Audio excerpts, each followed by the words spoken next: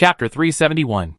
As the music faded and the vast stage fell silent, Erin returned backstage, changed into cat-themed slippers, and addressed the still-dazed staff member, Kobayashi, saying, "My performance was alright, wasn't it?" Kobayashi, barely able to process what Erin was saying, was startled by Erin's adorable voice. His face filled with astonishment, he asked, "What you just performed, was it all real? Does my sister think it's real?" Erin neither confirmed nor denied it, instead placing her hands behind her back in a self-satisfied pose, as if expecting a reward. Those spells that traverse space, summon the flower of life, and even call upon train tracks, can they all exist in reality? No, reason tells me they don't. Kobayashi shook his head. But, I must say, your performance was truly breathtaking.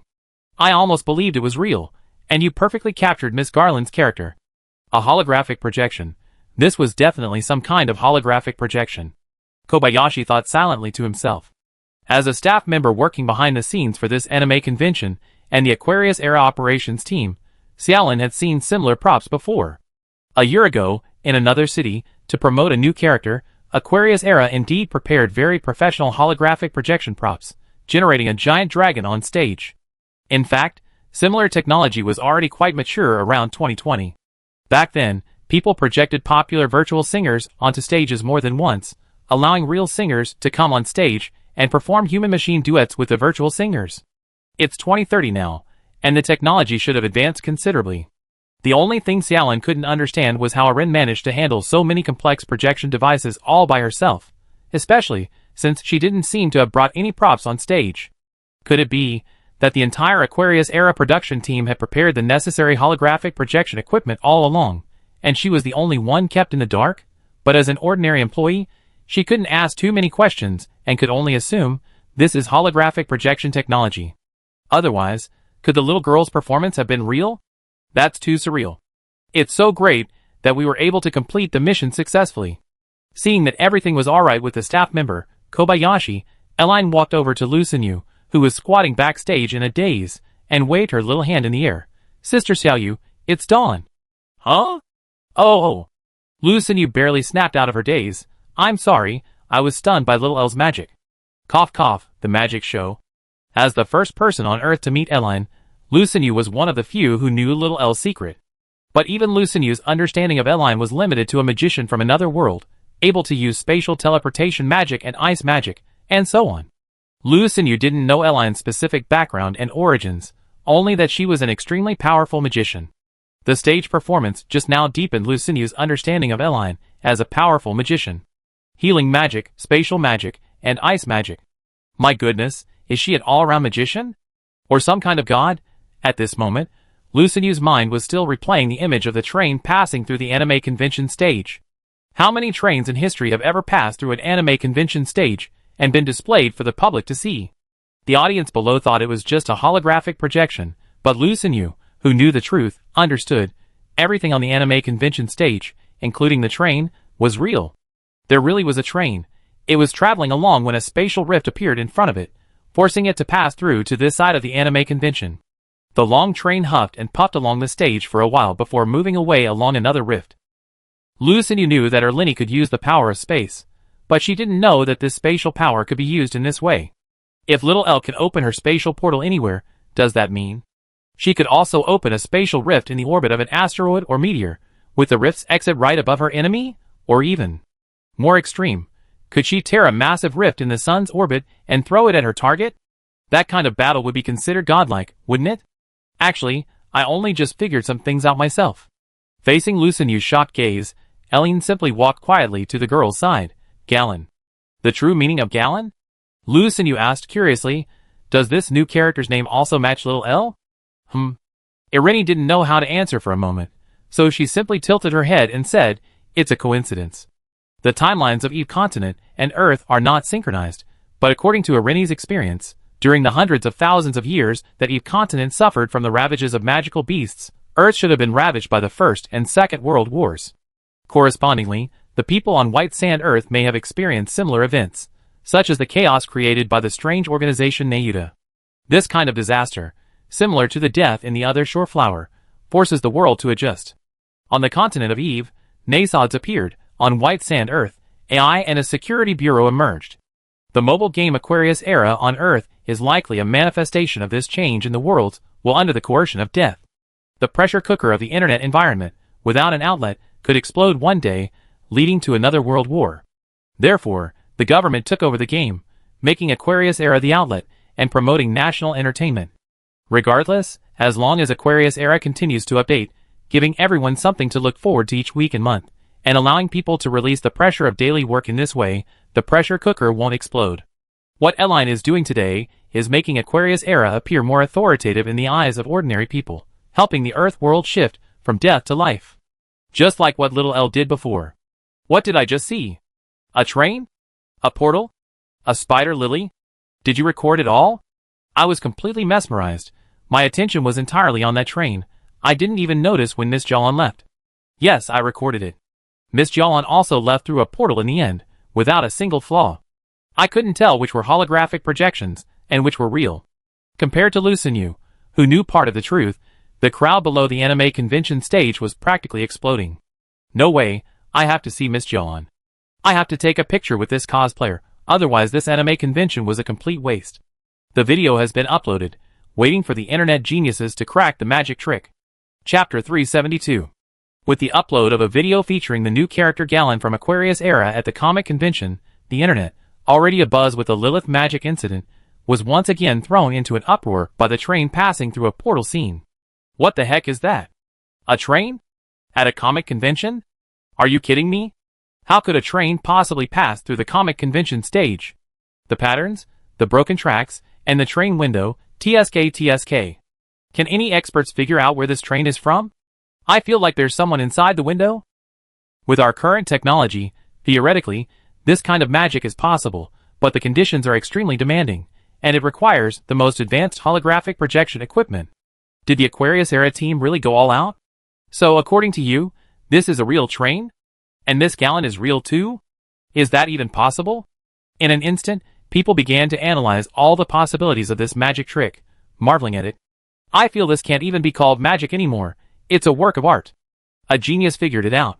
The train's prototype is an old train still in service in a small European country. Contacting the people there might be difficult. You guys don't actually believe this train is real, do you? Are you really planning to contact them? I actually quite hope it is, because that would mean Miss Garland from the age of Aquarius really exists, and the world isn't as cold and heartless as we think. At least there's still some hope.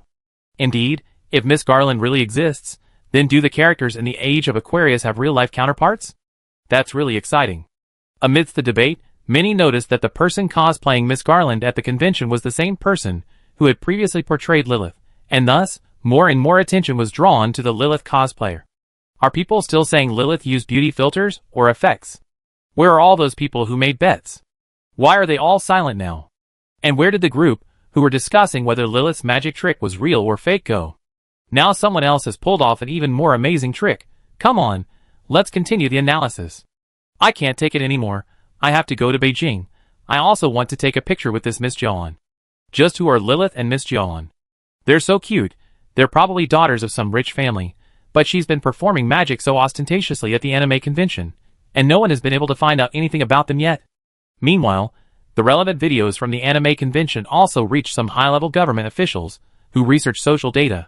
This is a relatively special institution that mainly uses data on stress on the domestic internet in recent years to make corresponding interventions. For example, when the number of searches for suicide-related terms on some domestic search engines increases significantly, this organization will use big data to analyze and determine why this is happening, what regions the searchers are from, what happened in those regions, whether it is a change in local policies, or pressure exerted by local education authorities. Or, when the discussion surrounding a certain topic on the internet suddenly surges, this organization will also conduct research on that topic and predict its impact on the internet environment, determining the level of control they need to implement. If the modernization of humanity on white sand Earth is called the Age of Aquarius, then Earth in 2030 can be called the Age of Big Data. With the assistance of AI, all kinds of data are collected, analyzed, and deconstructed, ultimately used for various research projects. The game Age of Aquarius was born in this context. Big data shows that the current internet has a significant gap in entertainment.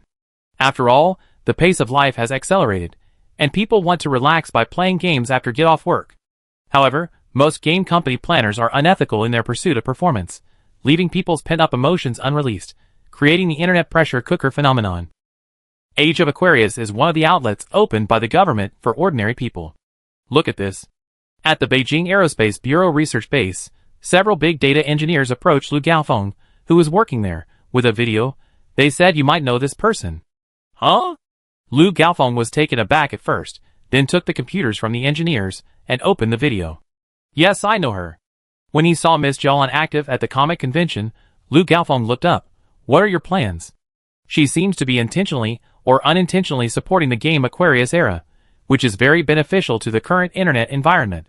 One engineer hesitated for a moment, but the higher-ups still want to hear your opinion. After all, she came to you before, didn't she? You mean you want my opinion on this child? Lu Gaofeng sat down in his office chair. Or do you hope to get more information about her from me? We hope you can give your opinion on her, and on the whole matter. I'm just a researcher. My job is to study lunar soil and rocks. Lu Gaofeng shrugged. To be honest, I just finished moving rocks with my colleagues, and I haven't even had a chance to sit down properly before you all showed up. If you insist on asking for my opinion is to let things take their course, and not interfere with this little one. Lu Gaofeng took out a crispy shark from his drawer, took a bite, and said, "Although in your eyes she seems to be just playing around without any restraint, well, how should I put it? I think she has her reasons for doing this and more. Besides, with our current capabilities, we have no way to interfere with her, do we? We found the corresponding train in that small European country, and one of the passengers happened to be recording video outside the window."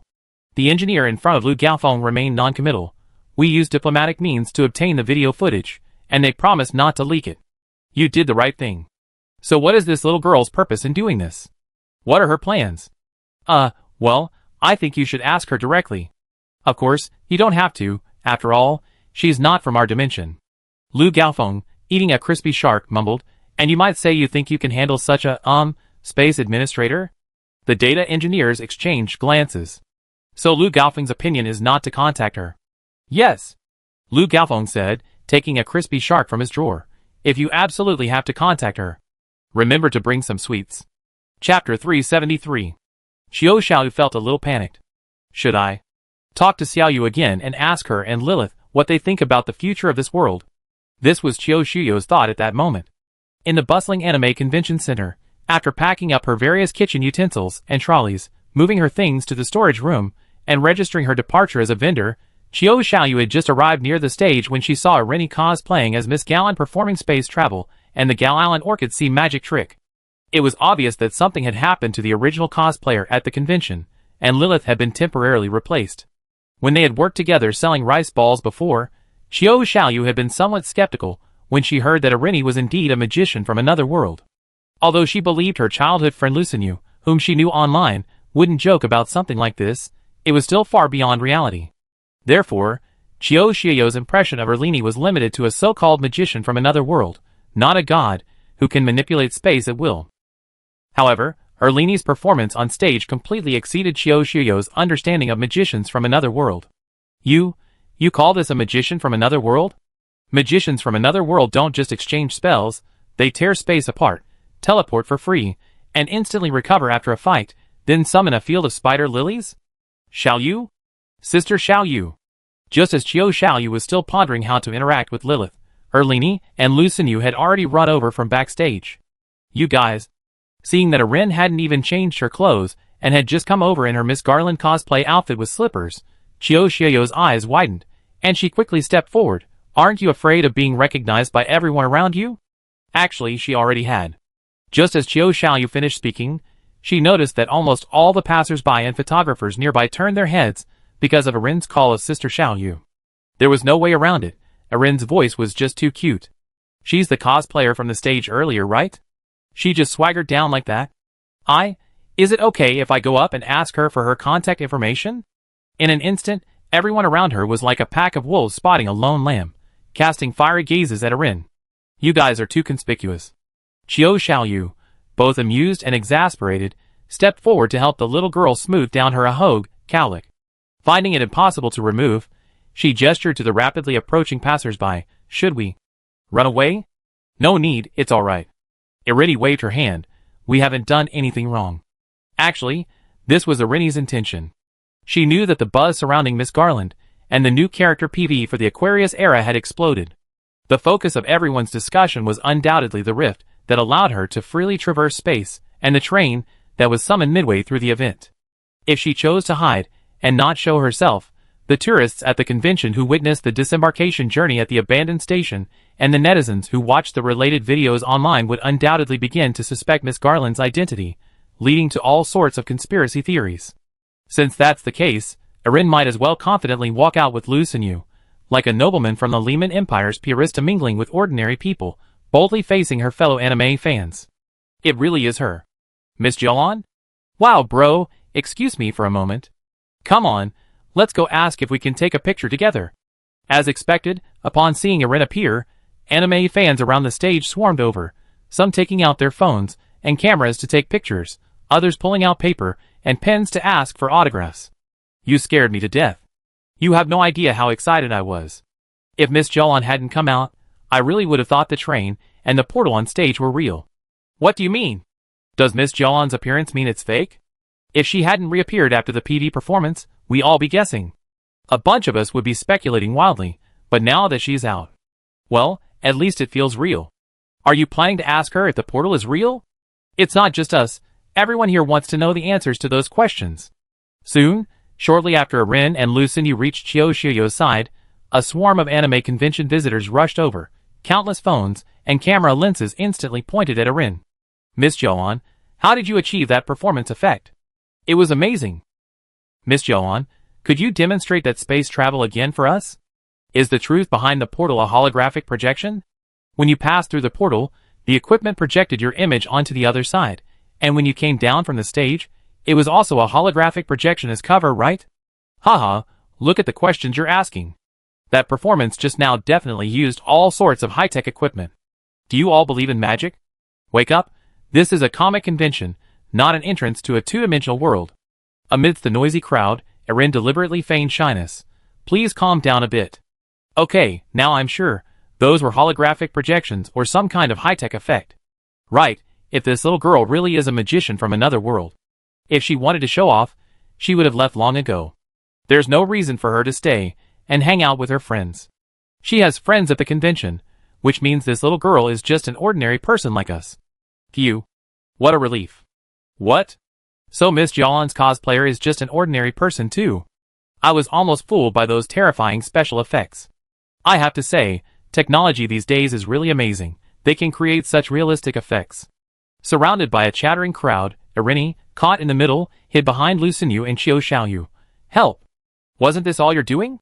Despite having subconsciously cursed Erin countless times in their minds, Lu Xinyu and Qiu Xiaoyu still instinctively protected the little girl behind them. Seeing the situation getting a little out of control, Lu Xinyu proactively took out her phone. Miss Jolan didn't bring any electronic devices with her today. If you don't mind, you can add me as a friend. Am I her manager? Chapter 374. At the end of a train station in a small European country, in a secret office. I swear to God. Damn. I absolutely saw it. Our train passed a stage. It's true. I saw the audience below the stage, taking pictures with their phones and cameras. Yes, it's insane. This is absolutely the most incredible train ride I ever taken. As passengers from different regions entered the room, the already noisy room suddenly became like a bustling marketplace. Ginny, you saw it too, right? Oh yes, my dear Bob. I was putting on makeup in front of the window. You know, it was my first time in this city, and I wanted to greet it with a fresh look, so I did. I put on lipstick in shade Z74, and then, oh my God, I saw a stage flash by outside the window. The people under the stage. I might have seen them on TV, who knows, all black-haired, yellow-skinned Asians. I don't know why that's the case, which is why we're here today, isn't that right, Commander Carter? Are you willing to take responsibility for your statements? I mean, many people say they saw a stage flash by outside the window, but I was resting at the time. I'm a worker, and I was going to the countryside to see my old friends, but I didn't see those stages and Asians you're talking about. Amidst the chaos, several soldiers carrying documents pushed open the door. An elderly man dressed very formally entered under the cover of these soldiers. Let me introduce you. This is His Excellency the President, and this is, Minister Wang from the Eastern Ministry of Foreign Affairs. I don't understand. Seeing the soldiers and diplomats enter, a passenger asked, puzzled, what happened? It's alarmed His Excellency the President. We only know that the train seemed to have a problem. It seemed to have headed towards the mysterious East Midway, and then it came back. A passenger said jokingly, this seems to fall into the category of a legendary paranormal event, or a supernatural phenomenon? That's right, Your Excellency the President. Ladies and gentlemen, quiet. Seeing that most people had arrived, a man in a suit raised his hand, signaling those around him to be quiet. I'm very sorry to have called you all here, but we need to hold an impromptu meeting. Sir. A man in a jacket raised his hand and said, if I'm not mistaken, everyone here is a passenger from that train? So, the so-called supernatural phenomenon is real? I can't answer whether it's real or fake right now, but someone has to deal with this. The man in a suit sighed. You just need to know that the level of secrecy surrounding this matter is extremely high. Gentlemen, if anyone captured that scene with their mobile phone or camera while the train was moving, please hand over the relevant equipment to His Excellency the President. Inside the room, looking at the noisy crowd before him, Liang Kaiyu, the team leader from the Shangjing City Data Research Group, sighed softly. He patted his companion on the shoulder and asked curiously, do you think this is real? At least after the related videos were uploaded online, our backend data showed a significant increase in public attention to various supernatural events. His companion looked helpless. Do you believe in supernatural events? Not yet. Liang Kaiyu thought for a moment. But it's hard to say. After all, this matter forced us to use diplomatic means against such a small country. I just don't feel it's normal. That's quite a coincidence. At the comic convention, quite a few people uploaded videos of something magical, summoning a train onto the stage. And here, people on that train claim they witnessed a nearly 1 second long supernatural spectacle when they looked out the window. His companion shrugged. Everything makes sense. It can't be true, can it? Liang Kaiyu rubbed his temples. If it were true, wouldn't that mean the cute little girl in the video traveled from a completely unfamiliar world? Alright, let's stop speculating. The orders from above are to retrieve the phones that captured the comic convention footage. This is currently a national secret, so let's not talk about it too much. Liang Kaiyu's companion yawned. I don't believe in magic or supernatural phenomena anyway. If those things really existed, there's no reason why so many scientists on Earth wouldn't have discovered them. Neither Liang Kaiyu nor his companion noticed that a crack had appeared in the space behind them. A small head peeked out from the crack, glanced at the scene in the office, and then retreated back inside. It seems the government doesn't intend to intervene in this matter. That afternoon, after returning to the anime convention through the rift, Irene said to Lu Sinyu in the changing room, well, Sister Sinyu, I head back now. Will you come back? Lu Sinyu asked reluctantly, I probably discuss moving with Xiaoyu tonight. If you want to come over. It's alright, I can find you. Irene smiled, or does Sister Sinyu want me to open a portal to help with the move? No need to trouble Irene. I just call a moving company. It's not much stuff. Lu Sinyu quickly waved her hand, Xiaoyu. You already helped us so much, I can't trouble you anymore. Hee, maybe I need your help in the future. Erlini gazed at the changing room ceiling. If I have the chance, I really like to bring my mom and dad over. Little Els.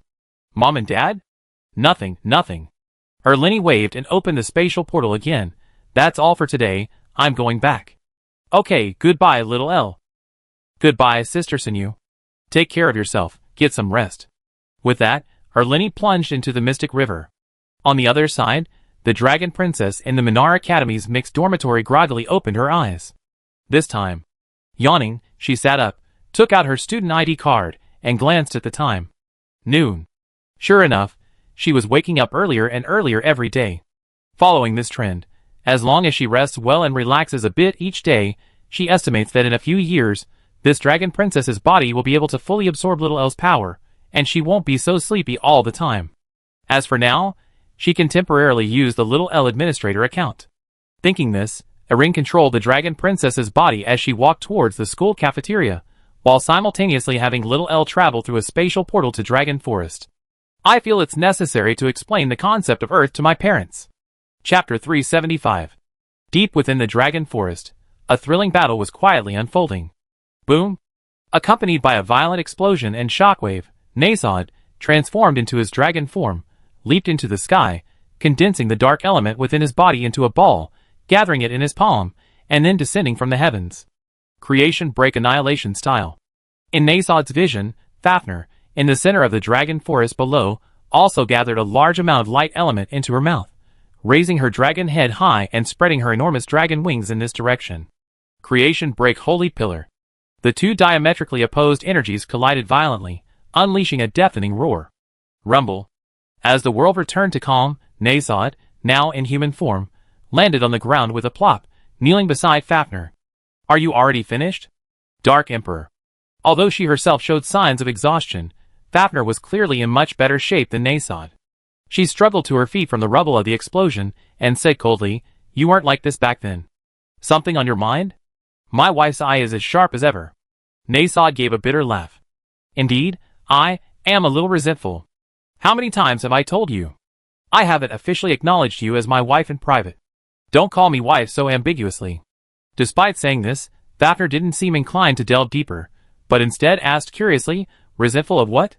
Resentful that your daughter has overshadowed you?" "Not really. My daughter's strength makes me happier than anyone else in the world, but—" Nasod lay on the scorched ground, gazing at the clear sky. "Our daughter is now on a completely different level from us." "Oh, I see," Fafnir said with an icy expression. "You're so pessimistic because you can't help your daughter with the Mystic River." "A little," Nasod sighed. "But recently I come to terms with it. Our daughter will grow up eventually, and we can't protect her forever. But even with that thought, this feeling of unease in my heart just won't go away. I don't know why. It's simple. Little L can go to the Mystic River, we can't. Little L understands the Mystic River, we don't. She's going further and further away, like a dandelion seed." Fafnir reached out her hand to the disheveled Nasod on the ground. "You think you're old and useless because your daughter came into contact with things you're not capable of touching. That's why you've been acting so strangely these past few days. TCH, how could I be useless? Even that Mystic River, if the elders hadn't forbidden it, I would have opened a rift and crawled in long ago." Reaching out her hand and using Fafnir's strength to stand up, Nasod was silent for a few seconds. "But speaking of which, honey, how do you get to the Mystic River? That Elda elf said, only little Elda can go, is that true?" "You're asking me? Who am I supposed to ask?" Fafnir said irritably, "Let's make this clear first. I won't try to open any spatial rifts for you, since we already promised that Elda elf.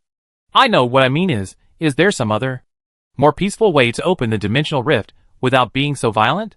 Nasod said somewhat unwillingly, "The rules of this world can't be that rigid, can they?" Fafnir thought for a moment. Since the Mystic River is the root of the world, the method to reach it must be forbidden knowledge. At this point, seemingly realizing something, Fafnir suddenly turned around. "Who's there?" Under the clear sky, a little girl wearing only a small sundress, barefoot, with long light blue hair, slowly walked out from a spatial rift. "You?" Fafnir was startled at first upon seeing the little girl's appearance, then exclaimed incredulously, "Little L? Mommy and Daddy?" Eline waved to Fafnir and Nasod using Little L's body. "This is what I looked like in the Mystic River." "My goodness." Fafnir quickly stepped forward and picked Eline up. "Why are you back? What happened to your hair and eyes?" "I've been testing the magic on the Mystic River these past few days, and didn't have time to tell Mommy and Daddy." Eline was a little embarrassed. "Now that I almost finished testing, I came back." "So you have two bodies now?" Nasod leaned closer, puzzled. "One body as a dragon, and another body on the Mystic River?" "No, it can't really be considered a body. If I had to say, what would be a more accurate word?" Erin pointed to her chest. "Or Dad, you can think of me here as the form you and Mom took after your souls merged and grew up." "Oh, I see. This is what our daughter looks like after her soul ascended, and the one at Minar Academy is her body." Nasod pondered. "Why did you suddenly come back? Did something happen?" "No, I just wanted to come in this form to see Mom and Dad and report on my research results these past few days." Erin put her arm around Fafnir's shoulder like a child and said, "And then we talk about Mom and Dad's honeymoon on Earth." "Earth? Honeymoon?" These two new terms left Nasod and Fafnir dumbfounded. "What do you mean? Mom and Dad haven't had a break since I was born, right?" Eline said with a touch of heartache. "I know. When I was still an egg, Mom was researching how to raise baby dragons, and then you two were constantly worrying about my inability to wake up. You never had a rest. So I was thinking, could Mom and Dad take this opportunity to go to a relatively peaceful place, without so much conflict, and really enjoy life?" "Oh, you mean that world without magic, without monsters, where humans are constantly developing science. That Eldar elf mentioned such a world." Fafnir instantly understood the meaning behind Eline's words. "See, Your dad and I discussed it, and we both agree that that kind of world isn't very fun. How could it not be? Erlen quickly explained. There are cell phones, internet, and lots of games and interesting people there. Anyway, I keep an eye on things here in Longlin. You two can take some time to experience it. It won't take much time. As she spoke, Erlen used a coquettish tone. Okay? Fafnir, who always couldn't resist her daughter's coaxing, glanced at Nasod, showing signs of relenting. Is a world without magic really as interesting as you say? Really? All right then. Erlen's sincere appearance touched Fafnir. Your dad and I will pack a few things and find some time to go there with you, my little rascal. Chapter 376. Minar Magic Academy, Wind and Grass Mixed Dormitory. After getting out of her small bed, Erin folded her blanket and, still sleepy, went to the sink in the corner of the room for a quick daily wash. She washed her face, smoothed her hair, fixed her bangs, and then drank a glass of water. After finishing these tasks, Erin changed into the Minar Academy's grass element specific uniform and used her student ID card to make a call to Sophia. Little Erin, so early today? The communication crystal quickly connected. Sophia and Wendy seemed to be queuing in the dining hall. The surrounding environment was somewhat noisy. We just finished class, and we're planning to buy the new smoked kiln chicken from the cafeteria. It's a bit crowded, so... Should I have Wendy bring some food back for little Elle? No need. Hearing this, Eileen shook her head repeatedly. I'm not a child anymore. You guys line up first. I'll be there in about 10 minutes. Okay, we're at window number 6 on the first floor of the cafeteria. Do you need help buying anything? I can buy it myself in a bit. After hanging up, Eileen yawned widely in her room. Today was the first day of school at Minar Academy. Theoretically, grass elemental freshmen have full classes in the morning, but because Eileen has a special student ID card, and because she helped the teacher solve some problems last night, she has exemption from skipping classes. Eileen can skip classes, but Sophia doesn't have that privilege. So, Sophia got up very early this morning, first went to exercise as usual, then had breakfast, and then attended classes from 8 o'clock until 11:30 a.m. She should have just come out of the teaching building to get food at the cafeteria. Eileen put away her student ID card in the small room and pushed open the door to the corridor outside the dormitory. She recalled the memories of little Elle playing on Earth during her sleep. Experiments proved that little Elle indeed didn't need to sleep, and the memories from both sides were constantly interconnected. This theoretically didn't conform to the basic logic of physics and biology, because Eileen's current brain cells weren't connected to little Elle's. It could only be said that there might be a phenomenon similar to quantum entanglement between Earth and White Sand Earth, or some kind of mysterious magic between Eileen and little Elle. Moreover, the most coincidental thing was that, among so many worlds, the Eve continent also only had one sun and one moon, and the size and gravity of this planet were similar to Earth's. It should be noted that single star systems, like the sun, are not the majority in the universe. There are also many binary, or even triple star systems. For example, Proxima Centauri, the closest star to Earth, is a triple star system with 3 suns. It was precisely because the two worlds shared so many similarities that Erin conceived the idea of taking her dragon parents on a trip to Earth. After all, Nasod and Fafnir had indeed toiled their entire lives for themselves and for this world, barely resting. Recently, they'd been overwhelmed with worries about the Mystic River, and it felt like their busyness was endless. Dragons do indeed have very long lifespans, but even the longest-lived races require roughly the same amount of mental energy to understand the world. Erin hoped that Nasod and Fafnir could find some time to relax, to put aside thoughts of saving the world and helping their daughter, and truly live for themselves. Of all the worlds, Eileen felt Earth was the most suitable. Because in other worlds where magic exists, the vast majority of magic is different from that on the Eve continent. Abruptly modifying the rules of magic could easily plunge both sides into chaos. In a world like White Sand Earth, the intensity of magic isn't high, and besides basic magic like wind, fire, lightning, and ice, there are also mystical and ethereal magics, something even Eileen herself wasn't familiar with, let alone Nasod and Fafnir. But Earth is different. Earth has no magic, and its gravity, climate, and environment are similar to the Eve continent. Eileen only needs to add a simple dragon DLC to Earth, and set Nasod and Fafnir as special humans capable of transforming into dragons. This way, although Nasod and Fafnir wouldn't be able to use dragon magic after arriving, their physical strength would still be top tier on Earth, eliminating any safety concerns, and they could seamlessly adapt to life on Earth. Then Eileen could introduce Nasod and Fafnir to Earth's cuisine, computers, the internet, online games. Given Nasad's competitive nature, he'd probably become addicted to online games. Fafnir, on the other hand, would likely become obsessed with shopping, or exploring local food and travel. This way, Eline would fulfill one of her little wishes. Little Elle. With a thought, Eline controlled little Elle through a spatial portal to the dormitory in front of her. Then, she tried to control the two bodies, pressing their soft faces together and rubbing against each other. You can definitely play like that, sticking yourself to yourself. But it still feels a little strange, like holding your own hand. Little Elle, go back and rest. Seeing that it was almost time, Erin sent little Elle back to the Mystic River, then put on her round-toed school uniform shoes and pushed open the dormitory door. Squeak! Accompanied by a warm spring breeze and the delicate fragrance of plants, Erin arrived at the common passageway outside the dormitory. Oh! A student council member, who seemed to be watering some potted plants outside, saw Eline and immediately gave her a look of delight, as if she'd seen a cute little kitten. Good morning, Eline. Morning. Although Eline didn't remember the senior's name, she still waved back. Is the cafeteria crowded? Pretty crowded. It's the first day of school, after all. Many new students are packed into the cafeteria, and Minar Academy has admitted quite a few new students this year. The senior quickly trimmed the plants and placed them on the roadside railing. Once everyone gets used to life here, you find there's another.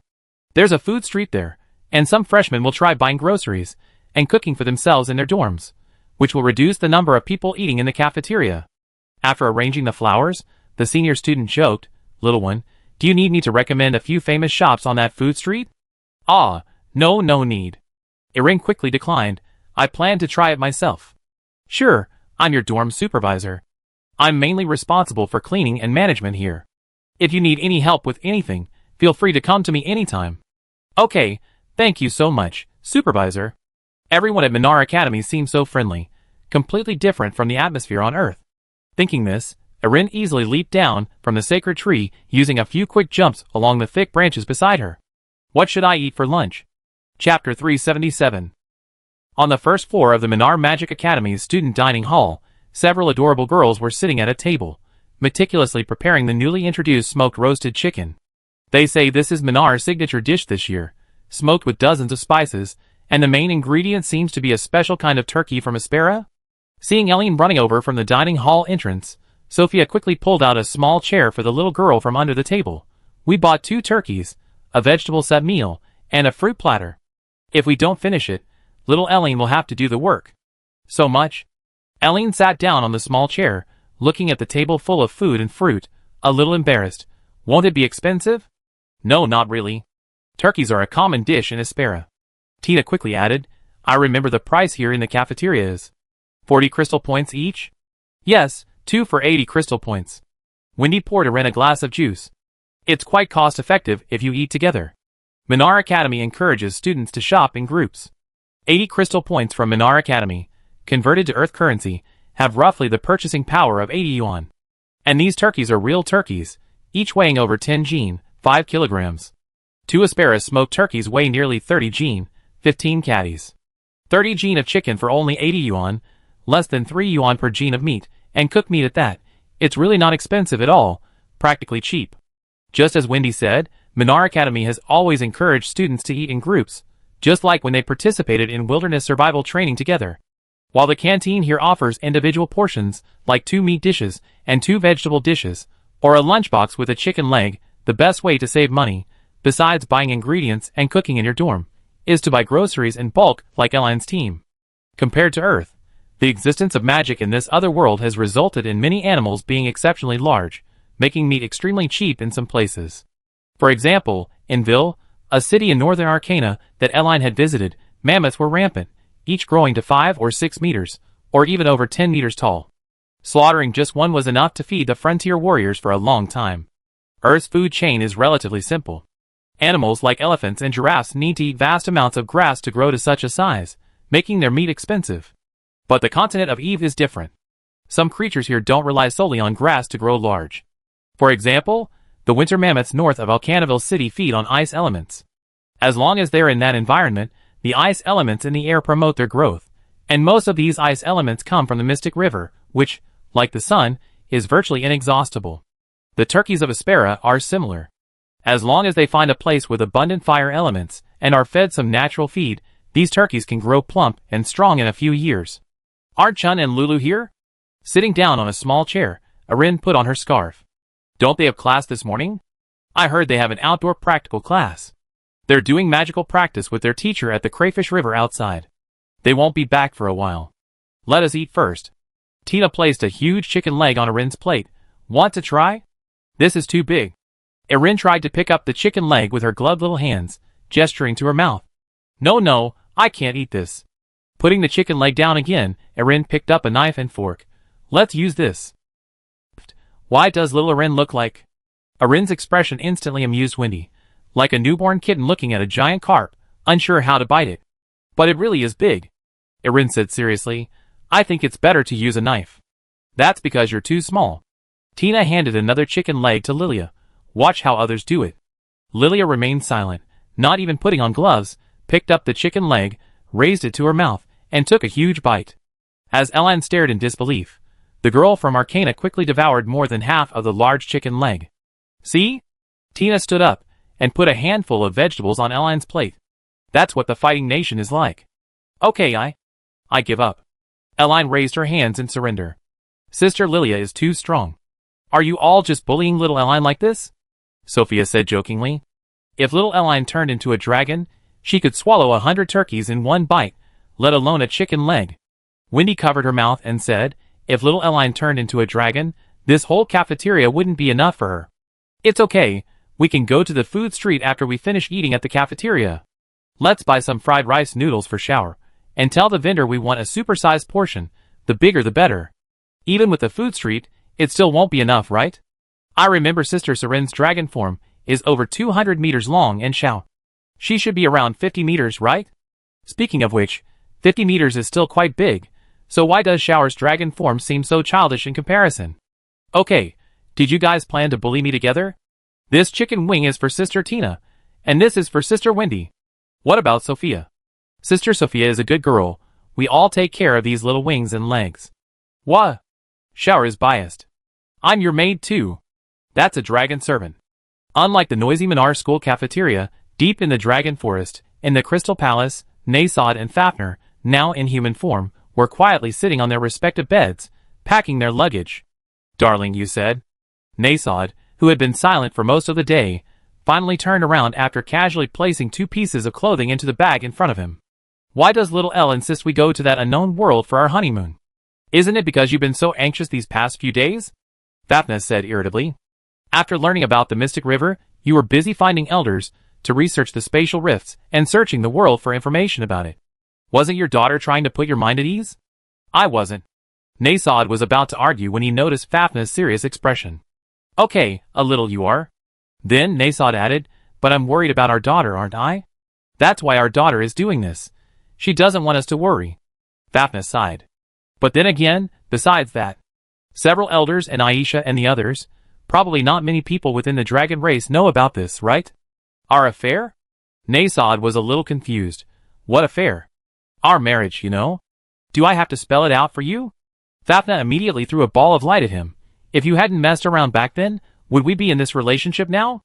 Huh? Oh, you mean that. Nasod nimbly dodged the ball of light. Then, how about we just briefly tell the dragon race? Tell what? You're the king of the dragons now. Who are you going to tell? Fafnir glared at him. What I mean is, no one knows about our relationship. So if we go to that place called Earth with little L, no one will think too much. Oh, I see. Nasod finally understood. Then, when do we set off? Chapter 378. Is everything ready? At the entrance to Dragon Forest, while the Dragon Princess, Sophia, Wendy, and others were enjoying a special lunch from Minar Academy at the dining table, Eline used little Elle to carry Nasod's bulging bag to the flower bed and opened it. The reason Eline wanted Nasod and Fafnir to come to Earth for their honeymoon was mainly because she couldn't bear to see her parents so busy with various matters concerning the Mystic River these past few days. The Mystic River, like the Eve continent, was currently in the Galan period, a time of peace restored after the defeat of the magical beasts. Given the Mystic River's concept of hundreds of millions of years, it was unlikely that similar turmoil and disasters would occur again for at least 1 billion years. Therefore, Eline believed Nasod didn't need to be overly anxious. But who was Nasod? The Black Dragon King. Or more accurately, the Black Dragon King who had been acting like a teenager for millions of years, and finally had a daughter. Nasod, becoming a father for the first time, naturally doted on Eleni immensely, much like a human experiencing the joy of having a child late in life. The reason he had previously driven Eleni out of Dragon Forest, forcing her to suffer in human society, was simply because Nasod couldn't cure little Eleni's illness, so he decided to try this unorthodox remedy. All the magicians, warriors, and even the magical beasts of the entire Eve continent combined couldn't harm Nasod. Why should he worry about his daughter's safety? But the Mystic River was different. It was a completely unfamiliar territory for Nasod. Therefore, he panicked and became flustered. This chaos made Nasod seem somewhat childish. What's all this in there? Seeing the large pile of props Nasod had prepared, Eline opened the bag he had brought with some curiosity, and pulled out a magic wand. Dad, do you need this? This wand was inlaid with a destruction crystal, crafted by Nasod years ago, using the largest black crystal ore, and the highest grade fire crystal on the continent. Even an ordinary person, with a simple swing of this wand, could create a dark annihilation orb capable of flattening a landmass at least 200 kilometers in radius. If wielded by someone with dark elemental talent, the effect would be even more devastating. A full-force strike could likely shatter the entire tectonic plate of the Eve continent. Are you going to destroy the world? Eline casually tossed the dark annihilation wand back, and then pulled a sword from the bag. The soul-devouring extinction sword. Upon seeing the red-black gem on the sword, capable of causing a magnitude 9 earthquake if released, Erin turned to Nasod. Dad, we're going to Earth for fun, not to fight. I know. Perhaps Erin had seen through his little scheme. Nasod felt a little embarrassed. I'm just worried something might happen, so I wanted to protect you all. Protect me? Erin looked curious. My body isn't a biological entity. It can't be killed by any laws. Dad, who do you want to protect? I? Nasod subconsciously glanced at Fafnir. Don't ask. What's wrong? At that moment, Fafnir walked over carrying a small bag. Where is our Dark Emperor going with all these weapons and armor? Is he going to a tournament? Darling, I'm really worried about that world called Earth. Nasod quickly said, we don't need weapons, at least. Shall we bring some daily necessities? Didn't our daughter say we don't need them? We can buy our clothes there. Fafnir glanced at the open bag on the ground, casually pulling out a divine weapon. Wow, you're planning to conquer the Dragon Forest territory? Are you from another faction? Dad. Seeing this, Erin was somewhat amused and exasperated. I already told you, Earth is a world completely devoid of magic and elemental life. It's truly safe there. At least the country I sent you to is safe. Then, let me ask you something. Nasod was still somewhat uneasy. You say Earth is safe, but humans live there. Won't those humans fight? They will, but with the physical strength of dragons, even the most powerful weapons there can't do anything to you. Erin explained. The strongest weapon there is called a nuclear bomb, its power roughly equivalent to the full-force attack of a high-ranking human archmage. However, under normal circumstances, humans don't use nuclear bombs. Why? Because nuclear bombs have no range limit, and many powerful countries possess them. Erin patiently continued.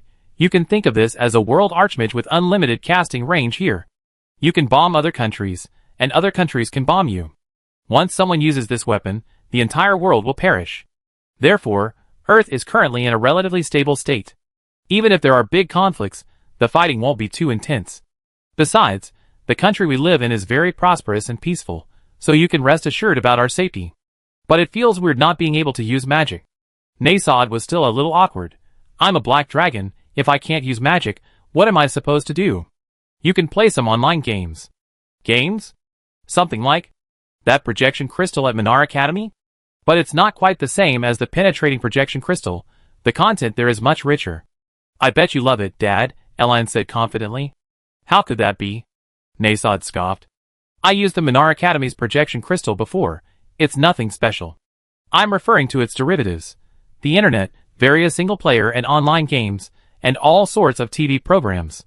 Seeing Nasod's continued dismissive attitude, Eline decided to make a bet. Dad, believe me, I bet I call you back soon.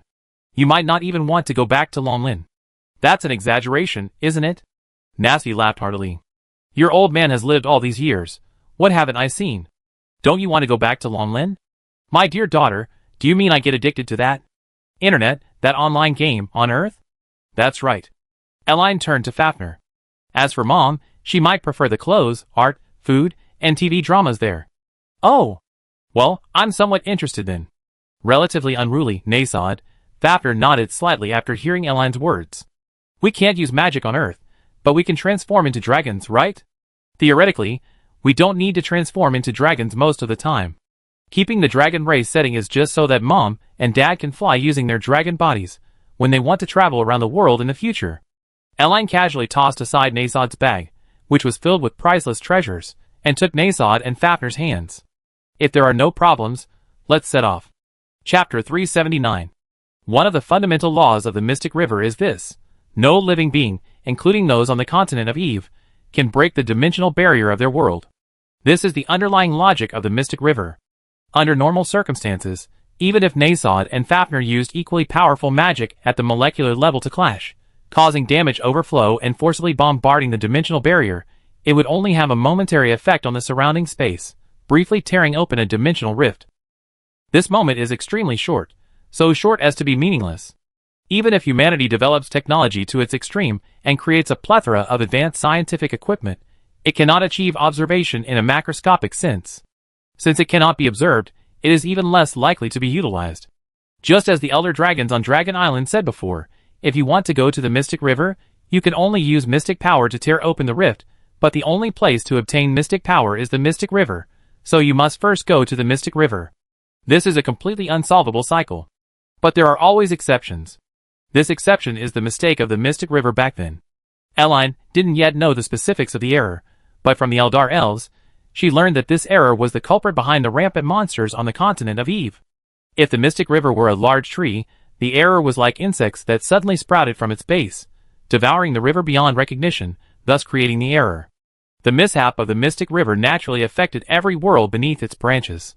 For the continent of Eve, the Mystic River's problem was like a solar storm hitting a planet. The elements and magic radiated from the Mystic River onto Eve were distorted into monsters, which indiscriminately attacked everything around them, destroying the entire world. Earth lacks elements and magic, so the monsters of the Mystic River wouldn't appear on Earth. However, since the problem lies with the roots, the Mystic River's errors caused intelligent life on Earth to become irritable, prone to fighting at the slightest provocation, thus contributing to the First and Second World Wars.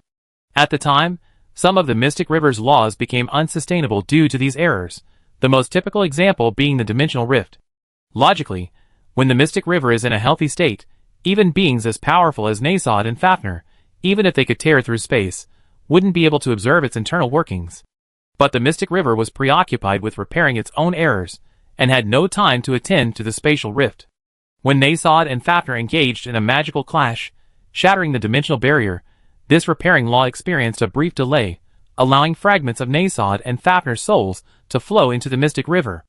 At that time, the Mystic River was in an unhealthy state, its laws were loosening, and the dark element of the Eve continent happened to be the erroneous element of the Mystic River, allowing them to exploit this loophole. Nasod happened to be a top-tier dark element mage, and he and Fafner happened to clash with top-tier magic of identical elemental power, tearing open the dimensional barrier. The force of the impact shattered their souls, or rather, parts of their spiritual bodies, which were then sucked into the rift leading to the Mystic River. After their fused souls entered the Mystic River, they happened to encounter the Elda Elf on the other side of the rift. This Elda Elf, instead of eliminating the fused soul as a foreign object, summoned her companions to raise little Elda.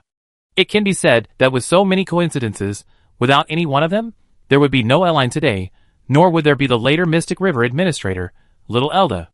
Welcome to the Mystic River. After opening a spatial portal to the Mystic River near her small room in Longlin, Erin stepped forward and stood on the simple paper boat in the center of the river. Soon after, Nasod and Fafner also entered through the portal, landing in the glittering starlight of the Mystic River. They wore no clothes and carried no props, only using dragon scales to cover their vital parts after transforming into human form. This was Erin's request. Even the most advanced magical equipment contains some strange bacteria or viruses. These bacteria and viruses are ineffective against the dragons of Longlin and most creatures on the Eve continent, but they could be completely incurable superbugs for life on Earth, potentially wiping out the planet. Therefore, Elaine demanded that Nasod and Fafner bring nothing into the Mystic River except herself, and that she conceptually disinfect them using her authority as the Mystic River administrator before they entered. This wasn't enough, because theoretically, all living beings are symbiotic with various bacteria and viruses. To prevent her parents from being infected by bacteria on Earth, or for their own microbiome to infect Earth's life forms, Eline needed to perform an Earthling assimilation operation on their bodies. Simply put, besides Nasod and Fafnir themselves, Eline didn't allow any non-Earth native beings into Earth, and she modified Nasod and Fafnir's bodies to be exactly like Earthlings. This is the Mystic River? Under the dazzling starry sky, gazing at the countless stars overhead, and the flowing starry river beneath the boat, Nasod scoffed dismissively. I thought it would be more spectacular. It doesn't seem much different from the night sky in Dragon Forest. Alright, this isn't our little world. Can't you be a little more mature when you're traveling? Fafnir glared at Nasod, then took a few steps inside the small boat. Do we need to take this boat to get to that place called Earth? No. Eline shook her head. To get to Earth, we just need to open another portal here. Actually, even now, Eline wasn't entirely sure what the purpose of this small boat on the Mystic River was. Or rather, everything here was somewhat stream of consciousness, beyond her current level of understanding. Little Elle. It's Little Elle. And Elle's dad and mom. At this moment, the mysterious river sprites, sensing their presence, flew over and circled around Nasod and Fafnir. Little Elle, do you want to take your mom and dad out to play? Yes. Eline nodded. My mom and dad have worked hard for me their whole lives. I hope they can relax a little. Fafnir also waved to the sprites in a friendly manner. Hello, little cuties. Oh. It's a pity the little sprite is asleep. Otherwise I could have sent it to see Elle's dad and mom. Have fun, Elle's dad and mom. Amidst the sprite's chatter, Eline tried to open the portal to Lucinu's rented room. Finding no familiar presence inside, she readjusted the coordinates and opened the portal next to Lucinu. Wow! The sudden appearance of Erlini startled Lucinu in Chioshiayo's house. Little Erlini, when did you arrive? Have you moved here already? Erlini gave an apologetic smile. I have a few things I might need your help with. Chapter 380. Mom and Dad? Dragons? Buying clothes? In Chioshiayo's room, after listening to Erline's brief explanation, Lucinu's eyes widened. Are there dragons on Earth too? Originally, there weren't any dragons, but I temporarily added an extra module for dragons here, like... Erline thought for a moment. Like a game temporarily updating a patch that allows dragons to appear on Earth. This operation sounded simple, and in fact, it wasn't difficult for Little Elle, the mysterious river administrator. Because Erline only needed to package and copy all the data related to dragons from the U continent, then paste it into the Earth world, and raise Nasod and Fafnir's permissions to can become dragons. This way, even if any unexpected problems arise, such as data errors, or bugs caused by this copy-paste, Erline could delete the entire update package, allowing Nasod and Fafnir to return from Earth and perform a rollback operation. Little Elle is now quite adept at using her Mystic River Administrator privileges. Even without her memories, she can perform hot updates to Earth online purely on instinct. Wow! Wow! Eline's words stunned the two girls in the room. She can even do something like that. They exchanged a glance simultaneously. Your master isn't a magician in the traditional sense anymore, is she? She's practically a conceptual god. That was the meaning in Chioshiyo's eyes. I don't know either. That night, I just went for a walk in Lion Mountain Park because I was so upset by the comments section. Who would have thought I run into such a creator god level figure? This was Lucinu's answer with her eyes. From the moment Erline said patching up Earth, her image in Chioshiayu and Lucinu's eyes had already changed beyond that of an otherworldly magician. What kind of magician is this? What kind of magician can arbitrarily modify Earth's settings? Adding a dragon data package to Earth and teleporting people from another world, that's something only an administrator can do, right? In other words, little Erline has been being modest all along. She's clearly the creator god of the universe, or the administrator of the world, with power so great that she could destroy the entire universe with a flick of her finger, yet she claims to be just an ordinary magician when introducing herself. It's just a simple copy and paste. Seeing Lucinu and Chioshiayu stunned by her words, Erline quickly explained, and when Mom and Dad get back. Afterwards, I delete the dragon data package on Earth, so everyone doesn't need to worry. That's not what we're worried about. So, that means I need to help buy 2 sets of clothes nearby later, right? As a novelist, Lucinu was the first to react. One is autumn clothing for a man around 1.8 meters tall, and the other is women's clothing for someone around 1.7 meters tall. Are there any style or design requirements? No requirements, anything is fine. Buy 1 set first, and have them change into it. Then I go to the space agency, and talk to someone to see if they can arrange official identities for me and my parents. Eline emerged from the void portal, with identity and money, things will be much easier. Once Mom and Dad are familiar with this place, we can just give them money to buy whatever clothes they like. A major difference between this other world and modern Earth is the level of productivity. Empires, like the Lehman Empire on the Eve continent, while possessing highly developed industrial systems, prioritize magical research. Their factories can't compare to Earth's modern metropolises. Therefore, Eline believes giving Nasod and Fafnir money directly, letting them buy what they want, is the best approach. This will also help them understand this world. As for where the money will come from, Eline recalled the Shangjing Space Bureau and the legendary, mysterious Shangjing City Data Monitoring Team. Undoubtedly, with Earth entering the internet pressure cooker era, the public's demand for emotional value has surged, leading various countries to establish similar data monitoring agencies. Eline is quite certain that the official members of the data monitoring agency in Shangjing have their eyes on her. Since she's been targeted, she might as well confront them, swindle some money, and maybe get their ID or something while she's at it. The reaction from the Beijing Aerospace Bureau had already convinced Irini that the officials here were intelligent. Dealing with intelligent people was very convenient. She believed that once Irini went directly there, the person in charge would quickly provide a satisfactory result. Okay. After receiving Irini's affirmative reply, Lu Xinyu grabbed her wallet and immediately ran to the door to change her shoes. There's a clothing store downstairs. I go buy a couple of outfits. Irin looked around the room. Is this Xiuyo's house? The house was about 100 square meters. The living room was right inside the entrance, the kitchen was on the right, and a bathroom and 2 guest rooms were on the left. A little further in from the living room was the master bedroom, which had a small bathroom, a standard 3-bedroom, 1 living room layout. Yes, I just helped Xiaoyu carry some of her luggage upstairs and put it away. You guys came over. Considering that the little girl in front of her was a super powerful figure who could easily modify the laws of the universe, Xiaoyu spoke cautiously. Although I have another room here, it feels too small for Mom and Dad. Should I move? No need, they won't mind. Irin waved her hand. I buy my dad a computer and connect him to the internet, so he has a space to play games. Mom probably won't think too much about it since she's out shopping every day. Dragons' values are different from humans. Most dragons don't have the concept of a fixed dwelling. Because the dragons are so powerful that they can sleep anywhere for hundreds of years without anyone daring to disturb them. For them, wherever they sleep is their bedroom, their new territory, and no one dares to utter a single word of dissent. So, the house Xiaoyu is staying at is just a temporary place that Irini found for Nasod and Fafnir. Who knows if they even come home every day once they get used to Earth. I think I'd change it.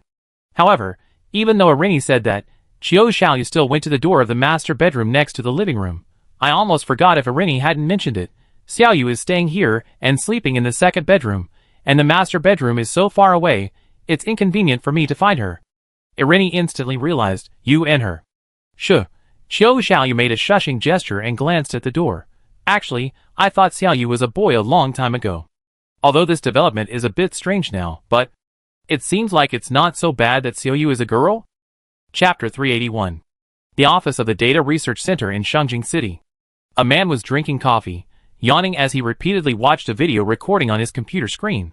His name was Liang Kaiyu, the leader of the Shangjing City Data Research Team. He was 47 years old and had 2 children in university. A few hours earlier, Liang Kaiyu had flown to a small European country to represent the president and secure a cooperation agreement, obtaining a large number of mobile phone videos from train passengers.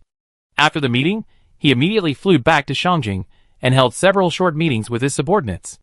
The events of today were so numerous that he felt his head was about to explode. At this moment, his computer was playing a video of Miss Jialan's skill demonstration from the live-action PV of Aquarius era, taken by some passerby photographers at the Shangjing City Littleby Comic Con. Even now, Liang Kaiyu's mind was still replaying the image of the Aquarius era operations and playing teams standing on the stage with innocent faces from the meeting not long ago. We did arrange a PV for the new character at the Littleby Comic Con, but it wasn't supposed to be like this according to the original plan. The cosplayer we invited was a local from Beijing. She was in a car accident on her way here.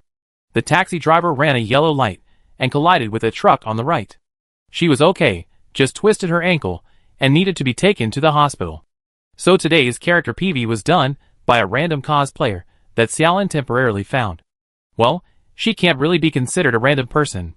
Apparently, this cosplayer was invited by a friend of Xiaolin, but we couldn't find any information about her. If things had gone according to plan, after cosplayer Jialan came on stage, the MC backstage would have used the holographic projection devices on both sides of the venue to project some special effects near the screen, allowing her to do a simple character skill demonstration. But believe me, we didn't plan for the cosplayer to open a portal and release a train. With the current holographic projection technology in Beijing, it's difficult to achieve such an effect. It's not that it's impossible, but it's completely unnecessary because it's too expensive. Xiaolin didn't have high hopes for this new girl either. According to her, she just wanted any cosplayer to go up, walk around, and get by. None of us expected this to happen. Liang Kaiyu rubbed his hair, dragged the video progress bar on the screen to the left again, and clicked play again. Alright, let's see who this is. Oh! It's Miss Jialan, who crossed over from another void. On the screen, Miss Jialan floated out from behind the stage with ease, the whole process without any hesitation. The retro speakers on either side of the monitor clearly played back the host's commentary. My god! We can see that Miss Jialan's feet don't touch the ground. This is her exclusive skill. Passive skill. Break through the void. Miss Jialan's movement speed is permanently increased by 100, and she can move around regardless of collision volume. Liang Kaiyu stared intently at the Miss Jialan floating in midair on the screen, completely baffled. Clearly, from this point on, the Miss Jialan on stage was no longer a product of special effects. Her walking posture was incredibly natural and elegant, clearly the result of rigorous training. Only children from wealthy families, with excellent upbringing, and specialized young lady etiquette courses, could achieve such graceful walking and facial expressions. It's here. Miss Jialan's signature skill, spatial teleportation. Then, the Miss Jialan on the screen began demonstrating her skills.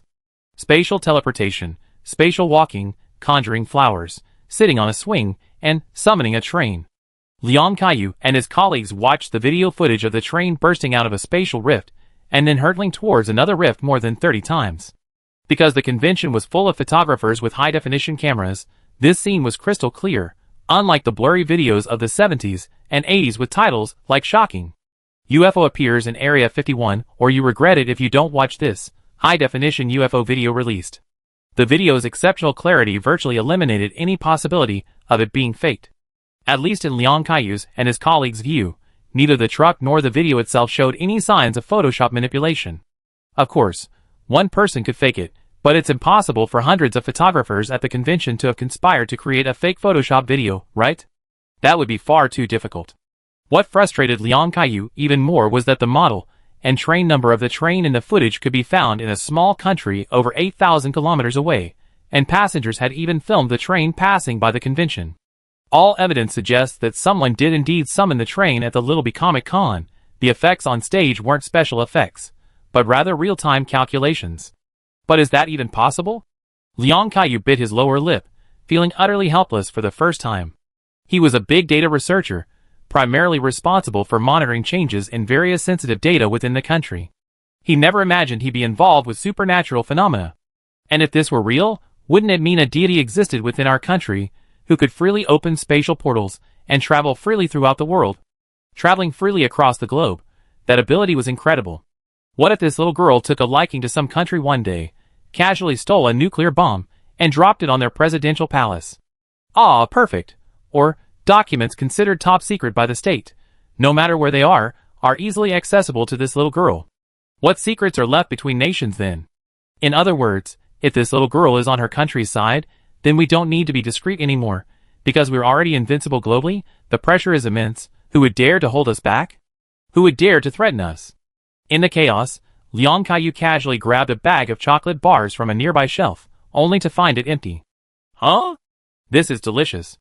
Puzzled, Liang Kaiyu noticed a little girl standing behind his desk, eating a chocolate bar and asking, "Where did you buy this?"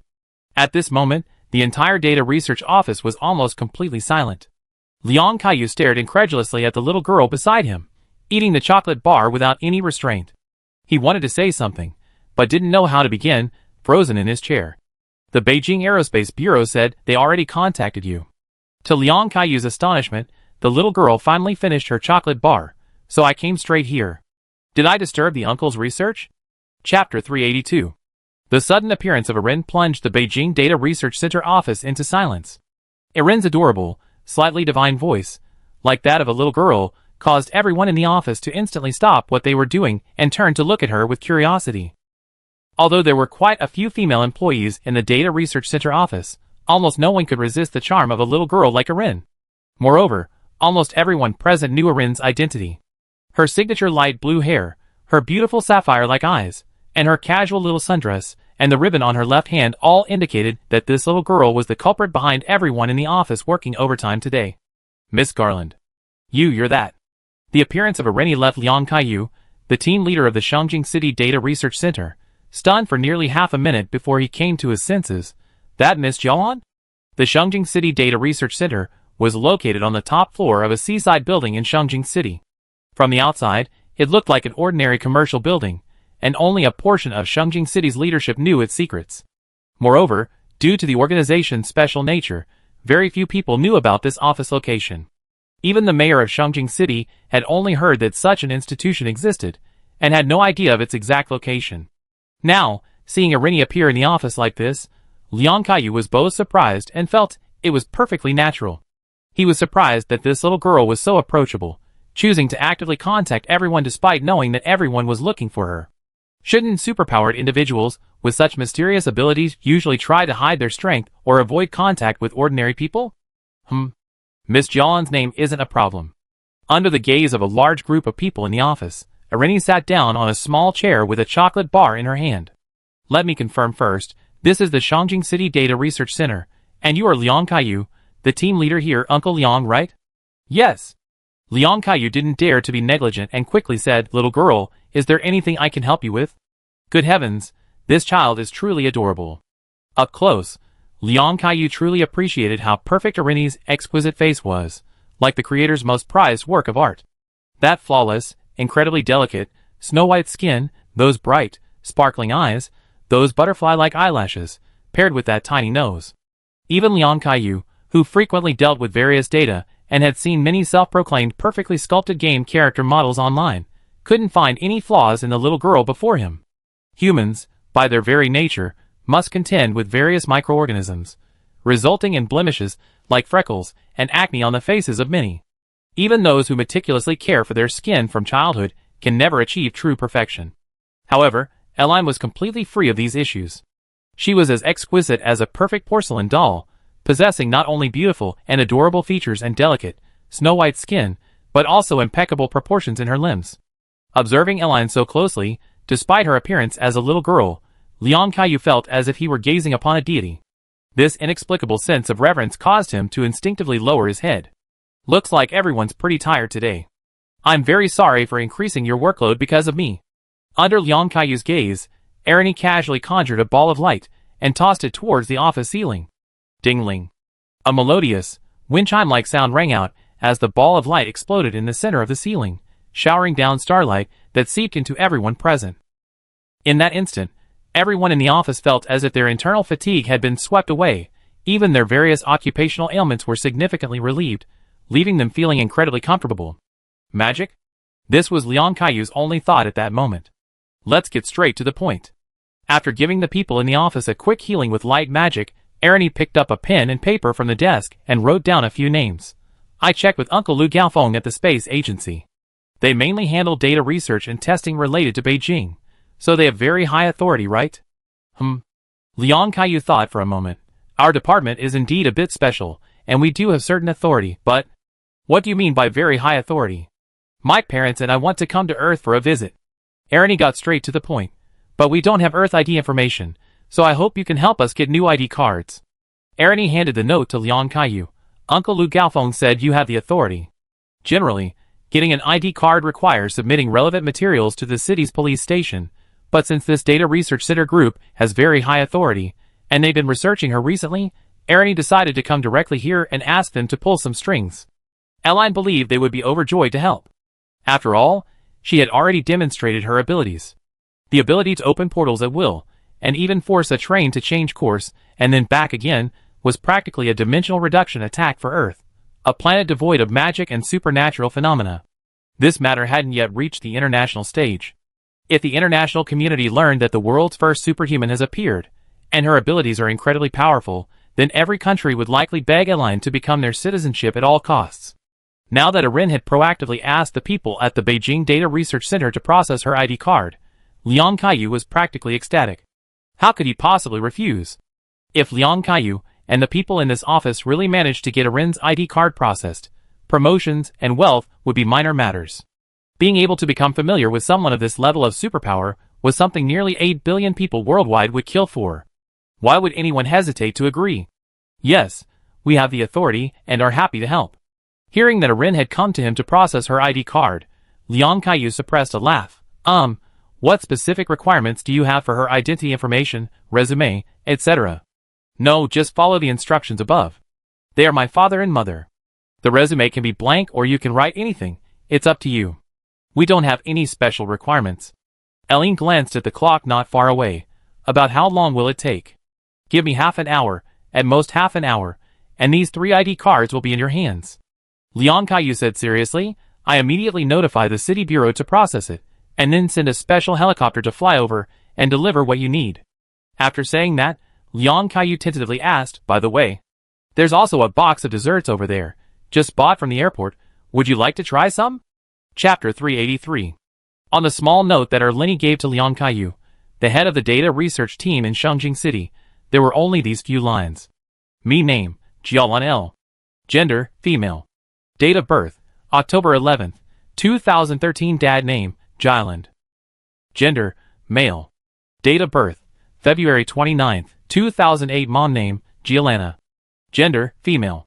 Date of birth, October 10th, 2008. These few lines clearly indicated the names, genders, and ages of Erlini's family. Among this information, their surname Jialan is a compound surname like Ouyang and Murong, meaning that Erlini's surname on this side of Earth is Jialan, and her given name is L. Her father, Nasi, also has the surname Jialan, and his given name is De. As for age, Erin randomly filled in 17, as long as she could get an ID card. She chose October 11th for her birthday, because 1011 sounds like the word lowly, while her mother's October 10th could form the character for cute. As for her parents' backgrounds on their ID cards, what they looked like, whether they were self-employed, etc., Erin didn't care. These ID cards were basically like temporary passes to an amusement park to them. In the eyes of the dragons, human civilization on Earth had only existed for a few thousand years. A few thousand years could pass in the blink of an eye. Erin had brought Nasod and Fafnir to Earth just for a honeymoon, and they would return afterward. Their next visit might be tens of thousands of years from now, and who knows if there would even be humans on Earth then. Thank you, Uncle Liang. Eileen handed Liang Kaiyu a photo of herself and Nasta Fafnir along with a small note. She then found the sweet treat he mentioned on a small table by the office door, and immediately tore open the packaging and started eating without hesitation. It was a box of cream puffs. The puffs were soft and crisp, clearly freshly made, and still noticeably warm. Everyone, have some. After eating 2 puffs, noticing the slightly awkward atmosphere in the office, Eileen took the box to a female employee. Here, sister, would you like to try some? They're really delicious. The female employee hesitated for a moment, but ultimately took the puffs and said thank you. Actually, this box of puffs was something the data research team members had bought on a whim at the airport after returning from a small European country, intending to bribe Miss Garland. They had indeed contacted Lu Gaofeng and other researchers at the space agency and obtained the confidential information that Miss Garland liked sweets, but at the time, no one paid much attention. At that time, they thought, so what if someone who can manipulate space likes sweets? She must be high and mighty.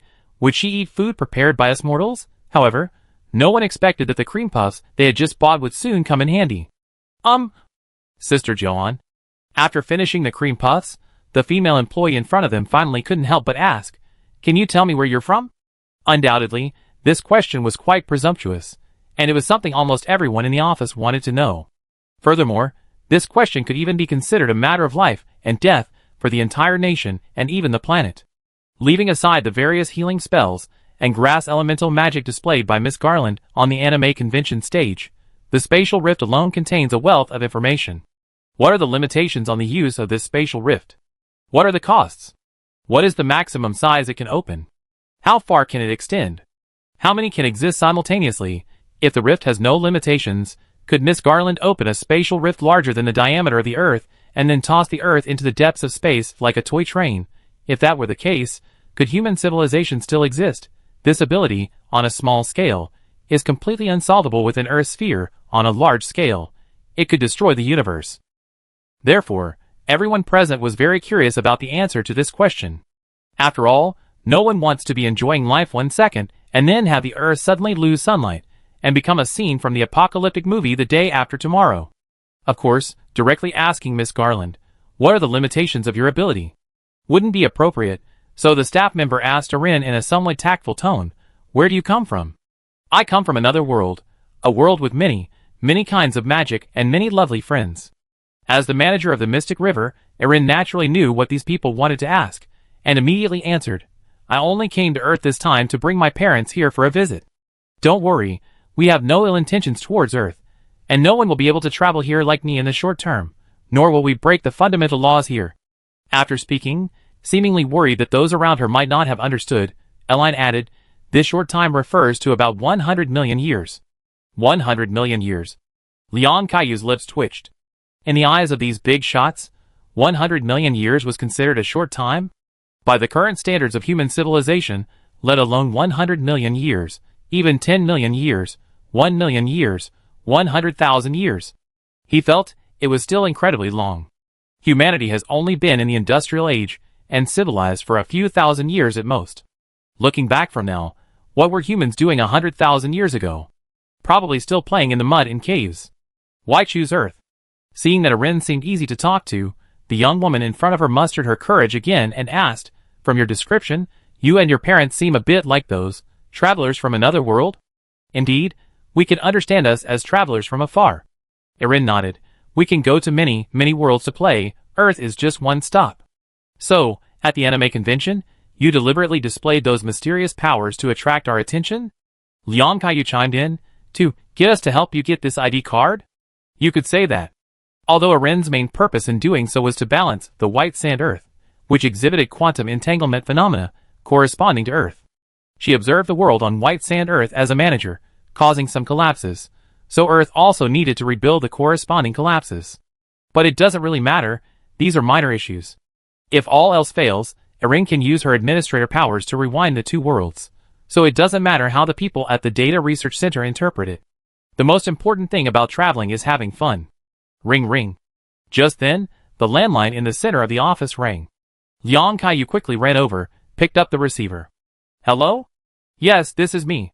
Has it arrived? Okay, please bring it directly downstairs, I'll be right down."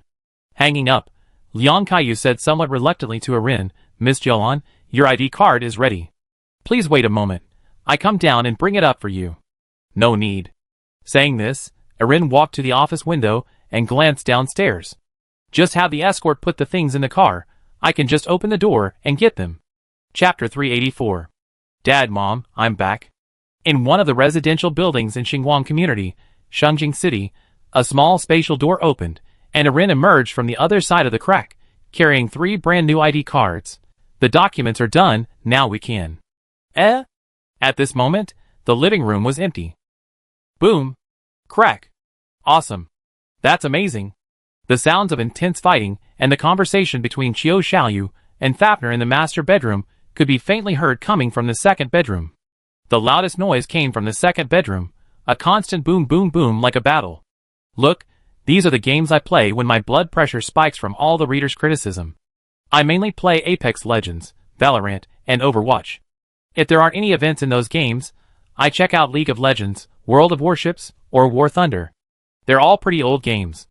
Oh, and this one, the one I showed you in the video earlier, Delta Force, also an old game that's been running for 5 or 6 years. Not bad, not bad. Now that you mention it, I'm instantly interested in this world. Wow, this place is so much more fun than ours. Even though it's just a communication tool, they made it look like this. These cannons and warships, the firearms and magic look amazing, way cooler than the muskets our humans use. What's your world like?" "Well, it's all about killing, endless killing." "Eh? I've been killing monsters for hundreds of thousands of years, cough cough, never mind that. You mentioned earlier. The computer lagging problem, is there any way to fix it? Sometimes when I see the screen stuttering, it feels like it's been cursed, it's so frustrating." "That's simple, just upgrade the specs. My computer is old, only good enough for some older games. It can't even run the most popular game, Age of Aquarius, smoothly with all effects maxed out. If I want to play new games, I need to upgrade the hardware, or just buy a new computer. I don't really understand these things. Does my daughter understand? Little L? She should understand. Looks like I have to ask my daughter to help me build a computer. This stuff is amazing. In online games, even if you kill someone, the person on the other side of the screen doesn't die. You can respawn countless times and rejoin the battle. That way, I won't feel guilty killing people. Wow, just thinking about that makes me. Unlike the heated discussion in the second bedroom, in the master bedroom, Xiao Xiaoyu and Fafna chatted leisurely. What does Madame usually do when she's in Lawlin? Mostly, she prepares new clothes or food for Xiao. She recently went to a human city, and there are very few suitable clothes there. Don't the humans or dragons on the Eve continent have established clothing factories?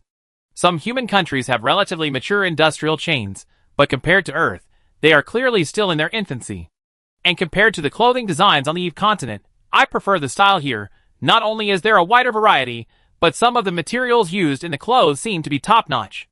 Does Madame get materials from humans when making clothes for Shower? Most of the time. I directly find nine-tailed foxes, cat demons, or winged people. Hearing this, Erin sighed silently to herself and walked towards the master bedroom. Mom. After knocking on the door, Eline handed Fafner her ID card to her, who was chatting with Xiao Xiaoyu about fashion design. This is your ID card from the human world, and a bank card with 1 million in it. It was a gift from the team leader at the Beijing data center. We go out together to buy a phone later, then register for online banking and link the bank card to the phone so we can go shopping. Oh, thank you. Fafner took the ID card and bank card, looking at the 3 characters Galana specially outlined in gold lettering, and smiled warmly. Little Eline, I just chatted with Miss Xiao Xiaoyu, and we found that the direction of human development in this place called Earth is indeed very different from that of the Eve continent. It has a very mature clothing industry system, and a particularly advanced network. Compared to Earth's network system, Minar Academy is like a newborn baby. Fafner was now dressed in clothes that Lu Xinyu had bought for her, looking every bit the wealthy young lady. While Eline was at the data research group in Beijing discussing her ID card, she had chatted with Xiao Xiaoyu for quite a while, and learned about the general situation of Earth from the local internet and news. Yes, that's why I suggested you come here to relax. Seeing that Fafner seemed to enjoy it, Eline's initial anxiety finally subsided. Later, Mom and Sister Xiaoyu can go out for a walk, try shopping with your phones, and experience the rapidly developing internet on Earth. Wow! No way! Amazing! This is so cool, I want to play this. How does this game work? What's the principle behind it? The projection crystal at Minar Academy can simulate images, because lightning can refract different light bands under certain conditions. Earth has no elements and no magic, so how does this screen display image information? At this moment, Nasod's exclamation came again from the second bedroom. The two seemed to be watching some game demo video, making a ruckus. I go see what they're up to. Giving Xiao Xiaoyu and Fafner an apologetic look, Erin quickly went out and arrived at the door of the second bedroom. Here, Lu Xinyu's bed and luggage were basically set up. The computer screen beside the bed was lit up. The 1.8-meter tall Nasod and the 1.6-meter tall Lu Xinyu were squatting in front of the computer screen like children, and it was clear that they were both very excited. Oh! My dear daughter, you're back. Sensing Eline's presence, NSD said without turning around, this thing called a computer is so cool. Miss Lu Xinyu just told me about Earth's history and showed me those expansion packs, and even explained some games. I saw all sorts of firearms used in human history. Oh! Car 98K, AWM, and the legendary AK-47. I also saw the tanks they used in battle. Abrams' main battle tank, Challenger T-90. And naval battles, those big steel behemoths of the sea. The Montana, the Musashi, the Bismarck, the Hood. It's unbelievable. A single battleship can be as big as a fully grown dragon. This world has no magic, yet humanity has managed to build such terrifying weapons of war. Yes, yes, yes. Seeing Nasod's face flushed with excitement, like a child, as if he wanted to tell his beloved daughter everything he had learned about Earth in just a few dozen minutes, Erin tiptoed and patted the Black Dragon King's head, handing him her ID card and bank card. Are you hungry? How about we go get some late-night snacks? Chapter 385. To ensure Nasod and Fafner had a good experience on Earth, Erin essentially copied all of the dragon's attributes except for elemental magic when replicating the Dragon Race DLC to Earth.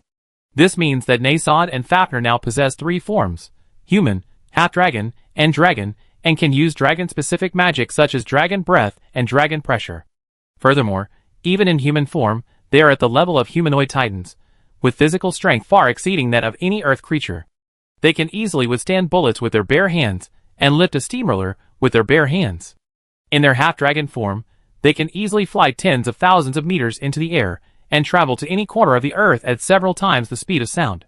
As for the dragon form, that's an ultimate weapon that even nuclear bombs can't penetrate, capable of tearing apart aircraft carriers with its bare hands. This was merely something Erin copied incidentally when replicating the Dragon Race DLC, and its usefulness is limited. The only scenario she could think of that would force Nasod or Fafnir to transform into dragons was to show off in front of their friends. However, considering that Nasod and Fafnir currently have almost no friends on Earth, this could be ignored. The nights on Earth are quite different from some countries on the Eve continent. In many cities here, human life only truly begins at night. As she carried Nasod, Fafnir, Lucinyu, and Xiao Xiaoyu downstairs, Elinei introduced the situation like a little tour guide. Of course, currently only a few countries are like this. The country we're in now has a relatively high safety rating globally. There's basically no danger at night. Yes, but it's different abroad. Lucinyu continued. Most European or American countries are very dangerous at night. The probability of robbery and murder is particularly high if you're out alone. Many criminals wait for darkness to commit their crimes. So, they all deserve to die? Hearing this, Nasod's sense of justice surged. Then can I go abroad at night specifically to stake out and punish these criminals? Lucinyu and Xiao Xiaoyu exchanged a glance. Theoretically yes, but I don't think it's necessary. Yes, we don't need to concern ourselves with things abroad. Not long ago, through Elaine's introduction, Lucinyu and Xiao Xiaoyu learned that Nasod and Fafnir were dragons, but like most humans on the Eve continent, they didn't have a clear concept of the combat power of dragons. Lucinyu assumed dragons were just mounts from novels that could be easily killed by heroes, while Xiao Xiaoyu thought an adult dragon, including its tail, was at most 7 or 8 meters tall, barely large enough for 2 humans to ride. When Elaine explained that Nasod and Fafnir were over 200 meters long after transforming into dragons, both of them stared in disbelief. Over 200 meters? The largest creature on Earth, the blue whale, is only about 30 meters long. This is the size of 10 blue whales. There are no nuclear weapons in this other world. How are they supposed to destroy dragons? Clearly, in the eyes of novelists and comic book artists, dragons seem to represent evil, while humans who can slay dragons are considered heroes. Theoretically, they can't be eliminated. To this, Elaine patiently explained, even disregarding magic, dragons have an absolute size advantage over humans, just like humans and chipmunks on Earth. You ask me how a chipmunk could kill an adult ape-man. I don't know how to answer that. Aw, I'm sorry, I'm used to thinking like a novelist. Then, Lucinyu was the first to react, bowing several times to Nasod. I have no ill intentions towards you, because many of us here. Novels often feature scenes of humans slaying dragons, so Xiao Xiaoyu quickly apologized. Me too, I'm sorry, I drawn a lot of illustrations of dragon knights. It's alright. At that moment, Nasod simply struck a cool pose. Every living being has the right to look up at the stars, and the stars won't be resentful because the creatures below look up at them. A short while later, Erin and her group left Starlight Community, and arrived at the night market area less than 200 meters away.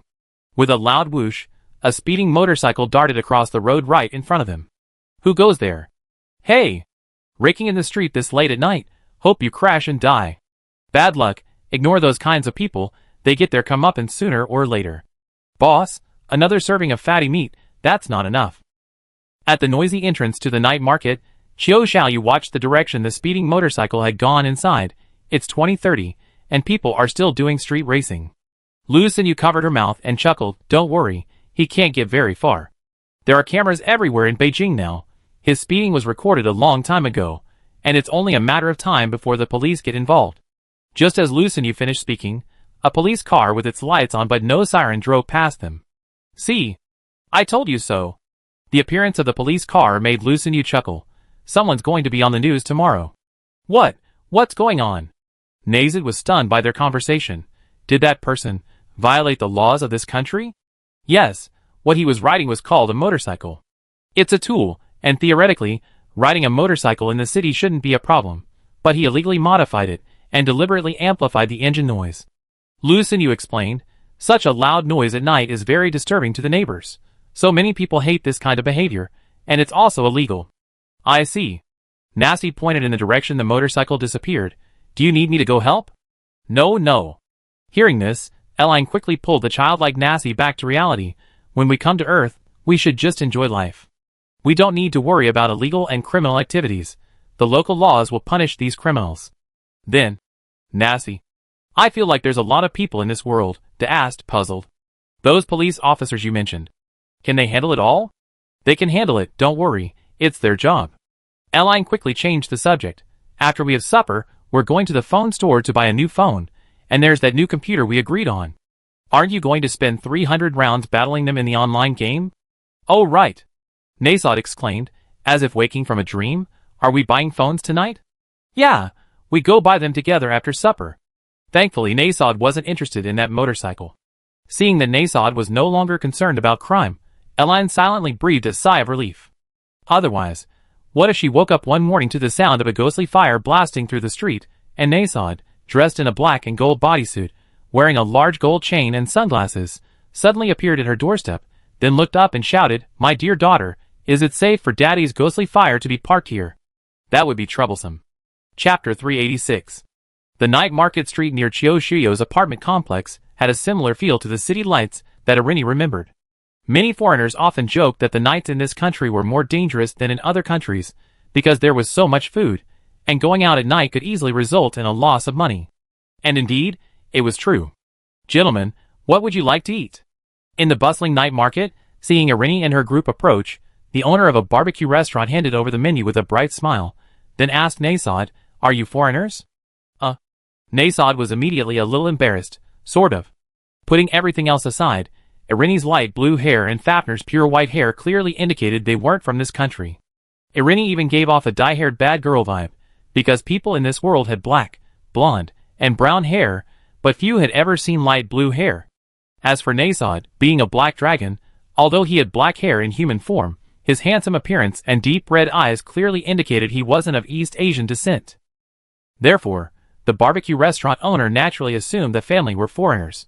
"You sell so many things here?" Nasod took the menu, looking at the wide variety of food. "Is everything listed here?" "Yes, everything." The owner chuckled. "Brother, your Mandarin is so fluent. Looks like you've been living in China for a long time?" "Thanks to my daughter." Nasod handed the menu to Fafner. "Honey, you order?" Fafner glared at him, ordered a few small dishes that looked like desserts, and then handed the menu to Eline. Eline, on the other hand, ordered a whole bunch of meat dishes that she remembered Nasod liking, various kinds of roasted beef, lamb, chicken wings, roasted quail, etc., and then handed the menu to Lu Xinyu. "Xiaoyu, are you ordering anything else?" Lu Xinyu gave Qiu Xiaoyu a questioning look. "I feel like they ordered enough. I don't think I can eat that much." "Me too." Qiu Xiaoyu shook her head. "I'm on a diet recently, so I probably won't eat much." "Then let's leave it at that." Lu Xinyu checked 2 yogurts on the menu, indicating to the owner that it was ready. "Thank you." "All right. Please wait a moment, everyone, have some tea, and we serve you your food right away." The owner skillfully poured everyone a cup of tea, and quickly ran to the kitchen. This place is quite interesting. Glancing at the starry sky above, Nasod picked up his teacup. Moonlight by the roadside, tea and fireworks. It reminds me of some of my past joys. Huh? Lu Xinyu, always very interested in stories, pulled up a small stool, and sat down next to Nasod. "Did your father, El, also eat barbecue and admire the moon by the roadside back then?" "No, not really. During the war between gods and demons, most of the sky over the continent of Eve was purple, the moon was half red and half black, and you could only see some stars. There was no moon to admire." Seeing someone interested in his glorious deeds, Nasod coughed. "It's just that this tea stall reminds me of that night when Commander Orca and I returned victorious from the monsters. Taking advantage of the blood moon, she brewed me a pot of tea, saying it was a special tea for the night elves." As if realizing something, Nasod cast a questioning glance at Fafner. "Darling, is it alright if I say this?" "Why are you asking me?" "Just say what you want to say." Fafner sat down next to Qiu Xiaoyu. "Xiaoyu, quickly bring me that. That app you showed me in the room earlier, what's it called?" "Something like cow flour?" "I want to learn more about fashion design in this world." "Cow flour, a shopping app. Xiao Xiaoyu quickly took out her phone, opened the 2028 upstart online shopping app Cowflower, and switched to the clothing category. This is the latest minimalist dress I mentioned to you before. I really like it, but I feel it might be more suitable for children. It's okay, Xiaoyu will definitely look good in it too. Fafner looked at Xiao Xiaoyu's phone. She swiped up a few times. Your online shopping system here. It seems quite mature. So many categories, and all these buttons. Is there more if I click on this? Wow, the person who invented the mobile phone was a genius. Actually, our mobile phones have been iterating for decades. Xiao Xiaoyu scratched her head. Initially, mobile phones were just communication devices. The communication crystals at Minar Academy were initially used for making calls, but later video calls were developed, and now many people use them for live streaming. Fafna sighed. When Minar Academy develops its own internet, it will probably be able to do similar online shopping. By the way, little L, can we bring these things to the Eve continent? As she spoke, Fafna turned to Eline. Tell him Ocean about the general principles and concepts. He should be able to make it, right? Sure, but it will probably take a long time for the network to develop to the level of Earth on the Eve continent. The most critical problem there is the small population, and the countries are very far apart, Eline explained. I already mentioned a similar concept to the Riemann Empire's Mage Association. Once Moxian finishes his work at Minar Academy, and the relevant base stations are set up, he should proactively contact the Riemann Empire's Mage Association. That's good. We let the Dragon Clan know then, and if humans encounter any difficulties building the network, we help if we can, Fafner said, scrolling through her phone. I never imagined that in a world where magic doesn't exist, human ingenuity could create so many things we couldn't even conceive of. TSK. It's rare to see my dear give such high praise to something. Nasod turned to Lucinu. Would you like to hear how I once turned an army of hundreds of thousands of monsters upside down, then fought my way out of the encirclement with my men, charging in and out of the monster horde 7 times, and finally reclaiming the Dark Elf territory? Yes. Lucinu immediately showed Nasod a respectful expression and pricked up her ears. It would be best to tell me in detail, like what color the sky was, what magic the monsters used, and how you defeated them. It seems that no one can resist the beauty of Earth. Little L remarked, while Eline from the Minar Academy on the Eve continent, along with Sophia Lilia and the others, finished today's specialty dish, smoked turkey. Speaking of which, after lunch, Sophia sat on a small chair in the dining hall, somewhat embarrassed, and said to Erin, we're going back to the dorm for a nap soon, but little Erin just woke up not long ago. Erin shook her head. It's alright, I take this opportunity to go out for a bit. Eh? Where to? To Black Paradise. Erin looked at Tina. I see if I can find out anything about the young lady from Tina's family. Chapter 387. Dream City, Lachlan. My lord, you summoned me? A knock sounded as Quint entered the warehouse. Inside, a middle-aged man with a thick beard examined the list in his hand. Yale told me yesterday, you gave the only Tier 2 ice crystal wand in the warehouse to an unaffiliated apprentice. Yes. Quint said calmly, my lord. As you know, there are very few ice mages here, and not many are suitable to use that wand. The newcomer, Cal, happens to be a high-level ice elemental mage, so I took the liberty of giving the wand to her. You know it was your own decision? The bearded man said unhappily, you must know how much a Tier 2 ice elemental wand is worth, right? But she is a high-level ice elemental mage, my lord. Quint argued, to reach the level of a high-level mage at this age. Ping, her future is absolutely limitless. I think it's not a bad thing to recruit such a talent appropriately. The problem is she chose to become an unofficial exile. Do you even know what an unofficial exile is? The bearded man frowned. Unofficial exiles, to put it nicely, are tributes to us. To put it bluntly, they're a bunch of cats and dogs disloyal to Black Heaven, utterly worthless. You're giving away our only treasure to someone like that? My lord, don't be angry. At this moment, a woman wearing an eye patch approached. Kunta, don't blame us for getting angry. Recently, the monsters near Lachlan have been quite rampant, and we lost several brothers because of them. If they continue to run rampant like this, Lachlan will be consumed by flame sooner or later. Flame wolves are weak to ice. Even if you're not an ice elemental mage, that Tier 2 ice elemental wand, if used by a mage of another element, could unleash at least 10% of its power. The bearded man glared at Quint with displeasure. Giving it to a newbie who's nowhere to be found at this crucial moment is a complete waste. Forgive my bluntness, sir, Quint said somewhat helplessly. Flame wolves are Tier 5 magical beasts. Even if you give that wand to another mage, it won't have a significant impact on the battle. It still has an impact. You know the current situation. As soon as our core strength of Lachlan left, those flame wolves attacked our walls, like wild beasts that had smelled blood. The bearded man raised his voice. At a time like this, any force could turn the tide of battle. You trust that unofficial apprentice you recruited so much. Why don't you call her over to put out the fire? Do you even think you can get her? What's wrong? Just then, a cute, rabbit-like voice rang out as Erin, wearing a black cloak, carrying a lantern, and with a Tier 2 ice crystal wand at her waist, walked in from outside the warehouse. Lachlan's so quiet today, there are hardly any people on the streets. Cow! Seeing Erin, Quint immediately looked tearful. You finally come. I almost got punished because of the wand. Humph. Seeing the Tier 2 ice crystal wand at Erin's waist, the bearded man sneered. So you still remember Black Heaven? How long has it been since you came back? It seems like only a day or two?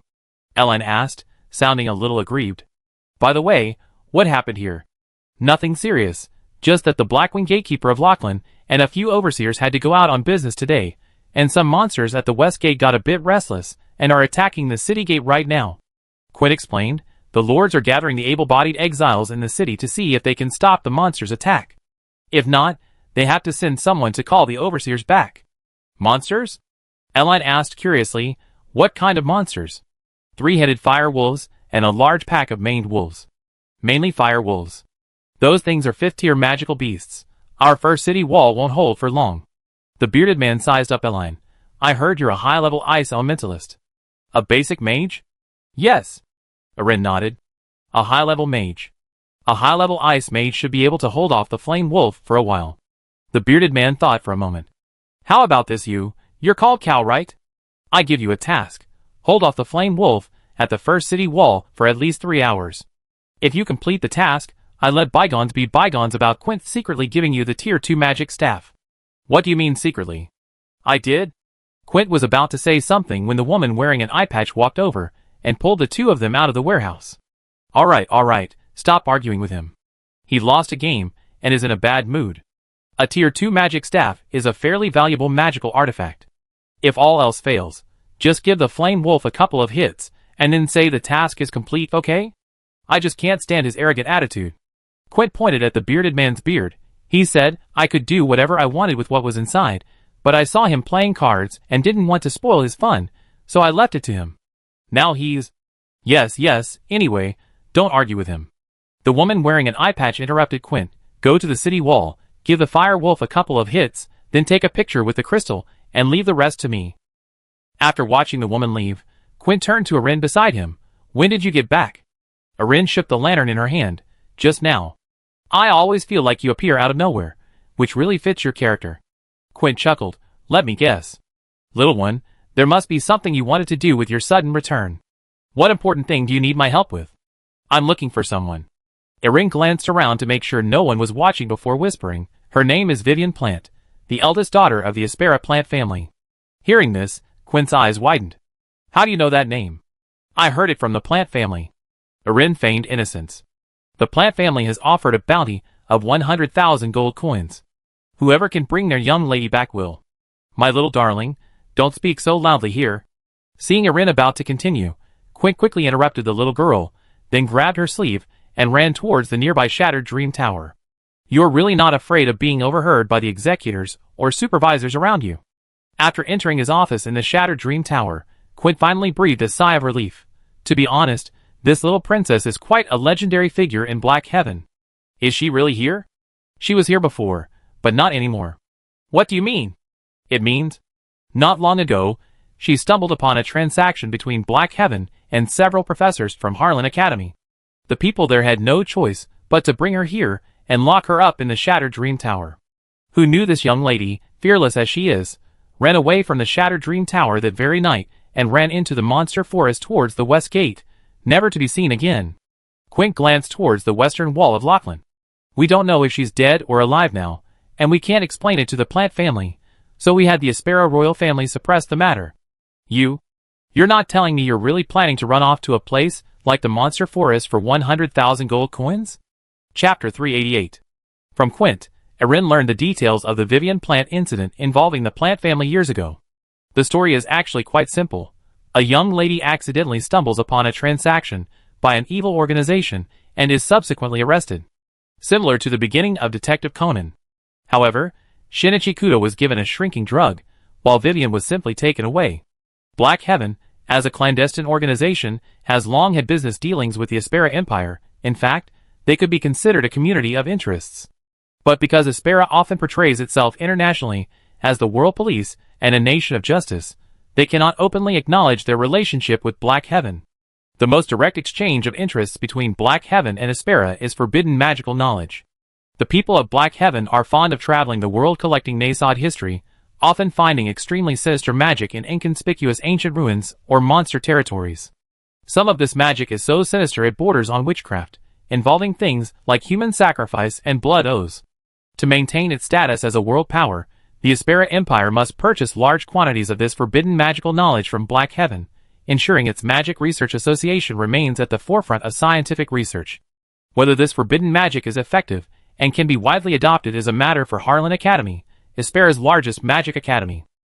In other words, for a long time, Black Heaven will provide cutting-edge magical knowledge, while Harlan Academy will process and digest this knowledge, then have its students learn new magic that enhances combat power.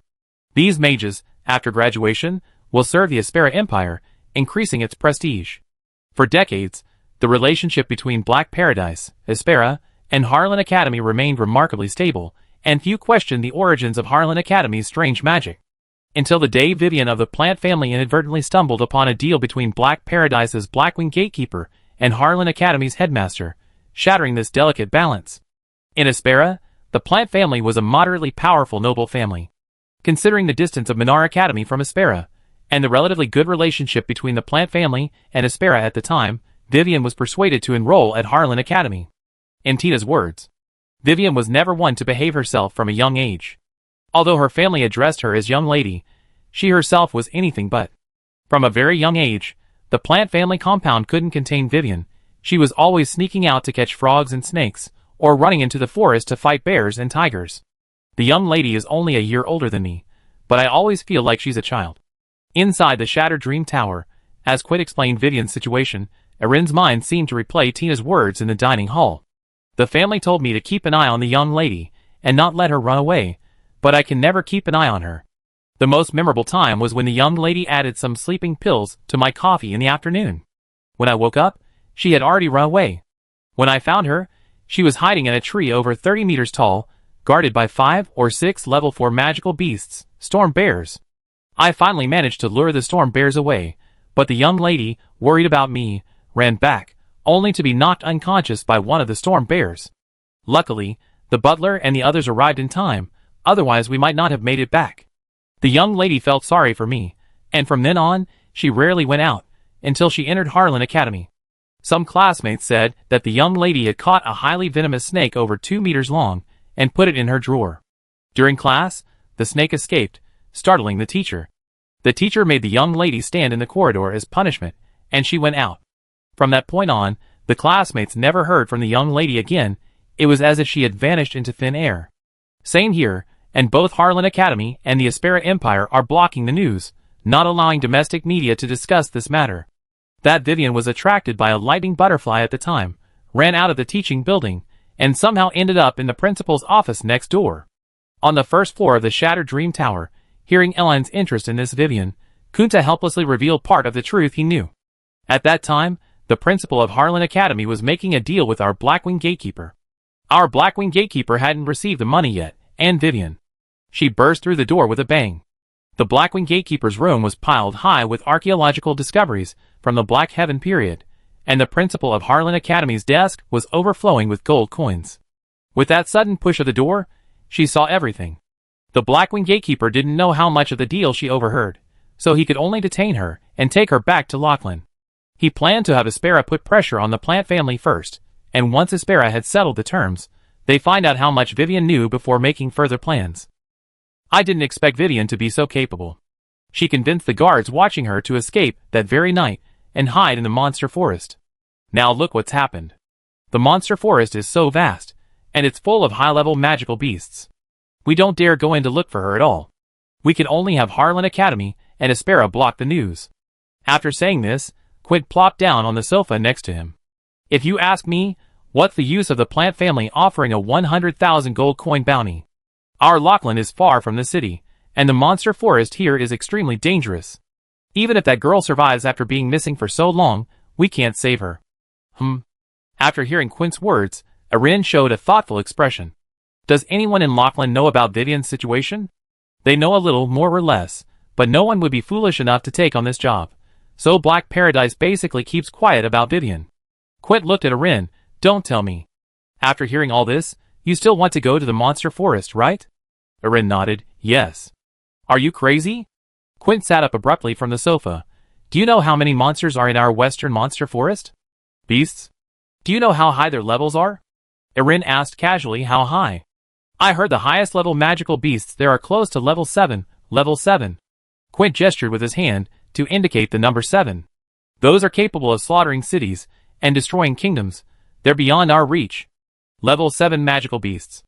Well, they probably possess full intelligence, which means we won't have to fight them. Erin stood up from her small chair and waved to Quint like she was inviting a friend to the cafeteria at school. Come on, let's go together. Chapter 389. No, you really want to go? Seeing that Eline wasn't joking, Quint in the Shattered Dream Tower office jumped up from the sofa in shock. I admit 100,000 Aspera gold coins is a lot, enough to drive anyone crazy, but this is deadly.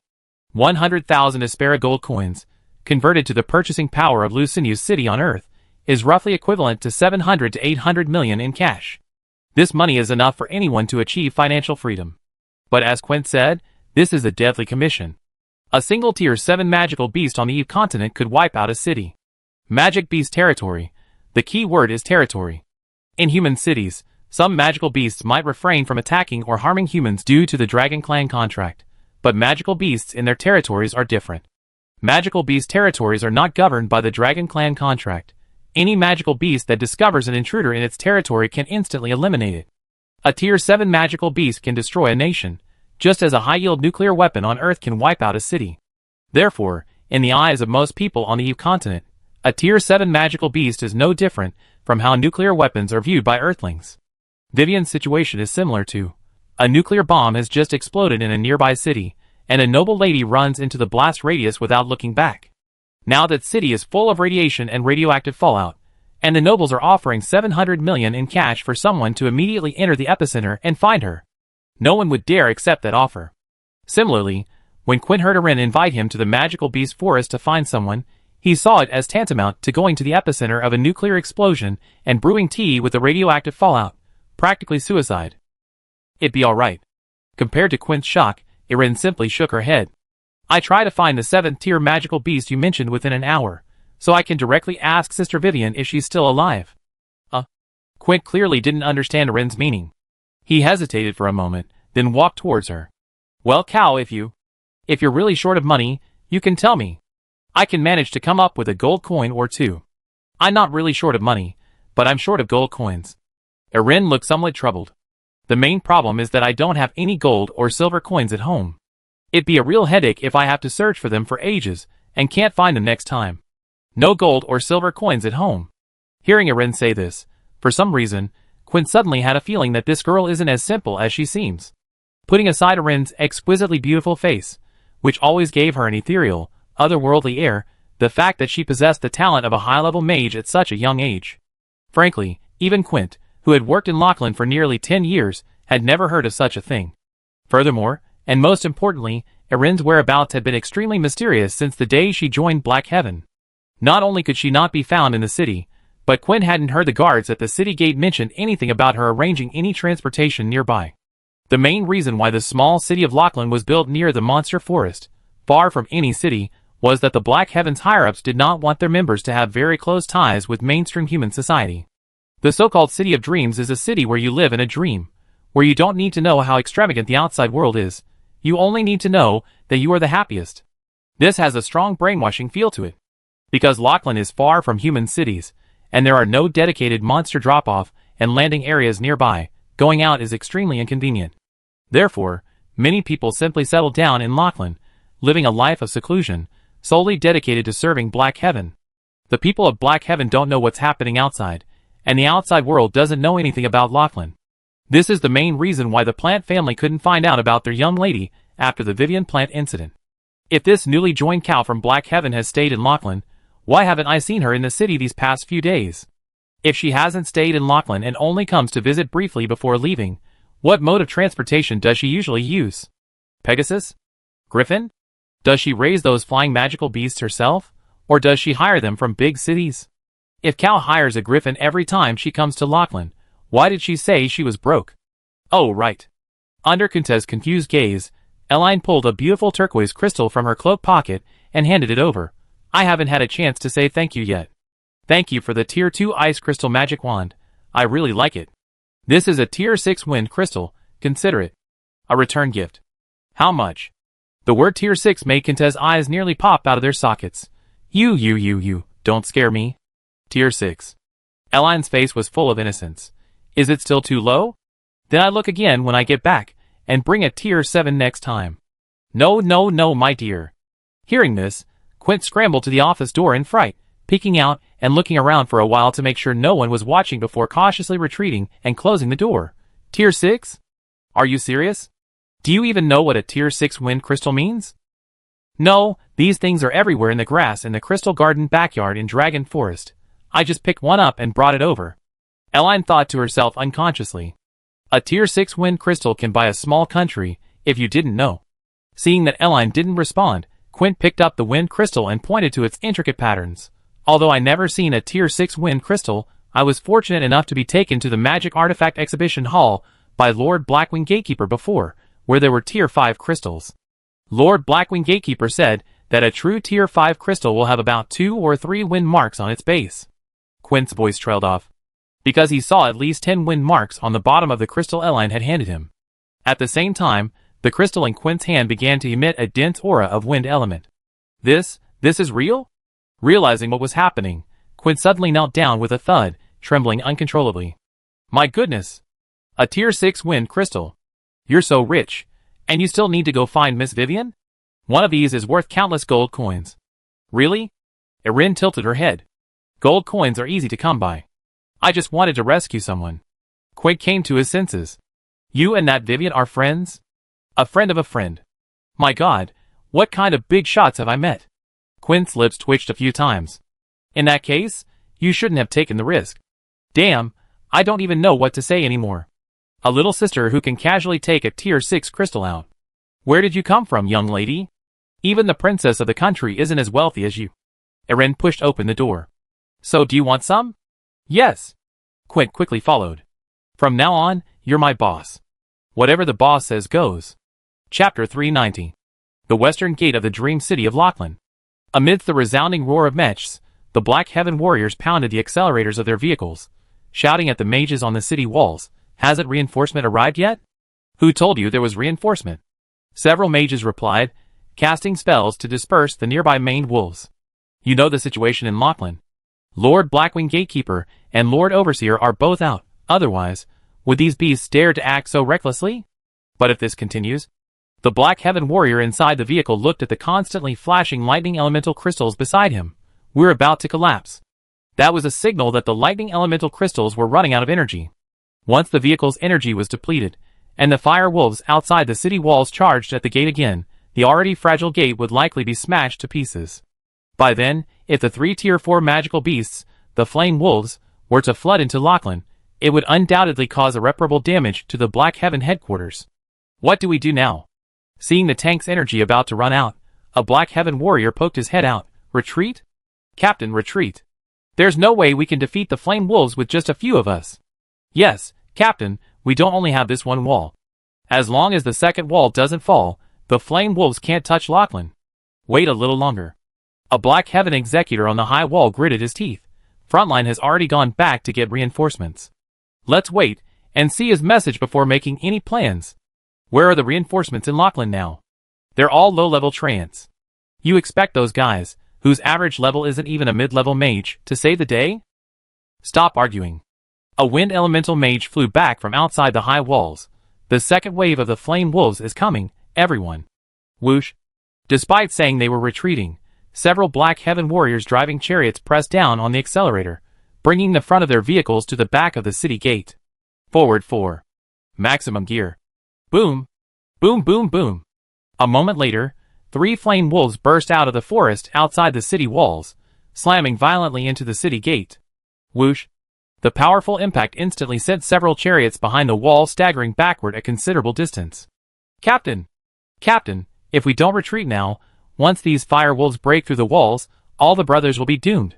Captain, we can't hesitate any longer. Then, just as the Black Heaven executor near the high wall was about to give the order, a petite figure suddenly flew out from the direction of Lachlan, dragging a dizzy man. This is the west gate of Lachlan, right? The little figure flew onto the high wall and casually put the man behind her down. I heard we're being besieged by fire wolves here.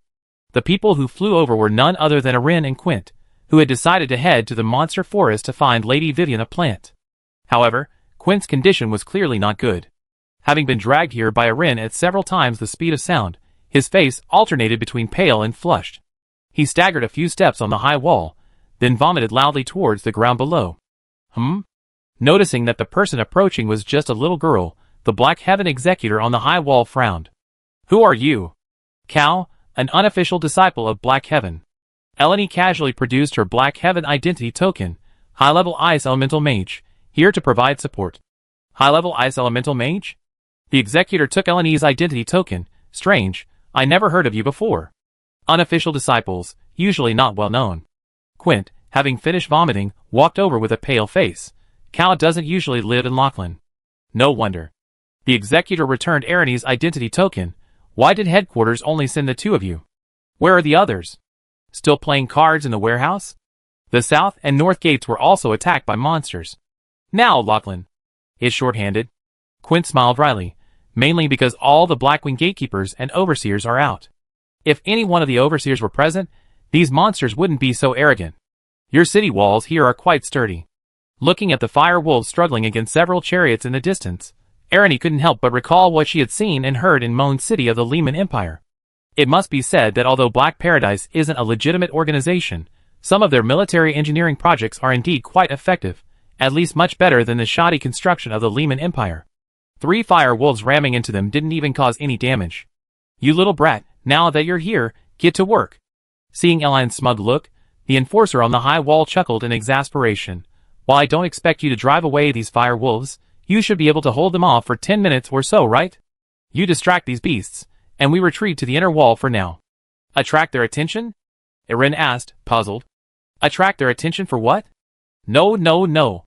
Cunt, still unaware of Erin's strength, saw the executor's increasingly grim expression and quickly tried to smooth things over. She's new here. She doesn't know any better. Before Cunt could finish speaking, Erin had already jumped off the high wall. Holy crap! This sight startled Cunt. He instinctively tried to jump down to pull her up, but the executor grabbed his arm and yanked him back violently. Are you trying to kill yourself? That's over 50 meters high. But she... Cunt was about to say something when a chilling gust of wind suddenly rose from the direction Erin had fallen from. Crack, crack, crack. The wind instantly froze the surrounding high walls and grass, and with a crack, crack, crack sound of ice crystals forming, it quickly covered everything in the surrounding area with a layer of frost. Whoosh! The next second, the sudden burst of ice elemental power, like a cannonball exploding, formed a visible shockwave that roared outwards in all directions. Wherever the ice crystal shockwave reached, chariots, wastelands, and forests were frozen into thick layers of ice. What is this thing? The sudden low temperature made Quint shiver. He trembled as he walked to the wall and looked down. What he saw startled him greatly. Below the city wall, the terrifying frost had frozen the 3 fire wolves that had been ramming the gate into ice sculptures, firmly anchored to the open ground outside the high wall gate. It's safe now. Beside the fire wolves, Erine, holding the second-tier ice elemental magic staff Quint had given her, tapped the frozen fire wolf's hind legs a few times. Uncle Quint, come down quickly. We still need to go to the monster forest to find someone. Chapter 391. What's going on?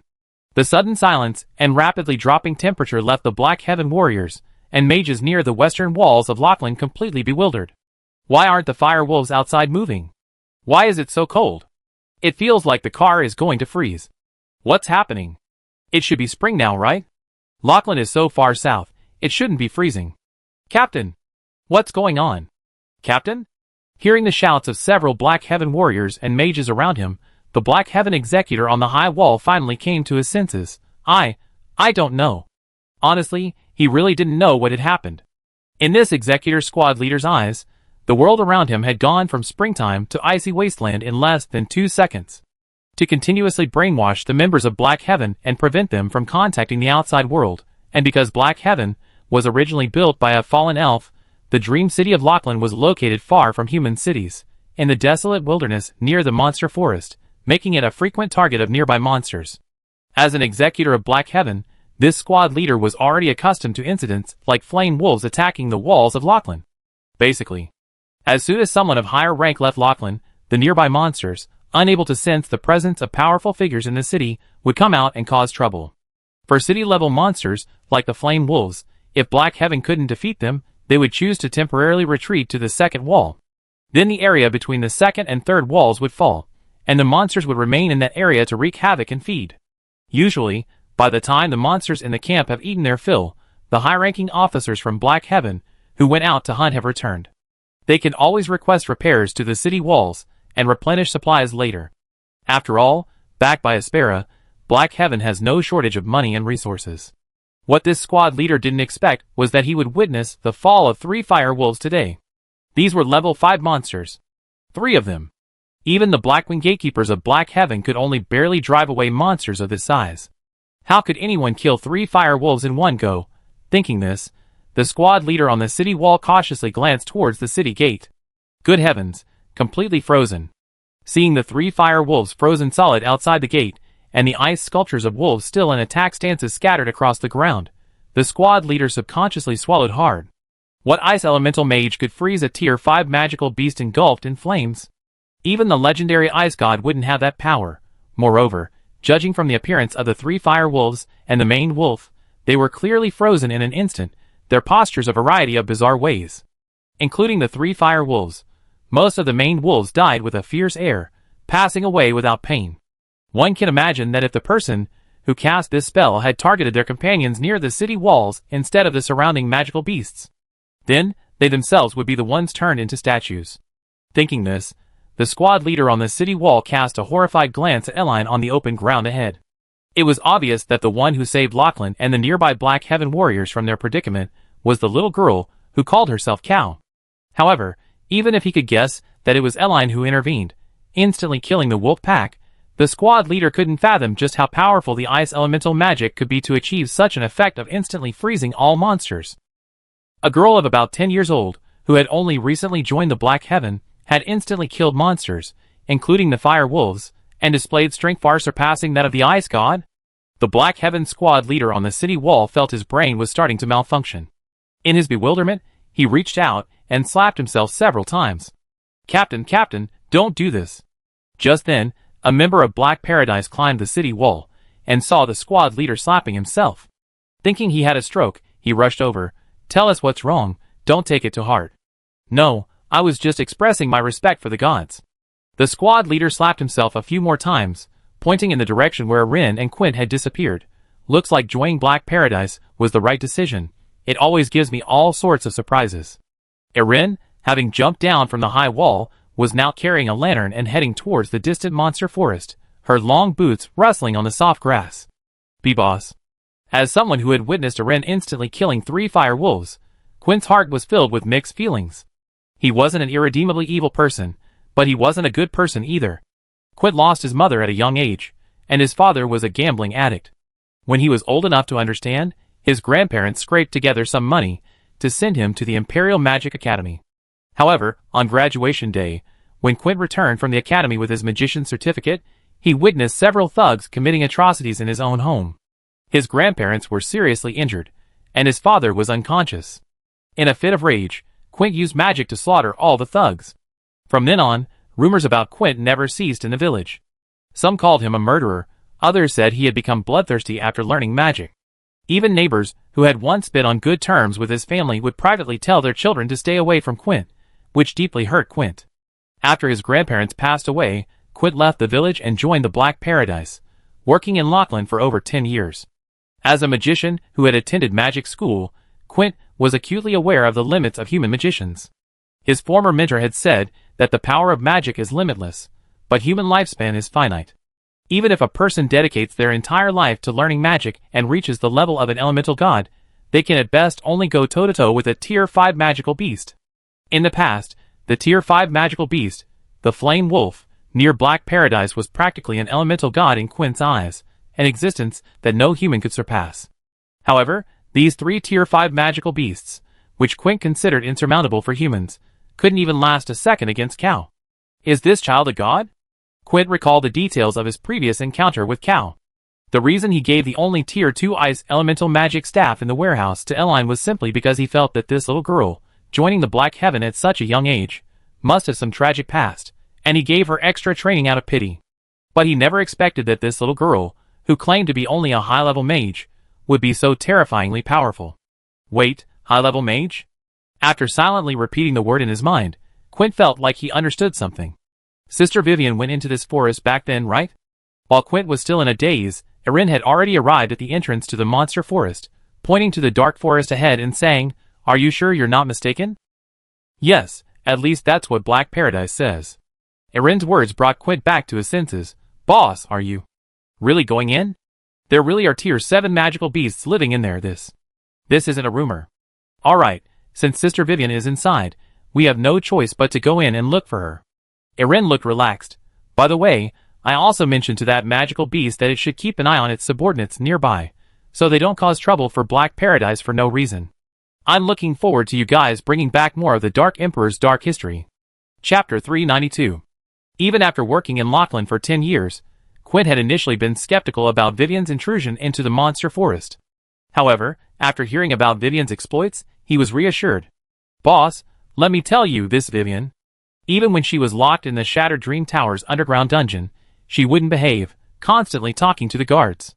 She talked to the gatekeeper about life, about ideals, and almost made him cry. Lord Francis was there too. His report was that the guards couldn't bear the mental torture, but since she was the young lady of the plant family, they couldn't very well torture her, so they agreed to let her out for a while. But then, Vivian disappeared as soon as she came out of the cell. Walking with Erin in the dark forest, Quint was clearly frightened, and he brought up Vivian's story. Vivian bolstered her courage with her words. Later, the exile soldiers guarding the city on the west side said they saw Vivian run into the forest and never come out again. It's said that even within her family in Espera, Vivian was very unruly, always running away at the drop of a hat, and her luck was ridiculously good. Even when she encountered magical beasts, she always managed to escape safely. Boss, tell me, Vivian is a young lady from a noble family, with such good family conditions. Can't she just stay at home and enjoy life? Why does she have to cause trouble everywhere? Compared to Quint, who was trembling with fear at the sight of the black forest, Eline remained calm throughout. She opened the lantern in her hand and asked as she walked towards the center of the forest, "What kind of level 7 magical beast is here?" "The turbid sky python. It seems to be a wind elemental magical beast." Quint's voice trembled noticeably. Boss, can you tell me the truth?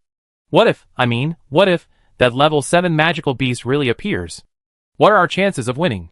Looking at the person beside her, who was clearly the big brother, but was now cowering behind her, Erin teased, "If you're so scared, why did you come along?" "Because I took your money." Kunta pointed to the wind crystal in his pocket, "And in Black Paradise you, Cal, are my people. I have to be responsible for your safety." This answer made Erin chuckle. "Alright then, I tell you the truth. If a Tier 7 magical beast comes, we should have a 100% chance of winning." 100%? Quint's eyes widened. "Did you even consider my situation as a burden? Even 10 more of you wouldn't be enough. My main problem is I'm not familiar with this area. I need someone to lead the way." Erin pointed ahead. "But now it feels like the opposite. Because I never been inside the forest before." Although he said this, Quint still mustered his courage and walked up to Erin. "Where did you learn ice magic, boss?" "Minar Forest." "There? I remember dragons seem to inhabit there." Quint's face lit up with realization. "No wonder you're so strong, boss. This forest is huge. If we walk, it'd probably take us 3 days and 3 nights to get out." After walking with Quint for about 10 minutes, sensing the increasingly dense demonic aura around them, Erin casually conjured a fireball and hurled it forward. "Go! Boss, you know fire magic." Boom! Quint was about to say something when his voice was drowned out by the deafening explosion of the fireball. Simultaneously, several kilometers ahead, A massive mushroom cloud composed of dark red flames, dust, and lava slowly rose into the sky. Holy crap! Quint couldn't help but swear. Boss, you're both the ice god and the fire god? Huh? I haven't taken the Human Magic Academy exam. After throwing the fireball, Erin tucked her ice elemental staff into her waistband, and then raised the lantern again. That way, even if the sky python you mentioned in this forest is deaf, it should notice. This is more than just noticing. You're practically tearing its house down. Staring at the rising mushroom cloud, and feeling the surrounding heat, Quint was completely speechless with shock. Did I use up all my luck in this life, joining Black Heaven, and meeting such a terrifying mage? In the heatwave, Quint once again scrutinized Erin ahead. Just like when they first met, Erin was dressed in her classic gray outfit. A black cloak, her small head covered by a hooded top, tied black stockings under a plaid skirt, paired with round-toed boots. The overall color scheme was predominantly black, very understated. But this seemingly unremarkable little girl had just annihilated a level 5 magical beast in less than a second. Who threw that firecracker? Just as Quint was using all his knowledge to try and guess Erline's identity, a pair of scarlet eyes suddenly lit up in the darkness ahead. Damn it, I can't even sleep soundly. Either those fire wolves howling at the sky every night, or those damn frogs croaking in the moonlight, and now a few more blind humans. A fat, over 80-meter-long python slowly wriggled out from the depths of the forest. This isn't over yet. Even if the Heavenly King himself came, it wouldn't matter. Daring to throw fireballs at my sleeping place. Just wait until I catch them. The python cursed, looking like it wanted to tear the fireball culprit to pieces. However, when it saw Erline standing in the clearing ahead, its cursing instantly vanished like a hermit crab moving house, unable to hold back. Cough, cough, cough. The giant python, having coughed several times to cover its embarrassment, collapsed with a plop after only walking halfway. It bowed respectfully to Erin, saying, Dragon King, what wind blew you here? Erin looked up. Can you speak the language of the humans around here? A little. Speak in human language. Erin looked into the darkness behind the python. Wasn't a little girl who entered this forest not long ago? Where is she now? Do you remember where she went? A little girl? The python was stunned for a moment, then broke out in a cold sweat. You mean that? Human cub who likes to wail, has eyes like green beans, a nose like a head of garlic, and can use water elemental magic? What strange adjectives. Erline laughed, exasperated. You mean other humans have come here in the last few years? No, she's the only one who dared to venture into this forest.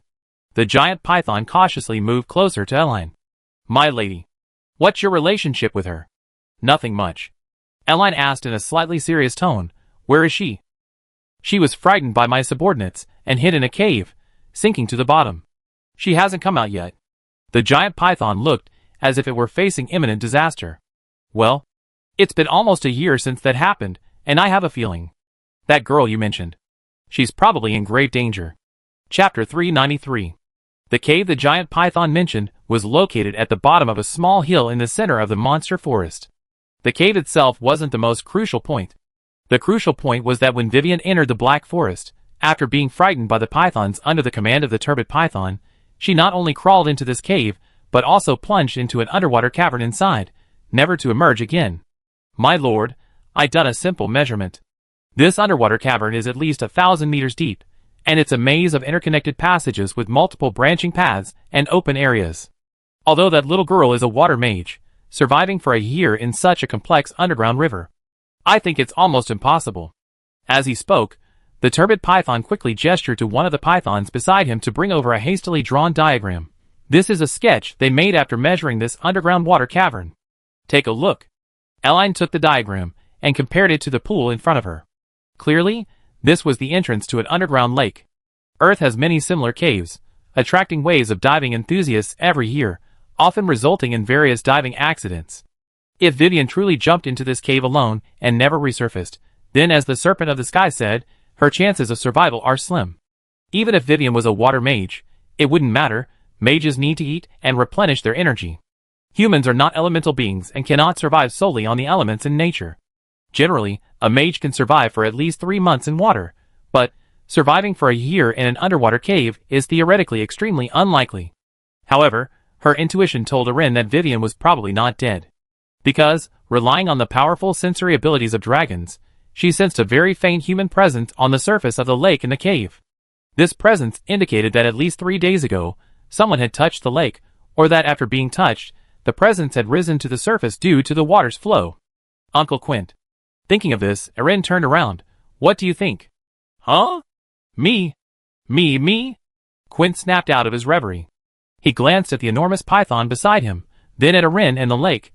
If you ask me, even a Grand Magister wouldn't be able to survive in this environment, but you can't rule out the possibility of some natural compartment underwater. What if that compartment has air, and the underground river is inhabited by magical beasts, or mushrooms and aquatic plants grow on the rock walls? Maybe, just maybe, there's still a tiny bit of a possibility that those supplies. It could sustain a little girl for a few more months. Then, Quint quickly added, these are just my guesses. I'm just an ordinary person, I can't be sure. Erin was curious. Why would Uncle Quint think that? Well, how can I put it? It's still a life, and such a lovely little girl at that. Of course I want her to live. Quint scratched his head. You always have to have hope, otherwise I wouldn't have joined Black Paradise in the first place. Then, Erin, carrying her lantern, walked to the edge of the pool. Shall we go down and take a look? Go down? Quint was stunned. How? My lord, the terrain here is complex. I don't recommend taking this risk for a human. Although the giant python living here knew that Erline was a dragon, it didn't have a clear understanding of the abilities of dragons, assuming that Erline was only slightly stronger than most magical beasts. Therefore, when it saw that this little girl actually had the idea of going into the water, the turbid python quickly stepped forward to dissuade her, saying, if you don't come back, my sins will be immense. It won't be that bad. If it really comes to it, I can just tear this place down. Erline poked her little head out of the lake. More than 1,000 meters deep, right? If the situation down there is really that complicated, I can just move this entire 1,000-meter long and wide underground world up. Huh? Erline's words left Quint and the giant python dumbfounded. I go down and take a look first. Without explaining, Erin leaped towards the lake in front of her with a thought. Splash. The scene of Erin getting splashed with water didn't appear in Quint's mind. Because just a second before the dragon princess's feet touched the water, the pale green lake suddenly parted to the left and right, revealing a large waterfall woven from an underground river in the middle. Holy crap! What is this? Shocked, Quint quickly ran over and stood on the lake's edge. Erin, with a dragon dance-like gait, floated in the center of the 4 waterfalls and gracefully descended downwards. What terrifying water control ability! The automatically opening lake made Quint's eyes widen, as if afraid of missing any detail. Is this really something a human could do? About 200 meters below the waterfall lay a smooth riverbed. Because the water was divided, some plants growing at the bottom were now exposed to Quint's view. There really is food. Seeing the plants underwater, Quint mustered his courage and shouted, Boss! There are lots of green vegetation growing down here. They're like seaweed, edible and very nutritious. Sir, the path to your right leads to another cave. The sky python, not to be outdone, brought over a map drawn by its subordinate. If that little girl really was hiding down there, she must have gone into that cave. Okay. Hearing this, Erin manipulated the underground river on the right again, revealing a dark passage. Holding a lantern, she controlled both water and wind elements, swimming deeper into the passage. In the dragon's perception, this underground river was not only deep, but also had numerous forks in the path, making it a perfect diving spot on Earth. Splash, splash. After entering the right-hand passage, the human aura gradually intensified. Indeed, it was here. Having confirmed her destination, Erin immediately activated her Eye of Truth. Through the surrounding flowing underground river water and the sensed aura, combined with the direction of the water flow and the structure of the rock strata, Erin quickly created a clear map of the underground cave in her mind. At the same time, the blurry figure of a little girl sitting in a small space in the distance, eating mushrooms, also appeared in Erin's dragon breath radar. This Miss Lillian is quite a legendary figure, surviving for so long in a place like this. Silently remarking this to herself, Erin controlled the wind element and began to delve deeper into the underground cave. A few minutes later, with a splash, she appeared in a small, well-ventilated cavern. Found you. Chapter 394. The cave where Vivian was trapped was located 470 meters underground, roughly 50 square meters in size. It was very spacious, with almost no visibility, making it ideal for the growth of elemental mushrooms and various aquatic plants. To enter this cave, an ordinary person would have to do what Erline did, jump into the lake in the center of the cave, dive to a depth of about 200 meters, find the only path, and then continued diving to the six-way intersection at about 300 meters. This 300-meter dive limitation alone was enough to deter the vast majority of people on the Eve continent. Even on Earth, with professional diving equipment, few divers can operate at a depth of 300 meters. However, considering the existence of magic and martial arts on the Eve continent, some mages could temporarily use magic to enhance their bodies. Therefore, Elaine believed that theoretically, some high-level mages could indeed dive to this depth without any equipment. But, the six-way intersection was the final straw that broke the camel's back for these mages. This cavern, 300 meters underground, has a six-way intersection with 6 branching paths, 5 of which are dead ends, like an underground river blooming beneath the surface. The only exit is the cave from which Elaine arrived. The remaining 5 paths have no corresponding exits. However, among these 5 dead-end underground rivers, there is a very magical passage. It continues downwards for 200 meters, then abruptly turns upwards, finally arriving at the center of a spacious cavern. The cavern's interior rock seems to have many hollow structures, not completely sealed, allowing for some air exchange with the surface. Meanwhile, unlike Earth, the magical world is home to many elemental plants or semi-elemental plants.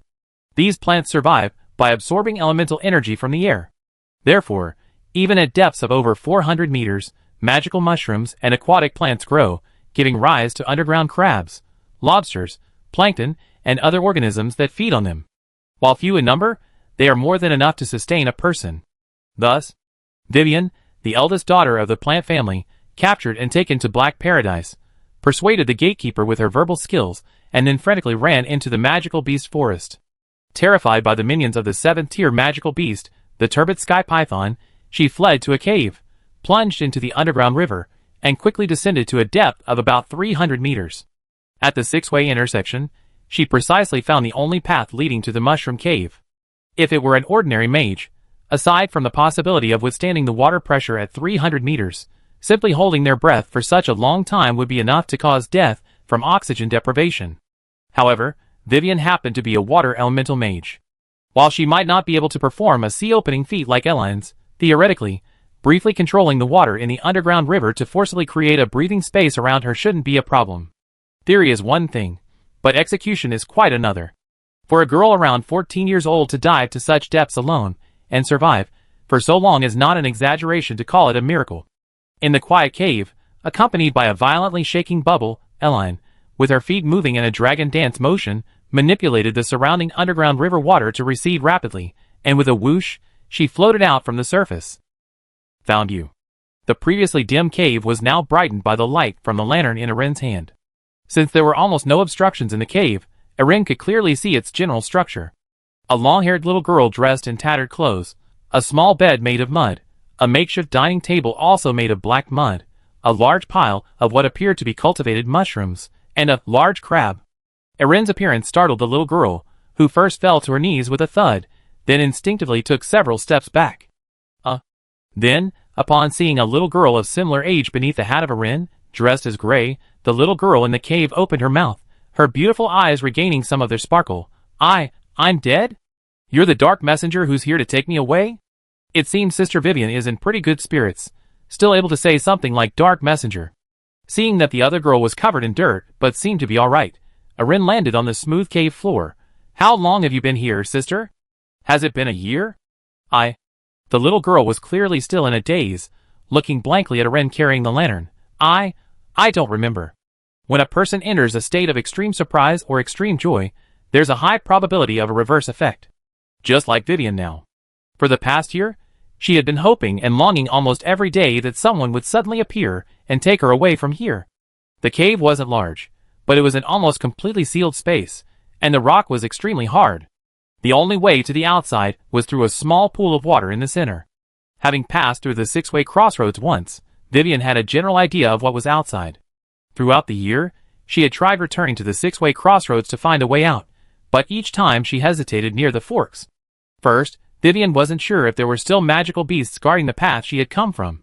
She wasn't familiar with the other forks, and if she rashly ran in that direction and something went wrong, lacking the magic to control the surrounding water, she would be doomed. So, after much deliberation, she decided to stay in the cave and observe. At least there were mushrooms and seaweed to eat every day, so she wouldn't starve. Today, Vivian got up from her mud-covered bed as usual, picked some mushrooms and seaweed in the corner of the cave, and before she could even eat 2 bites, the water level in the small pool beside her suddenly dropped with a splashing sound, and then a cute little girl floated up from below. How should she react? And how should she respond? She's alright, not too mentally broken, can communicate, and doesn't seem to be seriously ill. Under Vivian's gaze, Erin used her eye of truth to quickly assess the little girl's condition. Do you remember who you are? I am Vivian Plant, the youngest daughter of the Plant family. Erin's words instantly pulled Vivian back to reality. Realizing what had happened, she ignored her rumbling stomach and staggered to her feet from the slippery surface. Were you sent by the family to rescue me? You could say that, and you could say that. Erin, floating on the water, sighed softly. She held a lantern in one hand and reached out the other to the disheveled little girl before her. Will you come home with me? Chapter 395. Vivian couldn't remember exactly how she spent each day of her year in the underground cave. At first, she was afraid the minions of the sky python might suddenly leap out of the water, and she was prepared to chant spells and fight to the death at any moment. A few days later, after confirming that the python was unlikely to come to this place, Vivian began to consider her survival. Not long after, having not eaten for several days, she discovered a pale blue mushroom growing in the cave. It tasted alright, but since she couldn't cook it, she could only barely fill her stomach with it and some seaweed. Because it was an underground cave, there was no shortage of drinking water. If she lay still and didn't use magic recklessly, she should be able to survive for a while. Once the family notices the situation here, they should take action, right? Vivian comforted herself with this thought. Maybe one day I wake up and little Tina will splash out of the pool in the middle of the cave, saying, honestly, don't always cause me trouble, before picking me up like a little princess and leaving this damp, cold place. Because every time Vivian had run away from her family before, Tina had always caught her and brought her back this way, so Vivian naturally assumed. Things weren't so bad this time either. By the lake, in the forest, in the desert, in the trees. Little Tina is omnipotent, she will definitely come. With this thought in mind, Vivian began to minimize her energy consumption, only eating 2 mushrooms and a few seaweeds when she was absolutely starving, and then lying down to rest. This went on for several more months, and Vivian began to break down. What, Tina? I never be naughty again, I know I was wrong. When can you come and take me home? I promise I listen to you and Mom and Dad, study hard, and never run around again.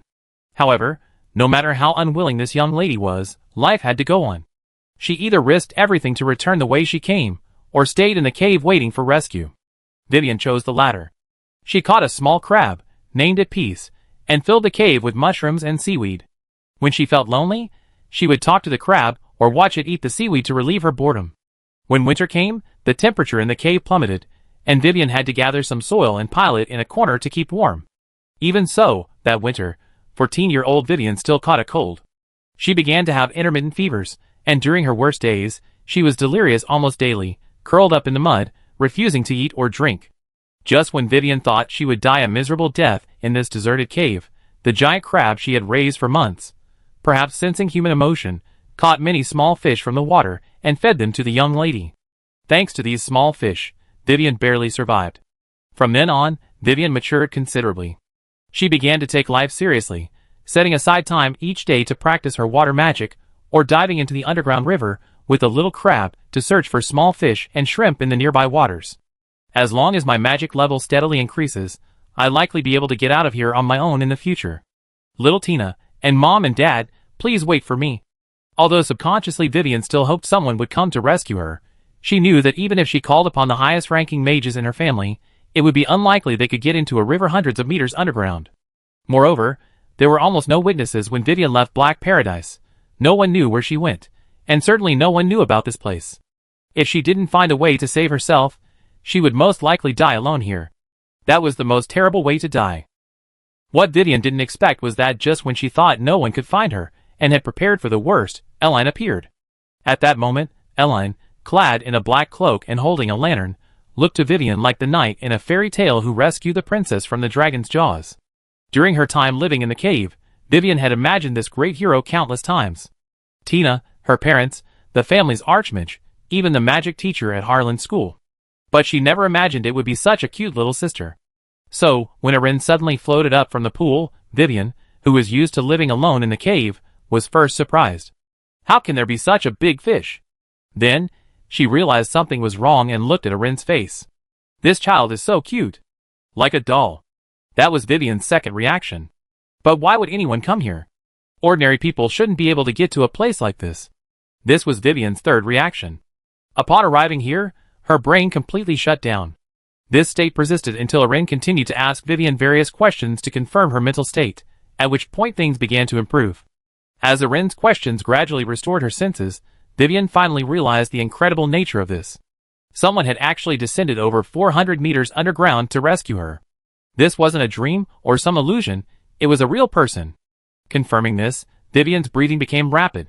Until Arin reached out her hand and said, "Will you come home with me?" Looking at Arin's gloved little hand, Vivian's small body trembled uncontrollably. Moved, excited, wronged.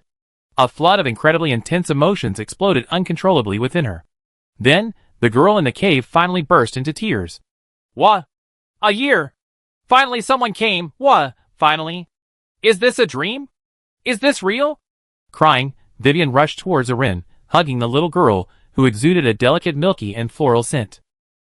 This scent. It was just like the scent of her mother, and her little sister Tina, when she was little, so comforting. "Yes, this isn't a dream, it's real. I come to take you out." Looking at Vivian, who clung to her tightly, refusing to let go, Arin sighed softly. "So, have you learned your lesson this time? Will you be naughty again?" Frankly speaking, if it weren't for Arin, Vivian would most likely be dead here.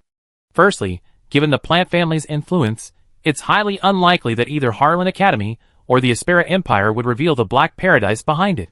Furthermore, the Black Paradise's dream city, Lachlan, is far removed from human cities, news from the outside doesn't reach there, and events there are unlikely to spread. Therefore, investigating Vivian's capture in Lachlan would be impossible. Even if the plant family were lucky enough to trace the Black Paradise, and the Black Paradise revealed what happened, in a forest inhabited by 7th-tier magical beasts, setting aside the question of whether anyone could descend 400 meters underground, simply getting into the forest would be a problem. The sky-piercing python is a 7th-tier magical beast. Even the highest-ranking mages of the entire Aspera kingdom couldn't subdue it, let alone the small plant family. Yes, I know I was wrong, I'm really sorry everyone. Vivian, nestled in Arin's arms, cried her eyes out. "I'm sorry, I'm so sorry." "Well, although it's not entirely your fault." Arin pointed to a large crab in a corner not far away. "Is it your friend?" "I'm taking it with me, okay?" Chapter 396. In the center of the monster forest, near a cave. After a long silence since Arin went down, the turbid python guarding the cave entrance couldn't help but get restless. "Brother, Good brother." It lowered its head and nudged Kunta at the cave entrance with its massive snake head. "Are you familiar with that Dragon King?" "Dragon King?" Kunta snapped out of his daze. "Who? Cow? No, I mean, like the Dragon King." Like the Dragon King's daughter, a cute little sister." The turbid python realized it had let something slip and quickly added, "It's that little sister who came with you. She's so cute, but she didn't tell me her name, so let's call her Dragon King's sister for now. This is a custom in our python clan. That's a way of praising me." "Oh, you mean Cow?" Kunta was equally clueless about Elan. "Speaking of which, aren't you friends? She seemed very natural talking to you just now." "Oh right, friends, cough cough, no, that's not important." The turbid python lowered its voice. "So, good brother, can you do me a favor?" "Who? Help?" Kunta looked flattered. "Are you sure you want me? Wait a minute, you're telling me this huge guy who looks like a pet dog is a 7th-tier magical beast capable of easily annihilating a human nation?" The turbid python's appearance and tone made Kunta feel like his brain wasn't working properly again. "A 7th-tier magical beast calling me brother? And humbly asking for my help? Am I crazy, or is the world crazy? Me, a nobody from Black Heaven, and a 7th-tier magical beast asking me for help. So what's been happening to me lately? Not long ago, a disciple I just took on suddenly gifted me a priceless tier 6 crystal. Then, this seemingly unremarkable newcomer from Black Paradise casually wiped out the flame wolves that had plagued Lachlan for years, swaggered into the monster forest, and then treated the forest's king, the turbid sky python, like a lackey. Yeah, aren't you and her quite close?" Kunta was still in a daze when the turbid sky python leaned in, nudged him in the waist, and said in a fawning tone, when they come out later, could you find a chance to say a good word for me to the Dragon King's sister, okay?" "Huh?" Kunta turned around. "Say something good?" What kind of good words? Just say that it's not easy being a monster, managing such a large forest. It's easy to get distracted, something like that. That little girl, right? We might not be able to see her all the time, don't you think? As he spoke, the turbid python's voice trembled noticeably. And my little brother didn't mean to hurt her, he just played with her for a bit, and then she jumped into the pool herself. Why do you seem so panicked? Kunta asked, puzzled. What happened? This is going to wipe out our entire clan, brother. The turbid python was sweating profusely. This isn't a huge deal, but it's not insignificant either. Just help me put in a good word for me. Just don't let the Dragon King's sister hold a grudge. After it's done, we be brothers. In this area, nobody dares mess with you. Just mention my name. No, what is it? The more you explain, the more confused I get. Kunta clearly still didn't understand what had happened. Who could wipe out your clan? You're a 7th-tier magical beast. Brother, you're being too polite. The turbid python thought Kunta was being modest and quickly said with a smile, as long as you help me this time, feel free to ask for anything in the future. As it spoke, the turbid python noticed the 6th-tier wind crystal in Kunta's hand and instantly stopped doubting the young man's identity. Brother, you given yourself away, haven't you? If we weren't close, would she give you something like this? Huh? Kunta looked at the crystal in his hand, then at the huge python beside him, clearly still not quite understanding. Oh, this was indeed given to me by her earlier. I was surprised, I don't know why. TSK, don't explain, I really envy you, being able to know such a big shot. The turbid python was about to say something when a noticeable tremor suddenly came from the ground not far away. It's here. Under the gaze of the man and the snake, a huge crack suddenly appeared in the ground not far away. Boom! Over 400 meters underground, Erin, carrying Vivian, manipulated her rock element to forcefully split the surrounding rock layers, creating a straight passage, and soared into the sky like a diving dragon. Flying with Vivian into a distant forest, Erin found a spot where the sun wasn't too glaring, set Vivian down, and handed her the little crab as well. Rest here for a bit. I go explain the arrangements to the people from Black Heaven. Standing up gracefully, Erin removed the hood from her back. Then we head straight back to Aspera. Go straight back? Vivian was clearly still not quite back to her senses. I remember the approximate location of this place. Those people in black brought me here, and I rode a lion scorpion for a whole afternoon. Yeah, go straight back. It'd take at most 10 minutes. Tina gave me your family's coordinates. Eline said calmly, anyway, you should rest well, you're safe now. With that, Eline teleported towards the entrance of the cave, quickly finding Quint there, who was having a misunderstanding with the sky python. I brought that young lady back. We go collect the bounty in a bit. After walking up to Quint, Erin pointed towards the western high walls of Black Paradise not far away. The rest is up to you, Uncle Quint. The rest? Me? Quint was completely bewildered. What do I need to do afterward? Don't tell anyone about my situation yet. Then, clean up the corpses of the flame wolves and maned wolves over at the west gate. I know that. Hearing this, the turbid python quickly scrambled over. My lord, there's no need for your underling to handle such a small matter. It's beneath your dignity. You go about your business. Leave the flame wolf matter to me. Huh? The turbid python's words left Quint utterly confused. Why do I feel like my status is now above this 7th-tier magical beast? What's going on? Who am I? Where am I? What's the day today? Can anyone tell me what happened?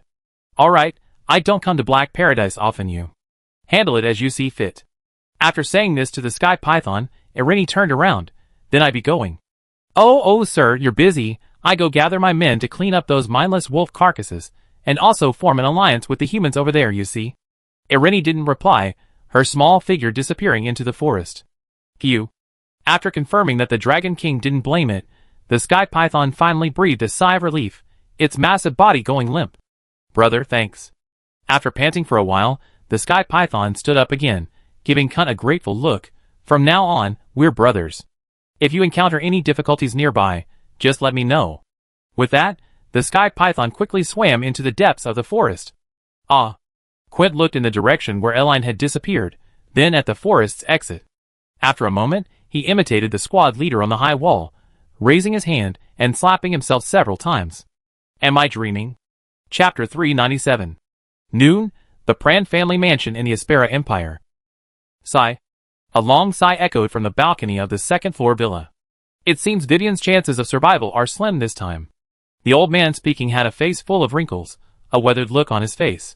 A whole year has passed, and such a grown woman.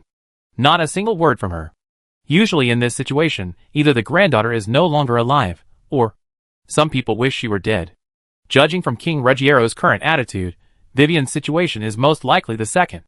Alas, what a tragedy. Master. The noblewoman at the dining table looked up. Harlan Academy still hasn't given a reason? What reason could they give? They're just a bunch of imperial lackeys. The old man sneered, looking indignant. I thought we should have sent Vivian and her sisters to Minar Academy from the start, instead of listening to those lackeys from Harlan Academy saying things like, for the glory of the Empire, for Aspera, how absurd. Now that something's happened, even the King of Aspera is suppressing the news, and it's been a whole year. A perfectly healthy person disappearing at Harlan Academy, and not a single media outlet is willing to report it. Is this still the Aspera Empire I know? Father, things might not be so bad.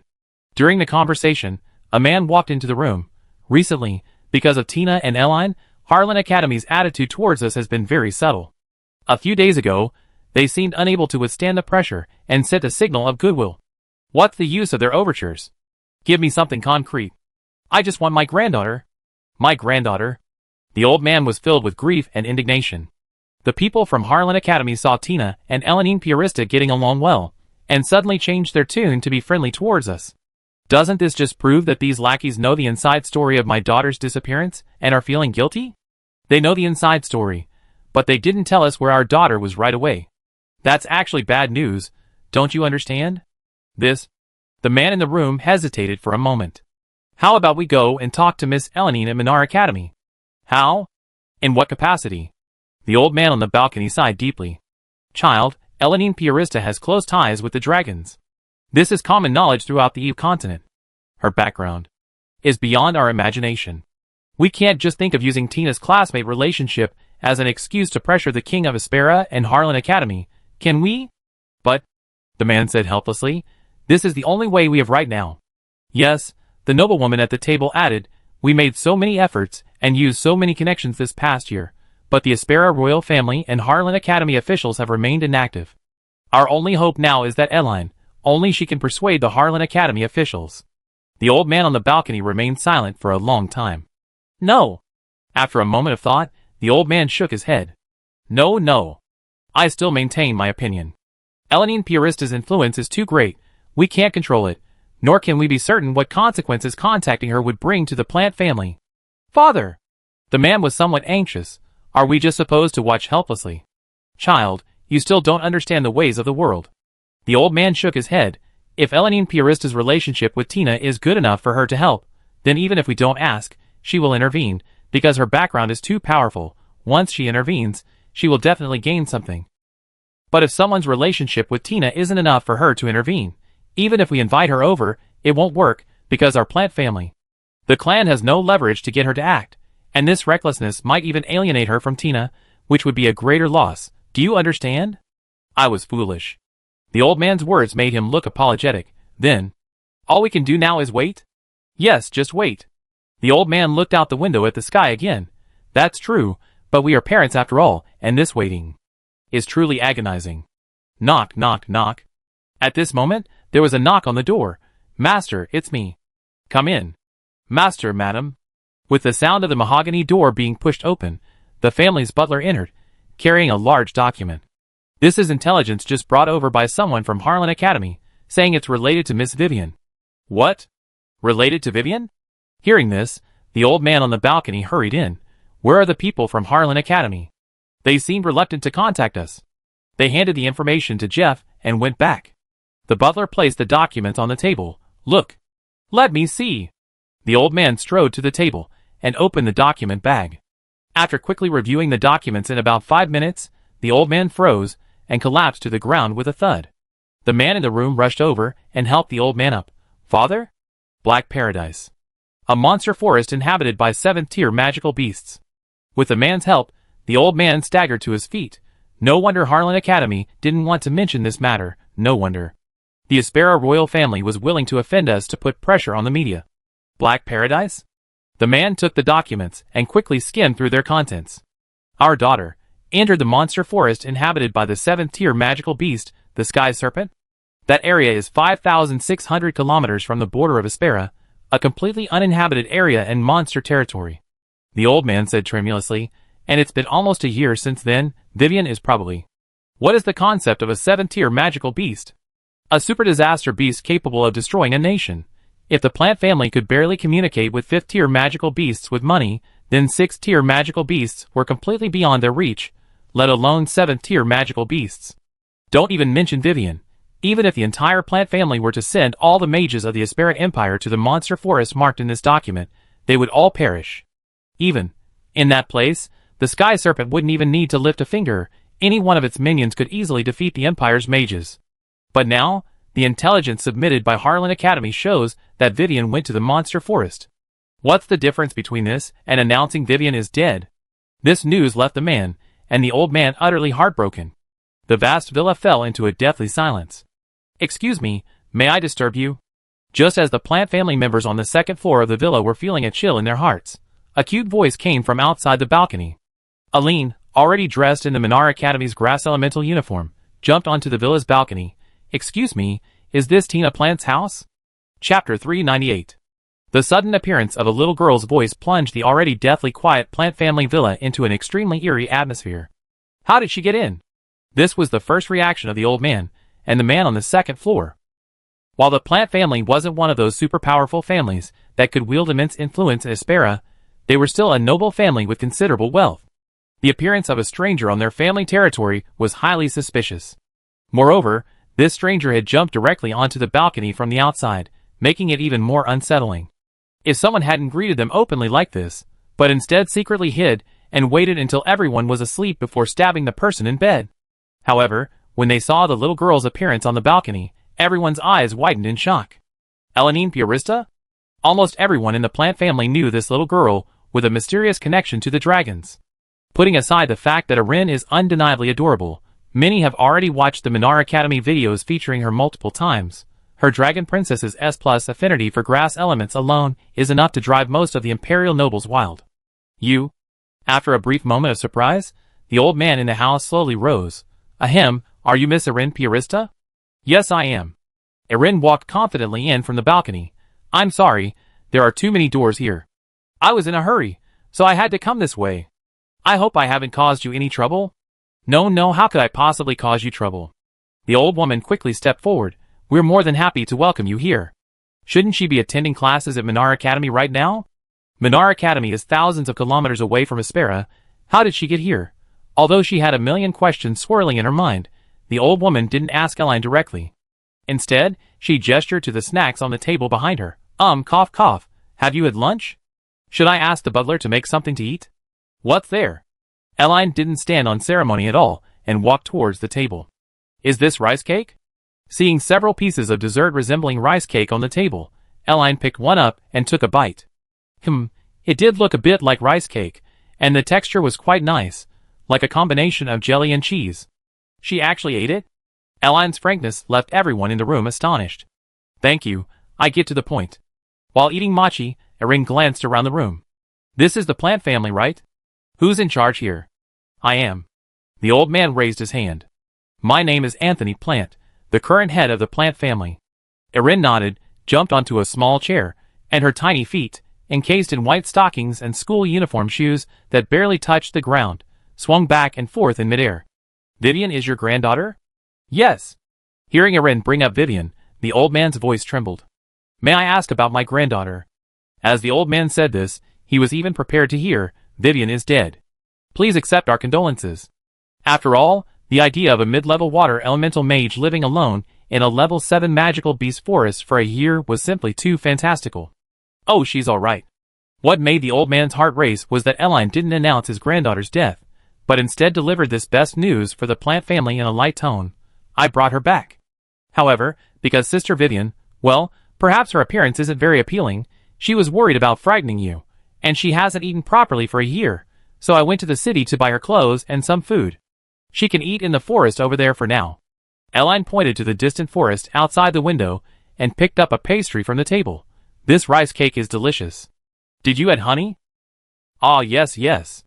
The old man, who called himself Anthony, snapped out of his reverie, then looked somewhat bewildered. Is my granddaughter all right? The old man asked anxiously. She's fine. Your granddaughter's full name is Vivian Plant. She was kidnapped from Harlan Academy last summer, right? Yes. The old man said in a trembling voice. The people at Harlan Academy said she went into the monster forest alone, where the 7th-tier monster, the sky python, dwells. Yes, then she must be the one you're looking for. Elaine said while eating rice cakes. I bring her back in a bit. Huff. Hearing Elaine's words, despite still being very confused, the old man staggered forward. Thank you so much. The Plant family really doesn't know how to thank you enough. Don't thank me. I only came because I saw your bounty notice. Elaine pulled a bounty poster from her skirt pocket. Bring back your young lady Vivian Plant, dead or alive, and you get 100,000 gold coins, right? Ah? Oh yes, that's right. Seeing the bounty, the old man snapped out of his daze, and hurriedly said to the butler at the door, Quickly, 100,000 gold coins. Prepare them immediately, don't delay. Yes, sir. The butler scrambled out of the room. No need for such exaggeration. We're just having an equal business relationship. Elaine said helplessly, You put a bounty on me. I bring Vivian back for the money. It's that simple. You're all so dramatic. Even so, you are still a distinguished guest of the Plant family. No, you could even say you're our god.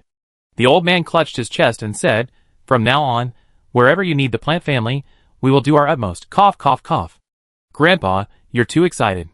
After finishing the rice cake in her hand, Elaine jumped off the small chair, stretched out her little hand, condensed a small ball of light element in her palm, and injected it into the old man's chest. You suffer from some heart-related ailments. I gave you some simple treatment. Consider these rice cakes as payment for the treatment. Then, Elaine walked towards the balcony. I think Vivian should have eaten enough. I go get her. With that, the little girl hopped down onto the balcony. Watching Elaine leave, the man in the house approached the old man. Father, Wait a minute. They come all this way. They can't just be here for some pastries.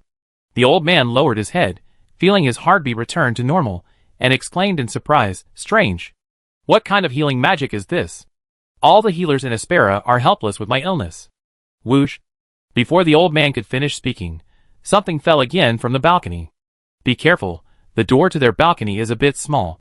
Elaine, carrying Vivian who had changed into new clothes and eaten her fill, landed and pointed to the people inside. Those are your grandparents and father, right? Go on. Yes. Seeing the familiar house before her, Vivian could no longer hold back her tears, which streamed down her face. She staggered into the house. I'm back. Chapter 399. Vivian's arrival filled the Plant family with happiness. That's wonderful, that's really wonderful. Grandpa thought you were already. What? I'm sorry, it was Vivian's fault. Vivian will never run away again, and will definitely listen to Mom and Dad. It's good that you're back, it's good that you're back. What? As for this, Erin, the heroine who brought Vivian back, simply ran to the dining table, jumped onto a small chair, and continued eating the desserts. Purple grapes, star-shaped fruits, chocolate candies, honey cake, milk chestnut cake. This Plant family really knows how to enjoy life. They have so much delicious food at home. I come again next time. While eating various desserts, Erin looked around the house, and glanced at the owl clock on the wall. It's 1:20 p.m. now. The first class for the Grass Elemental Freshmen at Minar Academy starts at 2:40 p.m. The students on the Divine Tree will most likely leave around 2:10 p.m.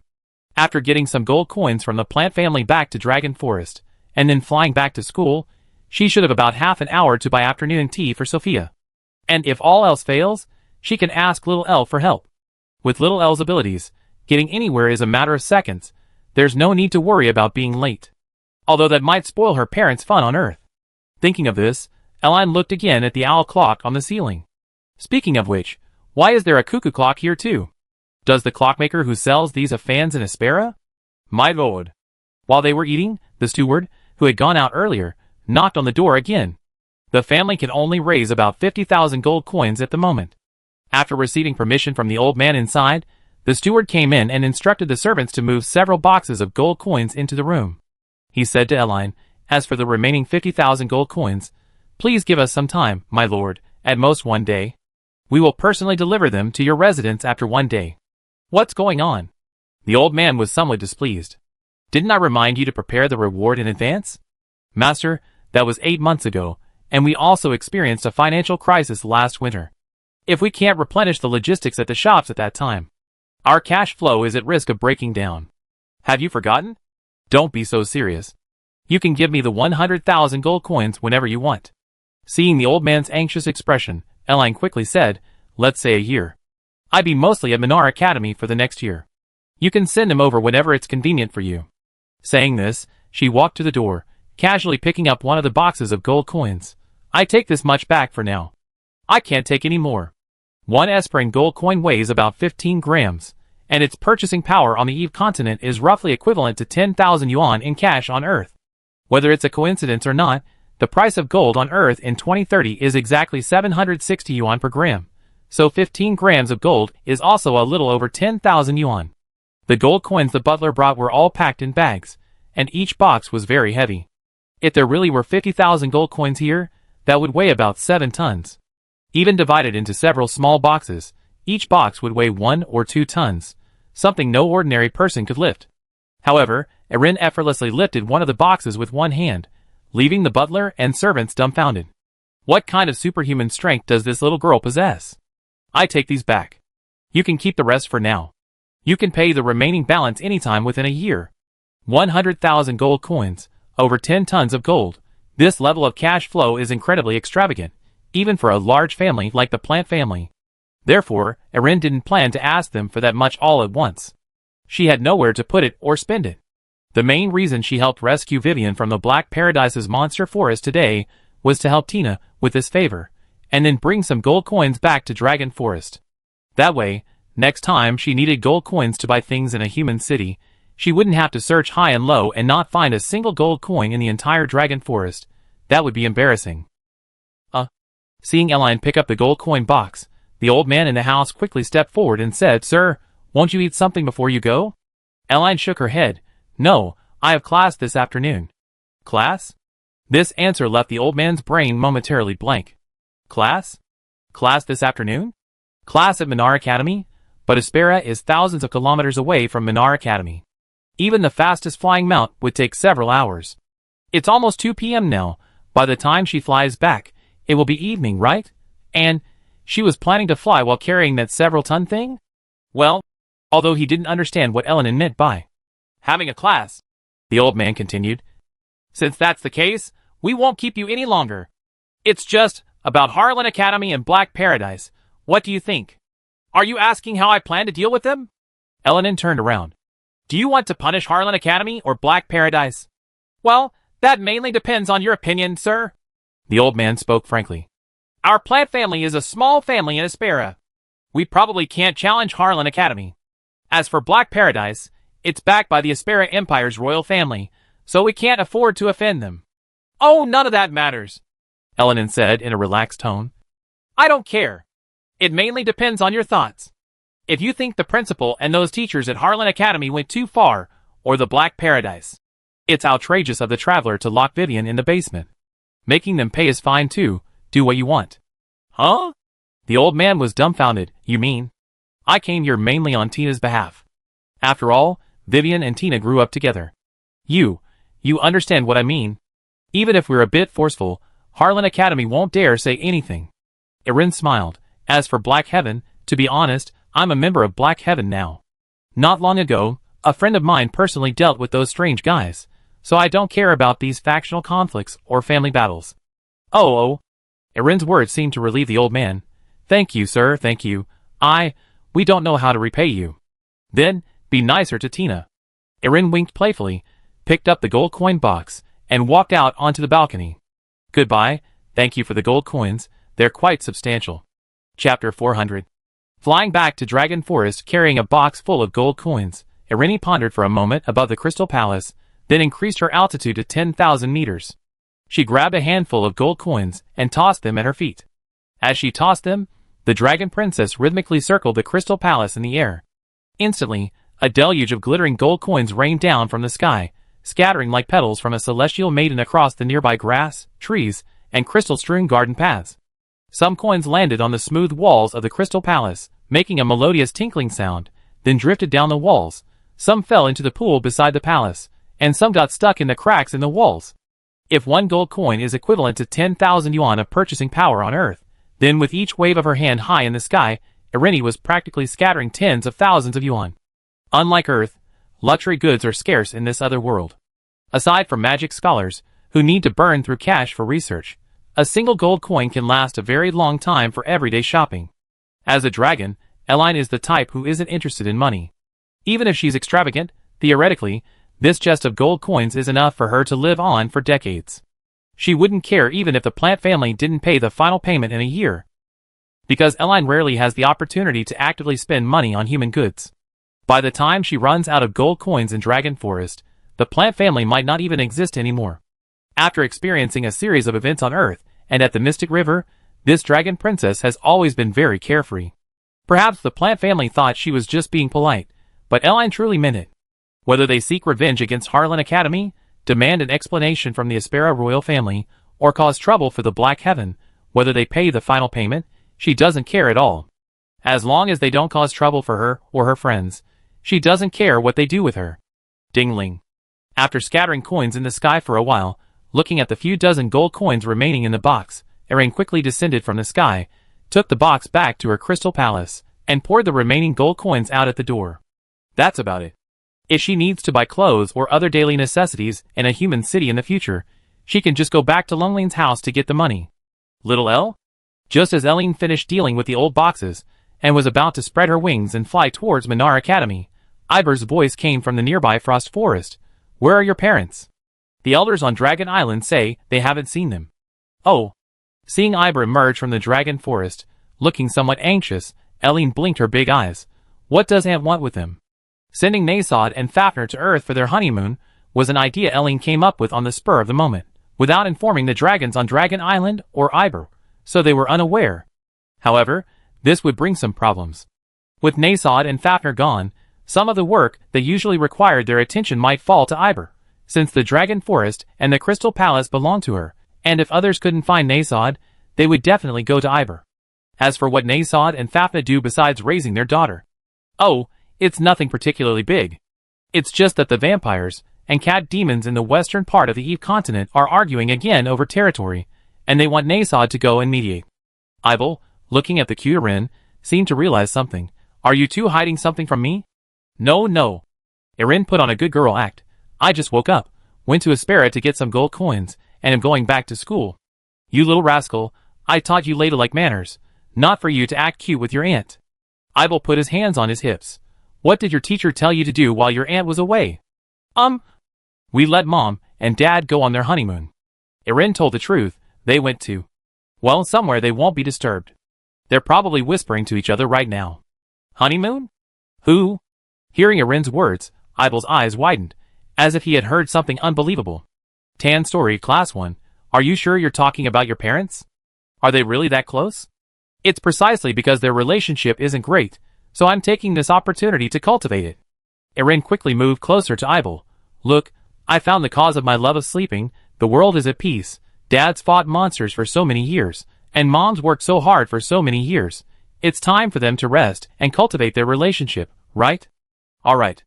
Although Ibel still found the idea of Nasod and Fafnir going on their honeymoon unbelievable, seeing that Irene didn't seem to be lying, she didn't press further.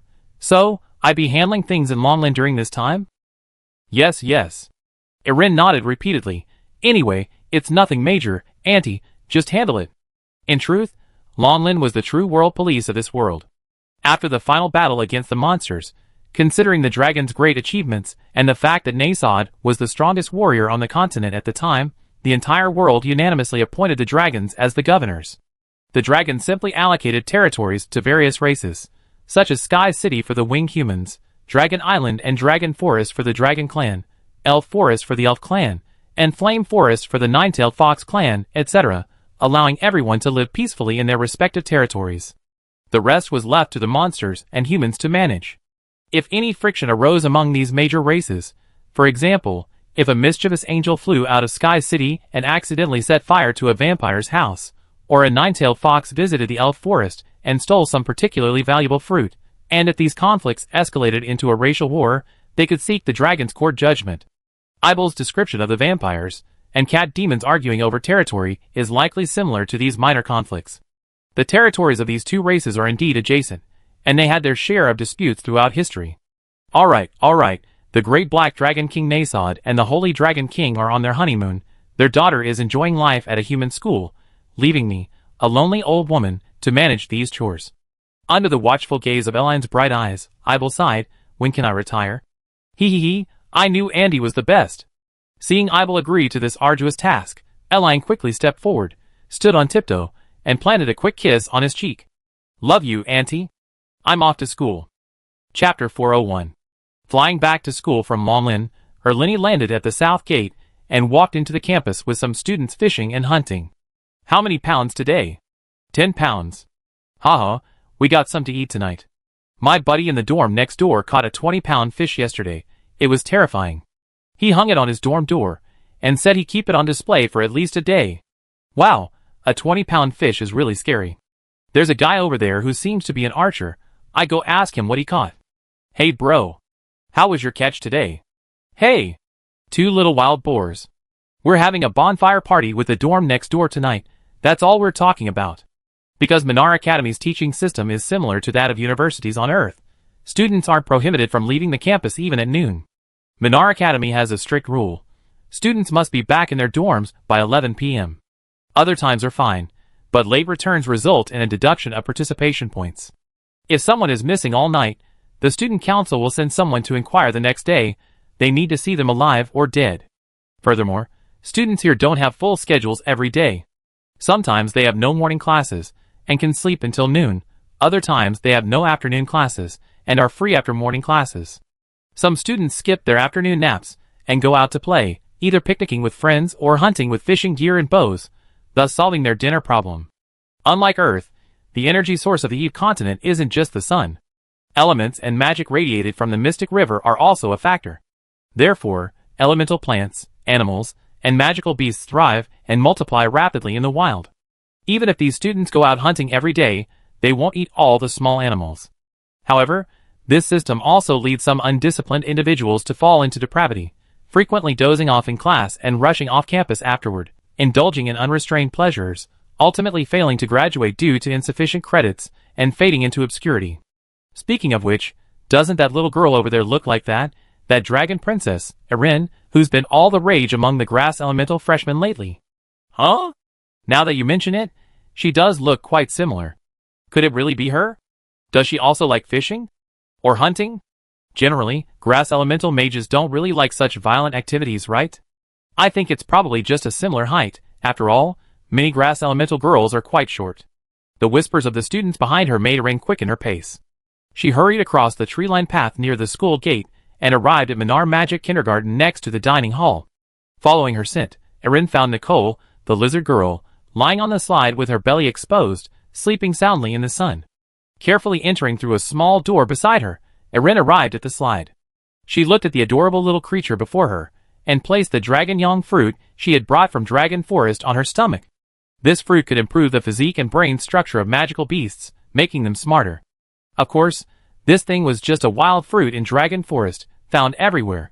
After placing the gold coins, Erin casually picked 2. Mommy.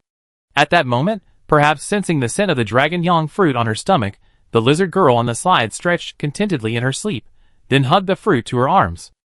I want to be stronger than Mommy, and then protect more people. As Erin turned around, the little lizard girl was still murmuring in her sleep, to be a benevolent king. You should focus on learning magic now, Erin whispered, covering her mouth, before leaving the kindergarten and entering the adjacent student cafeteria. At this time, the students should have just finished their afternoon nap, waking up from their cots to wash their faces and brush their teeth before heading into the school building for class. Erin planned to go to the cafeteria to get afternoon tea for Sophia and Wendy. Usually, they would prepare breakfast for her while she slept. Since Erin had the time, she definitely wanted to repay her good friends. Sister, I want one of this, and one of this. Because the menus in the dessert section on the second floor of the cafeteria were hung a bit high, Erin had to have the wind elemental lift her up, standing on tiptoe, all to go. Wow! You're so cute. The saleswoman in charge of the dessert section was a woman in her 30s. Seeing Erin jumping around on tiptoe, the woman felt her heart melt instantly. She walked towards the desserts Erin had mentioned. Do you want all of these? Yes. 28 crystal points in total. Erin handed over her student ID card, which was swiped on the card machine. Thank you, sister. Goodbye, sister. Hey you slowed down. Okay, that's about right. Holding the desserts, Erin quickly ran towards her dormitory. Coincidentally, on her way back, she saw Tina just coming out of the Rock Elemental dormitory. Sister Tina. Waving, Erin skipped over and handed her a bun that looked like a pineapple bun. I found Sister Vivian. Really? Tina's pupils contracted at the news. She instinctively took the bun. Where did you find her? How is she? Is she still alive? No way. Found her already? Little Erin just told me at noon that she was going to help look for the young lady, and only a little over an hour has passed. She's alive. Amidst Tina's expression of surprise and worry, Erin asked the question that concerned her most. Sister Vivian was kidnapped by the people of Black Paradise and ran into a monster forest, where she lived there for a year. Lived in the monster forest for a year? Tina was dumbfounded. How did she survive? In a cave deep within the monster forest. Erin told the truth. Sister Vivian was being chased by monsters in the forest. Because she was so scared, she jumped into the underground river in the cave and kept swimming downstream and downstream until she found a very secluded cave more than 400 meters underground. The monsters stopped looking for her. My God. Erin's description made Tina cover her mouth. She lived in a cave more than 400 meters deep for a year? All alone? As the maid who had grown up with Vivian since childhood, Tina knew her young lady's personality best. From childhood to adulthood, she was like a mischievous little sun, the joy of her parents at home, and a lovable little bird outside. Although, well, this joyful one was sometimes indeed too mischievous. Vivian is a water elemental mage. If she exerted her full strength, she could indeed dive to depths of several hundred meters in a river, but living alone in an underground cave several hundred meters deep for a whole year is simply too far-fetched. Yes, anyway, I brought Sister Vivian back to the plant family, and she's alright now. Eline smiled brightly in the sunlight. Her grandfather gave me a lot of gold coins as a reward, so Sister Tina doesn't need to thank me. That's all for now. Sister Sophia should be awake by now. I'm going back to my dorm. Chapter 402. The news that Vivian was still alive left Tina stunned at the dormitory entrance. Spring sunshine at Minar Academy was warm, casting a golden glow on the path leading to the academy, instantly uplifting the mood. Especially, when this gentle light was paired with Erin's adorable smiling face, it seemed to Tina as if all the beauty in the world had converged. Was she an angel? Erin's smile left Tina mesmerized. Although she usually enjoyed making the dragon princess happy, Tina rarely stared at someone's face like this, given her status as an ordinary maid. At this moment, under the sunlight, Tina had only one thought in her mind. That was to unconditionally offer everything she had to the little princess before her. Thank you. Seeing that Eline had told Vivian about the situation as if nothing had happened and was about to leave, Tina instinctively took a step forward and hugged the little girl. Thank you. Although Tina wasn't a member of the plant family, because she had been taken in by the family patriarch, she hadn't faced any discrimination within the family, and had grown up alongside Vivian, the family's eldest daughter. Her bond with Vivian was no less than that of her parents and grandparents in the family. During the year Vivian was missing, Tina, like many others in the family, was restless and filled with grief and anger. At that time, almost everyone was mentally prepared for Vivian to be dead. The reason the plant family later put pressure on Harlan Academy and the Aspera royal family was simply to confirm whether that last glimmer of hope had been extinguished. A living, breathing person disappearing for a whole year without a trace is most likely murdered. Tina had considered that, given Vivian's status as a water elemental mage, if she were still alive after a year's disappearance, the only possibility was that she was hiding in a place protected by water, such as some isolated island. However, the probability of that was extremely low.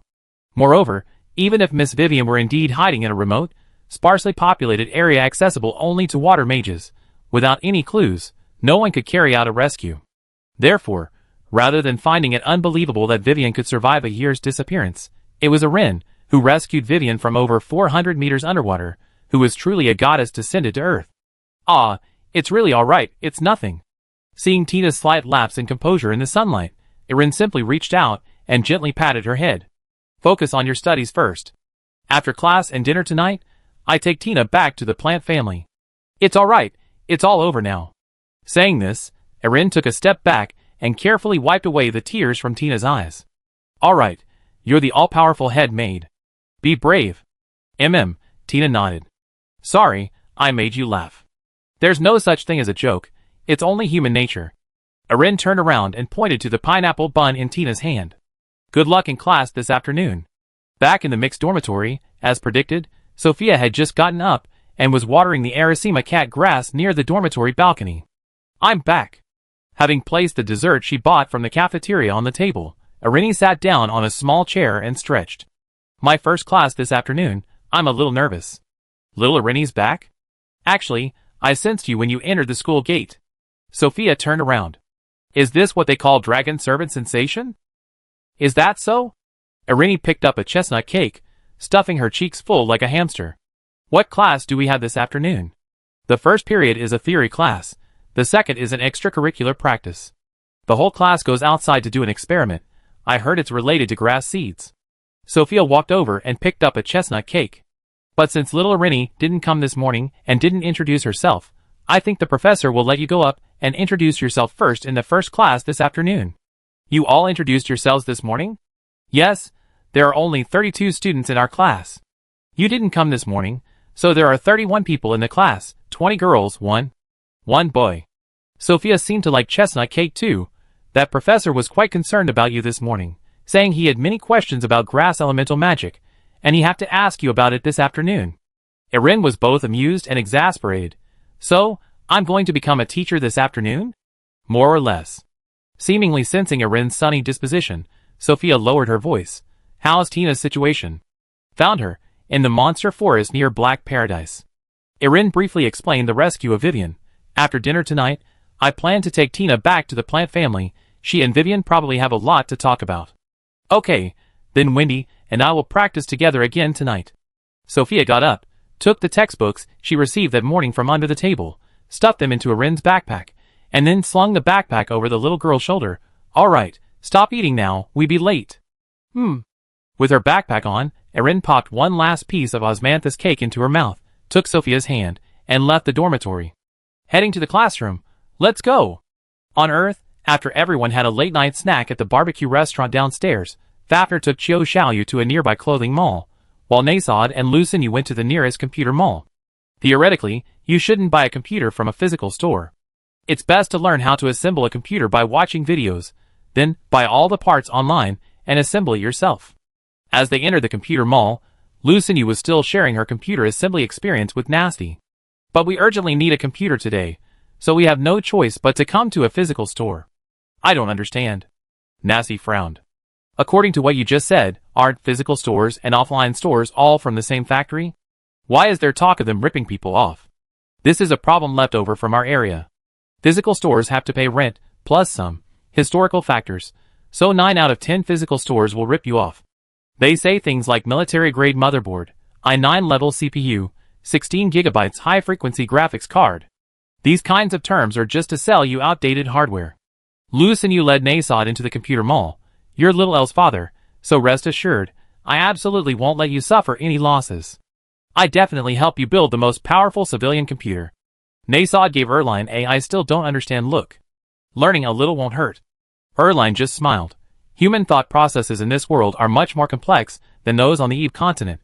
If you don't learn beforehand, Dad, you be at a disadvantage when playing games that require teamwork, okay? Chapter 403. The classrooms at Minar Magic Academy are the kind of large, tiered rooms often seen in transmigration anime. At the entrance is a huge blackboard, then in front of the blackboard is the teacher's podium, and further ahead is a staircase leading upwards. There's no concept of desk mates here, it's basically self-selected seating. Those who prefer the front row can arrive early and choose a front seat, while those who prefer the back row walk through the aisle in the middle. Little Eline will probably come to class this afternoon, right? Probably. Didn't you see how excited the professor is? He seems even more excited than us. Of course. Magical research still has no end in sight. A professor of magic must be plagued by countless problems. Now that they finally have an all-knowing encyclopedia, how could they not be excited? If I were the professor, I'd be even more anxious than you all. Is this Eline really as amazing as you all say? Why are there so many rumors about her at school lately? It's gone too far. I don't believe there's such an all-knowing princess. If she really knew everything, why would she even be here? Is it possible that she's just here to play? Walking along the tree-lined path with Sophia to the grass element teaching building, Elaine could hear various discussions about her coming from inside the corridor before even entering the classroom. But then again, this campus surrounded by the faint scent of plants, filled with the chirping of birds, and with a warm spring breeze blowing from afar. I really miss it. Compared to the chatter in the classroom, Elaine was more attracted to the environment inside the teaching building. This grass elemental teaching building was built in the center of a vast garden, with lush lawns and blooming flowers everywhere. The tree-lined paths at the entrance were also planted with fruit trees, making it look like a cabin hidden in a forest. Walking along these paths in the grass elemental school uniform of Minar Academy, feeling the tap-tap-tap of her leather shoes on the marble floor, breathing in the fresh air, was a unique experience for Erin. It was as if she had returned to her student days, experiencing the confusion and anticipation of adolescence. Except, she was no longer that naive boy, but experiencing all of this with the heart of a young girl. They're here. Sophia and Erin, they're both so cute. Almost the instant Erin and Sophia entered the classroom, more than a dozen pairs of eyes turned to them. I found the grass elemental girl's uniform really suits them. The leaf green one looks especially good on petite girls. She's even cuter than in the video. My god. She's not even wearing makeup. How does her skin look so good? Who do we have here? This is the Dragon Princess who's been making headlines lately. Who came up with that nickname? She's not a dragon.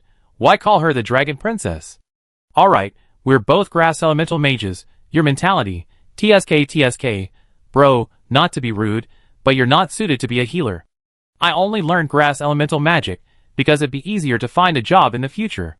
When I go back to my clan, they just arrange a job for me, you wouldn't understand. Ignoring the noise in the classroom, Erin first nodded and smiled slightly at the professor on the podium as a greeting, then turned and, hand in hand with Sophia, went to the third row and sat down next to the two girls. Oh my god. So cute. I want to pinch her cheeks. Seeing Erin's adorable, slightly chubby face, the two girls instantly lost their composure. Little Erin. One of the girls quietly moved closer to Erin, her voice somewhat like Shirai Kuriko's. Can we get to know each other? I'm from room 2 doors down, room 216, my name is Ruby. Me too. My name is Erin. Both girls had long, light blonde hair, and seemed somewhat like they were from Aspera's area. Hello. Elaine waved to the two girls in a friendly manner, hanging her small school bag on the hook under the drawer. I'm Elaine Piarista, from the Lehman Empire, and this is my good friend, Sophia Carroll. We already met this morning. Sophia smiled. Ruby is super enthusiastic. She taught me a lot of extracurricular knowledge. Elaine asked, puzzled. Extracurricular knowledge? Ahem, it's all knowledge that little Elaine doesn't need to know. Ruby quickly explained, I have all of little Elaine's videos saved. You're so much cuter than the one in the camping crystal. Elaine was a little embarrassed. Saving videos is so weird. Humph. At this moment, a boy's voice came from behind. This is the Dragon Princess you've been talking about. I always wanted to ask about her hair. Hey. Ruby turned around, annoyed. Bruce, aren't you ashamed at all saying such impolite things in front of your classmates? What's there to be ashamed of? The boy called Bruce sneered. You guys form cliques, talking about this Elaine all day long. What's wrong with me complaining a little? You? Ruby wanted to say something, but Elaine stopped her. I brought some desserts. She took a box of pastries she bought at the cafeteria from her bag and handed it to Ruby. Ruby, would you like to try some? Elaine was used to people like Bruce. Because there will always be a group of people in the world who inexplicably develop strange hatred or hostility towards others. Just like when Elaine was delivering food on Earth, those customers who deliberately gave bad reviews or verbally abused the delivery drivers, and the various pressure monsters and trolls that online novel author Lucineu encountered, there's no need to think about the logic behind them. Compared to Earth, which has become a pressure cooker, the situation on the Eve continent is relatively mild. Wow! We can eat delicious food right away. At Erin's prompting, Ruby instantly ignored the gossip of the boy behind her and took out a rabbit-shaped chestnut cake from the box. I know this. Honey chestnut cake. It ranked 5th in last year's poll of the most popular snacks by the senior students. Erin was a little surprised. There was such a ranking. Ding-ling. At this moment, a melodious bell rang, signaling the start of class. Ruby quickly stuffed the remaining chestnut cake into her mouth. Ahem, Those who haven't chosen their seats yet, please come in and sit down. The old professor on the podium coughed, glancing nervously at Erin's seat. It seems Erin has arrived too. Then, please come to the podium and give a brief self-introduction, that you didn't do this morning. Chapter 404. My name is Eline Piarista, from the Lehman Empire. Under the gaze of all 30 students in the class and the old professor on the platform, Eline walked to the blackboard, took the teacher's pen from the professor, and wrote Eline Piarista in the center of the blackboard in cute handwriting. I am the youngest daughter of the Piarista family's firehouse, almost 12 years old this year, and my hobby is eating delicious food. Turning around, she placed her hands in front of her, bowed slightly to the students in front of her, and said in a neither humble nor arrogant tone, I am very sorry that I couldn't come to class this morning because I have a rather special illness that requires me to sleep until very late every day. So you just skipped class? A somewhat abrupt voice interrupted Eline's speech. If you sleep until the afternoon every day, what can you learn at Minar Academy? Bruce. Before Arin could answer, the old professor beside her spoke up. Don't you know that interrupting a student's self-introduction is extremely rude? I'm just expressing my opinion. The boy called Bruce stood up. There are only 31 new students in the grass element class at Minar Academy this year. 30 of us came to class this morning, except for her, and the teacher didn't even count it as an absence. Why? Are you stupid, or did you not watch the new deathmatch competition a few days ago? Ruby, sitting next to Sophia, turned around. She was the winner of this year's deathmatch mode. She doesn't need to come to class. Huh? Bruce was dumbfounded. She's the winner of the deathmatch mode? Otherwise, why do you think everyone's so happy to have little Elle in class? Ruby sneered. Bruce, I know you're arrogant and aloof. You look down on what everyone else is interested in, but you can't use ignorance as a license for arrogance. You should sit down. The boy next to Bruce couldn't hold back any longer. Don't be the center of attention. I've been staring at you all day, like a clown. Bruce tried to explain, but Bruce, come up here. The professor on the podium waved his hand. Come up, stand here. Bruce hesitated for a moment, then reluctantly walked up. Bruce Rugel, right?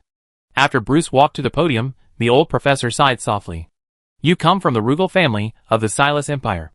I know the Silas Empire. It's a nation that reveres force. Bruce's expression was complicated. Yes. I've been paying attention to you throughout the 2 classes this morning.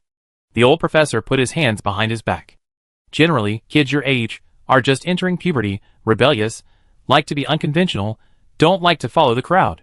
You might not pay attention to things that are popular and everyone is focused on, or, in your words, you disdain to pay attention.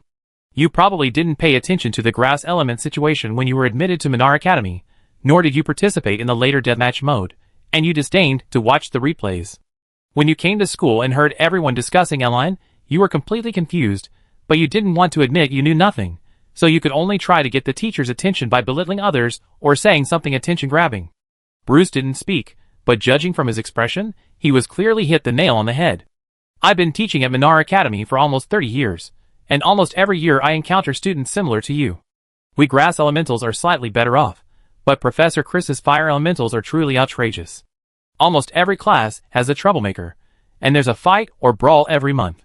The old professor walked up to Bruce.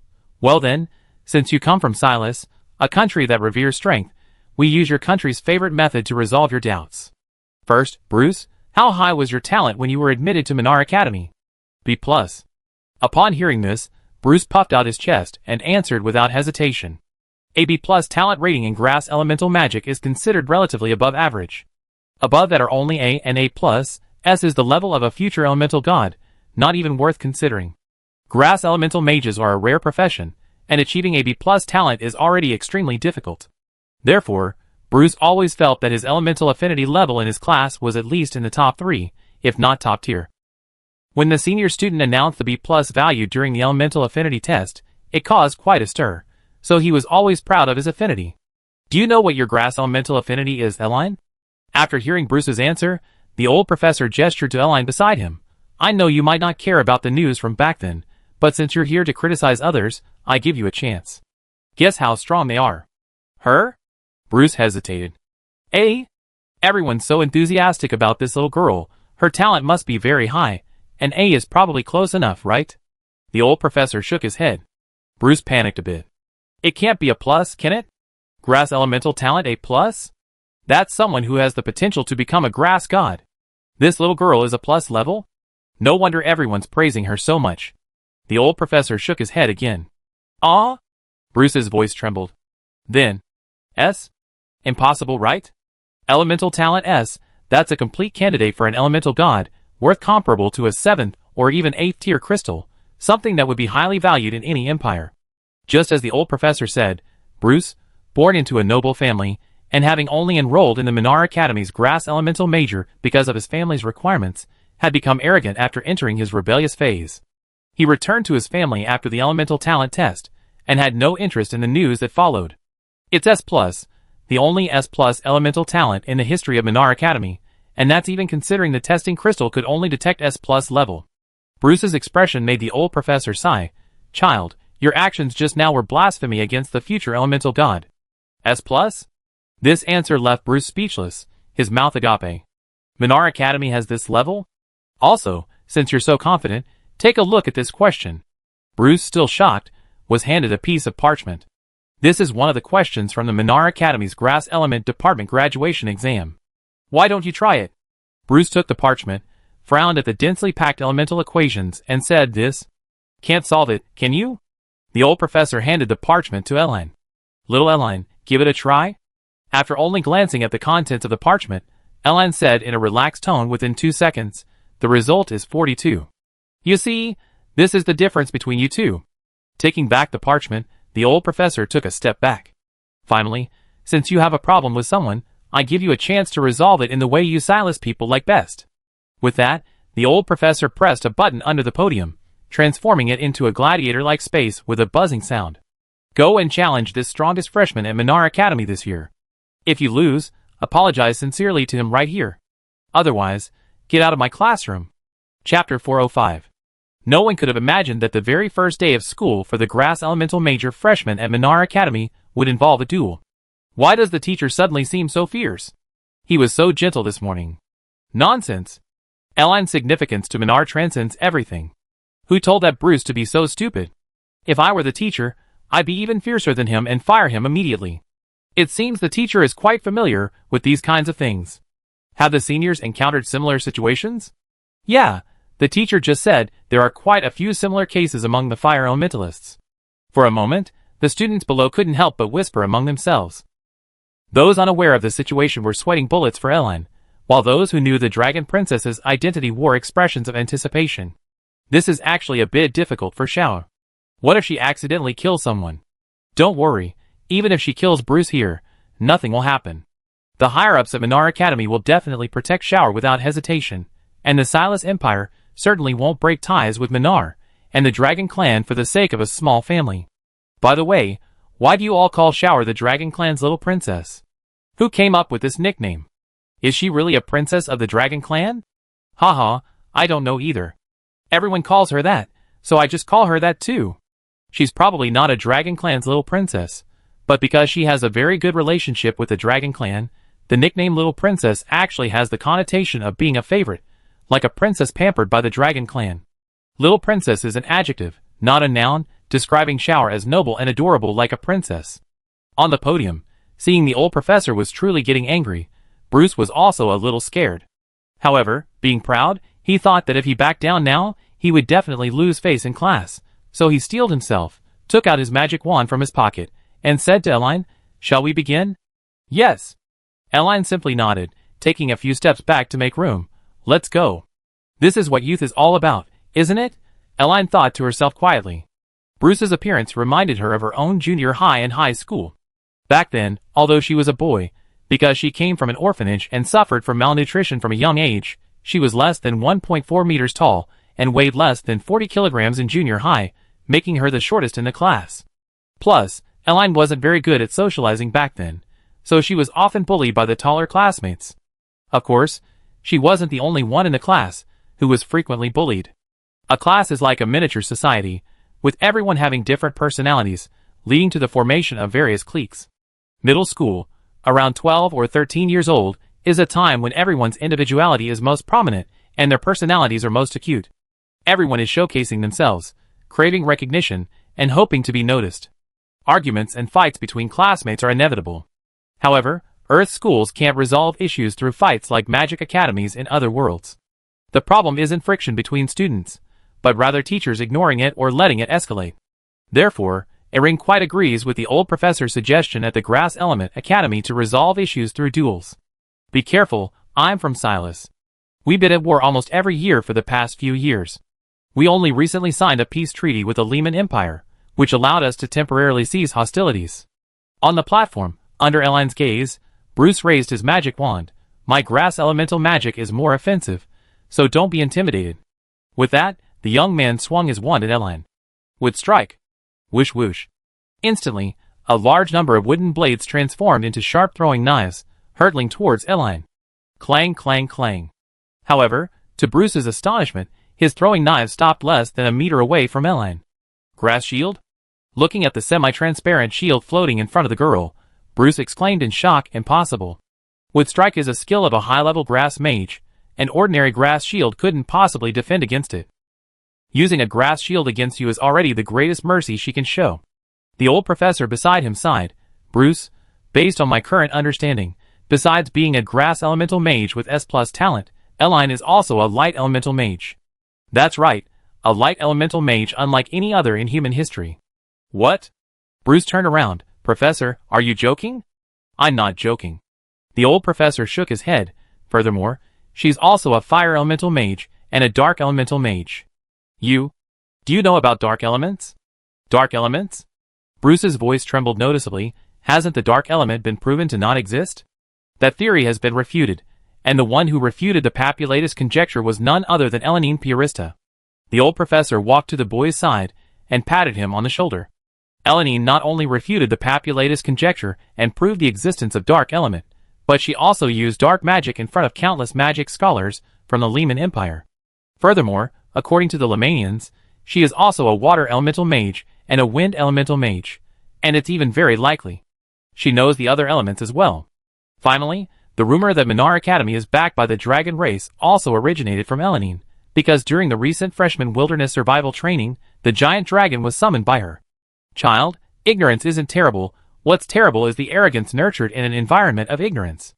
It's like a termite at the roots of a tree, slowly gnawing at you. For ignorant students, I can impart knowledge, but for arrogant students, I'm powerless. The old professor shook his head. In terms of talent, you're insignificant compared to others. In terms of scholarship, you have no research to speak of. In terms of combat, your prized skills can't break through her casual defense. So, do you have any more questions, Mr. Bruce? The reason he used Bruce as an example in front of the new students was mainly because the old professor hoped that similar incidents wouldn't happen again. Erlen was the apple of Minar Academy's eye. If he displeased this dragon princess, he'd lose 100 heads. Moreover, he didn't want any discordant notes, like Bruce in his class in the future. Thump. After hearing the old professor's words, Bruce trembled and knelt down. All right, since you claim to be from the Silas Empire, and the outcome is now decided, go up and apologize like a man. The old professor picked up his textbook again. Don't let your country and your family down. Chapter 406. This minor pre-class friction was quickly resolved by the old professor in a clever way. However, for Elaine, this didn't even qualify as a friction. She couldn't even be bothered to remember Bruce's appearance or name. Alright, since Bruce has apologized, let's end this absurd farce. Seeing Bruce pale and trembling as he apologized to Elaine, the old professor, realizing the student was genuinely frightened, didn't press him further. He waited for him to leave. Remember, this world is vast. In your life, no matter what you encounter, never show arrogance. Yes, yes. Bruce shrank back and ran off. Elaine. After Bruce returned to his seat, the old professor turned around. Please continue. Yes, yes. Elaine nodded, facing the students in front of her. As the teacher said, I obtained a special student card for the Minar Academy's deathmatch mode, so I have certain exemptions from classes. Also, everyone doesn't need to worry about my grades. Before coming to school, my parents helped me with my studies, so barring any unforeseen circumstances, I have no problem with the theoretical knowledge, including all the courses at Minar Academy. No problem with the theoretical knowledge? Including all the courses at Minar Academy for the entire semester? Elaine's words stunned the students who didn't know her very well. The teacher had just said that she was not only a grass elemental mage, but also a fire, wind, water, light, dark, and even all-elemental mage, overturning Papulatus's conjecture, and a super scholar who had proven the existence of the dark element. Building on this Elaine also has considerable knowledge of grass elements and can guarantee completing her coursework even if she skips class every morning. Just what kind of super genius is she? Do students like this really exist in the world? Everyone, Don't worry about Elaine's health. Her condition is simply due to overworking herself with her studies, causing some benign brain lesions. She needs more rest than the rest of us. Seeing the student's commotion, the old professor explained, just consider it the helplessness of a genius student. Got it, her brain was overused before, now she needs rest every day. Is this the trouble of geniuses? Looks like I'm still lucky. If I had to sleep until noon every day, I feel like I lose a lot of time compared to others over the course of a year. It's not worth it. Now that you mention it, I feel better, haha. After hearing the old professor's explanation, many students showed expressions of I see. Erlen's combat experience and theoretical knowledge far surpass those of yours, which is why I was slightly flustered just now. In a sense, it wasn't that Minar Academy chose Erlen, but that Erlen chose Minar. The old professor hesitated for a moment, then added, to put it simply, it's an honor for Minar Academy that Erlen has come here. You flatter me, Professor.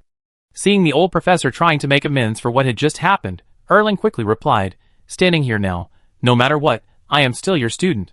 My mother once told me that a true magical scholar must always maintain the heart of an apprentice. I was too kind, the old professor nodded, looking at the students at the front of the class. Well, that concludes Elaine's introduction. Does anyone have any questions? A girl raised her hand. Professor, I have a question. The old professor gestured for her to stand up. Now everyone in our academy likes to call Elaine the Dragon Princess. I'd like to know where this nickname comes from. Is Elaine really a princess of the Dragon Clan? The girl's question immediately silenced the entire classroom. Clearly, almost everyone in the class was curious about this, and even more curious about Elaine's identity. Regarding this nickname, I can roughly guess it was passed down by some elders of the Lehman Empire. Facing the curious gazes of the 30 students before her, Elaine simply smiled, slowly stepped forward, and slightly raised her voice. I'm actually the adopted daughter of the Piarista family. I was raised by dragons. When I was 12, the dragons found the Piarista family and handed me over to them. That's why I came to Minar Academy. Because I lived with dragons all my childhood, my mother wanted me to have more contact with humans. Strictly speaking, Elaine wasn't lying. Being raised by dragons doesn't mean I'm not a dragon. You didn't directly ask me if I was a dragon, so you don't need to answer directly. Furthermore, dragon transformation magic mimics the dragon's own lifespan. In other words, even though Erin has lived for nearly 100 years, she is still a complete little girl in the dragon race. However, because the youngest age she can transform into is around 12 years old, Erin's human form is indeed only 12 or 13 years old. Wow! That makes sense. So that's the connection? As soon as Erin finished speaking, the classroom erupted in excited chatter from the students. So, Erin was abandoned by her parents when she was very young, then found by a dragon, and raised by them for many years before returning to human society? Then her title of Dragon Princess is truly well-deserved. How lucky must she be to be found by a dragon? I'm so envious, learning magic from dragons from such a young age. The last sentence is a separate, unrelated comment, when the dragon came to. At our academy, I've been listening to that black dragon recount their history, like an epic tale. No wonder little Elle knows so much magic, and has such a good relationship with the dragons. They've known each other since childhood. So, Elian came to Minar Academy just to make friends? Just as Elian had anticipated, her few selective truths not only answered the crucial question, but also prompted the students in the classroom to fill in the blanks for the rest. She believed that after today's classes, the story of Elian being a little princess picked up by the dragons would spread throughout Minar Academy, and she wouldn't need to explain her relationship with the dragons every day. In the classroom, only Sophia couldn't help but laugh after hearing Elian's words. What's wrong? Ruby and Eileen, who were standing nearby, curiously leaned over. Is Elaine lying? Yes, little Sophia, you and Elaine are best friends. We're already best buddies, you can't hide anything from us. I'm not lying. Sophia suppressed a laugh and said seriously to the two of them, little Elaine did indeed live with the dragon race from a young age, and then around the age of 12, she was adopted by the Piarista family. The Dragon Princess. Chapter 407. After briefly introducing himself and answering some questions from the students, the old professor on the podium, seeing that time was almost up, asked Elaine to return to her seat, activated the mechanism on the podium, and took out his textbook to prepare for the afternoon's lesson. The old professor's name was Austin, an Atlantean. He was only a junior grass elemental mage, but because his Austin Conjecture and Windgrass hybrid model had won the Golden Duck Award for 2 years, demonstrating his extensive theoretical knowledge of grass elements, Minar Academy retained him as a grass elemental instructor. He held this position for 30 years. The Golden Duck Award on the Eve continent is similar to the Nobel Prize in the human world. It is highly prestigious. Let's continue with the theoretical knowledge from this morning. Please turn to page 3 of your textbooks. The explanation following this sentence about the convergence and flow of grass element in a mage's body is important. Please circle it. With that, Professor Austin took his teacher's pen and walked to the blackboard, quickly writing down some key points in Esperanto. We know that grass element is the most special of all elemental magic. It includes life magic, control magic, speed magic, status magic, and attack magic. Of course, we also know now that grass element magic isn't the only healing magic. Light element magic can also heal the injured, and it's faster and more effective than grass element magic. However, this isn't included in the textbook yet, since currently only Elenine Piarista and Sophia Carroll can use light element magic. Just know this much, it's unlikely to be on the exam. Besides light and dark elemental magic, grass element can react with all elemental magic. This is a key focus of our future studies, elemental theory and advanced elemental theory, both of which require elemental reactions. The diagram in the middle of page 4 of your textbook is the most basic example of a reaction. Take a look at it during breaks, it will definitely be on the exam. It was clear that Professor Austin was slightly nervous during the lecture, perhaps because Eline was present. His hand trembled as he wrote on the blackboard, and large beads of sweat occasionally appeared on his forehead. In contrast, Eline, sitting in the center of the classroom with Sophia, sat upright like a well-behaved child, her legs naturally and elegantly turned inward, listening to the professor while taking notes in her textbook. Although Eline had already learned all the knowledge in the textbook, and even knew that many parts were incorrect, she was still completely absorbed in the lecture. This wasn't that Eline was enjoying the learning process itself, but rather the feeling of returning to school. There was a time when she too had felt this way, sitting obediently in the classroom, dreaming of studying hard to change her destiny.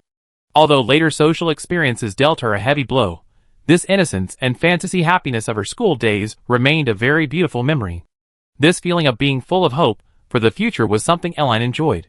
Therefore, she didn't care whether the professor on the podium or the content in the textbook was correct, nor did she find the basic knowledge, which to her was no different from 1 + 1 = 2, boring. She listened attentively throughout. Little Ire. She looks so cute when she's focused. Meanwhile, Sophia noticed Erlini's attentive note-taking. She kept glancing at the Dragon Princess's profile, reminiscing about her time with Ire during Minar's new student wilderness survival training. Images of them sleeping together like kittens in the Atlant Empire kept flashing through her mind, making it impossible for her to concentrate. Her face is so white and tender, like cream pudding. I want to take a bite. No, what am I thinking? This is class. But little Ire is so cute.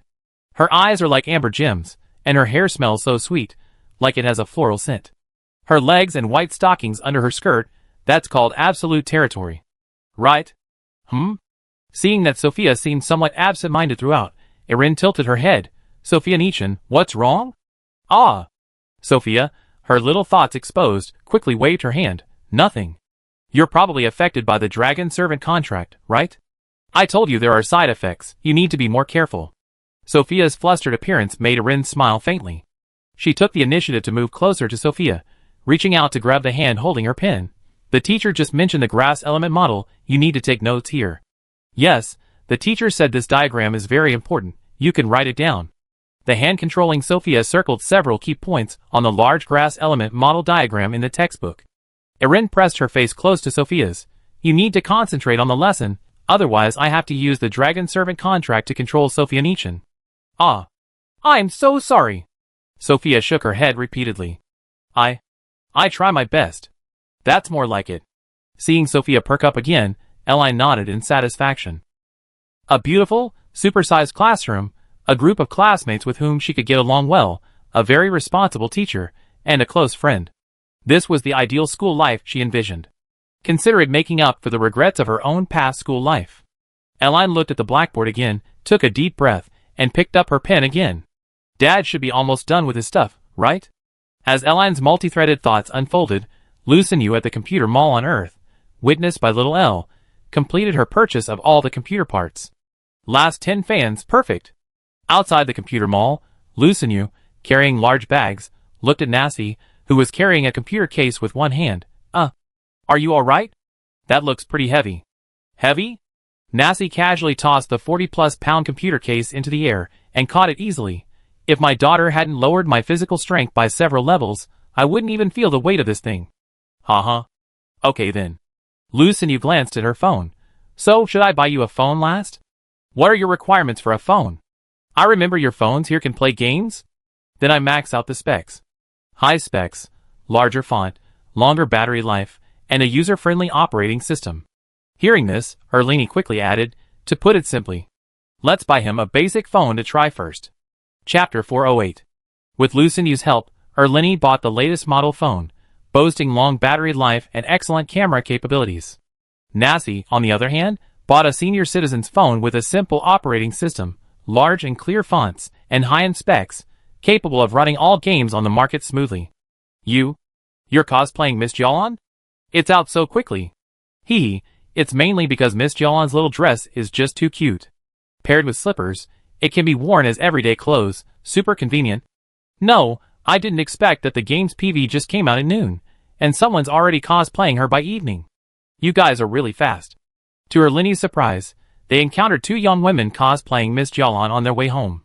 The two young women were wearing the outfit worn by Miss Jalan in the Aquarius era PV released at the Beijing Little Bee Comic Con, paired with slippers, buying fruit from a roadside food stall. My god, they're so fast. This scene also surprised Lucinda. Are factories this fast these days? The character art was released at noon, and they're already mass-producing cosplay outfits this afternoon? Maybe my outfit wasn't particularly difficult to design. Irini pointed to her little sundress. People who don't know probably wouldn't even think it's a cosplay outfit. Earthlings are so strange, they even distinguish between the two-dimensional world and reality, and call this kind of imitation of the two-dimensional world cosplay, TSK. Nasod crossed his arms.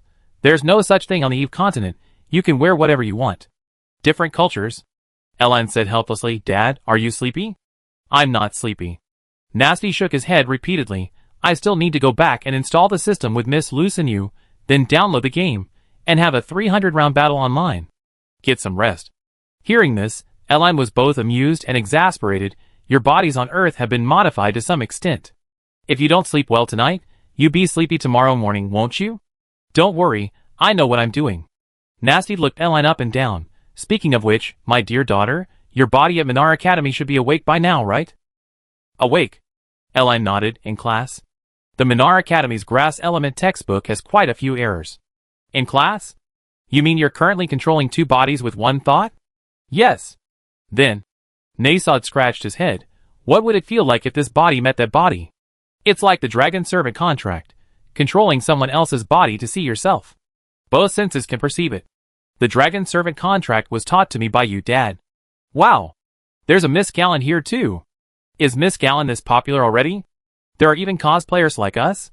Just then, the two young ladies wearing Miss Gallon dresses and slippers, who were out buying late-night snacks, noticed Erin and immediately ran over. Hello, little sister. Then, they noticed Erin's appearance and figure. Wow. You, little sister, you cosplay so well. You're practically Miss Gallon herself. So cute. Can I take a picture with you? Hello. Seeing that she'd been noticed, Erin waved to the two women. Are you also cosplaying as Miss Gallon? Yes. The new character from Aquarius era. The game updates its story and gacha pool tomorrow, and we contacted each other immediately after seeing the PV at noon to have this dress made. One of the women lifted the hem of the dress and twirled around. I always love these kinds of casual dresses, like nightgowns. They're so convenient to wear at home or out in spring and summer. Yes, I love them too. The other woman took out her phone. Little sister, can I have your contact information? Erin was a little embarrassed. I just bought a phone, I haven't registered anything yet. Just bought a phone? The young woman clearly didn't believe this explanation, but didn't press further. Well, okay, what's your name, little sister? Little L. Little L? So cute. Is that your name in the community? It's kind of my name. Wow. There are surnames like Little? No, my surname is Gallon. Irini didn't know how to explain for a moment, so she just told the truth. Gallon L. Huh? Gallon L? The two young women exchanged puzzled glances. Surname Gallon? A compound surname, Gallon. Irini and the young woman's conversation made Lucinda cover her mouth and stifle a laugh. Knowing the truth, she couldn't say anything and could only stand there, her body trembling as she suppressed her laughter. There's a compound surname like Gallon? How amazing! The same surname as Miss Gallon. No wonder your cosplay is so perfect. Although somewhat puzzled as to why Lucinda kept smiling, the two young ladies didn't press the matter out of politeness. Instead, they raised their phones. Can we take a picture? Sure. Amidst the clicking of cameras, the three Miss Jolon quickly completed their group photo in the food street outside the computer mall. This was also the first photo taken by Erlini on her new phone on Earth. May I ask? After the photo shoot, Erlini tentatively asked, are there many people playing Aquarius Era right now? It seems. The game's popularity is ridiculously high. The PV was released at noon, the character art was revealed, and by evening people were already out in cosplay outfits. This was no longer a question of high popularity. If it wasn't a coincidence, calling Aquarius Era a national game wouldn't be an exaggeration at all. There are so many. Everyone in our company is playing it. It's practically become a way for everyone to relieve stress after get off work. One of the young women explained, if you're asking about Ms. Jolon's popularity. Well, it's definitely the highest so far. Apparently, on the biggest gaming community platform, Ms. Jolon's popularity has already reached 89 million, and this is only the first day. Tomorrow it definitely exceed 100 million. I estimate that after tomorrow, Ms. Jolon will be at every anime convention across the country. This outfit might even become the national costume. Wait, little sister, why do I feel like you look familiar? As she spoke, the young woman in front of Erin seemed to have noticed something under the nearby streetlights. She quickly opened her phone's home screen, accessed the videos folder, and found some recordings from today's Little Bee Anime convention. This is her, right? Pressing the play button on the recording, looking at the Little Bee Anime convention Ms. Jolon PV on the screen, and then at Erin in front of them, both young women instantly blushed with excitement. It's her! Chapter 409. Is it really her? My god. You're the teacher who cosplayed as Miss Jolon on stage that day? Upon realizing that Erin was the cosplayer at the Little Bee Comic Con in Beijing at noon, the two young women at the entrance of the food street outside the computer mall went into a state of super excitement. Even with makeup on, their faces turned red at a visible speed, and they moved closer to Erin in unison. Excuse me, what was the principle behind the train? So many of my friends want to know. Yeah, my colleagues at work even bet me that it was a 3D holographic projection, but I always feel that current holographic projection technology can't achieve such an effect. It must be magic. Please. Jia, there's no such magic trick. Can magic move a train? It could be that other parts are magic and the train is a projection. It's a combination of magic and holographic projection. Anyway, no matter what, that performance was so amazing, I almost regretted not going to the live show.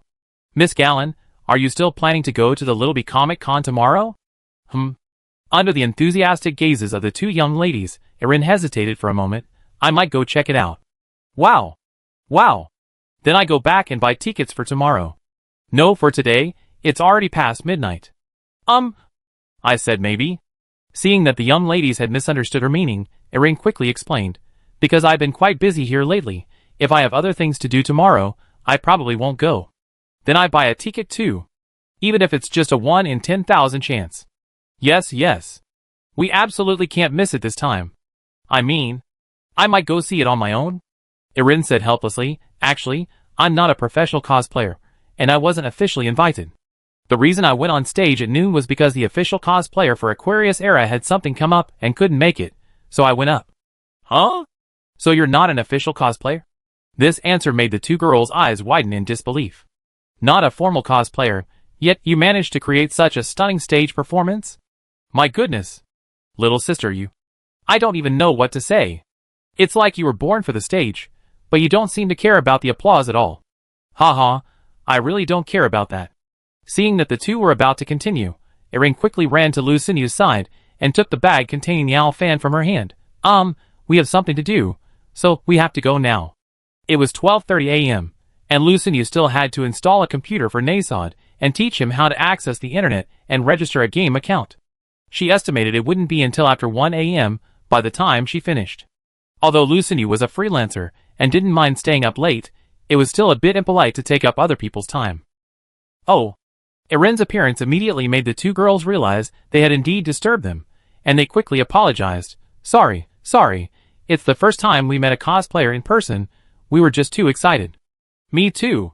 Your video was so popular today, I watched it over 10 times, I loved it. I'm so sorry. It's okay. Erin waved to the two of them.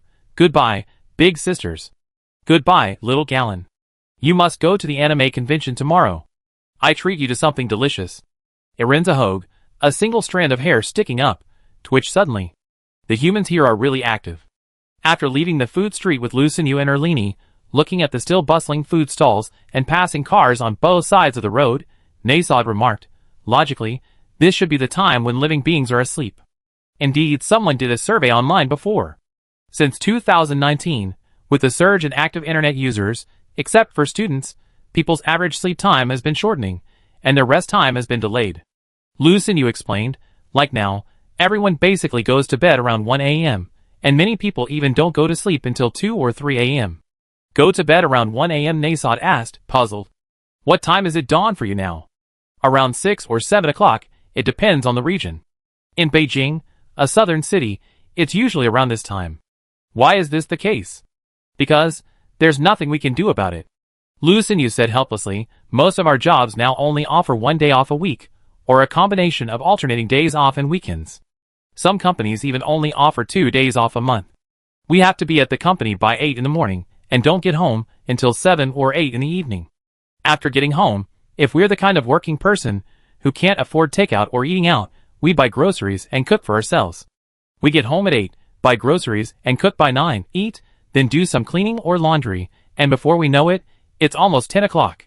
Lucinu counted on her fingers as she spoke. Everyone works hard during the day, suffering a lot. The pressure in their hearts can't be released, so they watch videos, play games, read novels or watch anime, or go out to the night market for late-night snacks. They're reluctant to sleep, and gradually, everyone's bedtime is pushed back. This isn't about the pressure of life, Nasod said, arms crossed. It's about not seeing hope. Hope. Yes. Nasod turned to the night market not far away, still bustling with people even at midnight. You here have no worries about survival, no fear of going hungry, no fear of being devoured by monsters in your dreams, but you have no hope. There's no hope in sight, like a bird in a cage, unable to see the sky. Nasod then turned to Eline. This should be your duty. Huh? Eline asked curiously. Me? The Eldar elves all say that you're now the river keeper, so Earth is naturally within your jurisdiction. Nasod said seriously, don't let my appearance fool you. I managed to keep the Alliance forces standing for hundreds of thousands of years. My dear daughter, you're still young, and I believe there's a lot of experience in this world that you can learn from. River keeper? Managing Earth? Nasod's words instantly made Lucinu, who was standing beside him, freeze. So little Elle was such a terrifying being. No wonder she seemed so relaxed when she came to Earth. No wonder she could use so many strange magics. However, although the environment here on Earth is oppressive, it's generally healthy. Seeing Eline lost in thought after his words, Nasod broke the silence. Anyway, let's go back first. Don't make them worry. Eline teased, Dad, are you worried about Mom? Children shouldn't ask questions they shouldn't ask. Chapter 410. Today was a sleepless night for the data research team in Shangjing City. In just 10 hours, the search volume for keywords such as Miss Joan, Aquarius Era, Little Bee Comic Con Train, and Shangjing Little Bee Comic Con increased by an average of over 50,000 times. Holding a hot coffee, Liang Kaiyu, the team leader, sat at his desk, his brow furrowed as he stared at the constantly scrolling data on the screen. The search increase for Miss Joan was the most terrifying, a staggering 129,000 times. The line stretching out of sight is endless. There are even search terms like I'm Miss Joan's dog, Miss Joan's bare feet HD pictures, and how can I get Miss Joan to step on me? Team leader, still looking. At this moment, a female team member walked in from outside carrying a bag full of food. Eat something first. She placed the steaming hot fast food on Liang Kaiyu's desk, then distributed the remaining noodles, barbecue, and other late-night snacks to the other members of the office. Don't bother working, eat something first. Okay. What did you buy? Old Wang's favorite stir-fried vermicelli, barbecued chicken wings, a few skewers of chives, and 2 bowls of fried rice. In an instant, the large office was filled with the aroma of food. The information Lu Gaofeng from the Beijing Aerospace Research Institute handed over is even more astonishing. It seems the entire institute has become a fan of Miss Joan. Liang Kaiyu opened his lunchbox while continuing to stare at the big screen. What do you think this Miss Joan? Just what is her background? Boss. A colleague, munching on a chicken wing, asked, Puzzled, didn't the higher-ups forbid us from investigating her identity? This isn't an investigation, it's discussion, or rather, a simple private discussion. Liang Kaiyu turned around. Aren't you curious about her identity? Such a young girl, yet she possesses godlike spatial power that terrifies the entire nation. It feels like a scene from an anime or game, a beautiful girl saving the world. The problem is, there's nothing to save in our world, the colleague mumbled, still munching on a chicken wing. At most, there might be some minor skirmishes in certain places. A world war is definitely out of the question, and given the current economic situation, the world will most likely enter a low-desire society in the future. That's what I find strange. I still can't figure out if that little girl is an Earthling who gained superpowers, or if she came from another world and then transformed herself to look like us Earthlings. Boss, keep your voice down. A colleague shook his head. If it's the former, that's terrifying. An ordinary Earthling gaining such superpowers. If she defected to an enemy country, then... So now we're betting she's the latter, and she can only be the latter. Liang Kaiyu said while eating, but this raises new questions. Is she an alien? Or did she come from a parallel universe? Or from another world? What's her purpose? For a moment, the large office fell into a terrifying silence because of these questions. Old Wang, what do you think? Liang Kaiyu gestured to the middle-aged man closest to him. It's all right, speak freely. We haven't investigated her background, just made reasonable guesses, right? Well, The middle-aged man called Old Wang thought seriously for a moment. When that child came to our office before, she probably used that strange spatial ability directly, right? I personally think she's definitely not the type of ordinary Earthling who gets superpowers, and then goes around showing off. Because, first of all, she looks only about 10 years old. If she were really an ordinary person, who only gained this ability, she couldn't possibly have acted so calmly when talking to us. Her way of speaking and tone were very innocent, but her heart was very mature. She's clearly not a child of 10 or so, unless this ability can make her young again. So I also think she belongs to the latter category, which is what Team Leader Liang was talking about, an alien, or a superhuman from a parallel universe. As for whether she's an alien or from a parallel world, I really can't say for sure. If she's an alien, why would she come to Earth? To help Liu Gaofeng get moon rocks? To come here to eat a few cream puffs? None of that makes sense. So I guess this child is just here to play. Let's assume she's an alien for now. Those 3 ID cards she asked us to help her with, whether they belong to her parents or not is hard to say, but it's certain the 3 of them know each other. If they had any ill intentions towards Earth or our country, there would be no need for any ID cards. Since she can summon a train through a spatial portal, summoning a meteorite to destroy our city would be a piece of cake for her. Therefore, we can rule out any malice this child harbors towards Earth. That's my opinion. Excellent. Liang Kaiyu clapped his hands. Actually, Lao Wang and I have similar opinions. I feel the government probably thinks the same way, which is why they asked us not to investigate her identity, and let her have fun. Speaking of which, I once saw a theory that if extraterrestrial civilizations exist, and these civilizations are highly advanced, then the vast majority of their citizens are likely playing online games. A colleague raised his hand. This theory perfectly explains the Fermi paradox. Playing online games? Liang Kaiyu asked curiously. What kind of theory? Actually, we already have signs of this on Earth.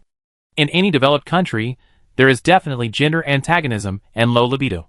Looking at the situation, and with the birth rate continuing to decline, the colleague pointed to the large screen. Then the entertainment industry rapidly rose, such as novels, comics, games. Especially games. Businessmen are profit-driven, they do anything if there's profit. Online games will likely eventually become like in science fiction movies, where everyone has a virtual pod, lies down inside, and plays all day. This also explains why the universe is so silent. Advanced civilizations ultimately end up in virtual worlds. Even if others receive Earth signals, they're too lazy to reply. Perhaps. Our world is a virtual creation of some civilization, where we are all NPCs, and the real-world players are successful people who need to reach high levels here to earn money to support themselves in reality. While speaking, he clicked on a picture of Miss Jiaoan on stage at the Little Bee Comic Con on his computer. If that's the explanation, Miss Jiaoan might be the administrator of the game world. She came to Earth this time just to observe it, introduce some variables, and finally initiate macro control of the universe. Chapter 411. Minar Academy. The 50-minute class ended with a burst of melodious music. That concludes the first lesson of the day. Class dismissed. On the podium, Professor Austin briefly explained the last few points, then put away his pen, pointed to the densely packed formulas and diagrams on the blackboard, and said, "I won't erase these today. Students who don't understand can come back and review them after class or tonight. The next class is an outdoor lab session. It starts at 4 o'clock sharp. Because it's outdoors, you might not hear the bell. Please refer to the time on your student ID cards." I repeat myself. The second class is at 4 o'clock. Got it? Okay, go and rest. At Professor Austin's signal, the previously tense classroom immediately relaxed. Finally, class is over. That class was so hard, especially those equations. Even though Professor Austin explained them several times, I still didn't quite understand. Looks like I have to come back tonight to reinforce my memory. By the way, can we go to 218 to find little L if we have any questions tonight? Isn't that a bit inappropriate? I remember little L usually falls asleep around 8 p.m., and she might not even be in her dorm at 8 p.m. Let's try our best first, and only bother someone else if we really can't figure it out. MHM. Amidst the students' chatter, Eline took out the afternoon tea she had prepared from her bag and happily ate it with Sophia. This school schedule is really amazing, Eline thought to herself as she ate chestnut cake, looking out the window at the sun-drenched flower beds. Minar Academy enforces a very strict 2-day weekend system. Regardless of department, all students only have classes from Monday to Friday, a total of 4 periods per day, 2 in the morning and 2 in the afternoon. Each class is 50 minutes long, followed by a half-hour break. For example, afternoon classes start at 2:40 p.m. and continue until 3:30 p.m., followed by a half-hour break. The second class starts at 4 p.m. and ends at 4:50 p.m. However, whether it's the morning or afternoon session, the end of the 2 classes doesn't mean school is over. There's about an hour of free time. During this hour, you can play with friends you met in the classroom, engage in magical battles, continue discussing questions you didn't understand in class with your teacher, play games in the classroom, or eat snacks. Even if you truly feel you have nothing more to do, that you completed your studies for the day, that you have nothing you don't understand, and that you have nothing to talk about with your classmates or friends, going straight back to your dormitory or going out to play is perfectly fine. The main purpose of this hour between the end of get out of class and lunchtime is as a buffer, allowing students to arrange their own time. However, just like Minar's attendance system, this free time also tests a student's self-control. It can be said that anyone who graduates perfectly from Minar Academy, regardless of their exceptional magical abilities, at least demonstrates impeccable self-control. A mage who can resist various negative temptations and possesses adequate self-control is highly likely to have a brilliant future. Cough cough, Eline. Just as Eline and Sophia were happily enjoying afternoon tea, taking photos, and chatting with their newly acquainted friend, Aaron Ruby, Professor Austin approached somewhat hesitantly. "Professor, may I ask you a few questions? It might take a little while." No problem." Eline straightened her skirt, pulled up her slightly slipped white stockings to ensure the anti-slip band clung tightly to her thighs, and stood up. "Is it about the grass element model?" Yes. Seeing Eline's agreeable attitude, Austin was delighted and tentatively asked, "Is it about the seaweed model and the Alice-Eller conjecture?" "The problem is the numerical deviation." "The Ali-Sala conjecture is wrong, you say?"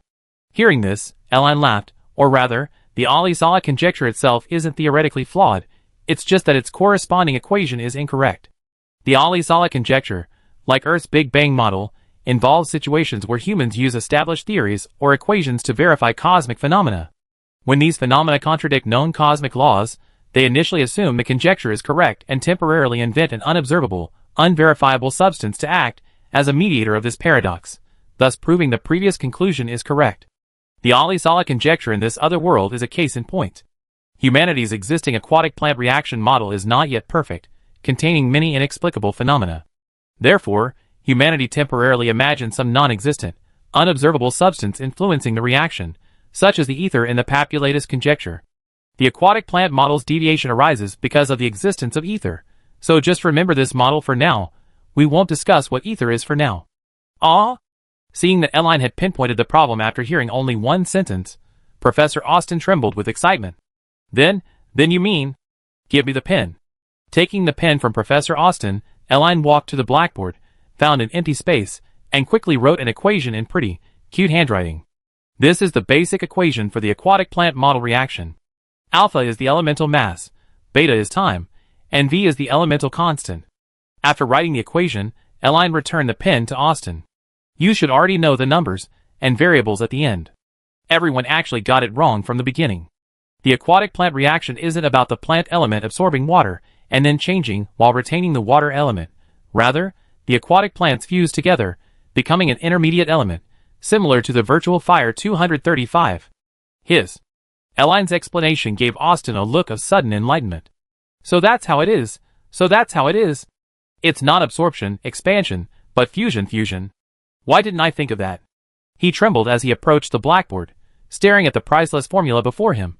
After fusion, there are new variables, so the assumed constant in the Alishal conjecture is no longer needed.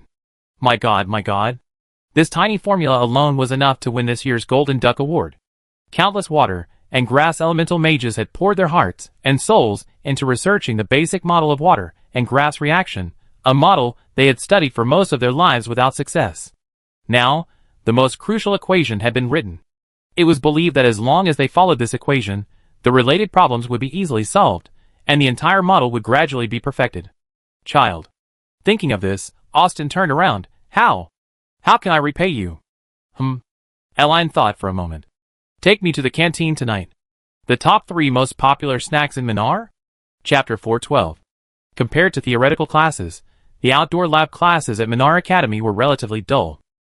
Simply put, Professor Austin led the entire class of 31 students outdoors, where they prepared seeds, such as vine seeds that could bind people, thorn seeds that could grow spikes, and seeds of elemental plants, and then learned the most basic plant catalysis and plant control techniques of grass magic, experiencing the various knowledge and models learned in theoretical classes. Of course, this was just Arin's impression. For the students in the class, whose average age was under 13, and who were going on their first trip to school far from home, it was still very novel.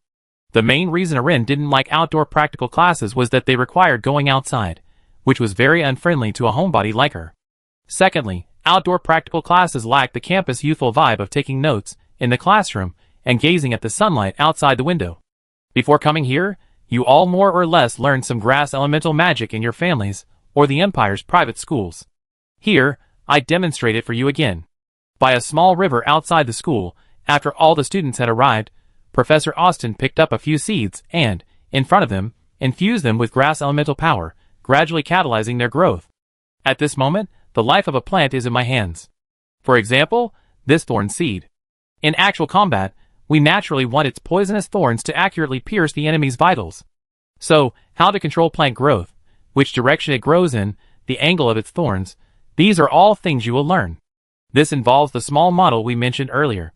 Your future might be joining the Empire's Adventurers Guild, becoming mercenaries with other adventurers, or returning to your families, becoming healers, or perhaps venturing alone into the forest to become bards. Regardless, I hope you understand your responsibilities as grass elemental mages. You could say we grass elemental mages are the backbone of the team. When the team encounters danger, we need to immediately use the surrounding plants to create a favorable environment for our companions, such as using shrub seeds to generate cover. When the team retreats or attacks, we also need to cooperate with the team to control the enemy. Finally, and most importantly, when someone in the team is injured, we must rush to their aid immediately. The old professor by the river was intently explaining mage knowledge, while Eline, Sophia, Eileen, and Ruby stood together eating snacks. This was the only thing Eline liked about the outdoor practical class. She could eat whatever she wanted. Although Minar Academy has a rule against eating during class, this rule, like the must be back in the dormitory by 11 p.m. rule, is flexible. Most teachers here aren't very strict about classroom discipline. As long as you're not making a racket, casting spells, shouting, or eating and drinking excessively, disturbing others, but are just quietly snacking on raisins or something in a corner, and you have a good relationship with the teacher, they most likely turn a blind eye. This reminded Arin of schools on Earth. In her memory, some teachers didn't even allow students to drink water, let alone eat, during class. Alright, that's enough theory for now. Now, please come and take some seeds. Try infusing them with grass element to catalyze their growth. Wow! Yay! I want to try. Don't poke my butt. While Professor Austin was resting, Arin approached Ruby. Ruby, before coming to Minar, did you attend kindergarten or primary school back home? On the Eve continent, most major empires implement a certain level of basic education or compulsory education. The imperial royal family arranges schools in various regions and villages for children to attend, teaching them to read, write, and some basic magic. Erin had confirmed this with Carrick and the others before. What Erin didn't know was the curriculum and specific teaching methods in these schools. Yes. Ruby turned around. What's wrong? Well, Erin thought for a moment. What time did you go to school every day when you were little? How many classes were there each day? Actually, Erin had asked Sophia this question before, but Atlantis, where Sophia lived, was a rather special, high-welfare, low-desire empire, not representative of the general population. So she decided to ask ordinary people like Ruby and Eileen. In the morning, it was probably around 8:30, I think. Ruby seemed a little unsure, grabbing Eileen's arm. What time did our school start? 8:40? Are you crazy? Eileen gave her a "you're such a goofball" look. The first class is at 8:40, and it ends at 10:30. The first class in the afternoon is at 2:30, similar to Minar Academy. Yes, that's the time, similar to Minar Academy. Ruby turned to Eileen. Why are you suddenly asking this? Well, Eileen thought for a moment. Did you have homework or exams back then? Homework? What's that? Eileen and Ruby exchanged a glance. We did have exams, though. We had exams at the end of each semester. It was the assessment of the semester's grades. If we did well, the school would give us candy. If you didn't do well, were you sad? Or what about your parents? Will Mom be unhappy? There's nothing to be sad about. After all, everyone is different. Boys are stronger, girls are more observant, and some girls have a high affinity for water elements, others for grass elements. Not doing well on a test just means we don't have that talent. We can just find another one. Do Mom and Dad think so too? Yeah, I remember in history class, my neighbor's kid did exceptionally well on a test. The school rewarded their family with a big bag of smoked meat, and they came over to celebrate with us. Eileen seemed very relaxed. Back then, my Esperanto grades were relatively good, but not enough to qualify for the reward. The two girls' words made Eileen suddenly realize the difference between the Eve continent and Earth. On the Eve continent, even if you do poorly on tests, have no magical talent, and lack physical strength, you won't face a situation where you can't survive. Because the Mystic River continuously showers this place with elemental and magical energy, in addition to the sun, the plants and animals here can also absorb energy from the elements in the atmosphere. Even in extremely extreme places, life exists, such as in the case of Vivian, the eldest daughter of the plant family. Therefore, most people in this world are optimistic about the future. After all, even if you know nothing, you can still go to the forest to find wild game, do what you like, and live freely. Clearly, the overall ecosystem of humanity on the Eve continent is currently healthy, while Earth seems slightly dangerous. I understand. Hearing this, Eileen seemed thoughtful. No wonder the original me retained memories from the Earth era. Chapter 413. At 1 a.m., the computer installation in Qiu Xiaoyu's room was nearing completion. With the help of Fafner and Nasod, Qiu Xiaoyu moved all her belongings from her master bedroom to the adjacent second bedroom, separated from Lu Xinyu by only one wall. According to them, since both were freelancers, they mostly lived with reverse day and night schedules, so living together was just right. As for the master bedroom, it was left to Nasod and Fafner as their wedding room. The already clean and tidy bedroom was decorated with red double happiness symbols. The television from the living room was moved in, and the double bed was newly bought, paired with a bright red, festive mattress and curtains, giving the impression that the two had just gotten married. Look, what a luxurious configuration. With a beep, the computer tower on the desk in the room lit up. Lu Xinyu took a few steps back, gazing at the computer screen before her, and exclaimed, I never dreamed I have a day like this, to be able to assemble the most powerful consumer computer currently available. RTX 1790 Storm graphics card, pure white gang case, 16th generation processor, 42-inch 16K high-definition 3-way monitor, Red Orca 3-mode keyboard and mouse, paired with these 20,000 yuan speakers. It's simply art. I don't even dare to look directly at this machine. I'm afraid I use it to play games, and get so engrossed that I forget everything else, and the readers will scold me. As Lu Xinyu finished speaking, the system installation interface appeared on the large screen. In a few minutes, I finished installing the system. Seeing this, Lu Xinyu quickly sat down in the computer chair and picked up the mouse and keyboard. Sister Xinyu, you're nothing like a girl when it comes to assembling computers, Eileen teased, watching the rapidly flashing data on the screen. But you're very charming. Like I said, I'm in the computer science department. although I didn't learn any professional knowledge during college, Lu Xinyu said while adjusting the parameters. I just spent my days browsing graphics card forums and toiletin forums, and then collecting junk from the school's group chat to assemble computers. Then, Eline tentatively asked, if you hadn't met me that night, what were your plans for the future, Sister Xinyu? If I hadn't met you? While waiting for the computer to automatically install the system after adjusting the parameters, Lu Xinyu thought for a moment. Actually, I haven't thought about that. My parents passed away early, and I don't have much background. I make a living by writing books. The policies have been okay lately, and my income is barely enough to get by. But what if the authorities crack down on this in the future? I might have to work in a factory. Then I have even less time to think about the future. Will the authorities crack down again? Ernie asked, puzzled. Isn't it said that the internet is a pressure cooker these days, and everyone needs to play games, watch short videos, or read novels after get off work to relieve their inner turmoil? The problem is they don't have to go to work. Lu Xinyu pointed to the ceiling. So anything is possible. I have to prepare for the worst. Don't you still have me? Qiu Xiaoyu, hearing this, instinctively said, at least I still have an apartment. If all else fails, you can move in and we can live together. Lu Xinyu smiled wryly. Xiaoyu, if it weren't for Shower, I probably wouldn't have known you were a girl. You find out sooner or later, given our relationship. Our relationship? Lu Xinyu asked curiously. What kind of relationship? Qiu Xiaoyu turned her face away. At least we're good friends. But even good friends have to pay for rent. I can't just stay here for free, can I? Stay for free. It's not impossible. No, I feel guilty. Ah, you're so awkward. Just like when we first met. Qiu Xiaoyu finally couldn't hold back anymore. So what if you feel guilty?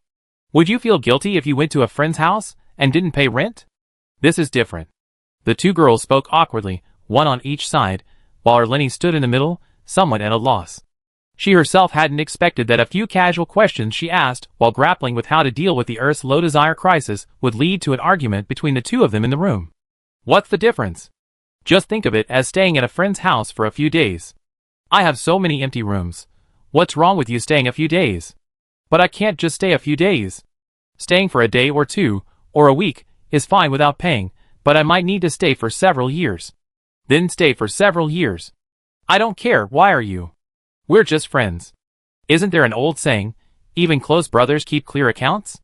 Even brothers have to keep track of money, let alone. Then let's be a couple. Under the watchful eyes of Eline, Nasod, and Fafnir, Qiu Xiaoyu seemed to have gone all out, her voice suddenly rising several decibels. You be my girlfriend. Is that alright? That way there won't be any rent issues. Qiu Xiaoyu's words fell into a deathly silence. Eline looked at the two of them somewhat bewildered, while Fafnir folded clothes on the large bed beside them. A look of these kids are so cute on her face. Nasod, on the other hand, stood under the window watching the whole thing. Xiaoyu. After nearly half a minute of silence, Lu Xinyu finally spoke, her voice trembling. What you just said. What you just said? It was a confession. Okay. Qiu Xiaoyu clenched her fists and walked up to Lu Xinyu. I wanted to tell you this online for a long time anyway. Since things have come to this point, let's just say it face to face. But we... Lu Xinyu looked at Qiu Xiaoyu, then at Erlini. We're both girls. Little Erlini is here. So what if we're both girls? Qiu Xiaoyu turned to Erlini. Right, little Erlini? Yes. Erlini quickly said, if you want, I can make another trip and help you get the marriage certificate. Wait, let me calm down. Lu Xinyu seemed to want to say something more, but the computer behind her had already finished installing the system and entered the desktop. The system's installed, and it's getting late. I go to my room and tidy up. With that, the girl ran out of the bedroom without looking back. Watching Lu Xinyu leave, Qiu Xiaoyu said with some dissatisfaction, she's still the same as when we first met, always running away. Just now, when you mentioned being a couple, Xiaoyu's physical changes showed. She was about 80% surprised and about 10% flustered, without any negative emotions like resistance or dislike. Erlini quickly added, that means Xiaoyu is most likely accepting of this confession, and quite happy. Qiu Xiaoyu asked, puzzled, how do you know she was surprised? I couldn't tell at all. Because I'm Miss Jialan from another world. Erlini remained non-committal. I checked with administrator privileges, there's no mistake. Chapter 414. The pressure cooker phenomenon between the Minar Academy on the Eve continent and the Earth world instilled a faint sense of unease in Erlini. Or perhaps, It was a feeling of loneliness akin to an emperor looking down upon all living beings. For some reason, Irene seemed to have a vague intuition that she herself had, in a similar situation years ago, erased most of her memories, retaining only the bitter memories of her Earth era. As the administrator of the Mystic River, Irene possessed complete authority over the Earth universe. She could modify the laws of physics and the universe, and of course, she could forcibly change humanity's current pressure cooker phenomenon into one where all humans become friendly, polite, and inherently good. However, Irene herself didn't know what kind of development human society would undergo if she intervened so forcefully in the world. And it was precisely this overlooking perspective that made Irene's mindset completely different from that of ordinary people when facing the Earth pressure cooker problem. Currently using the body of little L, Irene already had this feeling even before fully understanding how to exercise her administrator powers and manage the Mystic River and the world. She couldn't imagine what her past self, who had lived in the Mystic River for tens or even hundreds of millions of years and managed so many worlds, must have felt when looking at Earth. Dad, get some rest.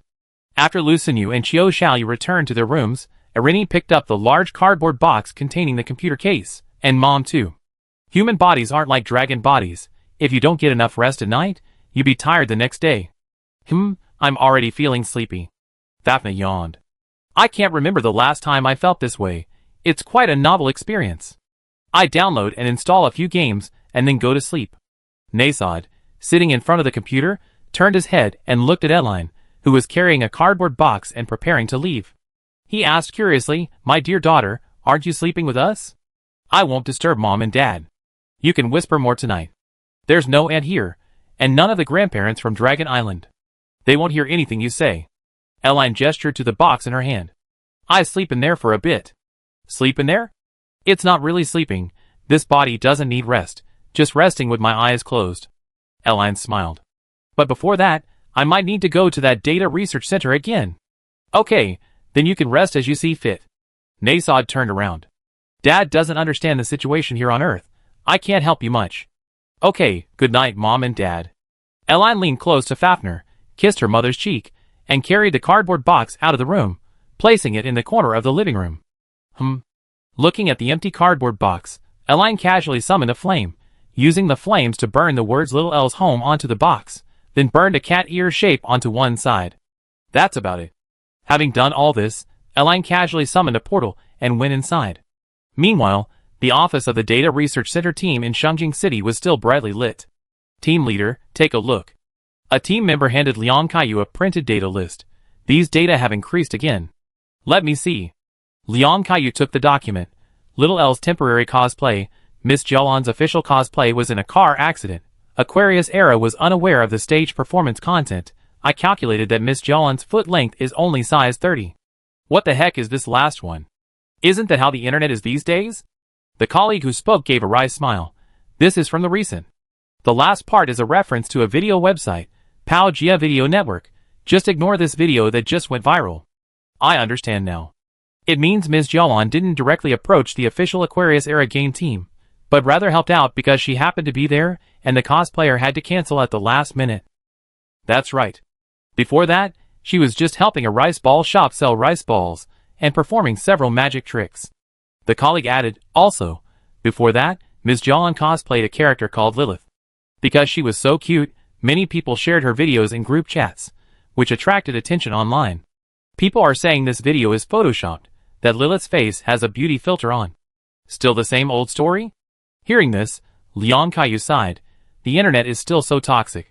Is it because our work isn't going well enough? Team leader, this phenomenon isn't just in our country, it's similar in many places. A female member spoke up. I remember when I was little, if I came home after 9:30 p.m., my mom would scold me, and if I wasn't asleep by 11 p.m., I'd definitely get a spanking. But for some students and most office workers now, 11 p.m. is just the beginning of their nightlife. I remember when we first started using the internet, everyone greeted each other with hello, are you a guy or a girl? Before logging off, everyone would say I'm logging off, bye, see you tomorrow. If someone on the forum was swearing, everyone would instinctively call on the moderators to ban the troll's account. Now it seems like swearing has become fashionable. I understand the logic, so I really want to do something. Isn't this what the country established our department for? Liang Kaiyu shook his head. But the problem is, how should we do it? I'm really lost. What Liang Kaiyu didn't notice was that a crack had appeared in the desk next to him, and a small hand reached out from the crack and took away the unfinished cream puff. A moment later, Erin sat down at the desk, eating a cream puff and pointing at the computer screen. "Uncle, could you print out this data so I can keep a copy?" "Print this? Do I have to print all of this?" "There are several pages here, all about the quantity and sources of recent internet swear words and profanity," Liang Kaiyu said, then seemed to realize something and suddenly turned around. "When did you get here?" "Just now, when you were talking about the girl's website." Erin, still eating her cream puff, mumbled, "Never mind, no need to print it, I already memorized it." "Memorized it?" Liang Kaiyu asked doubtfully. You can memorize all of this? Only looked at it once?" "No, I directly checked the storage device on this computer." After saying that, Erin opened a portal and turned back. "Sorry to bother you, goodbye uncle." Chapter 415. In the back garden of the Plant family mansion in the Aspera Empire, Vivian Plant, now dressed as a young lady of the house, was feeding a crab in a small pond with premium mixed feed that her butler had bought from nearby. "Young lady." The butler, watching curiously, asked, "What's going on here?" "Its name is Snail, and it once saved my life," Vivian explained. "For the past year, in that dark, sunless underground cave, it was my only refuge." "Snail?" "It means a small, secluded dwelling, describing the place where I lived for a year." Vivian touched the crab's large claws. "From now on, can we dedicate a small space here specifically for it?" "Of course, no problem." The butler nodded. "It seems the young lady has changed a lot since her trip." "How?" "Overall, she's matured quite a bit." The butler thought for a moment. "The young lady I remember was probably more lively." "You mean more mischievous?" Vivian smiled, then said with some emotion, "This past year, I've been thinking about so many things by myself, and then I realized that from childhood to adulthood, I seem to have always been causing trouble for the family and for Tina. The more I think about it, the more I feel how awful I was." "Miss Vivian." Seeing Vivian's dejected expression, the butler quickly knelt down beside her, comforting her. "It's not your fault." "No, I did cause trouble for the family and Tina, but that's my past, there's nothing to be ashamed of." As she spoke, Vivian looked towards the flower bed not far away. "While I was away this past year, Tina must have been tidying up here, right?" "Yes, Tina Plant loves this place. She says it has a noble air about it. You used to play games here a lot when you were little. The trees over there have grown so tall, and these rose bushes. I remember they were just tiny little plants before, but now they've grown so lush. Little Tina took such good care of them." Vivian turned to the pool in front of her. "And these fish? There seems to be a strange swordfish in there? I remember these fish usually live in very remote tropical jungle lakes, and they're not ornamental fish. Why are they kept here? Is there some special meaning?" Seemingly noticing Vivian's gaze, the swordfish, standing alone in the pool, took a deep breath of water and then sprayed a large mouthful of water towards them. "Wow! So fierce. This is what Tina brought back after her wilderness survival training at Minar Academy," the butler explained. "Tina was in a group with Elenine Piarista. Since weapons were forbidden on the island, they found a fish near the training site and froze it with ice to use as a makeshift weapon. Unexpectedly, after Tina brought the fish back and thawed it, it still had a faint breath left. To keep it as a memento, the family had a healer revive it and temporarily keep it here. It harbors a deep grudge against humans because of this." "I see. That's certainly a meaningful keepsake." Vivian took a step back to avoid being sprayed by the fish in the pool. "Wasn't Tina going to Minar Academy also the family's idea?" "Yes, you've been missing for a whole year. At that point, the family had given up hope that you were still alive. They only wanted to find out the truth about what happened back then." The butler sighed. However, the family was facing the tight-lipped Esperan royal family and the all-powerful leadership of Harlan Academy. They had no choice but to find another way, so they planned to send Tina to Minar Academy to gradually get to know some respected seniors and put pressure on Harlan Academy. Originally, this plan was scheduled to take 5 years. Tina needed to complete her studies within 3 years and obtain permanent residency in Minar, then spend 2 more years getting to know some influential figures in the political world to mediate. But unexpectedly, Tina met Elenine Piarista shortly after entering Minar Academy. "So it seems luck saved me again?" Vivian laughed and cried at the same time. "I feel like I used up all the luck I had in my life to be rescued this time." "Young miss you, Uncle Rothwell." Seeing the butler was about to say something, Vivian interrupted him. "There's something I want to tell you." "Could you promise me not to tell Mom and Dad?" The butler was somewhat surprised, but nodded nonetheless. What is it? I think I'm in love. Huh? Right now? My mind is completely filled with EP371. Vivian cupped her burning face in her hands. Even now, her image, the scent of her carrying me as we left the cave, lingers in my mind. Just thinking about the child makes my heart race. I can't concentrate at all. I lived in that dark place for a year. Maybe it's a year to you outside, but to me it felt like 3, 5, even 10 years, because I couldn't sense the passage of time at all. I always felt that every day was so incredibly long. Countless nights, I fantasized about a knight appearing and rescuing me from that filthy place, but I never imagined the knight would be such an adorable little sister. She held me tightly, gently saying, "I found you," and then with a wave of her hand, she shattered the rocks above. I had never seen such magic before, powerful yet reassuring. We flew upwards, like birds yearning for freedom, flying and flying, until the warm rays of the sun descended from the sky and fell upon us. The moment Eline held me and burst through the earth, I felt like the happiest person in the world. From noon until now, I've been pondering what this feeling was, until just now, when Uncle Rothwell mentioned Eline. I only truly knew it was love when I noticed my heart racing at the sound of that name. I know we're both girls, but I just can't control these feelings. I can't even imagine how I react when she comes to our house again. Vivian's string of words left the butler, known as Rothwell, silent for a long while. Young Mississippi. The butler sighed softly. I understand your feelings, but you should also know very well that that lady, EP371, is not someone our plant family can approach. Not to mention the plant family, even the most powerful empire on the continent of Eve, Ispera, even our King Ruggiero treats her with deference, and she has the backing of a dragon. I know, Father has spoken to me about all this. Vivian lowered her head. That's why I'm telling you all this, because I really don't know who else to confide in. Rothwell. And young Miss Vivian. At this moment, another butler arrived at the garden entrance and beckoned to Vivian. Master wants you to come over. He says he's preparing to hold a small family meeting. Chapter 416. On the second floor of the plant family villa, as the butler and chef brought various desserts and snacks to the table, Vivian, led by the butler Rothwell, sat down on a small chair. Father. After sitting down with a relatively elegant posture, Vivian looked at the man in the room. You wanted to see me? Little Vivian, you changed a lot. The man beside the table remarked, you used to be much more lively at this time. The young lady has suffered rather severe psychological trauma, and may need some time to recover. Butler Rothwell explained, living in a completely enclosed, cramped space for a whole year, let alone a child like the young lady, even an adult couldn't endure it. I know, and I didn't mean to blame her. The man looked at the old man beside him. Father. Yes, let me tell you. The old man nodded. Vivian, you should already know about EP371, right? Vivian was silent for a few seconds. Yes. Grandpa, let me briefly explain her situation. The old man handed Vivian a coconut with a reed tube inserted. According to our family's investigation, EP371's background is terrifyingly powerful. She was the intermediary who facilitated the reconciliation between the Lehman Empire and the Silas Empire. The Frust Cross Church of the Silas Empire even split into two sects, one of which directly abandoned the Frust goddess and worshipped Elenine as the new goddess. You can imagine how much influence she wielded in Silas at that time. Furthermore, EP371 is the only person in the history of the Eve continent who frightened the king of Ispera and the Pope to personally travel to Atlantis in their private magical beasts to sue for peace. Finally, EP371 has the backing of the dragon race.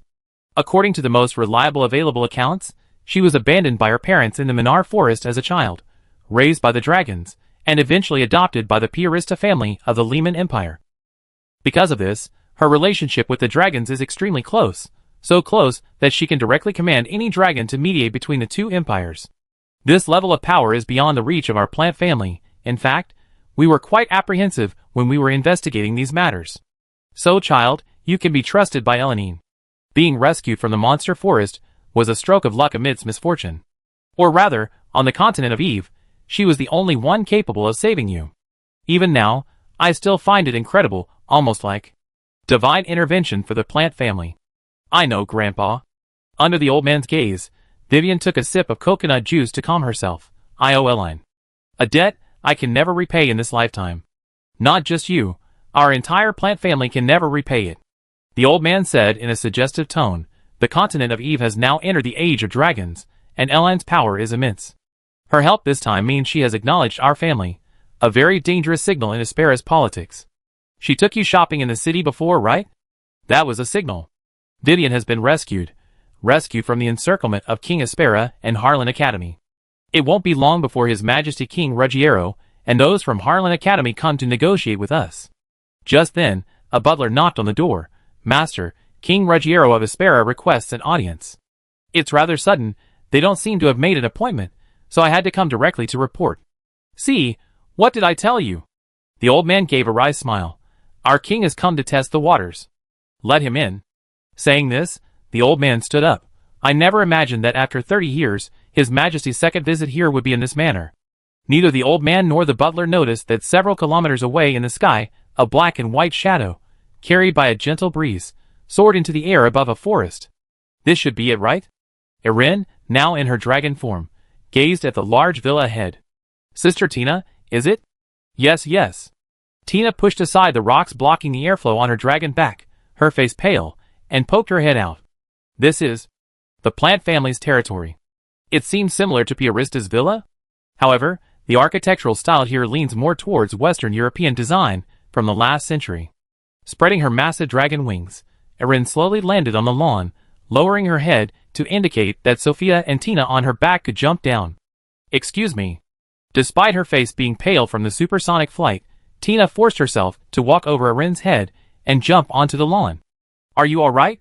In a flash of light, Erin transformed back into human form. Sophia quickly handed her the Minar Academy's grass elemental uniform, then ran to Tina's side, raising her small hand and conjuring soft light elements. Merciful Spirit of Light, hear my prayer, heal my lost companion before me. With the girl's soft chanting, light elements were infused into Tina's body. Soon, Tina's pale face regained its usual rosy hue. Thank you, Sophia. Tina, regaining her composure, smiled. I was flustered. This is the first time I've ridden on such a fast amount. Because I need to go back to that professor tonight to get the top 3 desserts from Minar Academy. Eline, now dressed, approached. Will Vivian be home at this hour? Don't worry, she shouldn't be running off again. Mentioning Vivian, Tina was clearly excited. It's been a year since I last saw her. I wonder what she's become. I just saw her in the cave. At that time, Vivian was a little dirty, and her hair was a mess. Erin thought for a moment, but her eyes were shining, very beautiful. I believe she can cheer up. Yes, she's always been an optimist, always laughing and joking. Tina looked at Erin, who had returned to her usual sleepy little girl form. Speaking of which, I really didn't expect little Erin's dragon form to be so cute. Let's go back and check on her. Vivian must be getting impatient. Erin gestured towards the villa in front of them. Speaking of which, I seem to sense a familiar scent. Has the king of this country come too? Chapter 417. With a creak as the door opened, Anthony Plant, the patriarch of the Plant family, strode towards the elegantly dressed man before him. Your Majesty's presence is an honor. I am truly sorry for not greeting you sooner, Anthony said, extending his hand to shake the man's. He then gestured for the king and Pope of Aspera to enter the house. Why didn't your Majesty and the Pope inform us beforehand? We are completely unprepared. It's all right. I am here today representing only myself, not the will of the Aspera Empire. As he spoke, King Ruggiero of Aspera glanced around the first floor of the villa. Please, Your Excellency Anthony, there is no need to be so tense. Not representing Aspera? Then why bring the Pope? Openly gathering intelligence? Although he had inwardly cursed Ruggiero countless times, as the head of the family, Anthony did not show his displeasure on his face. Instead, he helped the king towards the living room. Not at all, not at all. It is an honor for the Plant family that His Majesty would grace our humble abode with his presence. With that, Anthony turned to his butler, Rotswell, quickly fetched the family's finest wine. You're too kind. Ruggiero quickly raised a hand to stop him, saying, ordinary tea or wine will suffice. I'm only here on personal behalf today, there's no need for such formality. As he spoke, Ruggiero and the Pope looked around the room together. I heard your granddaughter Vivian has been found. Yes, Your Majesty. Anthony was somewhat surprised by the king's directness, and hesitated for a moment before saying yes. She just returned at noon today. Oh! Ruggiero gave a meaningful oh, without continuing. People in the city say that the person who rescued Vivian looks very much like Elian Piarista from Minar Academy. The Pope, standing behind Ruggiero, chimed in, Your Excellency Anthony, Do you remember the person who rescued Miss Vivian? Goodness, are you two both so direct? Hearing this, Anthony finally understood King Ruggiero's purpose in coming here. They got wind of this, and want to use this opportunity to win over the Plant family. I do have a vague recollection. Facing the outspoken Pope, Anthony didn't hold back either, saying, Vivian is trapped in a magical beast forest in the southern part of the Eve continent. It's said that a 7-tier sky serpent inhabits that place, and even the Empire's most powerful mage cannot approach it. Anthony didn't explicitly say who rescued Vivian, but his words undoubtedly confirmed the Pope's statement. A magical beast forest guarded by a 7-tier sky serpent. Who could possibly rescue someone trapped there? I don't need to elaborate, do I? At the same time, Anthony was also taking the opportunity to reprimand King Ruggiero and the Pope. Back then, no matter how much I begged you for help, you officials were determined to protect Harlan Academy, refusing to reveal their dirty deeds. Now that my granddaughter has found a powerful backer, you want to come back and negotiate? What about your attitude? It's like this, Mr. Anthony. Hearing Anthony's words, the Pope, somewhat unsure of their relationship with Eline, awkwardly replied, At the time, we genuinely didn't know about the dealings between Harlan Academy and Black Paradise. We were also investigating your daughter's matter. He then gestured behind him. Well, after learning about the Harlan Academy principal situation, we immediately stopped their funding. That said, it was indeed a dereliction of duty on our part as the royal family. Please don't take it to heart. This glance was a clear indication to Anthony that we came without informing Harlan Academy. You can say whatever you want, make whatever demands you want. We're prepared to sever ties with Harlan Academy and sacrifice them to save ourselves. At the same time, the Pope's gesture also seemed to be a way of asking Anthony, what's the extent of your relationship with Eline? And is she still here? Your Majesty, this is wine brewed by our Plant family. As they spoke, the butler approached with 2 bottles of wine and some small desserts, opening one of the bottles.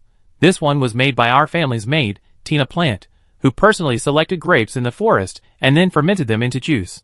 Although he was talking about wine, the butler deliberately mentioned Tina Plant when describing its origin, intending to put pressure on the king and Pope before him. Even disregarding Miss Vivian, Tina and Eline were good friends. They had no right to negotiate with the Plant family today. So it's wine brewed by my sister Tina. I must try it. King Ruggiero took the glass, his forehead beaded with sweat as he felt the pressure. Miss Vivian, are you all right? Are you injured? At this moment, Ruggiero had completely lost the majesty of his former king. He felt like a diplomat in a small family, wanting to get something done, but being passed around like a football, forced to grovel and beg for favors, utterly devoid of dignity. What was worse, he had no choice but to engage in this kind of diplomacy. Those idiots at Harlan Academy offended Minar Academy, so he has to clean up their mess, right? He has to go to Minar Academy to negotiate, right? Minar Academy was exposed as having the backing of the Dragon Clan, so he has to build connections, right? He has to go to Emotian to discuss cooperation and treaties, right? Just as Ruggiero finished dealing with the Minar Academy matter, Atlantis exploded again, so he has to go deal with that too, right? Eline and Sophia are good friends. They publicly announced their bestie relationship on Minar Academy's live stream, and they even slept together that night.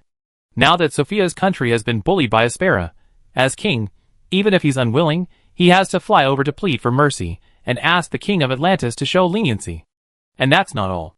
Before Ruggiero could even recover from the various unequal treaties from Atlantis, the Plant family got into trouble again, and he has to clean up the mess left by the Harlan Academy's high-ranking officials from back then. It could be said that Ruggiero had been caught in the middle, constantly having to be mindful of everyone's opinions. However, Ruggiero himself knew. This was the consequence of his past actions, and now it was simply a backlash. It's all right. Thank you for your concern, Your Majesty. Seeing Ruggiero's obvious softening attitude, Anthony decided to stop while he was ahead. Then, Your Majesty, about what happened at Harlan Academy back then? Oh, we already set up a special investigation team at Harlan Academy, and we believe we have news soon. Ruggiero wiped the sweat from his brow, and was about to pick up the dessert on the table when a small, delicate hand snatched the rabbit-shaped cookie away before he could. I want this. Eline, dressed in the Minar Academy uniform, familiarly pulled up a small chair for herself and sat down between Ruggiero and Anthony. Are you two discussing something shady? Chapter 418. When she came to Aspera, Eline had already prepared herself for these people to exploit her identity. Recently, most people on the continent of Eve have been saying that it's the Age of Dragons, but that's not entirely accurate. More accurately, it should be called Eline's Age. Because the vast majority of dragons have no interest in humans, and almost none of them would transform into human form, like Eline, and integrate into human society. After all, even though humans now call themselves the pinnacle of creation, their main activity areas cover less than 10% of the entire continent of Eve. Just like on Earth, most people live in cities, some deep forests are completely uninhabited, and places like the Sahara Desert and Antarctica are sparsely populated. Another 70% of the area is ocean. When bringing Vivian back from the monster forest, Eline first had her bathe in a nearby river, then bought her clothes at the market, and finally they went to the city for a meal, without any disguise whatsoever. The reason for this was that Eline hoped the plant family wouldn't be constantly bullied in Espera, which also made Tina unhappy at school. Furthermore, a 100,000 gold coin bounty was a significant financial blow to the small plant family. It was clear they cared deeply about Vivian. If they actually came up with the 100,000 gold coins, the entire family would likely have to tighten their belts for at least the next 3 to 5 years. Showing their face in the city, letting the people of Espera speculate that Eline and Plant have a good relationship, was a small compensation for them. However, even Eline hadn't expected that King Ruggiero of Espera would arrive so quickly after hearing the news. "We just finished class, and we're hungry." Amidst the stunned gazes of King Ruggiero, the Pope of Espera, Butler Rossville, and Anthony, the head of the plant family, Eline gestured to the rabbit-shaped cookies on the small plate. "These are edible, right?" Of course." From the crowd, Butler Rossville was the first to react. He quickly turned and headed upstairs. "We prepared plenty of afternoon tea for you." "I go get it now." "No need, just leave it upstairs." Eline quickly stopped him. "I take." Some classmates came over to play. "Is Sister Vivian home?" Yes. Anthony seemed a little nervous. "Should I call her down?" As he spoke, Anthony, Ruggiero, and Pope Espera were all thinking. "She came right after class? Minar Academy is thousands of kilometers away, and it's only this late? How did she get here? And she even brought some classmates? This speed is second to none on the Eve continent, right? It's practically teleportation, and she can even carry people. Putting aside everything else, just this terrifying carrying capacity. In any country, its tactical value far surpasses that of an elemental god." Of course, despite their doubts, no one present dared to ask directly. After all, those who could sit in this position wouldn't have low emotional intelligence. Or rather, by this point, they were basically used to Eline's unconventional ways. "If Sister Vivian is upstairs, we can go find her in a bit. My classmate will be here soon too." Pointing to the villa entrance, Eline picked up a rabbit-shaped cookie, eating it while asking curiously, "Why is His Majesty King Ruggiero suddenly here?" It must be said, the plant family's cookies and chestnut cakes are truly delicious. If the Piarista family's signature desserts are cakes and cheese, then this place is all kinds of cookies and baked goods. I mainly came here to catch up with Professor Anthony." Completely surprised by Eline's appearance, Ruggiero broke out in a cold sweat. "Professor Anthony used to work at the Havoc Magicians Association, and we were quite close. Now that I heard his granddaughter has been found, I came to visit." Ruggiero's words were very concise. "Lady Eline, please don't be angry. Anthony and I are good friends. Please be lenient and let Espera and me go." Eline's presence here signifies that she has indeed established a certain level of friendship with the plant family. If Ruggiero doesn't back down now, he'd truly be courting death. "Yes, but it's been almost 10 years since His Majesty the King and I sat down together like this to reminisce." Hearing this, Anthony exclaimed, "That feels great," while subconsciously distancing himself from Ruggiero. "Actually, I visited the royal palace before to see the dukes there, but His Majesty the King wasn't there, which was quite a pity. At the time, I was on business with the Pope in Atlantis." Ruggiero quickly interjected, "Indeed not in the royal palace. Eline Piarista can attest to that." "Goodness, you two are clearly the adults, but it feels like I'm the principal here, and you, a king and a family patriarch, are the tattletales." Ruggiero and Anthony's mutual accusations left Eline somewhat amused and exasperated. She ignored Ruggiero's comment, quickly finished the cookies on her plate, and sensed through her dragon aura that Tina and Sophia would be arriving soon. She then pulled out her Black Heaven identity card from her pocket and placed it on the table. "When I was helping Tina investigate Vivian, I took some time to visit the Black Heaven's dream city, Lachlan. The people there were quite welcoming." Eline pointed to Francis's stamp on her identity card. "Now I'm an unofficial exile of Black Heaven. If Uncle Ruggiero and Uncle Anthony ever need any assistance from Black Heaven in their investigations, just let me know." There's a little-known fact that even middle schoolers know: triangles are stable. The reason Eleanor revealed her identity as an unofficial member of the Black Paradise at this time was primarily because she hoped to use the Black Paradise organization to balance the relationship between King Aspera and the Plant family. Just as she had previously asked the gargoyles of the Lehman Empire to unite with the underground organization to balance the relationship between the king and the nobles. If the king and the nobles fought amongst themselves, only the common people would suffer. But joining an underground organization would be different. Whether it was the king or the nobles, before making any rash moves, they would likely consider whether the other side had allied with the underground organization and thus be eliminated. Eleanor and Tina were good friends, but she didn't want Tina's family, Antony, to use their relationship to bully others in Aspera, leaving King Ruggiero resentful but unable to speak out. The relationship between Aspera and the Black Paradise was very delicate. Now that Eleanor had publicly acknowledged her membership in the Black Paradise, it was a shot in the arm for King Ruggiero, preventing him from being completely passive during negotiations with Antony. Tina and my classmates are here. Seeing that everyone present roughly understood what she meant, Erin jumped down from the small chair. You all chat, but don't fight. Chapter 419. On the second floor of the Plant family's house, Vivian, who had largely regained her usual elegant demeanor, sat gracefully on the sun-warmed wooden floor of the balcony. One hand held a paintbrush, the other a paint box, carefully coloring the scroll before her. The painting was nearly complete. It depicted Erin carrying Vivian as they rushed out of the cave and soared into the blue sky, the two leaping from the ground to the surface, bathed in sunlight. In the painting, Erin was depicted as both dashing and adorable, with faint outlines of angel wings behind her. In contrast, the rescued Vivian was covered in seaweed, her hair disheveled, resembling a beggar on the street. However, Vivian seemed completely unconcerned about her appearance. Instead, she used the paint beside her to add more strokes to her clothes, making the rescued girl's clothes in the painting appear even dirtier and more disheveled. Finally, Vivian gently added a lifelike hogue, cowlick, to Erin's head, bringing the coloring work to a close. I remember this moment forever, for the rest of my life. After finishing, Vivian hugged the canvas to her arms with some reluctance, then looked up at the sun overhead. I want to see her again. Even though she only came because of Tina. There should be a chance to meet again in the future, right? From the time she was rescued and brought home at noon until now, Vivian's mind has been almost entirely filled with Erin's image.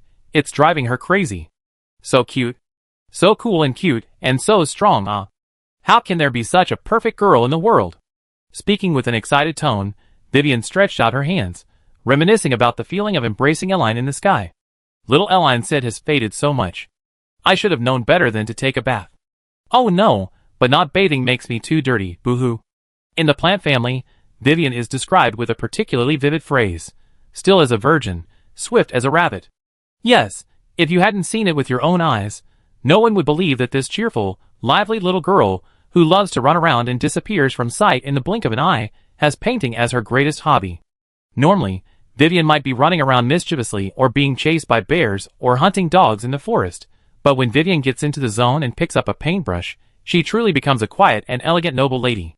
Almost everyone in the family knows that once Vivian starts painting, there's no need to watch her or worry about her getting into trouble, because this young lady's concentration is stronger than anyone else's when she's painting, and she will absolutely not leave the canvas until it's finished. Little Iris smells so good, I want to eat her. Little Iris' little hands are so tiny, I want to hold them again. Little Iris' face must be so sweet. I want to lick it. Will I ever have a chance to see her again? Holding the easel in the sunlight, looking at the two warm-hearted girls in the picture, Vivian's eyes almost sparkled with hearts. Erlini, my hero, my knight. Miss me? Suddenly, a familiar voice sounded behind Vivian. I didn't know you could draw. Eline leaned closer to the painting in the sunlight, examining herself and Vivian in the picture, and asked curiously, were we that intimate back then? Ah! The sudden appearance of Eline made Vivian's face instantly flush red. Why you? When did you get here? 10 minutes ago? Eline thought for a moment. I ate some cookies downstairs, then came up. Your grandfather opened the door for me. I saw Vivian drawing, so I... Excuse me. Then you... Vivian's face flushed even more. Did you hear what I said? Yes, I heard it all. Eline nodded. From the moment you said you remember this scene for the rest of your life, I've been standing behind you. Ah! This answer gave Vivian a feeling of destroy it, hurry up. Then what I said afterward. Miss Vivian. Sister Vivian. At this moment, two girls also came up from the stairwell and pushed open the room door. Little Tina. Seeing the two girls, Vivian quickly ran over. Why are you back? I heard from the butler that you're attending classes at Minar Academy. Wow, your school uniforms are so beautiful. It's like a Lolita tea party. Then, Vivian turned to Sophia, and this is Sophia, the princess of the Atlantis Empire, and the only A+ grass element talent freshman at Minar Academy this year. She shares a dorm with Little Air, and is also my good friend. Tina quickly explained, classes at Minar Academy are over for today, so Little L is taking us home to visit. As she spoke, tears welled up in Tina's eyes. Young miss, you're alright, you're finally back, wha? Don't cry, don't cry. Vivian quickly hugged Tina tightly. I'm perfectly fine. Wha? I thought I'd never see you again. Tina cried uncontrollably in Vivian's arms. When the family arranged for me to go to Minar Academy, I almost gave up hope. It's alright, I'm fine. I even figured out a lot of things. Vivian gently patted Tina's back to comfort the little maid, then looked at Sophia. Sophia, please make yourself at home. Tina's probably a bit too excited. I comfort her for a bit. You two have such a good relationship. Tina remarked. This is the first time I've seen Tina so flustered. Don't be impatient. Come in quickly. What would you like to eat? I make it. Don't be impatient. It's like, no problem. I don't really know how to describe it. That's the sound I heard in a dream when I was trapped in that cave. At Vivian's gesture, Tina and Sophia sat down on the sofa next to the dining table in the room. This afternoon, Father suddenly went crazy and went to the market, buying a ton of dessert ingredients. He made so many pastries. They're still warm. I go get some. As she spoke, Vivian waved to Erin on the balcony. Little Erin, would you like some too? Yes. Erin nodded. Are there any pastries made with milk? There are so many. I bring them all. Vivian trotted towards the kitchen not far away. Just a moment. Okay. Watching Vivian disappear into the kitchen, Erin's mind kept replaying the word that had suddenly slipped out of her mouth. Don't neglect me? Isn't that Earth's language? Chapter 420. No problem, this pronunciation, strictly speaking, comes from a language called Cantonese on Earth. The only thing Erin remembered hearing no problem was from an anime called Digimon. In the third season of Digimon Tamers, there was a Digimon tamer whose grandfather spoke Cantonese. His grandson was named Li Jinliang, and Li Jinliang's Digimon partner was Terriermon. In the story, Terriermon's catchphrase was the Cantonese phrase no problem. However, because this anime was from overseas, the Cantonese voice actor for Terriermon didn't speak it well. When the anime was translated and broadcast in China, the Chinese voice actor for Terriermon couldn't understand the original meaning of no problem, thinking it was just a special catchphrase. Therefore, they simply transliterated the non-standard no problem into a drawn-out no problem. This is the continent of Eve, and theoretically, only Eline can cross the dimensional barrier of the Mystic River. If she's not a transmigrator, where did Vivian learn that no problem from? Sorry to keep you waiting. While Eline was thinking, Vivian had already brought back the baked pastries and several bottles of coconut juice on plates and placed them on the table. Little Tina, little Eline, and Sophia, come and have a taste. Yay! Sophia happily sat down at the table. Little Elle, come quick. Coming! Eline put down the painting on the balcony and activated True Sight on Vivian. This was the first time she had activated True Sight on the same person. The first time was in a cave. No problem. Apart from some water elemental magic fluctuations, Vivian was no different from an ordinary person. After deactivating True Sight, Eline activated Dragon Aura Detection and sat down next to Sophia. Sister Vivian. After taking the coconut juice Vivian handed her, Eline didn't beat around the bush and directly asked the young lady in front of her, what about that? Yes. Oh, this is what I dreamt about in that cave. Vivian explained while distributing pastries to the girls. Because there's nothing in that cave except mud and mushrooms. I used up all my magic every day and didn't know what to do, so I just slept. Because I sleep for a long time every day, I often dream about a lot of strange things, and sometimes the dreams are even consecutive. Here, this is osmanthus cake that my dad and I made this afternoon. With honey and milk, have a taste. After distributing some osmanthus cakes to the girls, Vivian sat down in a chair. Sometimes I even dream that cracks appear in that space, and lots of bubble-like things come in through the cracks, and then when I touch those bubbles, I can enter all sorts of dreams. No obvious emotional fluctuations, normal heartbeat, normal brain activity. Erin, who had activated the dragon aura detection, focused all her attention on the changes in Vivian's body, confirming that the girl was not lying. This "don't be too slow" is what I dreamt about. A creature with very big ears, I don't know what it is, it was kind of cute, and its catchphrase was "don't be too slow." Seeing that Erin didn't speak, Vivian continued to explain, "Actually, sometimes I can't tell if I'm dreaming or awake, because time there is so hard to pass. Sorry, I'm a little confused myself." Saying this, Vivian looked at Erin. "Little Erin, do you know what 'don't be too slow' means?" "Huh?" Erin came to her senses. "Didn't you just say it meant no problem?" "Ah. I thought little Erin had some clue. This no problem. It's just what my dream told me." Vivian scratched her head sheepishly. "I used to dream a lot. Besides my parents and grandparents, I dream about little Tina, and even the King of Aspera. Although I didn't know what His Majesty looked like, in the dream, my brain told me that was the king. It's strange, isn't it? So I can't really explain it. The dream just told me the meaning of the phrase 'don't mistreat', and the context was perfect for comforting myself. So, after waking up, I repeated it a few times and memorized the pronunciation. Something's not right." Hearing this, Erin realized something. The Vivian before her wasn't lying. She wasn't a time traveler, nor had she actually been to Earth to watch the anime Digimon Tamers. But she knew the pronunciation of a specific term from that anime. At this moment, Erin recalled the quantum entanglement phenomenon she had encountered on Earth. The power of Miss Garland that she had demonstrated on White Sand Earth, due to quantum entanglement, had also led to the addition of the character Miss Garland to the game Age of Aquarius on Earth. Actually, this wasn't anything special, because Age of Aquarius was an online game, and the addition of new characters was perfectly normal. The name Miss Garland held no special meaning for Earthlings, only to Erin did it seem like a coincidence. The same was true for Vivian. Her dream of "don't mistreat" could also be a coincidence. The girl had been trapped in a cave for 7 or 8 months, her mind was unstable, and she had nightmares every day.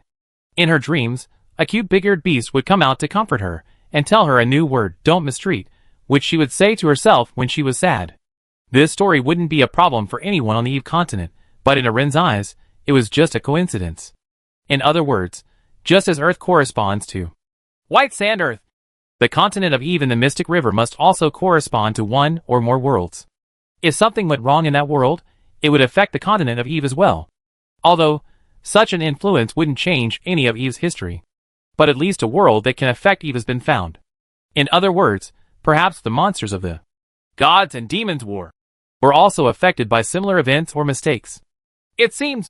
While eating pastries, Erin silently made a decision in her heart. I need to send little Elle to visit the corresponding world again. Chapter 421. While Chiyo Xiaoyu and Sophia Vivian were happily enjoying afternoon tea on the second floor of the plant family's house, little Elle quietly peeked out from the cardboard box in Chiyo Xiaoyu's living room, glancing at the star-studded sky outside. So quiet. The neighborhood where Chiyo Xiaoyu lived wasn't anything special, just like most ordinary homes in the city. The living room, a few dozen square meters, was furnished with sofas, small chairs, and stools, with a few potted plants in the corner. However, the balcony connected to the living room was filled with flowers and plants. It was clear that Chiyo Xiaoyu enjoyed tending to her plants. They were all well cared for, and even under little Elle's real vision, no obvious pests could be found. Xiaoyu, are you done washing? Okay. You asked 3 times already. Almost done. Near Chiyo Xiaoyu and Lu Xinyi's room, the two girls' conversation could be clearly heard. Hee, so it seems like it's not so bad that Xiaoyu is a girl. Just say you don't like my small breasts. Oh no, why would I mind? It's perfect. When Lu Xinyi came out of the bathroom wrapped in a towel, Chiyo Xiaoyu, in her pajamas, was already standing at the door, handing her a bottle of milk. Drink this and your breasts will grow bigger. Don't be silly. Lu Xinyi glared at her, then cautiously looked towards the master bedroom. Are they all asleep? That couple should be asleep, but I don't know about Xiao. If I remember correctly, she was planning to sleep in the cardboard box in the living room. There's a cardboard box in the living room? The one you bought today for your computer case.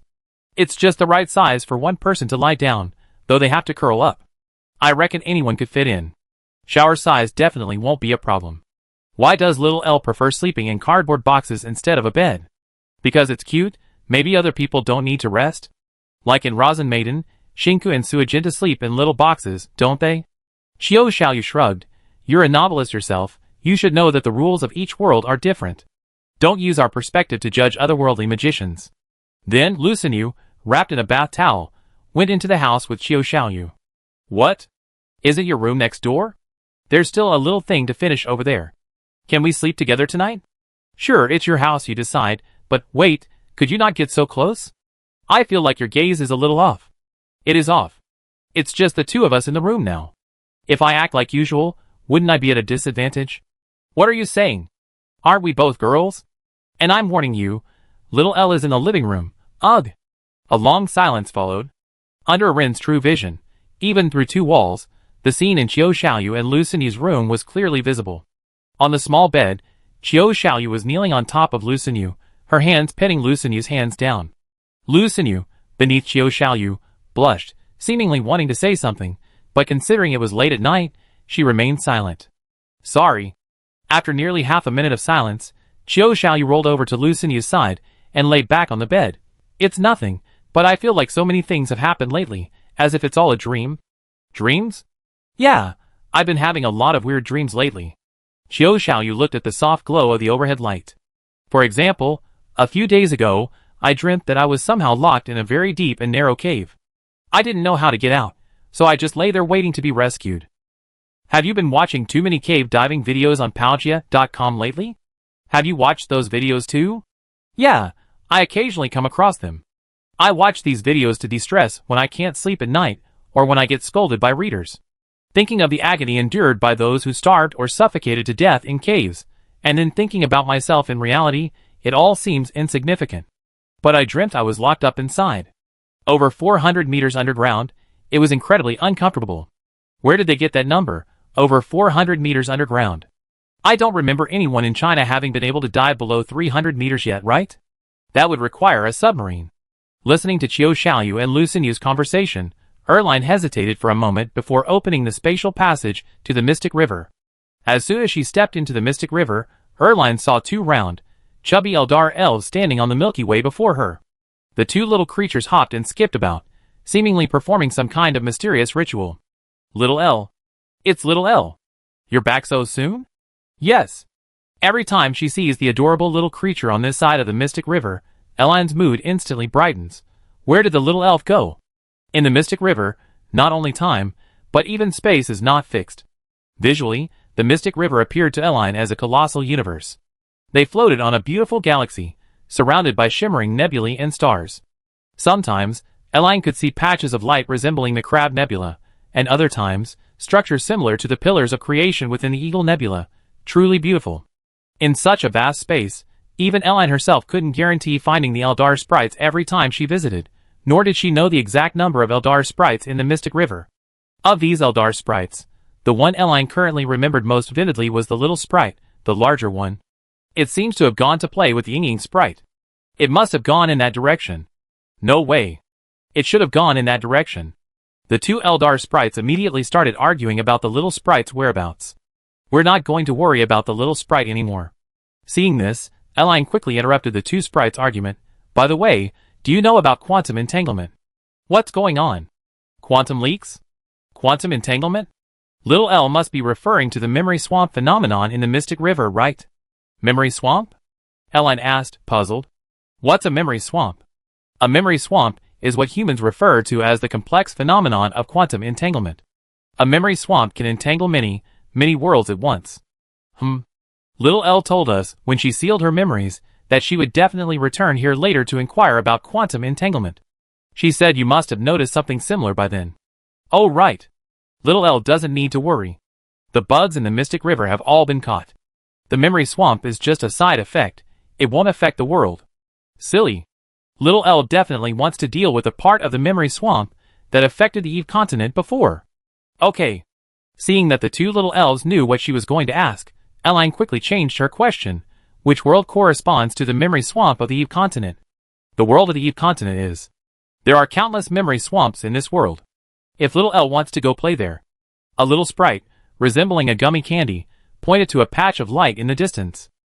Those bright stars over there are the memory swamps of the Eve continent. Chapter 422. In an unknown universe, in the devastated Taihang city. Xiaoming, run. Quick! Amidst a deafening explosion, a young man stood atop the tallest building in the ruins, wielding a sniper rifle called Sentinel, aiming the muzzle at the head of the gigantic beast tail-standing rat that roared towards the sky. He pressed a red button on the rifle. Information was wrong. It's a tail-standing rat. We've been tricked. Requesting retreat. Requesting retreat. The young man screamed desperately into the microphone, as if guarding something of utmost importance. Sentinel is charging. Please maintain battery power. The next second, the massive sniper rifle in the young man's hand emitted a motionless, mechanical voice. Charging 10%, charging 50%, charging 80%. Directly in front of the young man, the level 7 magical beast tail-standing rat had fully entered combat mode. Its massive body, exceeding 20 meters in length, nimbly darted through the city's ruins, rapidly approaching the young man. Meanwhile, in front of the colossal beast-tailed rat, a girl equipped with the Skywings Type 4 mech was using the surrounding ruins to engage the monster. Lu Yao, aim for its eyes, quick! After luring the tailed rat into the boy's firing range, the girl inside the mech pressed the communication button. At 9 hours 31 minutes and 25 seconds, I deliberately create an opening. The moment the tailed rat attacks is your best chance to strike. Are you crazy? The voice from the earpiece made the boy shout out, that's a tailed rat. A level 7 magical beast. Any mistake, you die. Understand? Level 7 magical beasts are a classification system established by humans after the Pisces Palace era to categorize magical beasts emerging from the Void Gate. Generally speaking, most ordinary people can handle level 1 and level 2 magical beasts with ordinary firearms. Level 3 and above require spiritual power users or spiritual power weapons to contend with. Level 4 and level 5 magical beasts are truly city-level magical beasts. Allowing them to enter a city would reduce most of it to ruins within half a day. As for level 6 and even level 7 magical beasts, which are above level 5, they are the elite of the magical beasts. Theoretically, at least 3 level 6 spiritual power users would be needed to kill them. At this moment, the boy Lu Yao standing on the rooftop is only a level 5 spiritual power user, while the girl Lu Ming, equipped with Skywings Type 4, is a level 6 spiritual power user. Theoretically, even if the two were equipped with spiritual power weapons of the same level, they would not be able to gain any advantage against the level 7 tailed rat. Then let's not make any mistakes. Hearing the boy's words, the girl in front of the tail-standing rat suddenly rose to a higher position. Listen to me, you only have one chance, I believe in you. The boy remained silent. Up on the high-rise, he hesitated for a moment, glancing at the weapon in his hand, the Sentinel. This weapon was bought by his younger sister, Lu Ming, on his birthday, using all her savings from the most powerful arms dealer in Taihang City. Taihang City was their hometown. The reason they had returned to this place was simply because they had received a commission to escort supplies across Taihang. However, the commission did not mention that a level 7 magical beast, the tail-standing rat, was lurking in Taihang City. This thing was a level 7 magical beast. Level 7. A level 7 magical beast was a devastating super disaster anywhere. He and his sister alone had no chance of stopping such a behemoth. Charging 90%, charging 100%, charging complete, Sentinel has entered critical state. As the boy hesitated, the weapon in his hand spoke again, with a cold voice. Charged spirit bullets ready. The boy, regaining his senses, glanced behind him at the collapsed school and the back playground overgrown with weeds. That was his and his sister's alma mater. Now only desolation remained. The boy could understand his sister's thoughts. The tail-treading rat had swallowed the supplies they were escorting, the spirit stones, and had also trampled on their alma mater. If the two of them couldn't kill the tail-treading rat here, they would not only have to pay a large sum of money to the client, but the reputation of the Yao Ming siblings might also be damaged. But, no matter what, it's a tail-standing rat, a level 7 magical beast. How am I supposed to fight it? The boy took a deep breath, forcing himself to calm down. He aimed his sniper rifle at the agile tail-standing rat again. There were 20 seconds left until 9 hours 31 minutes and 25 seconds. He, a sniper, needed to hit the eye of a level 7 magical beast, the tail-standing rat, in this windy, dark night. Theoretically, the probability was less than 1%. Brother, get ready. In a daze, his sister's voice came through his earpiece. Fire, Fox 3, fire. Under the moonlight, Lu Ming suddenly closed the distance to the tail-standing rat, then activated the missile systems on both sides of the mech. Fire! Boom, boom, boom, boom. Countless missiles emblazoned with fox heads erupted, hurtling towards the tailed rat. Boom, boom, boom, boom. These missiles accurately struck the tailed rat's massive head, sending up plumes of smoke and sparks. However, the missiles failed to penetrate the armor on the tailed rat's head. This was to be expected. The armor of a level 7 magical beast could withstand temperatures of over 1,000 degrees and impacts of thousands of tons in most situations. The fox-shaped missiles carried by the mere level 6 Meg Skywing naturally couldn't penetrate such armor. However, Lu Meng's attack wasn't intended to injure the tailed rat. Roar, roar, roar. Sure enough, after taking dozens of fox-shaped missiles, the tailed rat became enraged. It stopped in its tracks, opening its blood-red maw at Lu Meng. Atomic breath. Lu Yao. Now! Roger. The tailed rat's movement caused the boy to slightly raise his gun, aiming at its eyes. Southeast wind, 90 degrees. Calibration complete. Boom! On the high-rise, the boy's sniper rifle, fully charged, fired. Whoosh! A bullet, flashing with light, hurtled towards tailed rat at several times the speed of sound.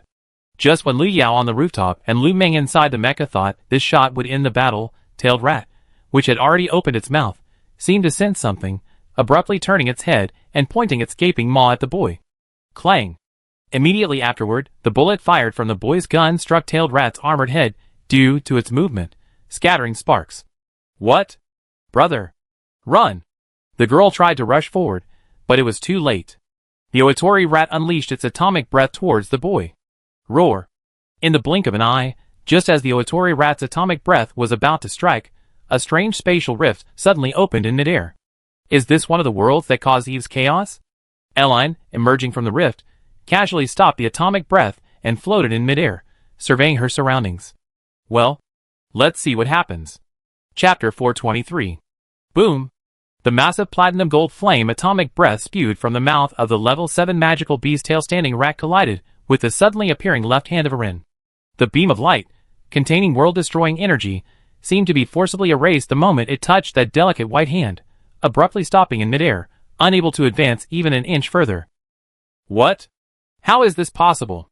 The sight of Arin blocking the atomic breath with one hand high in the sky left Lu Yao on the rooftop of the ruins and Lu Meng in midair dumbfounded. Atomic breath, an ability usable only by a very small number of magical beasts of level 7 and above, visually appears as a spray of platinum gold or reddish-black flames from its mouth, destroying everything in its path. This kind of attack, let alone humans, even the hardest substance on Earth could not withstand it for even a second.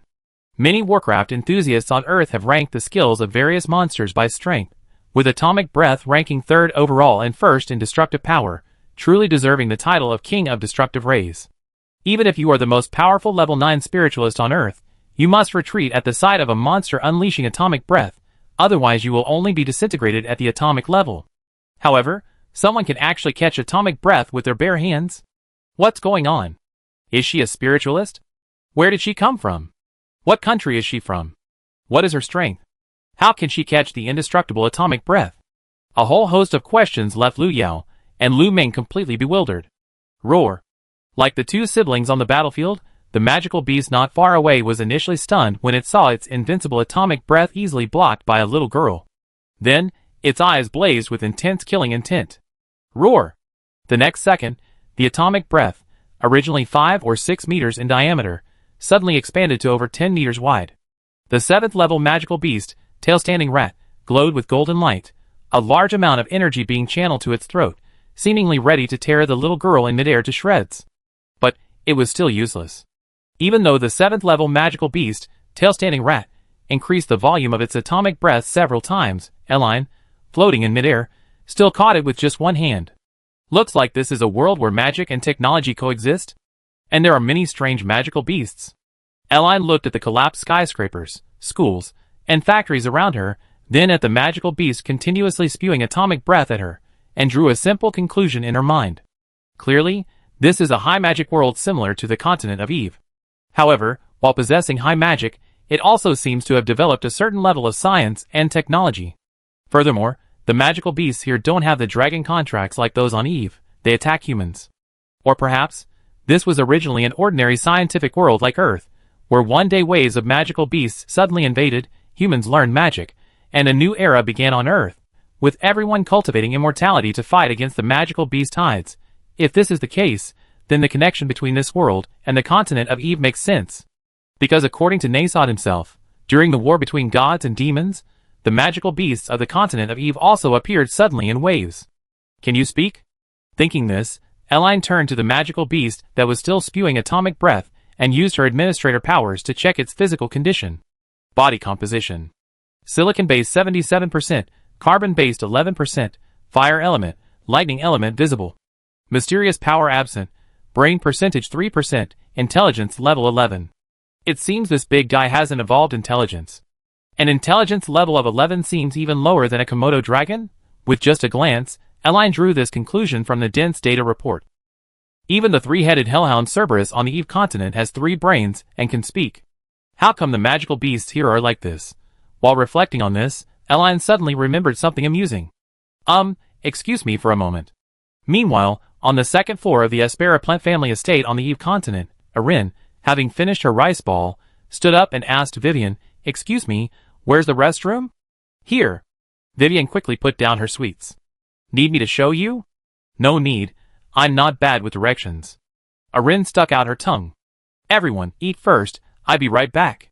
Then, she ran into the villa's restroom, closed the door, and used her mysterious power to open a path to the Mystic River. "Come out!" In the destroyed Taihang City, Erin controlled Little El's body, one hand blocking the tail-standing rat's atomic breath, while the other hand gently swept behind her, opening a spatial passage to the Mystic River. Transforming into her dragon form, Erin Garland, whose body exceeded 20 meters in length, flapped her snow-white wings and flew out of the portal. Her enormous body shimmered with a holy light, and high in the sky, she opened her dragon mouth towards the tail-standing rat. Roar!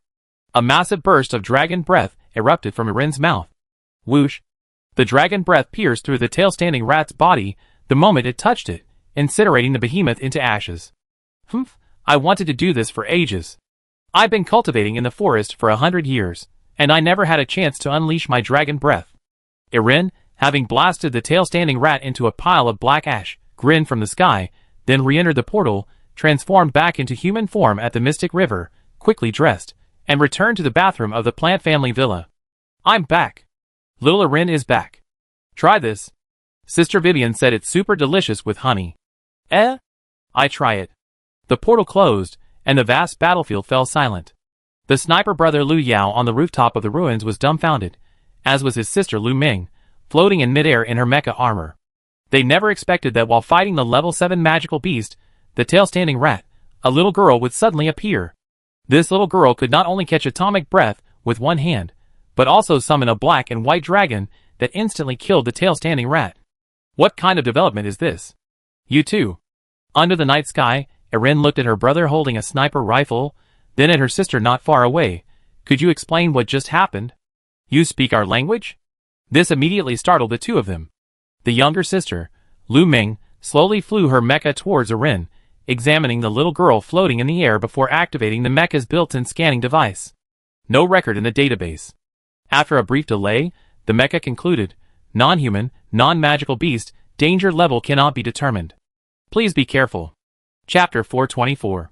Under the guidance of several little sprites from the Mystic River, Erin now roughly understood what a memory swamp was. It was a phenomenon similar to quantum entanglement, but with a much wider range of influence. Quantum entanglement generally only exists within the same world, such as Earth or the continent of Eve. Earth's quantum entanglement cannot affect the continent of Eve, and vice versa, but the memory swamp can. The reason for the memory swamp phenomenon is due to the Mystic River's previous mistake, which caused chaos between worlds, mixing up a large amount of memories and history, resulting in a kind of interweaving.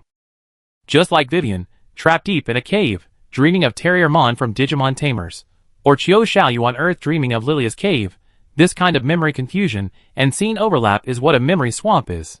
Theoretically, the memory swamp shouldn't significantly impact the development of either world, because this disorder doesn't bring useful information. For example, even if Vivian, trapped deep in the cave, dreams of Terriermon from Digimon, it won't help her life. On Earth, Vivian is merely a character in Chiu Xiaoyu's dream. Unless someone knows about Digimon from Earth and also knows Vivian from the Eve continent, then this memory swamp will be like a swamp cleared of mist, giving the impression of quantum entanglement. That's the feeling Erin has now. Scientific research has suggested that dreams are essentially a reprocessing of real-world memories. Theoretically, people shouldn't dream about things they haven't seen, but many dream of places they've never been, or of possessing magic scaling walls, or wielding strange weapons. In reality, Many people experience a strange sense of familiarity when passing through unfamiliar areas, as if they've been there before. This is the memory swamp phenomenon. Their memories overlap at that moment. Of course, Eline knew that the memory swamp phenomenon wouldn't affect the two worlds. Her past self, little Eline, had indeed cleaned up the mistakes of the Mystic River, leaving only minor, insignificant issues. The reason she came here was simply because Eline wanted to learn a little about the skills and mindset of the Mystic River administrator and expand her knowledge. So, at the suggestion of several Eldar elves from the Mystic River, she chose this Earth world, the Pisces Palace. This world's development is similar to Earth's, and the intelligent life forms resemble humans. If one had to compare, it's closer to the world of White Sand Earth, but unlike White Sand Earth, this world is inhabited by monsters, making human life significantly more dangerous. Hello. Bathed in the light of the two moons overhead, Erin slowly floated towards the mecha girl before her. May I ask your name? Clearly, this world's technological level is far superior to both Earth and White Sand Earth, having even created mechas, things that only exist in science fiction movies. The girl inside the mecha hesitated. She couldn't determine whether Eline, bathed in moonlight, was friend or foe. No record in database. Unable to provide detailed combat parameters.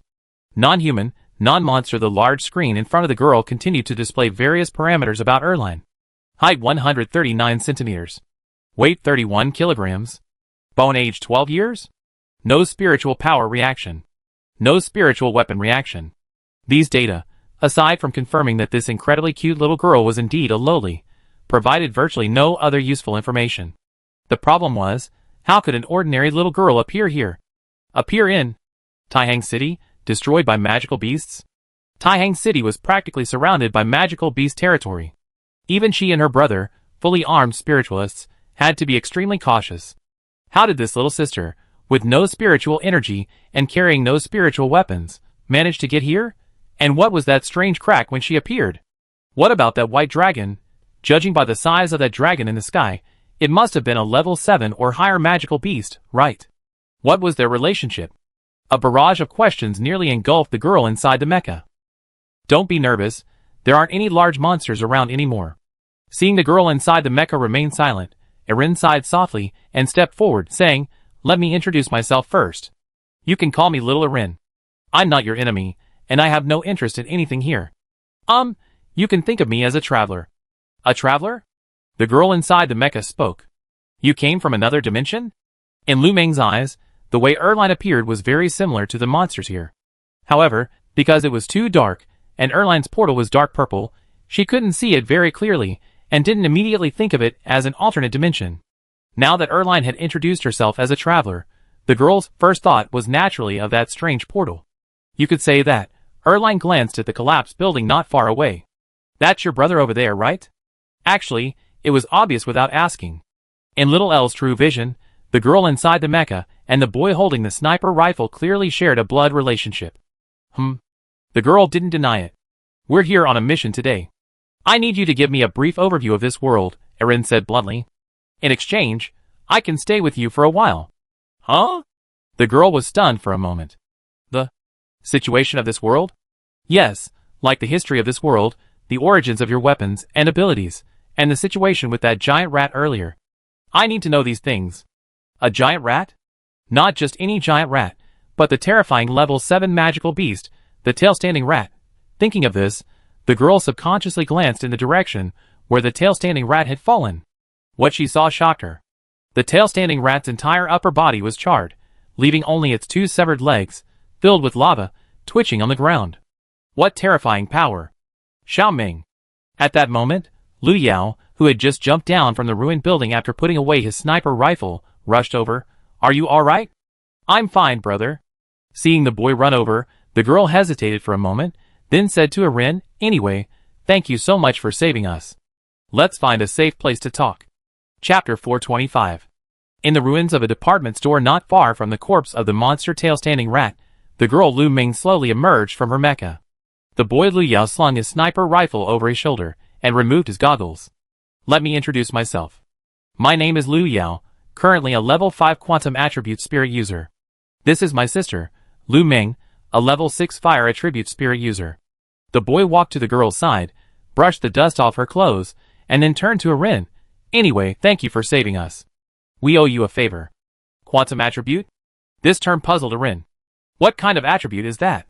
It's one of the 5 basic attributes. The boy asked curiously. You don't know about the quantum attribute? This little girl doesn't seem to be from our world. The girl Lu Ming explained.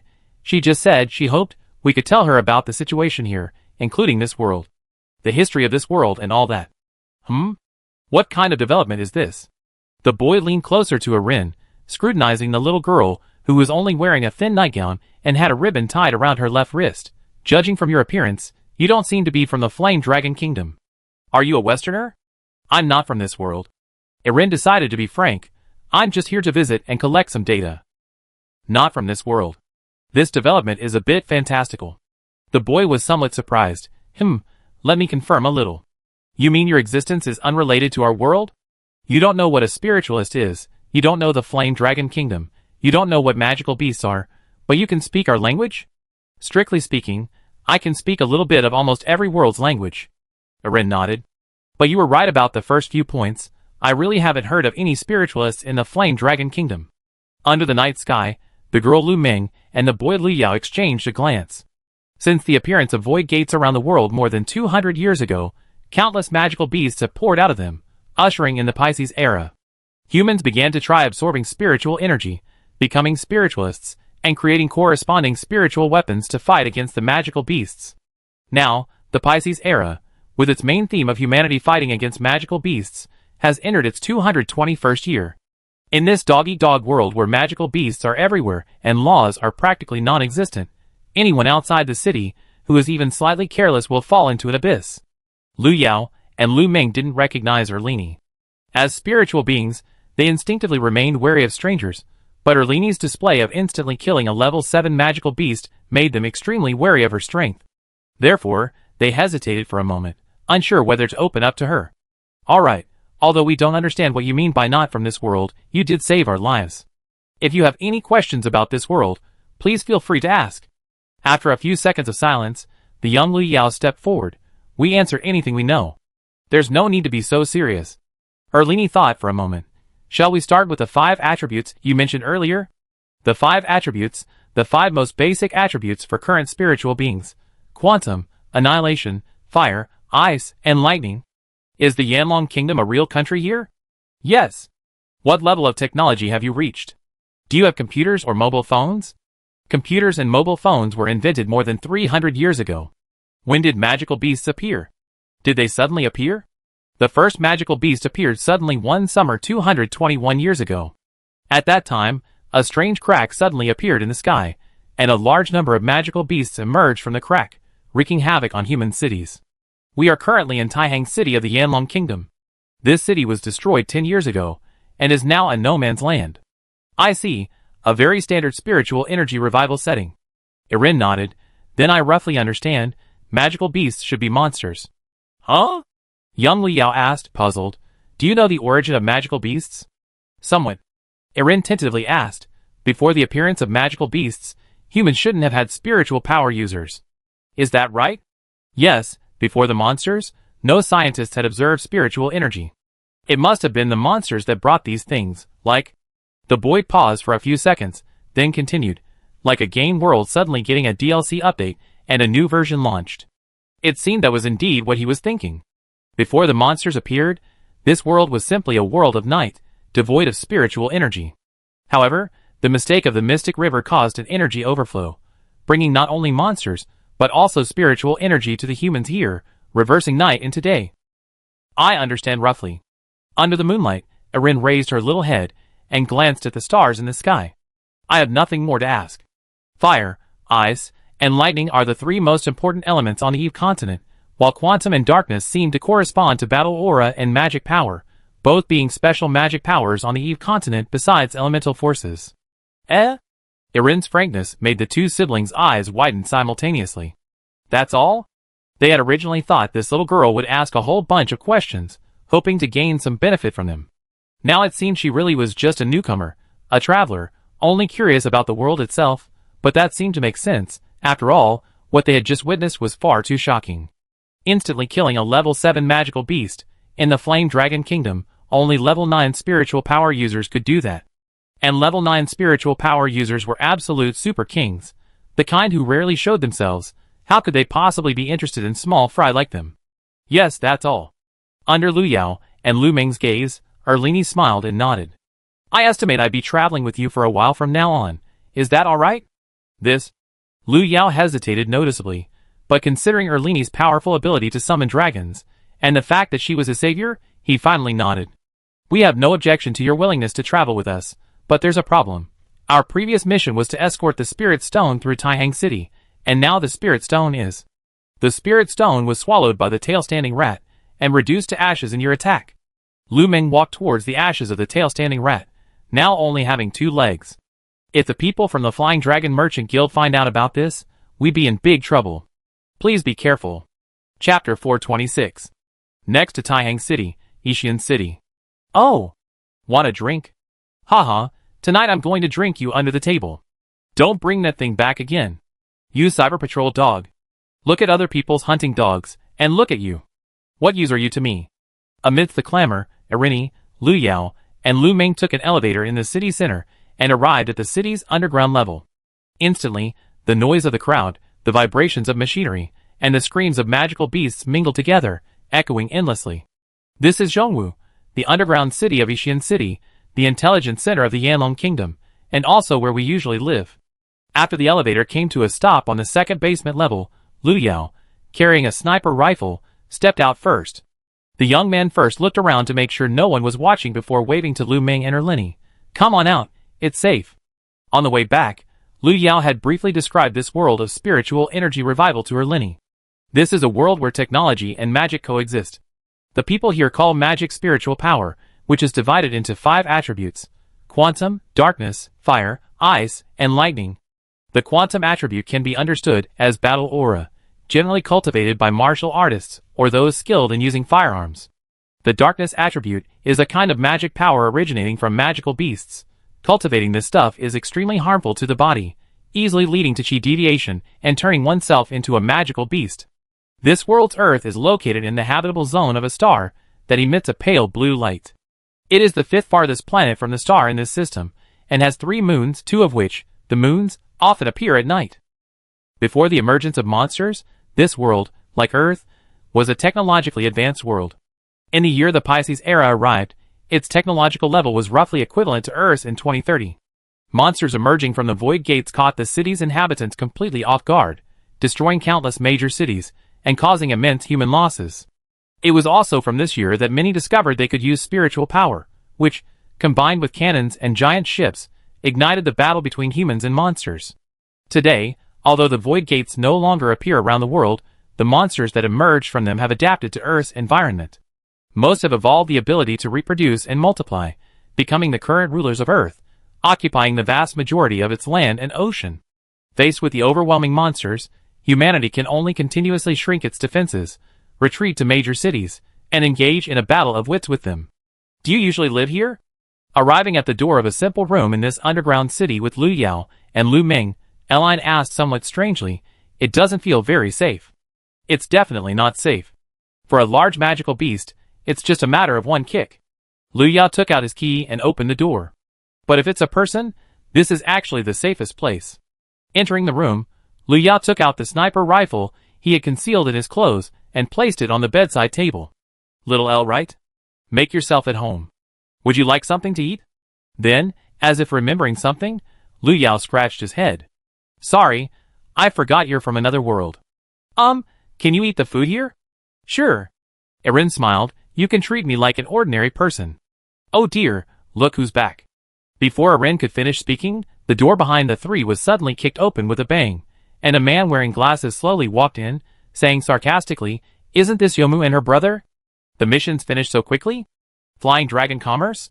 Seeing the bespectacled man, Lu Yao instinctively reached for his sniper rifle, but with a bang, a man next to him raised a shotgun and shattered his bedside lamp with a single shot. Don't move. Your mission information is completely wrong. Knowing the men's intentions, Lu Yao angrily said, "We encountered tail-treading rat in Taihang City. What you encountered is not within our scope of consideration." The bespectacled man slowly walked towards Lu Yao. "Our mission only has one thing. Escort the spirit crystal through Taihang City, and deliver it to the convoy on the other side. Who knew you? Not only did we fail to complete the mission, but we also lost the spirit crystals and came back in such a sorry state, without even reporting the situation. When filling out the commission form, the client needs to clearly state the potential risks. Lu Yao gritted her teeth and said, "You knew that the level 7 magical beast, the tail-standing rat, was active in Taihang City, yet you deliberately omitted any relevant information and filled in the commission level as B? Whether we fill in the mission level as S or B is our right." The bespectacled man sneered. "You say we knew that the tail-standing rat was active in Taihang City? Heh, where's the evidence?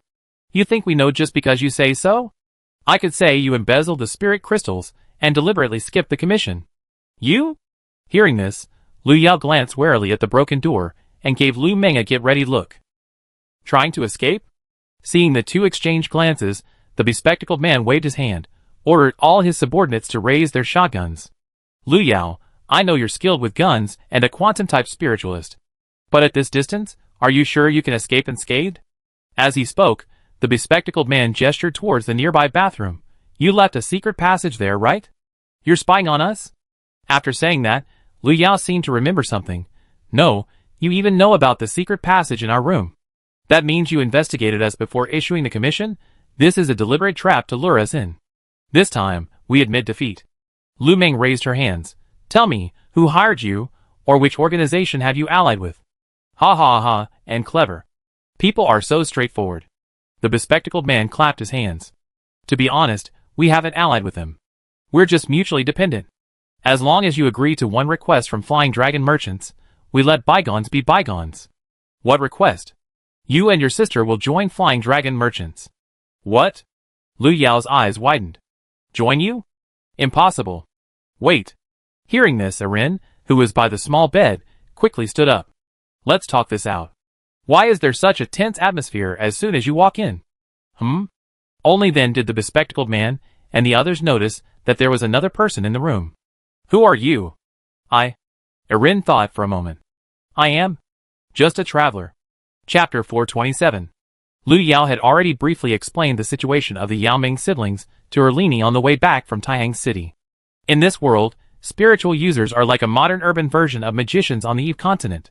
Becoming a spiritual user requires not only exceptional talent, but also considerable courage and perseverance. Unlike on the Eve continent, the survival pressure on humans in this world is much greater. Because of the interference of the dragon race, magical beasts on the Eve continent rarely disrupt the normal operation of human society, let alone actively attack humans. However, the magical beasts in this world are different. They truly eat people, and even massacre entire cities. Therefore, for survival, major countries began to focus on cultivating spiritual users, leading to the emergence of numerous spiritual user schools and training institutions. Spiritual users have become the backbone of the fight against magical beasts. Of course, countries don't force all spiritual users to take the path of defending their country. You can become a spiritual user to improve your physical health or to earn money. Lu Yao and Lu Meng belong to the latter category. This is a form of mercenary. Generally, each city has a corresponding commission board, specifically for large companies or organizations to post bounty requests. These usually involve escorting supplies to a designated location or eliminating high-level magical beasts inhabiting a certain area. The Yao Ming siblings accepted such a commission, escorting 20 spirit stones through Taihang City and delivering them to a contact person in the suburbs. However, the problem is that the commission didn't mention a level 7 magical beast called Tail-Standing Rat inhabiting Taihang City. While no country in the world has an explicit rule requiring bounty hunters to conduct rigorous risk assessments of their commissions, it's essentially an unspoken rule. Is it unreasonable to post a commission that discloses potential risks, assesses those risks, and warns potential clients to be cautious and avoid losing both money and valuables? If the commissioning party is unsure of the dangers along the way and doesn't have time for a risk assessment, adding a disclaimer like high-level magical beasts may inhabit Taihang City or risk unknown, please be aware of risk control isn't unreasonable either. Even if you're unwilling to add that line, slightly raising the security level of the commission, such as setting it to A or S level to warn clients of potential risks, isn't difficult, is it? However, the commission Lu Yao and Lu Meng received today was completely blank. Commissioning Party, Yixian City Flying Dragon Industry and Commerce Bureau. Commission Content: escort 20 spirit stones through Taihang City and deliver them to the person in charge of the B31 area on the outskirts of Taihang City. Commission level, B level. According to Lu Yao, this B level is the most ridiculous. Because B level means that this commission can be handled by level 3 to 4 spirit power users, and in most cases, there will be no major risks. Lu Yao is a level 5 spirit power user, and his sister Lu Ming is a level 6 spirit power user, so taking on this kind of commission is almost stress-free. Spirit stones are stones in this world that can replenish the spiritual power of spirit power users, similar to crystals in the Eve continent. The reward for this commission is 100,000 yuan, and the market price of 20 spirit stones is also about 100,000 yuan. Logically speaking, if Filong Commerce knew that the magical beast tail-standing rat inhabited Taihang City, and filled an A level or lower as the commission level when posting the commission, it would likely attract a large number of low-level spirit power users. In that case, their spirit stones would most likely be lost in Taihang City and never be retrieved. Lu Yao didn't think the Flying Dragon Merchant Guild would be foolish enough to do something that would result in a loss. However, he didn't expect that the Flying Dragon Merchant Guild would actually use those 20 spirit stones as bait, driving him and his sister into a corner. If it weren't for the sudden appearance of Little L, Lu Yao and Lu Ming would have been in danger. In other words, the Flying Dragon Merchant Guild was using 20 spirit stones to buy their lives. Now that even the level 7 magical beast, the tail-standing rat, hadn't been able to kill them, the Flying Dragon Merchant Guild simply came to their door and laid their cards on the table. A traveler? The appearance of Eline in the room made the bespectacled man, who had suddenly barged in, frown. Because in their investigation, the Flying Dragon Merchant Guild had no information on this little girl at all. Moreover, for some reason, he felt that it was quite strange for this little girl, wearing only a cute nightgown and cat slippers, to appear in such a place. Yixian City is a large city, while the underground city she lives in, Zhongwu, is a place similar to a sanctuary for low-level spiritualists. The people here are a mixed bag, and the little girl in the room clearly doesn't belong to this chaotic place. She seems more like a pampered young lady from some wealthy family on the surface, well protected since childhood. A blue-eyed, light white-haired young lady? There doesn't seem to be such a person in Yixian City, right? This matter has nothing to do with her. Just as the bespectacled man was considering how to deal with Erlini, Lu Yao spoke up. To be honest, I really didn't expect that your Flying Dragon Industry and Commerce would cooperate with such a money-grabbing, murderous organization. How about this? Whatever they pay you, we pay double. How about it? Double? That's interesting. The bespectacled man snapped out of his daze. But you two poor siblings, who can't even resist the temptation of 100,000 yuan. Can you afford double the price? Why are you still ignoring me? How infuriating. Seeing the two sides start negotiating again, a sullen Erlini simply sat down next to the bedside table and picked up Lu Yao's sniper rifle. Don't move. The security guard next to the bespectacled man noticed Eline's movement and immediately turned his gun towards her. Move again and I shoot. We already said our business has nothing to do with her. Lu Yao stepped forward. Wang Shui, since you investigated us, you should know her identity, right? Huh? Who? Me? Should I know her identity? The bespectacled man, called Wang Shui, was immediately confused by Lu Yao's words, standing there awkwardly for a while before saying, Of course I know who she is, but since she's now involved in our affairs, we certainly won't let her leave easily. Then you can try. Lu Yao narrowed his eyes. Try dragging her into this, and see if they spare your Flying Dragon Industry and Commerce. Them? Lu Yao's using someone else's power instantly made Wang Shui uneasy. Could they threaten Flying Dragon Industry and Commerce? Who? The Celtic Auction House, the Garland family, or perhaps the Plant family? Boss. At this moment, a subordinate holding a shotgun next to the bespectacled man also cast an inquiring glance. Don't make any rash moves. The bespectacled man gestured for a subordinate to come closer. You go out now, contact headquarters, and find out who this woman is. The sooner the better. Go now. Chapter 428. How about this? Seeing that neither Flying Dragon Commerce nor Yao Ming siblings made any further moves in the large room, Erlini proactively stood up, holding her sniper rifle. They lost your spirit stones during the commission, and you didn't mention the potential risks when you posted the commission, so let's call it even. This? Uncle Glasses, may I call you that? Because I promised to walk with my older brother and sister for a while, I won't leave them for a short time. At least I make sure they're safe while we're together. How about Uncle Glasses gives them some time? We try our best to gather 20 spirit stones. Wait, little heir, this isn't about spirit stones. Hearing this, Lu Yao. This is a complete trap. They must have been paid by one of our enemies to set this trap for us, their goal being to kill my sister and me," she protested. "I know," Erin nodded. "That's why I'm talking to this bespectacled uncle, hoping he can leave to minimize unnecessary harm." "Huh?" This time it was the bespectacled man, Wang Zhua, who was confused. "You? What a big mouth." "I can't help it. Brother Lu Yao, sister Lu Meng, and I are on the same path, boss." At this moment, the men Wang Zhua had sent out to investigate Erin's background returned. The brothers have checked. This woman isn't from the Celtic auction house, nor is she from the Jialan or plant families. There's no information about her in the Yanlong Kingdom's database. How did you check? Facial recognition. I retrieved the elevator surveillance footage. Got it. Hearing this, Wang Zhua turned around and sneered. "Little sister, you've been exposed, haven't you? I thought you were some rich heiress, but it turns out you're just a wandering ghost. We couldn't even find any information about you in the Yanlong Kingdom's database." We really can't find anything." Erlini, holding her gun, walked towards Lu Yao. "Because my battlefield isn't here." "Don't move." Wang Zhua picked up the shotgun from his subordinate's arms. "I rarely shoot children, don't force me." "Oh, then you can shoot." "I'm not a child." Erlini smiled, giving Wang Zhua a playful go-ahead and shoot look, and continued walking towards Lu Yao. Bang! To everyone's surprise, perhaps wanting to harm Li Wei, the bespectacled man actually fired at Erin. Swish, swish, swish. Perhaps not wanting to take the life of the cute little girl in front of him so easily, the bespectacled man, Wang Zhua, deliberately deflected the muzzle slightly to the left before pulling the trigger. However, the Peacekeeper XD-26 shotgun still erupted with a violent shockwave amidst the dazzling flash, and more than 20 pellets, like arrows released from a bow, whistled directly towards the bedside table behind Erin. "Watch out!" The moment he saw the flash, Lu Yao instinctively lunged towards Erin, but the next second he found that his body seemed unable to move.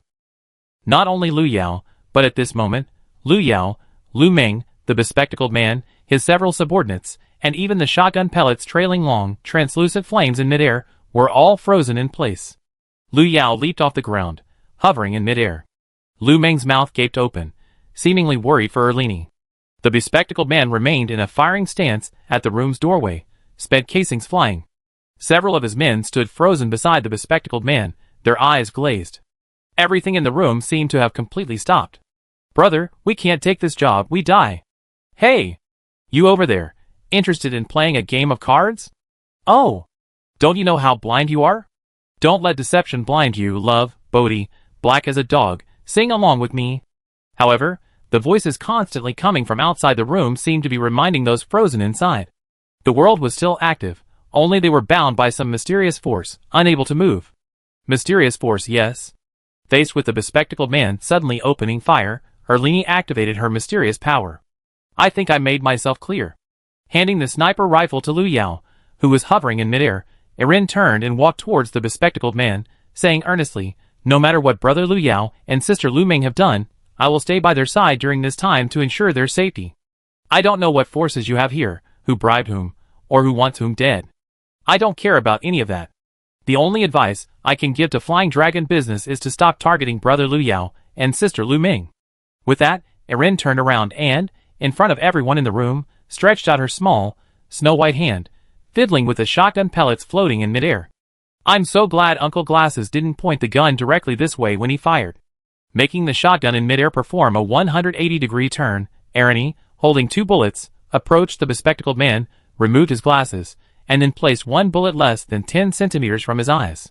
"Once my power dissipates, these bullets will continue flying along their trajectories, judging by the direction they're flying. Uncle should know what's going to happen, right?" Erlini reached out and gently moved the 2 bullets aimed at the bespectacled man away. "All right, from now on they fly past Uncle's ears." Then, Erlini took the remaining bullets and circled them around the bespectacled man's head. After dissipating the power, "Uncle, please don't move around." After checking the bullet trajectories one last time, Erlini went to the kitchen to get a frying pan and returned to her position. Buzz! Suddenly, the mysterious power in the room dissipated, and more than 20 bullets, their trajectories altered, whizzed past the bespectacled man's ears and scalp. Clang! A bullet struck the doorknob behind the bespectacled man, bounced back, and landed squarely in the center of the frying pan held aloft by Eline, making a crisp sound. With a thud, the bespectacled man at the doorway knelt down. Lu Yao, rushing towards Eline, grabbed the sniper rifle, staggering a few steps. Lu Meng, looking at the shotgun shells scattered on the floor, swallowed hard.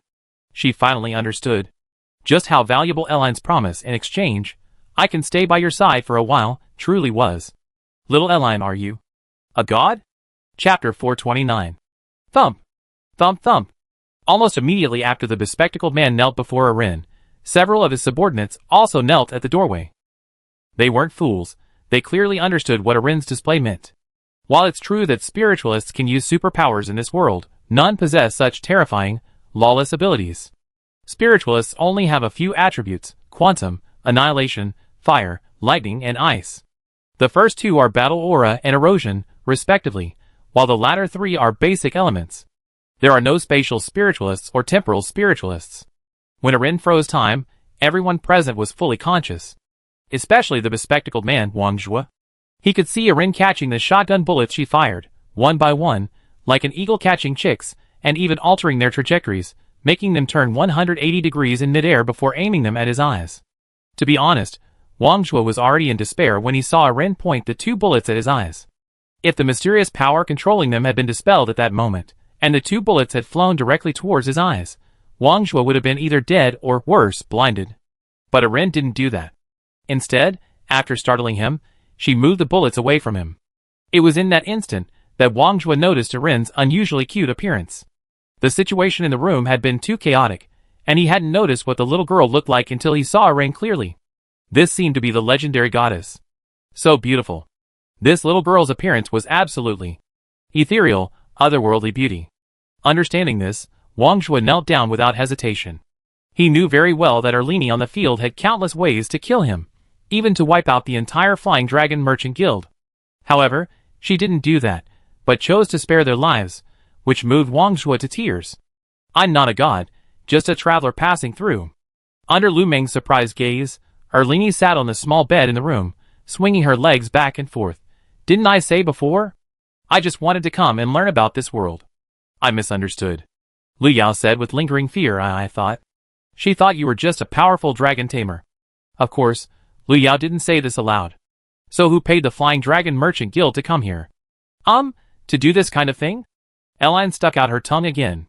To be honest, I don't even know what the Flying Dragon Merchant Guild does. The Flying Dragon Merchant Guild is a non-official merchant organization within the Flame Dragon Kingdom, Lu Yao quickly explained. We can go to them when we need to trade spiritual weapons or exchange information. But because they're not an official trading organization, these people will do almost anything, like the saying goes. Money makes the world go round. Boss, if we knew this target was you, we wouldn't dare take it even if we had 100 lives. Hearing this, Wang Zhua raised his head. Those Tai Party bastards are a bunch of scoundrels. They actually dared to trick us. Heh, now you know what it feels like to be framed due to insufficient intelligence? Lu Yao sneered. When we took on your mission and encountered the Tily Rat in Taihang City, our feelings were exactly the same as yours. As expected, it's the Tai Party. Lu Meng stepped forward. Brother, what do we do now? Lu Yao nodded. The Tai Party is probably retaliating for what happened in Zaiji City half a month ago, right? That's the only thing that could happen. Those kids were so pitiful. Lu Meng turned to the bespectacled man. So how much did they pay you to put on this show? 500,000. Our lives, Yao and Meng's, are only worth 500,000? My lord, spare our lives. The bespectacled man said innocently. 500,000 is just for helping out you, cough cough, you Yao Meng. The sibling's reputation is far beyond what 500,000 can compare to. Let me correct you. It's Yao Meng, not Yomu, who's a half yokai from Jinsokyo. The bespectacled man quickly bowed his head and said, You're right, sir. So what do we do now? The Tai Party seems to have even bribed the Flying Dragon Merchant Guild. They clearly don't intend to let us go. Lu Yao looked at Arin, or... Little Arin, is there anywhere you want to go? No, didn't you say it was safe here? Arin tilted her head. Or do you two want me, a traveler from elsewhere, to lead the way? Given the current situation, it's clear our enemies have come knocking.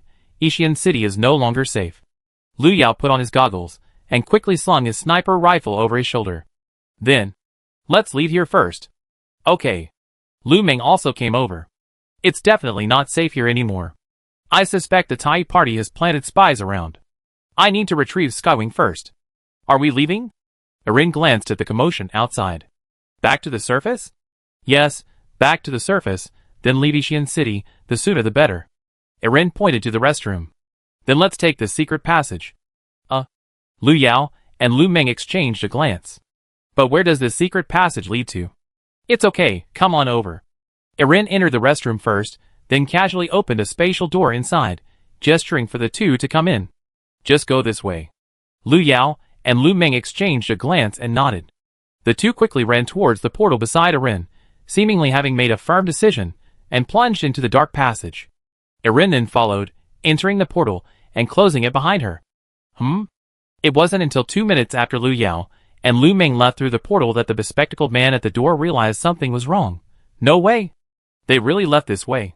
He exchanged a glance with his subordinate, and the group jogged towards the restroom. Boss. One of his subordinates checked the passageway behind the restroom. There's definitely an exit here, but it shouldn't lead to the surface. That shouldn't be the case. Where are they going? The bespectacled man scratched his head. Isn't that girl's mech still on the surface? Boss, then we... Don't ask. Let's get going and clean this up. The bespectacled man glared at his subordinate. Furthermore, inform the Thai party that our cooperation with them is officially cancelled. They must also compensate Phylong Industry and Commerce for its losses. Chapter 430. Under the moonlight, the devastated Taihang City. A spatial portal slowly opened, and led by Erin, Lu Meng, who had obtained the mecha sky wings, and Lu Yao, carrying the sentinel sniper rifle, emerged from the dark purple portal. This is Taihang City?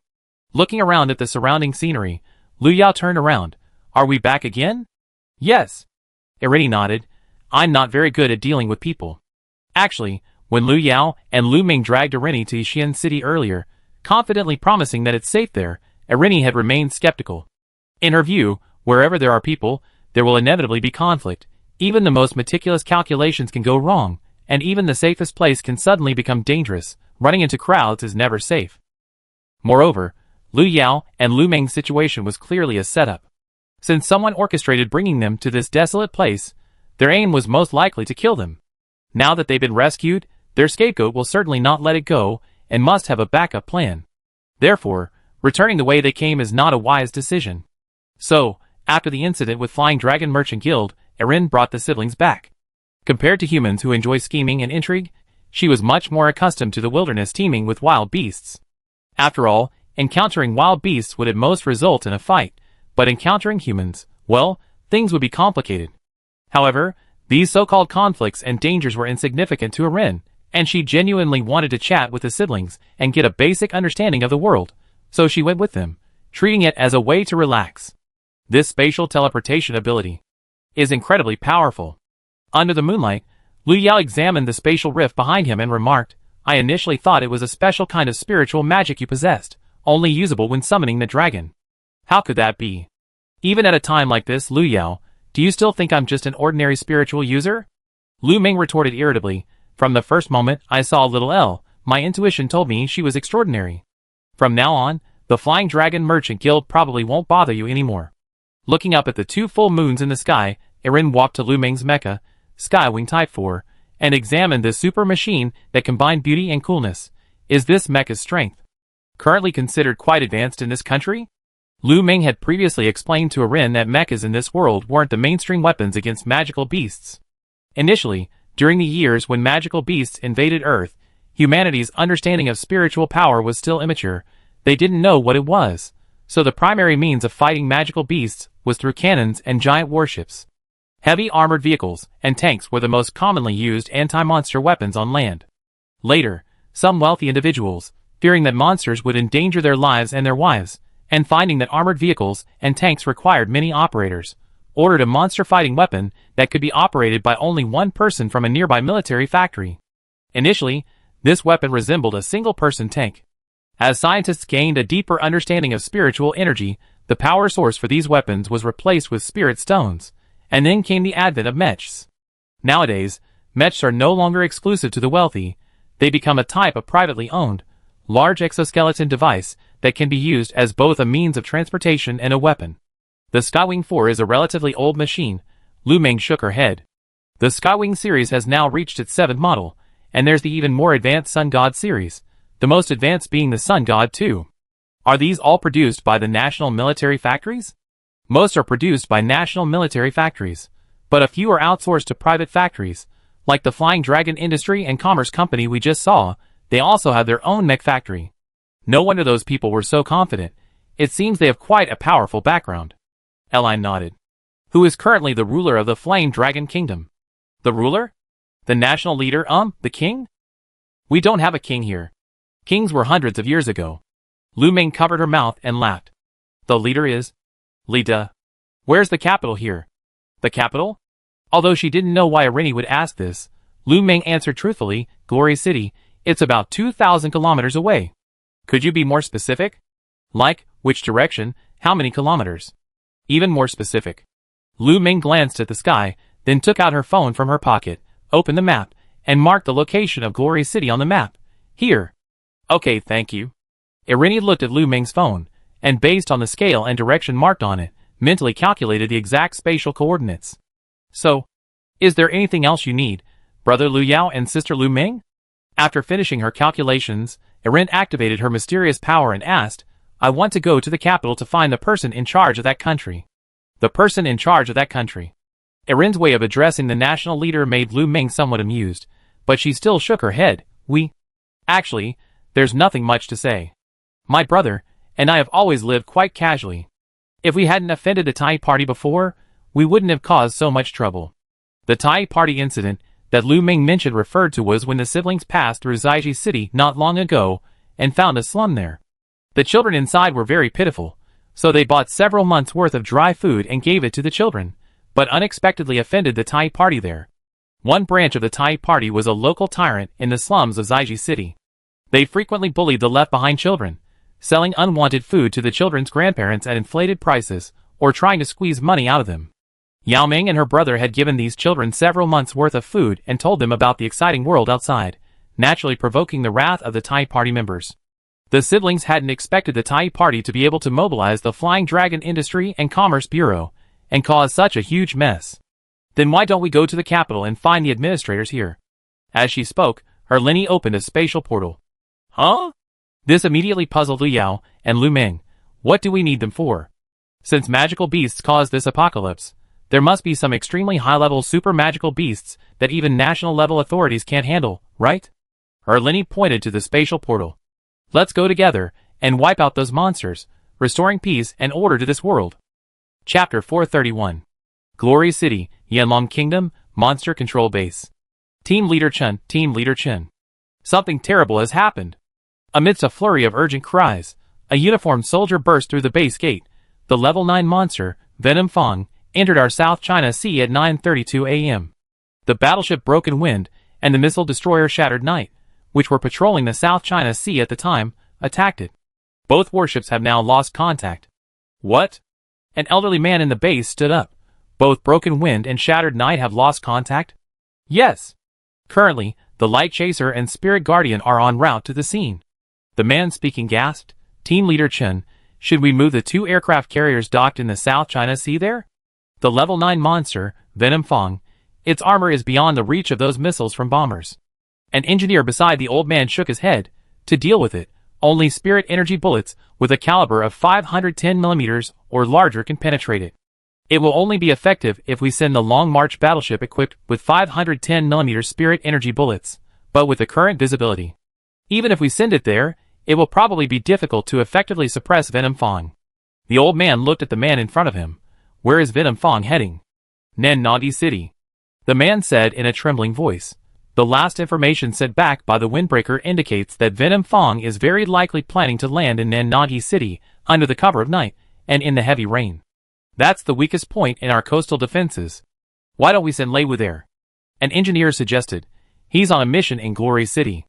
Lei Wu, a level 9 lightning-type spirit energy user in the Flame Dragon Kingdom, is also one of the top spirit energy users in the Flame Dragon Kingdom. He has very rich combat experience, and once killed the level 9 magical beast Black Spider in a one-on-one situation. He is a true guardian knight of the Flame Dragon Kingdom. But Lei Wu's mission is equally important. The old man in the room shook his head. The recapture of the PA-137 area of Glory City is just one step away. If we lose this opportunity, it will be difficult for us to deploy troops in that area again. Those monsters aren't stupid.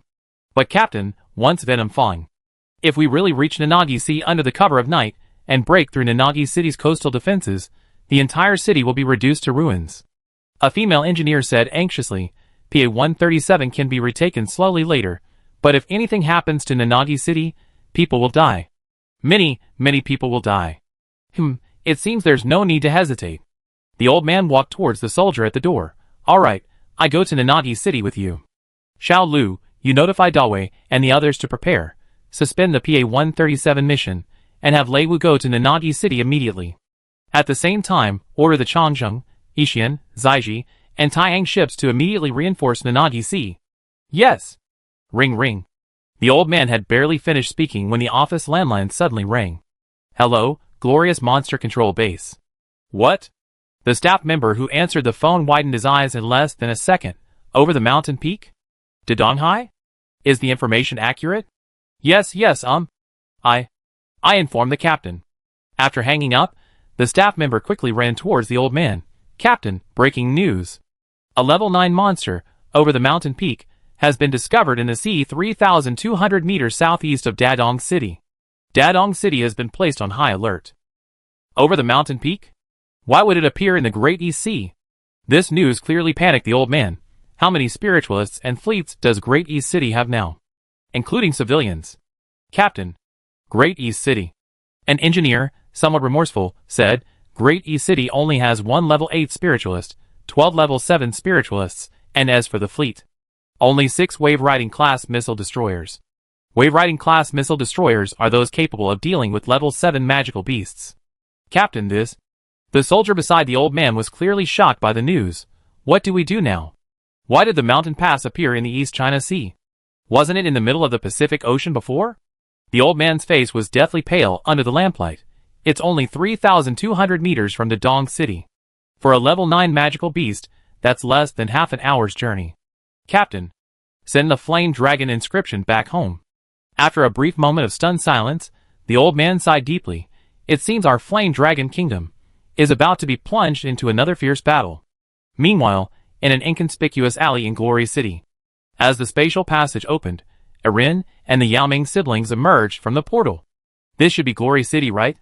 Amidst the constant buzzing of red alerts, Eline asked, puzzled, what's happening? An air raid? Flame Dragon inscription? Seeing the large red characters on the surrounding LCD screens, Lu Meng was startled at first, then took out her phone and opened the message that automatically popped up on the screen. 2 level 9 magical beasts. Irini leaned closer. What is the Flame Dragon inscription? The Flame Dragon inscription is a red document issued to the public when the nation faces a major magical beast crisis. Lu Meng pointed to the information on her phone. For example, this time, a level 9 magical beast, Venomous Fong, attacked the South China Sea Fleet, while another level 9 magical beast appeared in the waters off Dadong City. The National Fleet couldn't simultaneously resist the attacks of these two behemoths, so they had to seek help from civilian spiritual practitioners. Irini understood. Does something like this happen often? Not often. Level 9 magical beasts are extremely rare. They're world-destroying level beasts. And today, 2 of them appeared at once. Lu Meng smiled wryly. Moreover, these 2, one in the east and one in the south, attacked our fleet simultaneously as if they had agreed. This is unprecedented in history. Do level 9 magical beasts have intelligence? As far as I know, at least this Venomous Fong and the Mountain Peak. No, not at all. Lu Meng continued, these 2 magical beasts are amphibious. They can live both underwater and on land, and their armor is extremely thick. Ordinary shipborne missiles can't penetrate their defenses. Only traditional battleship shells loaded with spiritual energy have a chance of repelling them. What about spiritual users? Spiritual users. It's also very difficult for them to fight at sea. Besides, there's only 1 level 10 spiritual user and 7 level 9 spiritual users in this world. Lu Meng shrugged. Our Yanlong Kingdom has a total of 3 level 9 spiritual users. 2 of them are on missions outside. Currently, only Lei Wu should be near Glory City. Are level 9 magical beasts the strongest? Level X magical beasts are the strongest, but so far, they only shown themselves 3 times, so no one knows their exact location. Okay. Hearing this, Aren nodded. That's perfect. Let's go find the administrator here as planned, and ask if we need reinforcements. Chapter 432. The Crystal Palace in the center of the Dragon Forest on the Eve continent, Nasod's residence. It was a massive cave, large enough to accommodate an entire adult dragon lying down.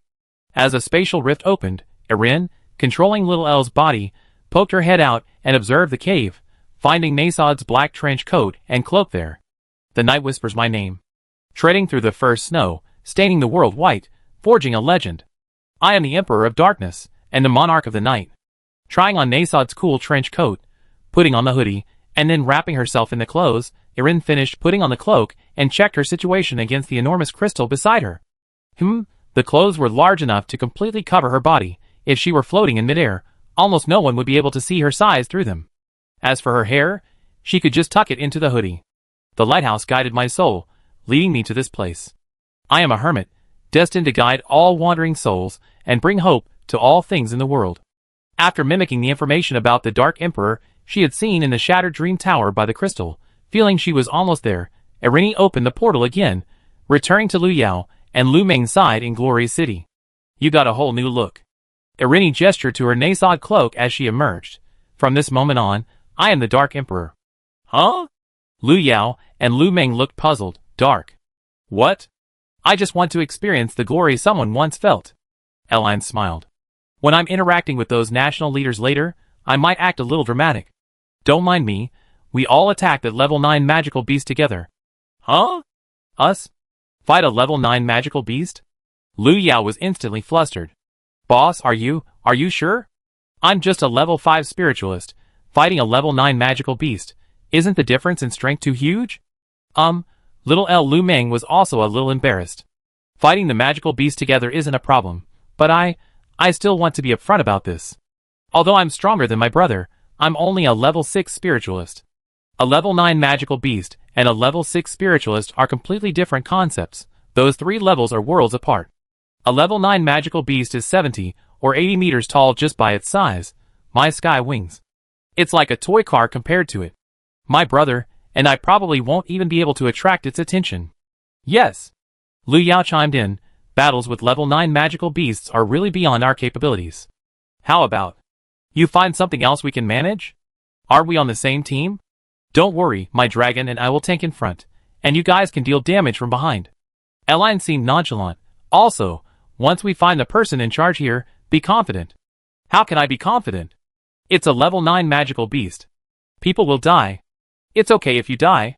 Perhaps sensing the sibling's thoughts, Eline added, I protect you. If you unfortunately die, I can revive you, so go ahead and do it. Clearly, the monsters of this world are the same concept as the monsters that Nasod fought against on the continent of Eve.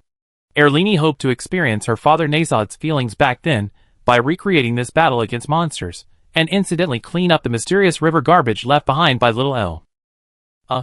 Seeing that his thoughts had been seen through, Lu Yao was a little embarrassed. You could even resurrect the dead?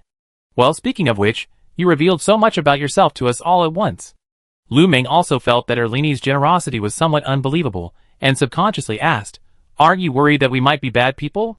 As spiritual beings, in Lu Yao and Lu Meng's understanding, possessing a treasure invites trouble was the most basic law of this world.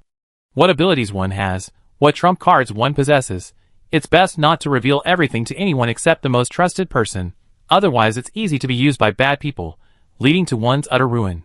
Theoretically, for Eline, neither Lu Yao nor Lu Meng were among her most trusted people. However, in the short few hours since their first meeting, Eline had demonstrated her dragon attack, spatial abilities, and temporal abilities, even revealing that she could resurrect the dead. Was she being too naive, or too confident in her abilities? If Sister Lu Meng can say that, it already proves you're not a bad person. To this, Eline simply smiled. Alright, now that your Flame Dragon Kingdom needs help, who should we recommend ourselves to? Find the people at the Monster Control Center in Glory City. Usually, in a major incident like this, even Leader Li Do would rush to the Monster Control Center immediately. So, where exactly is this Monster Control Center located? Here. Lu Meng took out her phone again, and tapped the location of the Monster Control Center. If I remember correctly, their office should be on the 2nd floor. 2nd floor? Add a little height. Erin quickly calculated in her mind, then summoned a spatial portal. Let's go, now we're the Yao Ming AI team. Lu Yao and Lu Meng exchanged a glance. then walked into the spatial portal with Erin. I disagree. On the other side of the portal, several engineers were arguing. The Light Chaser doesn't have long-range attack capabilities at all. Letting her deal with Venom Fawn alone is like gambling with everyone on board. But we don't have time. It's obvious that Dedong City needs support more. So you're planning to sacrifice the Light Chaser? In the noisy office, no one noticed that Erin and her group had already emerged from the portal. Who's gently tapping the coffin? It's Night Owl, and that boy who's gone. Mimicking Nasod's tone, Erin floated into the air with dragon dance steps, letting her huge trench coat envelop her. The night whispers my name. Treading through the first snow, staining the world white, forging a legend. I am the Emperor of Darkness, and the Monarch of the Night. Erin's words instantly silenced the large office. Everyone stopped what they were doing, staring dumbfounded at the trio who had seemingly appeared out of nowhere. Good evening, everyone. I am a recluse, and also a spiritualist. I will guide all wandering souls in this world, bringing hope to this place. Seeing that everyone's attention had been drawn to her, Erin floated a little higher into the air. Please call me NASD Garland. Chapter 433. The appearance of Lu Yao and Lu Ming's team, along with Erlini's overly dramatic performance, plunged the second-floor office of the Glorious City Monster Control Base into silence. The engineers and commanders there remained completely dumbfounded, utterly bewildered by the group's arrival. And, most importantly, how did you get in? After a half-minute silence, the deputy captain in the office spoke first. Glorious City is currently on high alert. I remember all the base's entrances and exits are closed. You didn't just force your way in, did you? Of the three, Lu Yao was dressed in a semi-mechanical uniform resembling that of a junior hacker, carrying a sniper rifle on his back and wearing goggles. Lu Meng was dressed as a mecha pilot. Both looked like ordinary mercenaries found anywhere in the city. As for Eline, well, because she was wearing her father's clothes, the loose black robe completely obscured the little girl's figure and most of her face, so almost no one knew what she looked like underneath. That's too much.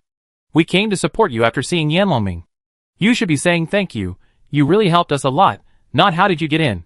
Seeing that the vice captain in uniform clearly didn't believe her, Eline slowly floated towards him. In the name of Nasod Garin.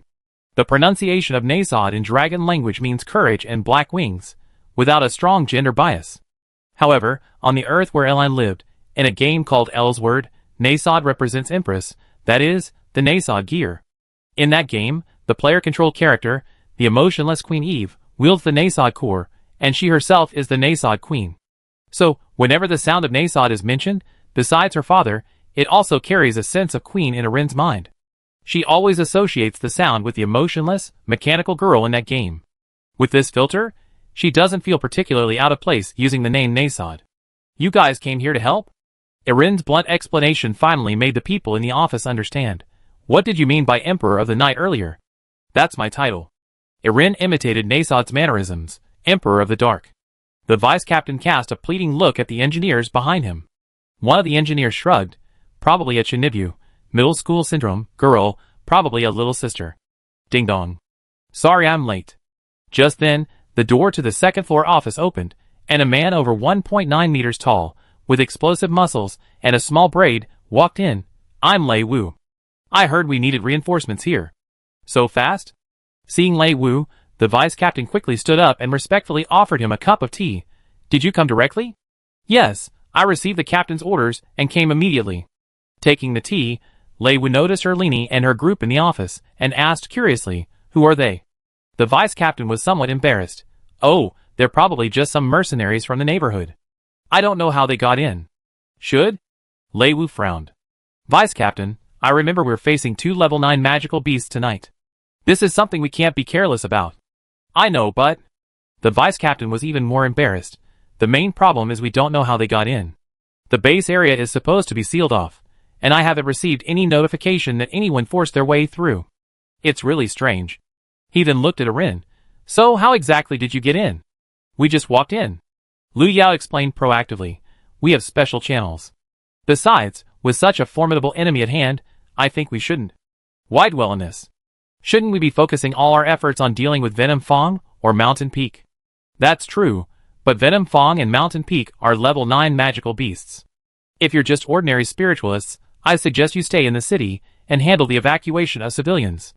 Lei Wu said, glancing habitually at Erline in her black robes, and added, "Oh, by ordinary spiritualists, I mean those who haven't even passed the level 7 spiritualist qualification exam. What level are you all?"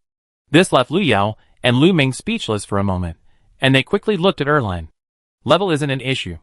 On the thorny path to the other side, even the lost traveler has the right to be saved. Erline walked towards the office exit. "Follow me." Interesting. Hearing that the person spouting such melodramatic lines was just a little girl, Lei Wu followed behind Irini. "I see what tricks you're up to" expression on his face. "Oh, dragon of love slumbering in the mysterious river. Heed my call, spread your loving wings, and cover this sky, this starry heaven." Outside the second floor of the Glory City's monster control base was a spacious platform. Stepping onto the balcony, Irini tossed her cloak, letting the rain soak her, and slowly floated into the air, reciting the summoning the dragon lines she had once recited with Chun and Lulu. "Huh? A dragon?" This sight completely stunned Lei Wu. "Little sister, although you look really cool floating in the air reciting your lines, but do you really know what you're doing? We're going to war. Not playing a game." Drinking away the world's hesitation, dispelling the world's evil. Ignoring Lei Wu on the platform, the hastily arriving vice captain, and the engineer in the office, Erlini continued to enjoy this rare Chunibu moment with her eyes closed, granting the night sky dawn, granting life to the dawn. The night wind under the moonlight. Her cloak billowed behind her, carrying the little girl's voice, tinged with a divine quality far and wide. "You and I shine together. We are alone, we stand side by side. Elenine Piarista, come, tear this night apart with your fury." Buzz. Just as Elenine's words fell, a massive rift suddenly opened behind her. The night beneath the rain curtain seemed to be ripped open from the middle, revealing a strange, dark purple substance within. At that moment, it was as if everyone heard the sound of space being torn apart. Crash. What? Lei Wu, the level 9 spiritualist who had previously scoffed at Elenine's team, stared wide-eyed at the massive rift over 50 meters high in midair. This is impossible. Chapter 434. Roar.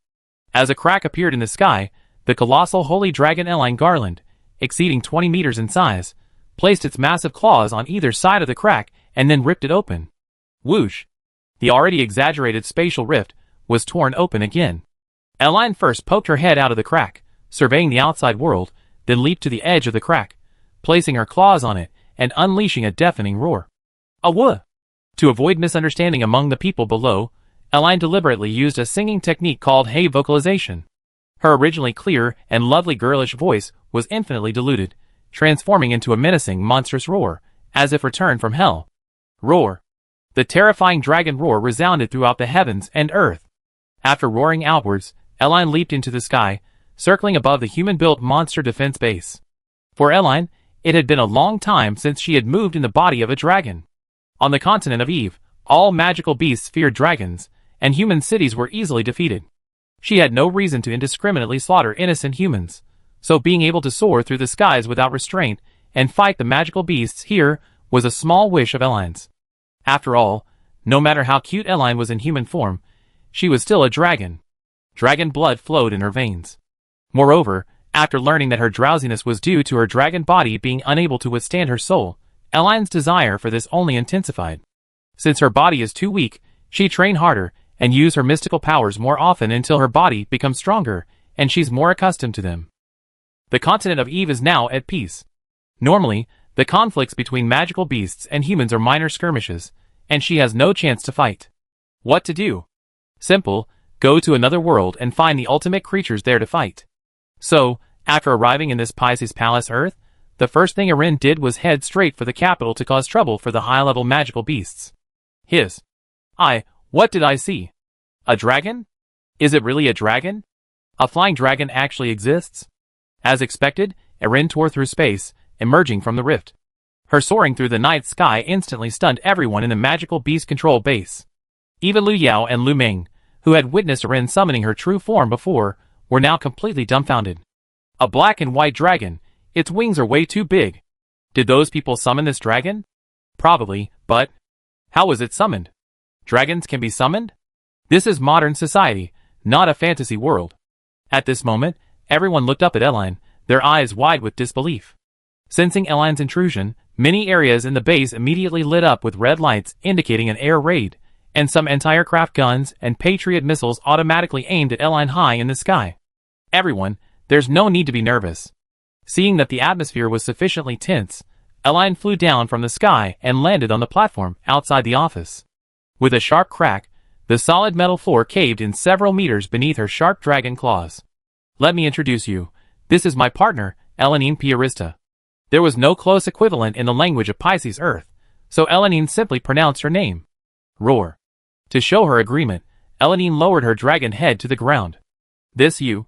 Clearly, even Lei Wu, one of the top experts in the Flame Dragon Kingdom, was quite frightened by the colossal beast exceeding 20 meters in length before him. He instinctively summoned lightning around him. You summoned it? You could say that. Irene, controlling little air, spoke. So we're here to support you, don't worry. My god, how did you summon such a huge creature? The man who called himself the vice captain also came closer, sizing up Irene in her dragon form. Such a large one, it's at least a level 7 magical beast. Are you some kind of special spiritual power user? Or? Irene was speechless. Are the magical beast levels here only determined by size?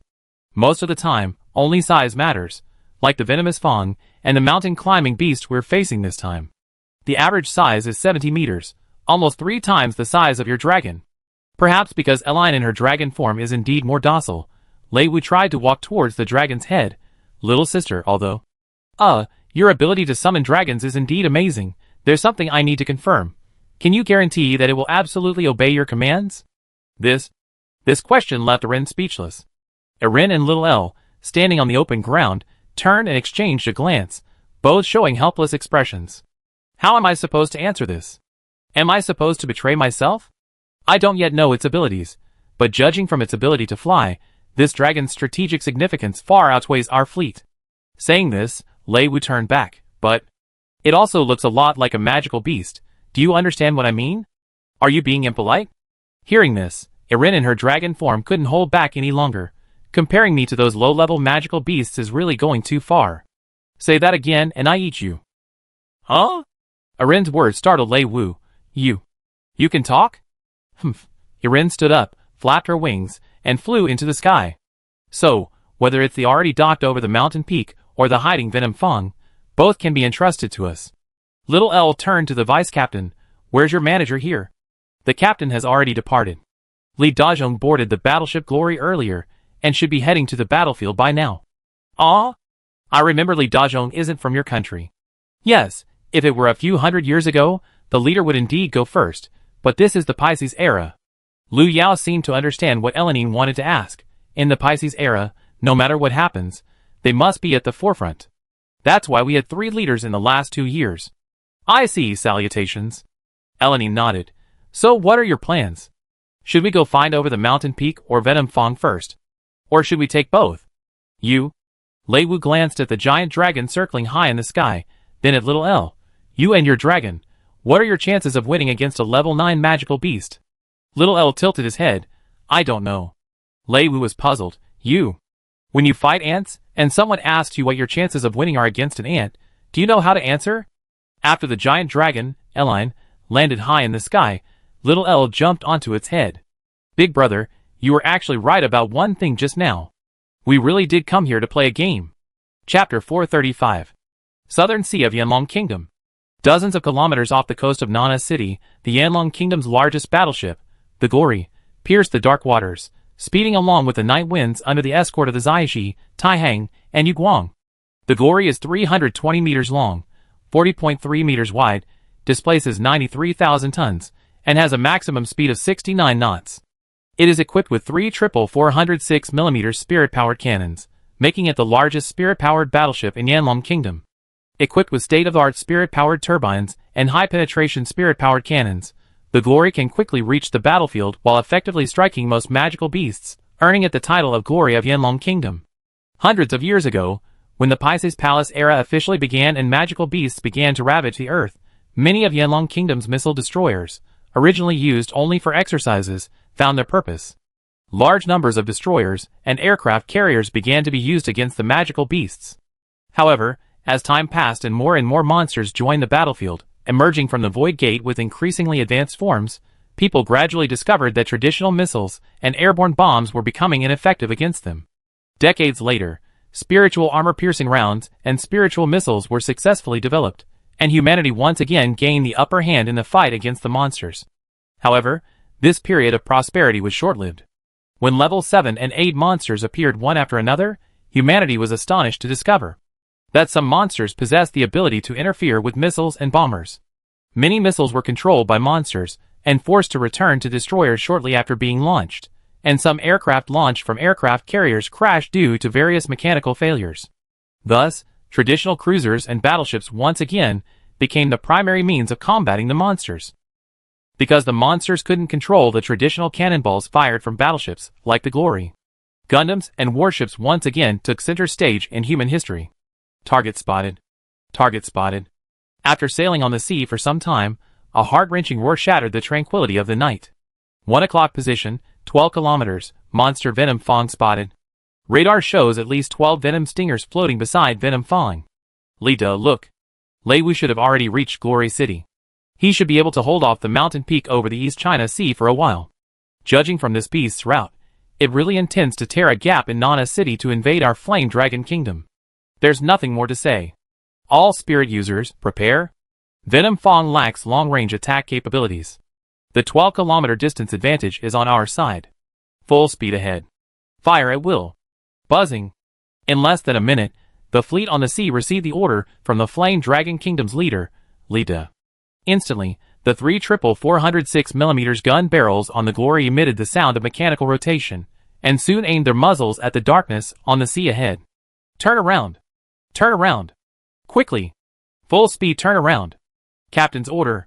We fight and retreat. 12 kilometers of fangs can't hurt us. Aim at its belly, that's its weakest point. Speed 29, speed 35, speed 50. Activate turbo boost. On the sea, the Glory, like a ferocious beast, cleaved through the giant waves, making a near 200-degree turn on the spot. Simultaneously, the ship's guns rapidly adjusted their positions and angles during the turn.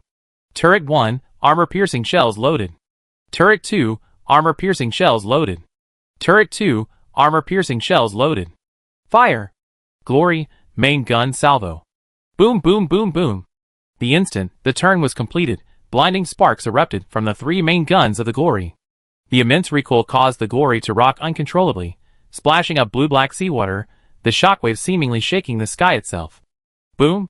The shells, weighing several tons, tore through the night like fiery serpents, tracing a conspicuous parabola across the night sky, hurtling towards the marked Fong and its subordinate Stinger 12 kilometers away. Boom! Boom! Boom! At the same time, the other battleships lined up in a single file alongside the Glorious also opened fire. A barrage of shells, trailing blue-gold trajectories, hurtled towards Fong. Did it hit? Why is there no reaction? Strange. Logically, such a commotion should have caused this level 11 magical beast to react. What's going on? As the shells landed, a long silence fell over the sea 12 kilometers away. Something's wrong. Given Fong's personality, it's impossible for it to have no reaction after we open fire.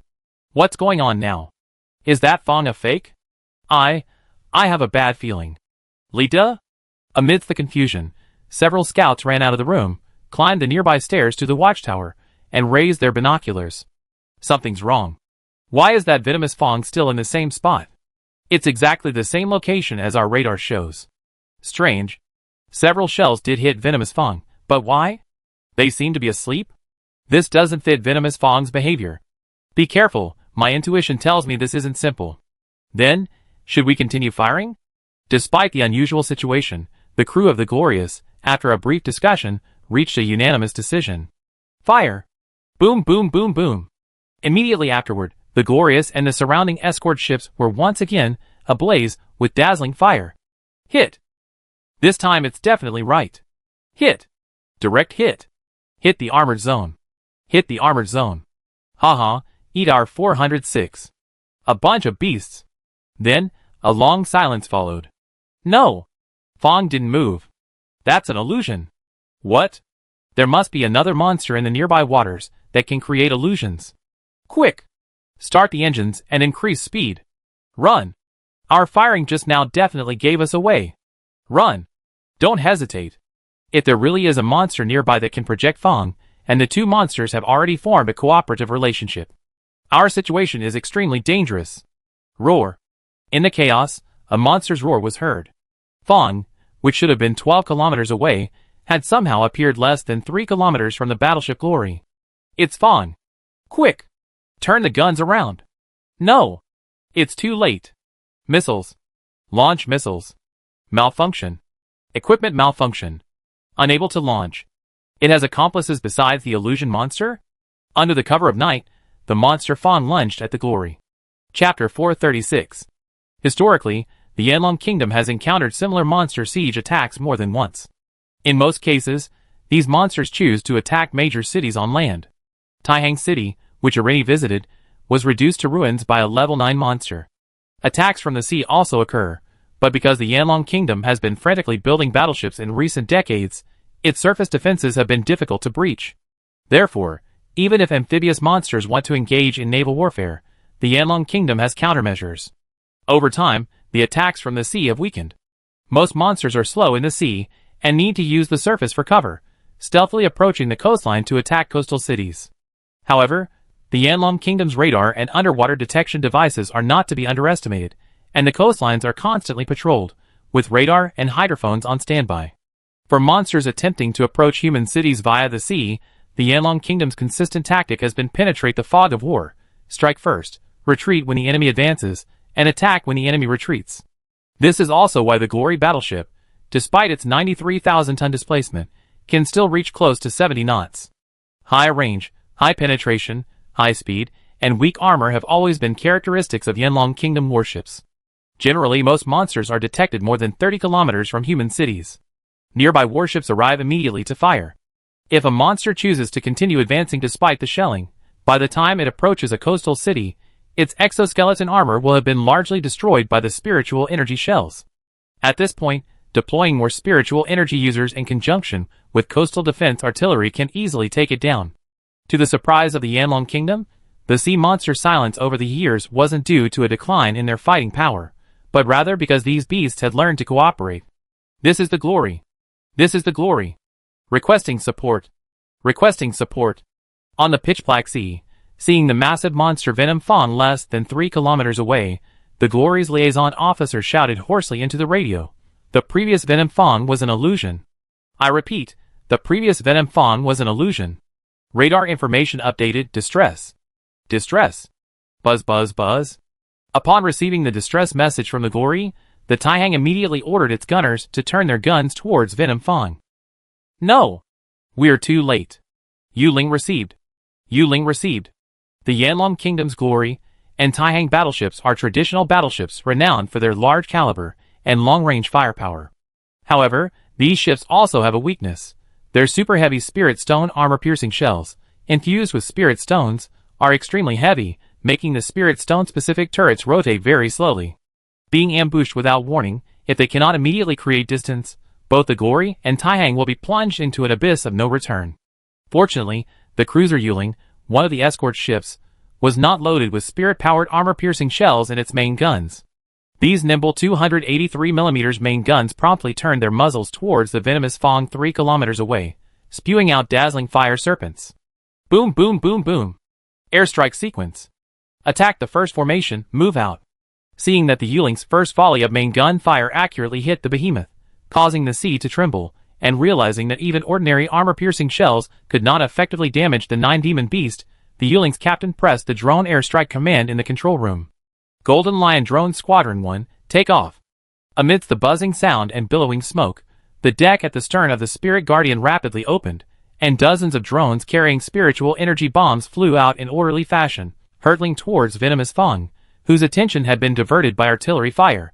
Like traditional bombers, these drones could potentially be destroyed by magical beasts possessing abilities, like electromagnetic pulses, but because they were drones, even if that happened, there would be no casualties. The Spirit Guardian was gambling that there were no magical beasts nearby capable of using electromagnetic pulses. However, they lost their gamble. Roar roar roar roar. Just as the bomber squadron on the Spirit Guardian swooped down towards venomous Fong, a piercing scream of a magical beast echoed from the surrounding area. Hiss. Hiss. Hiss. A visible pale blue shockwave emanated from a monster hiding in the seabed not far away, spreading outwards. The drone bombing squadron high in the sky, upon contact with this pale blue halo, immediately emitted thick smoke, and one after another, the aircraft crashed into the sea. It's a ridgeback turtle. Upon recognizing the monster, the crew of the Spirit Control ship exclaimed in shock. No wonder Venom Fong could create illusions. It was this monster causing all this trouble.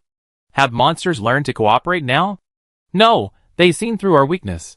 Quick! Maximum speed run. What about the spiritualists on the shore? Lei Wu and the others?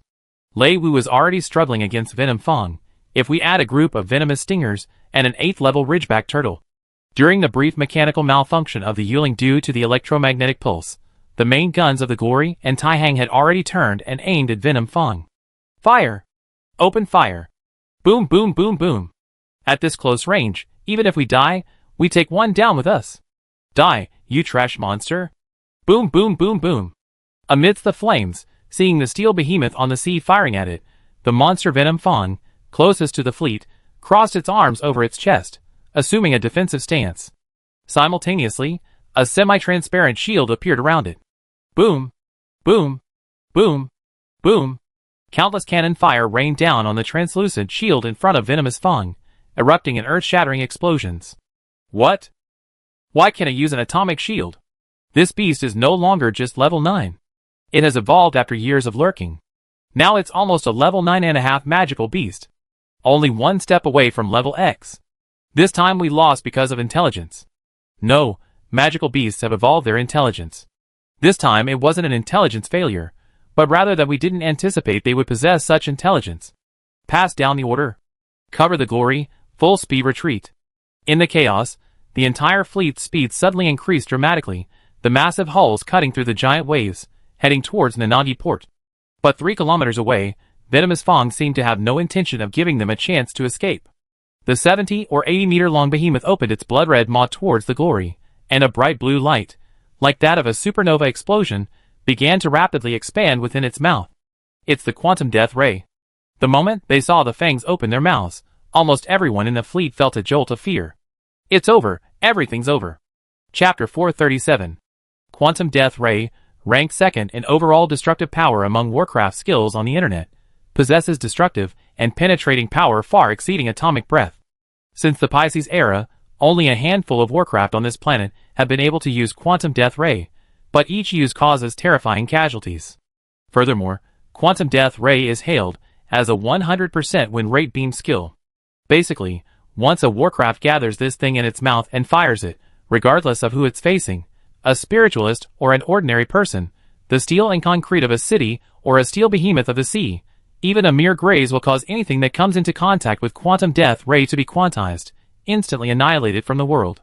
In other words, theoretically, nothing in this world can withstand Quantum Death Ray. And a distance of 3 to 5 kilometers is a guaranteed hit for Quantum Death Ray. We can't let it use the Quantum Death Ray. Quick! Quick! Fire! Fire! Seeing the venomous fawn on the sea surface about to unleash its ultimate attack upon first sight, the crews of the Glory, Zaiji, Taihang, and Yuling were filled with despair. The Quantum Death Ray also caused some damage to the monster itself. But once the monster used it, no one in history had ever escaped. The Glory and Taihang were the largest spiritual power battleships of the Yanlong Kingdom. If they sank, then Nana Port would be wide open to the monster, and the citizens of Nana City and the surrounding cities would no longer be safe. Losing this coastal city would inevitably force humanity's defenses to retreat, and it would be a huge blow to the morale of the entire nation. Buzzing. Booming. As the blue-white orb in the monster's mouth grew brighter, the main guns of the 3 battleships were just loaded. The gunners, disregarding trajectory calculations, frantically fired a barrage of shells at the monster Venom Fong. They absolutely couldn't all die here. This was the thought on everyone's mind. They had initially assumed that Venom Fong was 10 kilometers away from the fleet. At this distance, they could employ traditional naval tactics, fighting and retreating to wear down the monster's stamina, while the monster's Quantum Death Ray wouldn't reach the fleet. Even if something unexpected happened, with the Glory and Taihang's 70-knot speed, they could quickly retreat and preserve their strength. However, to everyone's surprise, Venom Fong's initial target wasn't Nanagi City, but the Yanlong Kingdom's naval fleet, primarily composed of the Glory. Its plan was to hide in the nearby waters, then have the spiked turtle create a projection in the distance to lure the fleet into attacking, while it approached the fleet under cover of darkness and unleashed the Quantum Death Ray at close range. Fong intended to annihilate the glorious fleet.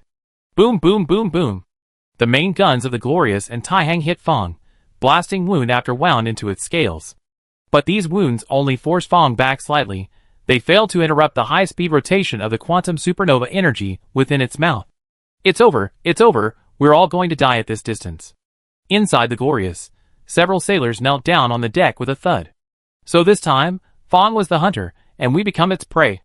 Once the quantum death ray is ready, even a god couldn't save us. That's good, I suppose. They say dying in quantum form is easier than facing a nuclear bomb head-on. At this distance, we'd probably be reduced to ashes in less than a second. Good for what? What will happen to the people of Nanagi District if we die? What will happen to Yanlong Kingdom? Our motherland? If the Glory and Taihang sink here, who will protect our people? Seeing that even a spiritual energy cannonball at such close range couldn't interrupt Venomous Fong's quantum death ray, almost half the people on the ship sighed and went limp.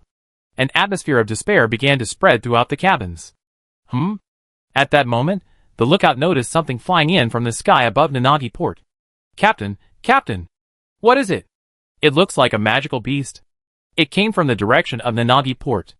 How could there be a magical beast in Nanagi Port? I don't know, it looks a bit like a legendary white dragon, with some black scales, glowing eyes, and it seems like there are several people standing on its head. Ah? There really is a magical beast coming from the direction of Nanagi Port? And those people on it, it looks like Lei Wu? It's no use who comes now. Do you see that light in the mouth of the Fong? As they spoke, a crew member pointed to the Fong, which had turned into a small sun due to the excessive energy it had gathered. That's our grave. Why is Lei Wu here? Li Da, the leader of the Yanlong Kingdom, who had barely spoken throughout, came out of the cabin and took the binoculars. Damn it, now we're not only going to lose our main fleet, but also a level 9 spiritualist.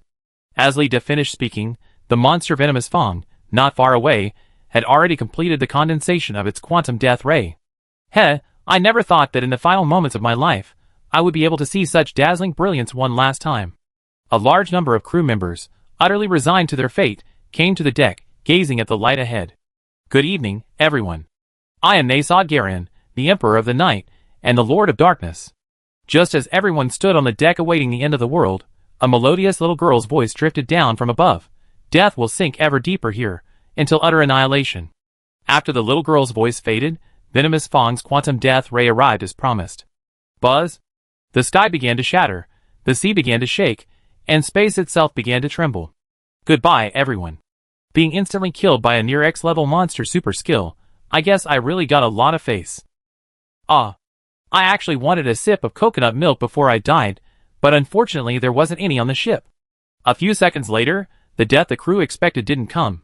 In her dragon form, Erin first carried Lei Wu and the others, who had followed her onto the deck of the Glory, then flew towards Venom Fong, withstanding the quantum death ray with just one dragon claw. I am the Emperor of the Night, rise, my subjects. Then, little Erin, dressed in black robes, floated into the air. Look up at your paradise. Silence. The vast sea was completely silent.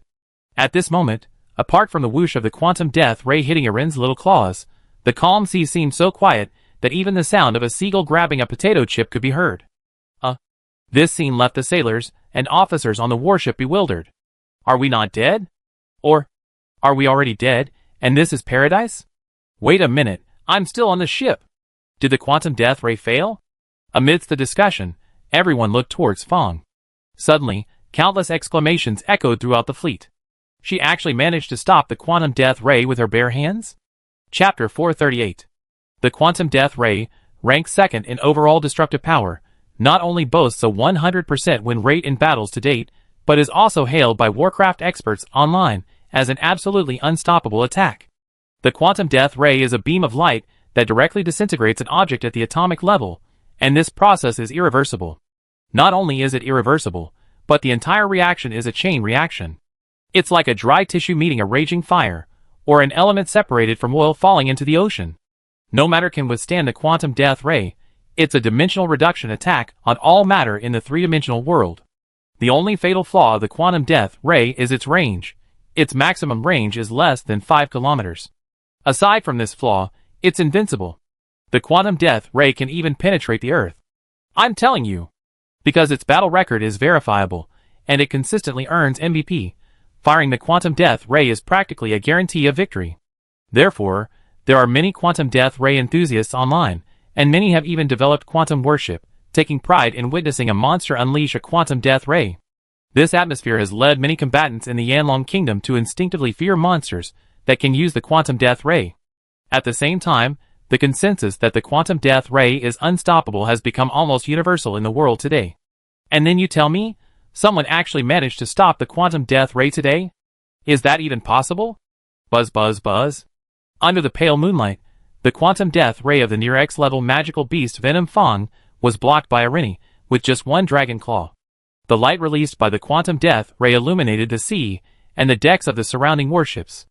The beautiful and dashing holy dragon, Eline Garland, stood with both feet on a magic circle on the sea surface, one hand raised to block the venomous fangs. The crowd stared wide-eyed at this unbelievable scene.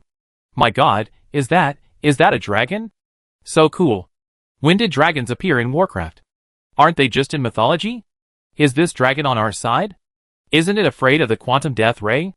I think it probably has some effect, right? It's probably just pretending to be relaxed to protect us.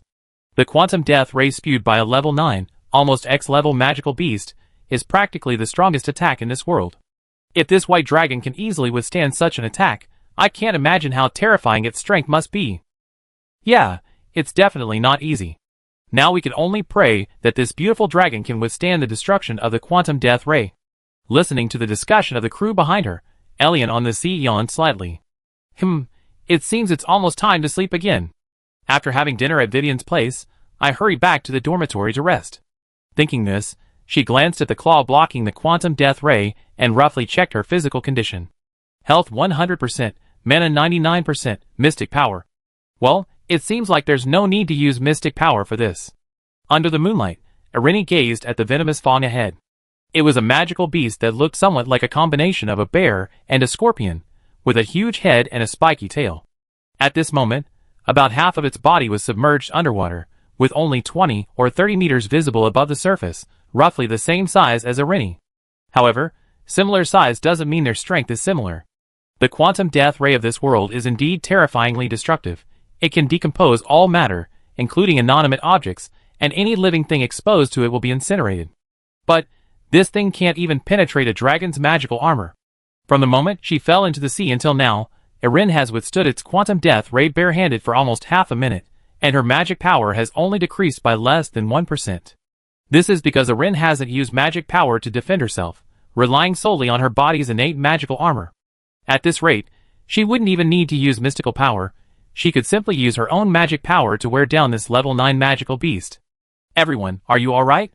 While Irene was holding off Venom Fang, the engineers and leaders of the Glorious City Monster Control Center landed on the deck. Lei Wu ran straight to Li De, the leader of the Flame Dragon Kingdom. Leader, I'm late. No, you're just in time. Li De shook his head, his gaze fixed on Irene ahead. Did you summon this white dragon? Yes. Lei Wu gestured to little Elle, who was in midair wearing a trench coat. It's her summoned beast. A girl? Yes. That's really amazing. I don't even remember anyone like that in our Flame Dragon Kingdom. Li De had clearly just recovered from a sure-death situation, looking shaken. How did you convince her to help? To be honest, I'm not quite sure either. Li De gestured to Lu Yao and Lu Ming beside him. They brought her. This is the Yao Ming siblings, the Yao Ming spiritual power user duo, who were registered in Taihang City. They have a pretty good reputation. Hello, sir? Upon seeing Li De, Lu Yao was somewhat excited. This matter can only be described as an accident. An accident? Although not quite understanding what Lu Yao meant by accident, Li De went straight to the point. Could that white dragon have stopped Venomous Fang's quantum death ray? Sir, I don't think it's a question of whether it could have stopped it. Lu Yao seemed unsure how to explain, pointing to little Elle in midair. Why don't you ask her?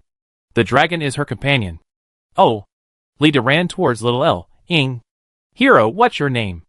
NSD Garland. Little Elle turned around. You must be the leader of this country, Mr. Li De? Yes, it is. Looking at Li De's youthful appearance, little Elle was somewhat puzzled. You seem younger than I imagined? Please excuse my rudeness, hero. This world is practically half apocalyptic now. There are very few old people. Li De pointed to Eline in the distance. Are your companions alright? We are praying for the crimes they committed. Little Elle once again adopted a childish tone. How does your excellency wish to execute them? Fang? Execution? This word stunned Lita for a long time. You mean? You're sure you can handle this monster? It has accomplices, including a level 8 prismatic turtle that can use electromagnetic pulses. No problem. Since you're the leader here, you can handle it. With that, little L flew into the air again. Dawn is coming, the night tells its legend. Let the dawn descend once more. Have you finished spouting nonsense? The instant little L finished speaking, Eline flapped her wings and flew quickly towards Fang, then raised her other dragon claw and slapped the monster's massive head. Boom! This slap stunned Fang, and its quantum death ray stopped. Honestly, you're so weak, I couldn't even bring myself to kill you. In a few days, I find the strongest X-rank magical beast in the world. With that, Ering grabbed Fang by the neck, lifted it out of the ocean like a puppy, and flew it back towards the Glory battleship. Go apologize yourself. But whether you live or die depends on those humans. Chapter 439. Easily lifting the 70-meter-tall behemoth Fang from the sea into the air, Eren flew back towards the battleship Glory. On the way, the lurking henchman Stinger, seemingly wanting revenge for their leader, surfaced, ready to fight. High in the air, Eren casually tossed a fireball down. Boom! The fireball exploded upon contact with the sea, creating a dazzling crystalline mushroom cloud. The terrifyingly high-temperature steam, amplified by a mysterious force, crackled and melted the shells of the surrounding stinger monsters. Many of their tentacles and claws turned to blood, terrifying the monsters into a sudden dive into the deep sea. Roar! Roar! Roar! The Fang, its neck being choked, struggled violently high in the air. Eline slapped it on the head again. Bang! This time, the blow knocked the Fang unconscious. Not obedient at all. Muttering in dragon language, Eline returned to the deck of the Glory. Squeak! Perhaps the weight of a dragon combined with the 9-dimensional beast was too much. The moment Eline stepped onto the deck of the Glory, the super battleship, over 300 meters long, began to tilt noticeably. The ship is sinking. This scene terrified everyone on board, who immediately looked towards Liu Yao and his sister, and Eline in the sky. Help! Tell the dragon to stop! And what do you plan to do with this ugly creature? Eline casually tossed the Fang into the sea beside the Glory, summoned a temporary magic circle under her feet, and stepped on it. Does a magical beast's body have any research value for humans? The ship, which had been tilting slightly, regained its composure. Yes, yes, yes. Lita hurried forward, grabbing the communicator. Taihang Zaiji, come quick. Hold that Fang down. Don't let it escape from the seabed. He then looked up at Eline. Dragon, miss? May I call you that? Eline yawned. My name is Eline Piorista. Oh, Eline, Piori, that. Lita clearly hadn't quite caught the pronunciation, and broke out in a cold sweat. Excuse me, could you say it again? It's alright, my name isn't important. Just remember the name Nasod. Eline yawned again, casually opening a spatial rift. If there's nothing else here, I head back. With that, the adorable black and white dragon disappeared into the spatial rift, vanishing from sight.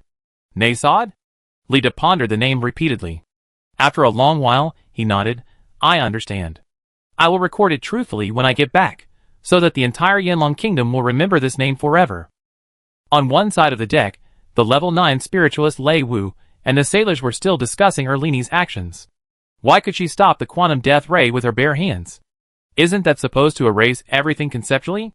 You're still thinking about the quantum death ray? Didn't you see? That white dragon knocked out a level 9 magical beast with a single slap. That's real strength, okay? No, her physical strength probably wasn't her peak. That fireball was terrifying. The instruments on our ship recorded that the temperature around the explosion exceeded 100,000 degrees Celsius, and she controlled the temperature perfectly, preventing the heat wave from reaching us. That's what a true master is. How is it? After Eline returned, little L slowly descended from the sky and said to Lei Wu, Mr. Level 9 spiritual power user, can you rest assured now? My voice was a bit loud just now. I apologize to everyone here. At this moment, the muscular Lei Wu looked like a child who had done something wrong, covered in cold sweat. According to our local magical beast rankings, that white dragon's strength is at least level 12. It can withstand quantum death rays and can fly. With such strength, it's enough to completely destroy our world. Uncle Lei Wu. Hearing this, Lu Meng whispered a reminder, their strength is beyond my. This is judged by our ranks, and what you're saying is very impolite. I'm sorry, I'm a martial artist, so my speech is rather crude. Lei Wu immediately apologized, please Miss Nasod. Miss Nasod, don't take it to heart. Not at all, I am the Emperor of the Night. How could I care about such a trivial matter? Saying this, Little Elle approached Lu Yao. Could I have one of your bullets? Huh? Although somewhat puzzled, Lu Yao quickly took a sniper rifle bullet from his magazine and handed it over. Here. Little Elle took the bullet and imbued it with a tiny bit of mysterious power. From now on, if you fire this bullet, I will sense it immediately and be able to find you instantly. Returning the bullet to Lu Yao, Little Elle explained in plain language. Simply put, you can consider this a life-saving tool. Even if you die after firing the bullet, I can appear within 3 seconds and revive you both. Wow. Little Elle's explanation made Lu Yao's eyes widen. What have we done to deserve this? But I have conditions. Seeing Lu Yao and Lu Ming's delighted expressions, Little Elle added, besides self-rescue, there's another rule for using this bullet. When the world faces a major crisis, or encounters a powerful magical beast, you also need to fire to summon me. In this situation, if you use the bullet, I give you another one. Lu Meng was somewhat confused. What do you mean by a major crisis? The survival of a nation, the appearance of an X-level magical beast, or an alien invasion, you decide for yourselves. Little Elle gestured to the already. The monstrous Fong, suspended in the sea by the Glory and Taihang ships, said, for example, this time, if I hadn't come, the country's coastline would have been breached, and many cities would have been destroyed. Then you could have chosen to use bullets. I understand. Lu Meng nodded. Then Little Elle. Cough cough, is Miss Nasod planning to leave? Yes, my battlefield isn't here. Little Elle waved to the people around her. Finally, I hope your beautiful world will be treated kindly. Lu Yao gripped the bullet tightly. And thank you. For everything you've done for us. In front of the group of people around, Little Elle opened a spatial portal and walked in.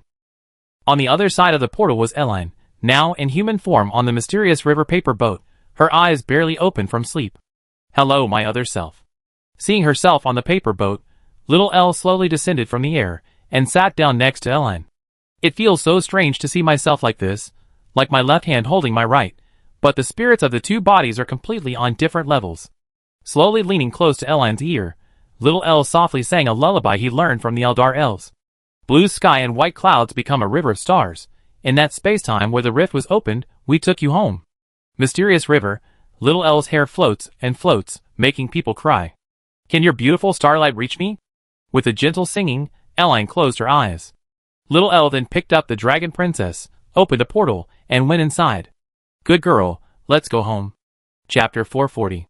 At Minar Academy, the sun rose slowly from the horizon like a puffed-up Angora rabbit in the morning. This was the heart of a dark forest, far from human cities. Numerous ancient-looking castles stood within the dark forest. Inside these castles lived many vampires. Vampires were a long-lived species that looked very similar to humans, characterized by white hair and red eyes, somewhat resembling the Arcana people. However, while Arcana people gave off an impression of I don't think I could beat them, vampires were more like, holy crap, should I help her up if she dies in front of me? Vampires disliked sunlight, preferred sleeping, and had little interest in procreation. Therefore, even though the war between gods and demons had ended and the world had entered a period of peace for thousands of years, the vampire population here hadn't changed significantly.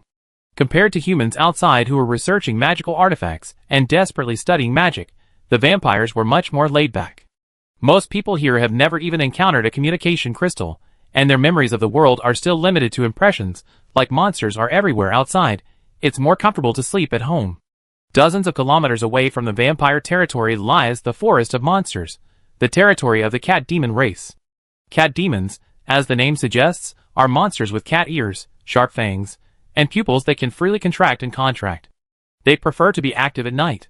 Because the cat demon race is predominantly female-dominated, with men staying home to take care of their wives and children, and do laundry and cook, rarely venturing out, this race can be roughly understood as a catgirl race. I understand your demands. At the border between the Black Forest and the cat demon race, Erin, in the body of little Erin, stood between the representatives of the two races. First, the vampires want the cat demons to keep a close eye on their children, preventing them from crossing the barrier into vampire territory. They also want them to refrain from making a ruckus or hunting nearby during the day. Then, the cat demons want the vampires to prevent the demonic energy in the Black Forest from leaking out and attracting their children's attention. Is that right? Yes. A white-haired, somewhat sickly-looking vampire representative complained. Actually, it doesn't matter how much they make a ruckus during the day, as long as they don't cause trouble nearby. Many of our subordinates sleep during the day. If they want to cause trouble, they should at least stay at least 1 kilometer away from this area. Meow meow meow. Sakura, don't run so fast. Meow meow meow. As they spoke, several cat girls, who had already transformed into human form and looked to be under 10 years old, ran past the group from the flower beds, kicking up a cloud of pollen. Achoo! I told you not to run so fast. There are flowers and bees all around. The vampire representative gave Aren a C. Look! We are deeply sorry about this. On the other side, the cat demon representative. A girl with a tricolor tail said apologetically, children at this age like to run around. We adults sometimes find it hard to discipline them. They have so much energy, they disappear in the blink of an eye. If you can't keep an eye on them, don't bring them here, the vampire representative said impatiently. The atmosphere in the Black Forest doesn't suit you cat demons. We have scary crows, man-eating pumpkins, and blood-sucking bats here. Children who accidentally wander into the Black Forest get so frightened they run around like mad, often ending up in our castle. Especially, those kids are incredibly fast runners and jumpers. Do you know how we feel? It's a beautiful daytime, a time for a nice nap, and suddenly there's all this noise in the flower beds outside, a clattering, rustling sound, then children screaming, panting, and then the sounds of fighting. 4 of the pumpkin lanterns outside my house have already been taken down. After taking down the lanterns, those children somehow climbed up the castle's pipes to the 2nd floor and it pounced right on my stomach. It was huge. The vampire representative gestured the size of a watermelon. Such a big cat demon sat right on my stomach. Oh my god, I couldn't sleep a wink all day. You can scold those kittens. They're even more scared than you. They hid under the bed and wouldn't come out no matter how much you coaxed them, saying the pumpkins and barrels outside would eat people. I'm so sorry. I'm really so sorry. The cat demon representative could only apologize repeatedly. It was indeed our adults' negligence in supervising them. I will discipline them strictly when we get back. This isn't the first or second time. And it's not just 1 or 2 cats, it's a whole group. The vampire representative held out his hand, indicating the cat paw prints on his arm. Cauliflower, Maine Coon, black and white cat, lion cat.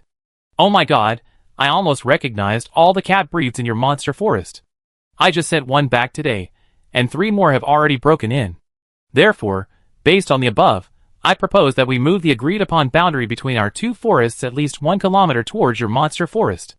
Seeing the cat demon representative admit his mistake, the vampire representative's agitation subsided slightly. Of course, we have no intention of encroaching on your territory.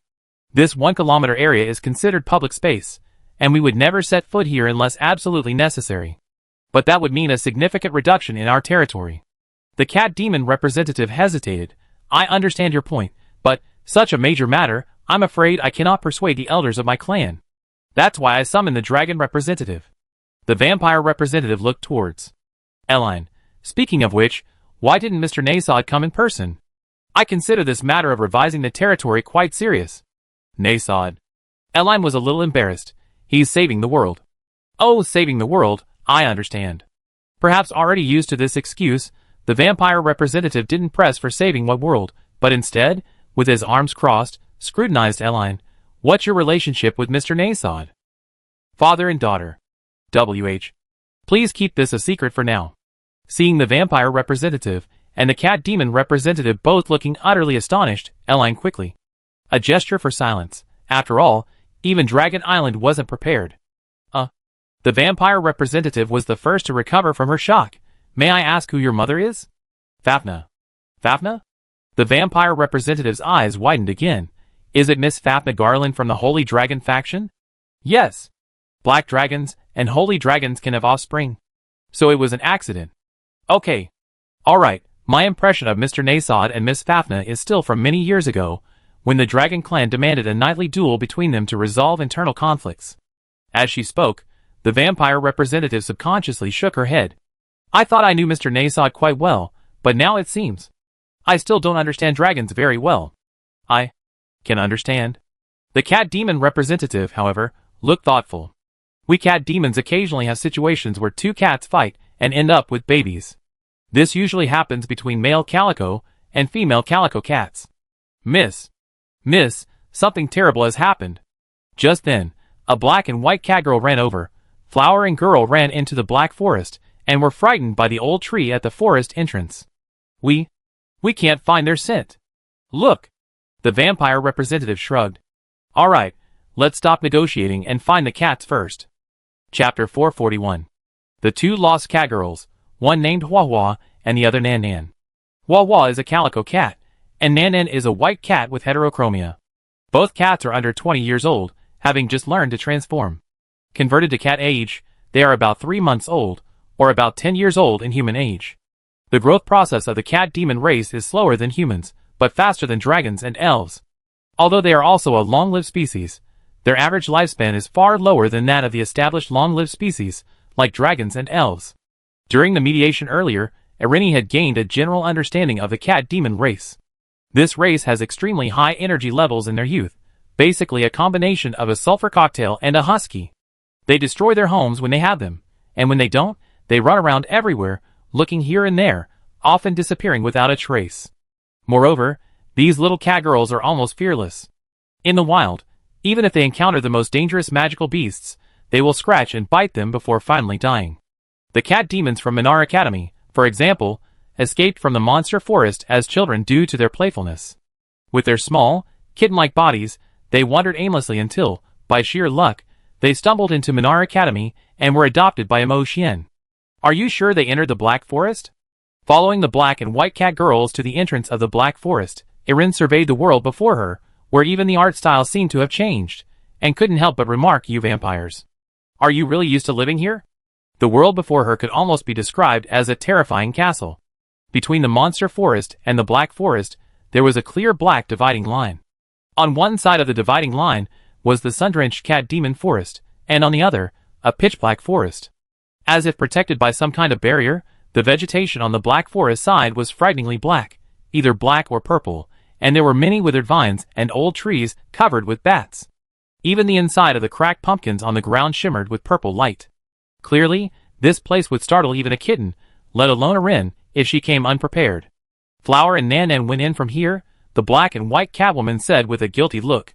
I saw them just playing with the bees here, and I thought the two children knew they couldn't go into the Black Forest, but who knew? She must have stepped on a beehive on the ground. Irin walked towards the bushes indicated by the cow catwoman, stopped 2 meters away from the area, and pointed to the beehive on the ground. It's this one.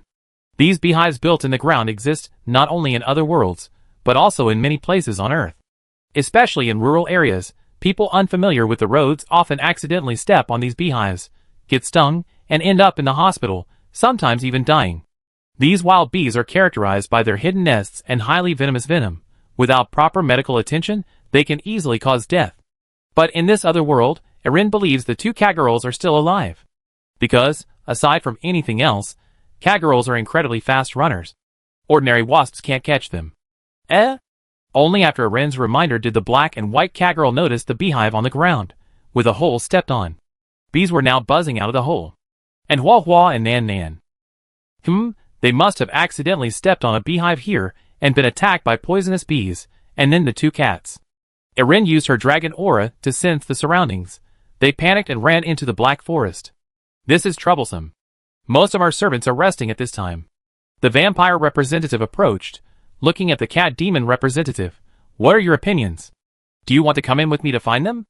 According to the vampire representative, although they had repeatedly instructed their subordinates not to bother the lost cat demons, the Black Forest was vast, and not all subordinates would obey vampire orders.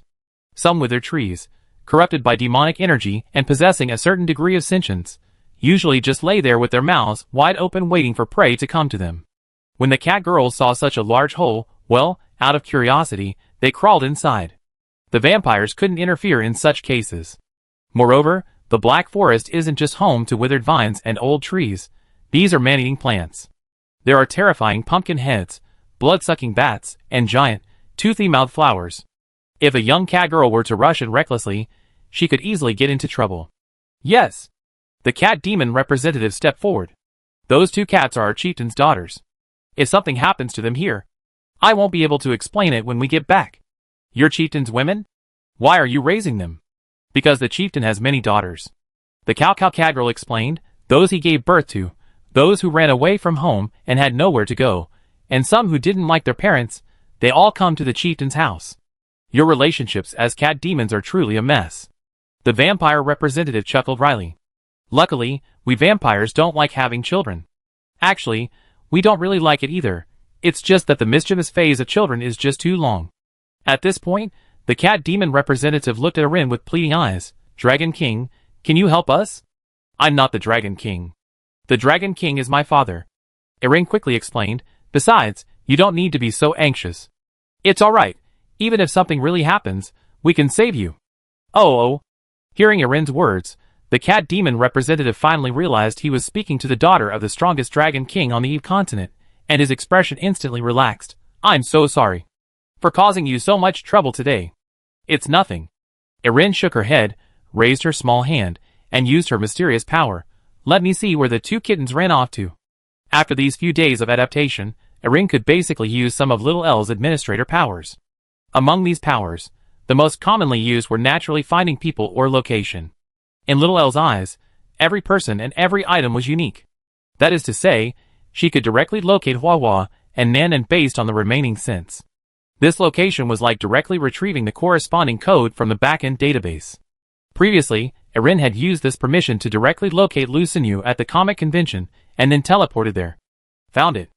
Already adept at this operation, Erin pinpointed the two catgirls' location in less than a second. That direction, in a cave 890 meters away, not too far from here. Really?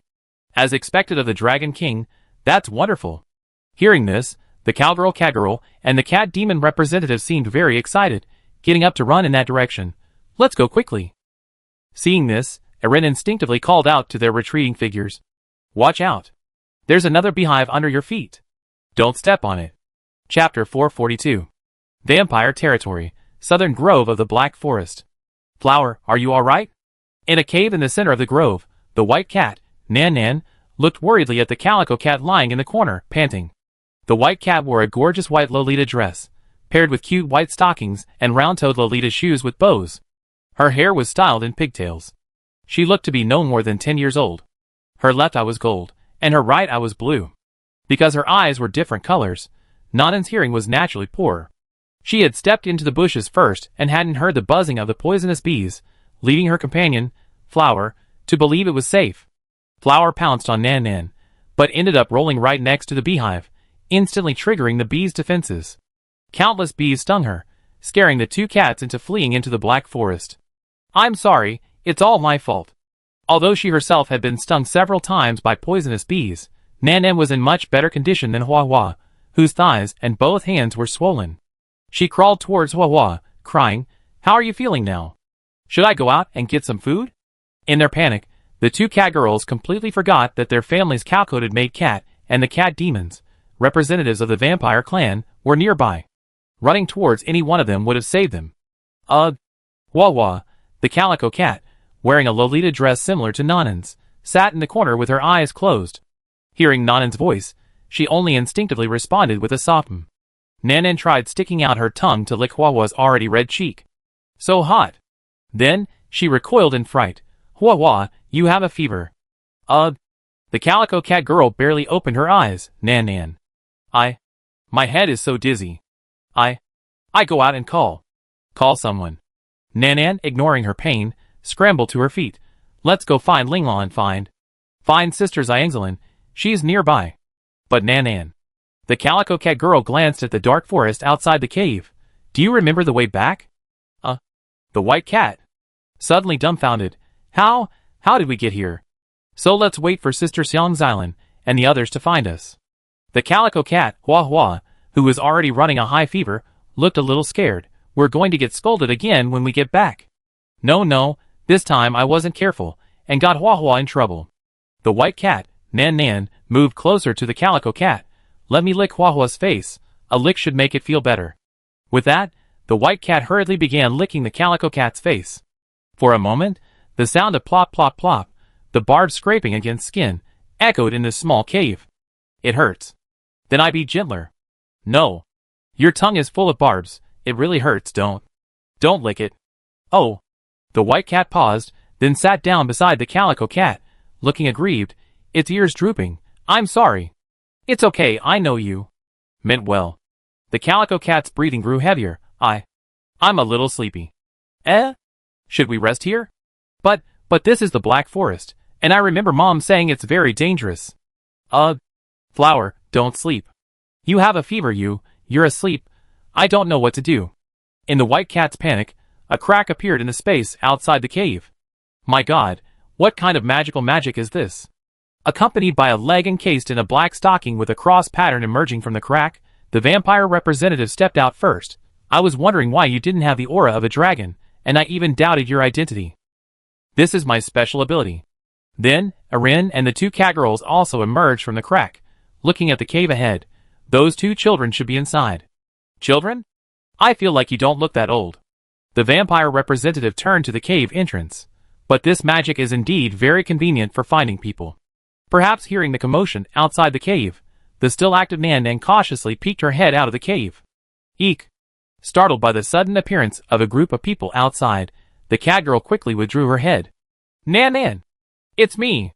The black and white catgirl in a maid outfit rushed forward. Where's Wawa? Isn't she with you? Hearing the familiar voice, the white cat Nan poked her head out again. After confirming that the black and white cat outside was indeed her maid, Xiang Xilan, her airplane ears returned to normal. Sister Xiang Xilan, were you stung by a poisonous bee? The black and white cat bent down, looking at the extremely narrow entrance to the cave. Can you get out? You can get out, but... The white cat's eyes were pitiful. Flower has a fever, she can't move. I help. Erin bent down. Little one, move over a bit. I'm not little. Despite saying that, the white cat still stepped aside. Erin was then able to use her small size to squeeze into the cave. My goodness, so many stings. Seeing the unconscious Calico Cat in the corner, Erin quickly assessed her condition and blurted out, "You guys need to be more careful next time. These ground bees are very venomous. If you get stung, go find an adult immediately. Hiding here won't be enough to withstand the sting." With that, Erin went to the Calico Cat and used the light elemental magic purify and heal on her. Cough cough cough. In the light of the purification, the poor little creature quickly coughed up a mouthful of venomous blood. That's about enough. Gently patting the Calico Cat's back, Erin surveyed the cave, opened a portal in front of her, and carried the catgirl out of the cave. She was stung 67 times by poisonous bees, the venom far exceeding her body's ability to neutralize it. If we hadn't arrived in time, she could have easily been in serious trouble. Handing the Calico Cat to the black and white cat girl, Erin sighed, "When you get back, you should strengthen the children's education. You guys, you're really too chaotic. I'm sorry, I'm so sorry for causing you trouble, adults." The black and white cat took the Calico Cat and carried it on her back. We disciplined him strictly. At this moment, the white cat also emerged from the hole, and Erin quickly treated it as well. To thank you both for saving our lives. On the way back, the cat demon representative suggested, how about we change the negotiation location between the vampires and the cat demons to the clan leader's house this time? What happened before and today? No matter what, it was all caused by our clan's lax discipline. We hope the vampire representative and Her Highness the Dragon Princess can give us this opportunity. Chapter 443. In the cat community, located in the western part of the Cat Demon Clan's territory, the Cat Demon Clan chief warmly received Erin and the vampire representatives. Hello, I am Hyacinth, the chief of the Cat Demon Clan in this area. Under a towering tree, the Cat Demon Clan chief extended her hand and shook hands with the vampire representative. I'm truly sorry, there have been so many things happening here lately, and the children like to run around, so I couldn't come in person. The Cat Demon Clan chief was a pure black cat girl. She wore clothes somewhat resembling Earth's ancient style, had short, princess-style bangs, and two fluffy black cat ears on her head. It's alright, our vampire chieftain is just too lazy to go out. The vampire representative looked helpless. I was just pushed out as a scapegoat. Lady Hyacinth, you can call me Noctis. Yes, Lady Noctis. The cat demon chieftain, Hyacinth, looked a little embarrassed. We don't know what we can offer. How about you take a look, are there any children here that suit your taste? Eek. Am I going to be eaten? Don't eat me. Hyacinth's words instantly made the cat ears on the heads of many cat girls around her stand on end, and their tails stood up. Run. I don't want to be eaten, what? Let's run to the Dragon Sister. The Dragon Sister will definitely stand up for everyone. In an instant, whether they were cat demons who hadn't yet learned the transformation spell, or cat girls. They all whoosh whoosh whoosh ran towards Erin under the tree like a gust of wind. In no time, cats crawled all over Erin's back, her arms, and even her head. Lady Hyacinth, you misunderstood? This scene made Noctis both amused and exasperated. While our staple food is the blood of humans or humanoid creatures, we also eat ordinary food, as long as it's not too strong smelling, like garlic, scallions, or ginger. And unless it's to punish these little ones for suddenly running into our house and causing trouble, we don't usually hunt them. I see. Then it seems we get along very well. Hyacinth said happily. We cat demons don't like strong-smelling foods either, like oranges, tangerines. We don't like garlic either. We like to eat meat and fish. As she spoke, the cat demon chieftain gestured to Lily of the Valley, the representative who had been sent to negotiate earlier, to come closer. Little Ling, have Xiangzilin prepare some fish and chicken breast. Yes. Lily of the Valley obediently withdrew. Seeing that the representatives on both sides were getting along well, Erin, in Little Elle's body, sat down on a tree stump under the large tree and began to survey the surrounding scenery. This was the Tanuki cat community inside the monster forest, and its iconic building was this tree, tens of meters tall. Under the tree were many houses built of wood or beautiful crystals. The lawns were meticulously maintained by the cats, giving one the feeling that it would be comfortable to lie on it and sleep all day. When sunlight filtered through the gaps in the trees and fell onto the lawn, the dappled light on the ground shimmered beautifully with the warm spring breeze. Unlike the vampire clans in the Black Forest, which are essentially large families, the monster forest isn't just home to cat demons. There are also squirrel girls, fox girls, dog girls, and a whole host of other beast girls. Furthermore, even within the cat demon category, there are different factions and families, such as servals, leopard cats, and forest cats. Today's negotiation involves the Tanuki cat family, the cat demon family in the monster forest, whose community is closest to the vampire border. No need for such formalities. I'm here today to resolve the issue of your children running around and disturbing the guests in the Black Forest. Seeing that Suzerain had actually gone to prepare fish, the vampire representative quickly added, also, to be honest, we vampires rest during the day. I'm extremely tired right now, and just want to finish this quickly, so I can go back to sleep. If you don't mind, Noctis can rest here. The cat demon clan leader felt even more embarrassed after hearing this. Although the houses here are a bit simple, the comfortable beds are still. Yes. I don't want a comfortable bed. Noctis shook her head. If possible, it would be best if you prepared a coffin for me. A coffin? A well-sealed one, so no light can get in. That's no problem. Then I rest here after we finish talking. Okay, I'm really sorry, but because this monster forest isn't under our family's control, if we want to move the territorial boundaries, we need to inform the stewards of several other families, so the process is a bit complicated. While the representatives from both sides were talking, Erin took some honey water, with a faint floral scent from the cat beside her, and drank it on the wooden stump. Thank you. Looking at the cats around her, Erin tentatively asked, do you usually like to go out and play? Cat demons are a long-lived species, and unlike dragons or vampires, they don't have low desires. This race quite enjoys having children. However, a characteristic of the cat demon race is that they have many children, and many of them die young. This is because their curiosity is simply too strong. Whether they are kittens who haven't yet learned the transformation technique or cats who have already learned it and become little girls or boys, they all love to run around. Even the sturdiest houses can't contain them. Not to mention that the area around the monster forest is full of monster territories, even inside the monster forest. It's fraught with danger for these little boys and girls. Like the cat girls Flower and Nan who accompanied Suzerain to the negotiations, even with maids watching over them, things could still go wrong. If Erin hadn't discovered them in time, they would have easily suffered organ failure and died after being stung dozens of times by poisonous bees, without an antidote or enough food. Yes. The outside world is so big. We don't want to stay at home. Mom and Dad are too busy at home. They never play with us. As soon as Erin finished speaking, the surrounding cats began to chatter and express their opinions. Well, after the cats quieted down a bit, Erin tried to ask, did Dad or Mom tell you that it's dangerous outside? Yes. But even if it's dangerous, we still want to go out. It's so boring at home.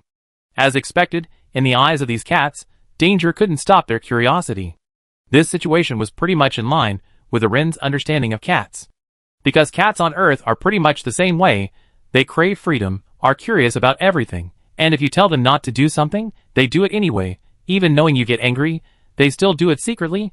They're impossible to discipline. How about this? Aren suggested. I know a place, super big, really fun, and with lots and lots of human friends to keep you company. Would you like to go? Chapter 444. Actually, the problem with the Tabby Cat clan in the monster forest is quite difficult to solve. The vampires' demand is that no more cats wander over, as kittens dying in the Black Forest or wandering into their castles and disturbing their sleep would be problematic. Therefore, the vampire representative proposed extending the boundary line by 1 kilometer. This would effectively prevent cats from getting lost and wandering into the Black Forest, thus preventing various tragedies. However, the biggest problem for the cat demons is the kittens' disobedience. Without addressing this root cause, even extending the boundary line by another 10 kilometers wouldn't help.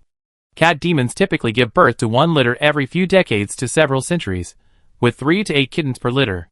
The parents are only 2 people, and they also have to do housework, go hunting, and cook. They can't possibly watch over their 8 kittens 24/7. This is truly a case of a good person having 8 kittens in one lifetime. Sometimes the second cat gets bullied by the eldest and cries loudly. The third sneaks out when the parents open the door. The fourth stirs up trouble while the parents are comforting the second. The fifth digs soil out of the potted plants and fights with the sixth. The seventh runs to the roof and skips tiles into the pond. And the eighth takes matches to the back mountain to play with fire. As the mother of 8 cats, how would you handle this chaotic situation? So, it's normal for grandparents, even great-grandparents, to help take care of the children in the cat demon clan. However, even this doesn't alleviate the problem of naughty children.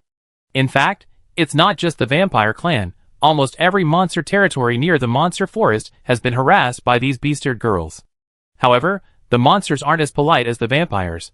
They deal with these uninvited guests themselves, but don't come to the cat demon clan for negotiations. More than 5,000 kilometers away from here, by a small river, there's an academy run by humans, called Minar Academy.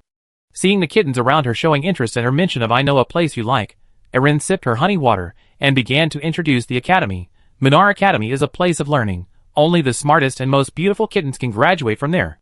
Over there, there's a divine tree even bigger than this one, lots and lots of people, mountains, a river, spacious and comfortable classrooms, and many friendly older brothers, sisters, teachers, and aunties. Then, Erin deliberately spoke in a serious tone, but, listen up, like I said before, only the smartest, bravest, and prettiest cats can graduate from Minar Academy. If you're still as naughty outside as you are at home, you'd be sent back. Eh? Then I must be the smartest cat. I am the smartest cat. Humph, then let's go to Minar. Minar Academy together. Let's go to Minar Academy to prove it to you. On the noisy lawn, the calico cats Hua Hua and Nan Nan, who had been rescued by Irini, also appeared among the cats. In the forest of yokai, all the children don't have official names until they turn 100. They are usually given nicknames like Hua Hua Mimi or Mau Mau. Only when they grow up do they receive a gifted name from their family, usually named after their favorite flower or a plant with commemorative significance within the family. It was clear that both Hua Hua and Nan Nan were in much better spirits. The 2 cat girls pounced happily upon seeing Irini, each settling onto the little girl's snow-white thighs and purring contentedly. Purr purr purr. This was the cat demon race's way of expressing comfort.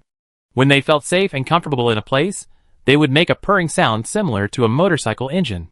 You two shouldn't run around like that next time, okay? Feeling the purring on her thighs, Irini sighed softly and reached out to rub the 2 cats' chins. Hua Hua and Nan Nan closed their eyes, purring even louder. So, would anyone be interested in visiting Minar Academy together? If you really intend to enroll, you must listen to the teachers there, study magic diligently, and become the smartest and bravest cat girls. Seeing the growing number of cat girls around, Erin cast a questioning glance at the clan leader, Hyacinth, not far away. Is this alright? I think your most pressing issue isn't negotiating with the vampires, but solving the children's education problem. Your educational methods are flawed, Erin practically said that. Anyway, a kindergarten has just opened in Minar, and there are plans to establish a unified world of monsters and humans. It seems these little cat girls near the vampire territory of the Black Forest can be sent to Minar Academy as a pilot project. If it works out, then it can be rolled out across the monster forest, allowing fox girls, dog girls, and the like to attend. Anyone who's ever owned a cat knows that you need a sufficiently large territory to keep one. A cramped, one-room apartment is definitely not suitable for cats. Catgirls need even more space. If you cram so many cats into a small house under a big tree, they get bored and run outside, eventually getting lost. But Minar Academy is different. Minar Academy is large enough. Just tell the cats that they eat and sleep at Minar Kindergarten, and allow them to play freely on campus after finishing their studies. They come back on their own when they're done. Furthermore, students at Minar Academy don't have classes all day. Students who don't have classes in the morning or afternoon play with their friends on campus. These students can also be a resource to distract the cats and expend their energy. After all, who doesn't like to play with cats when they're bored?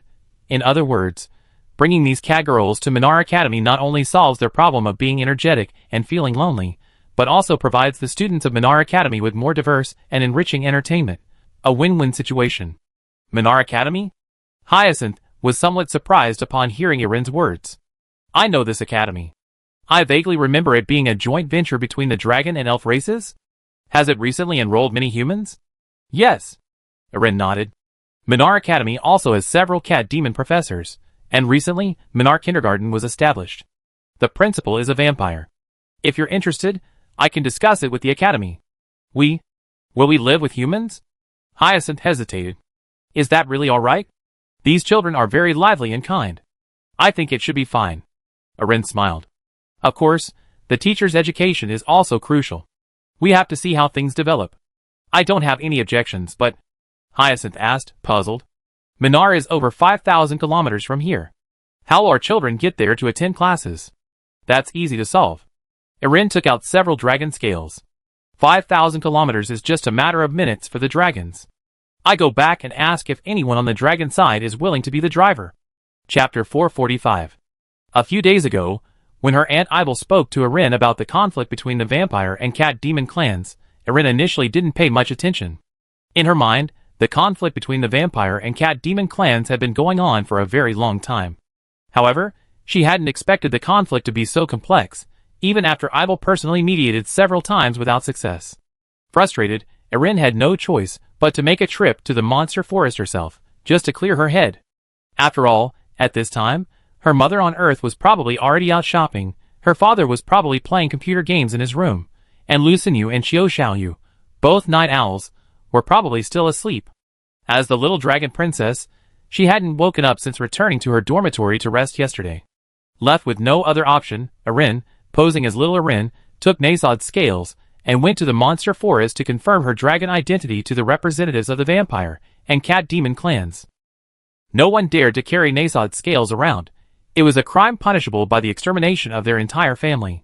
Therefore, the representatives of the vampire and cat demon clans believed Irini's identity.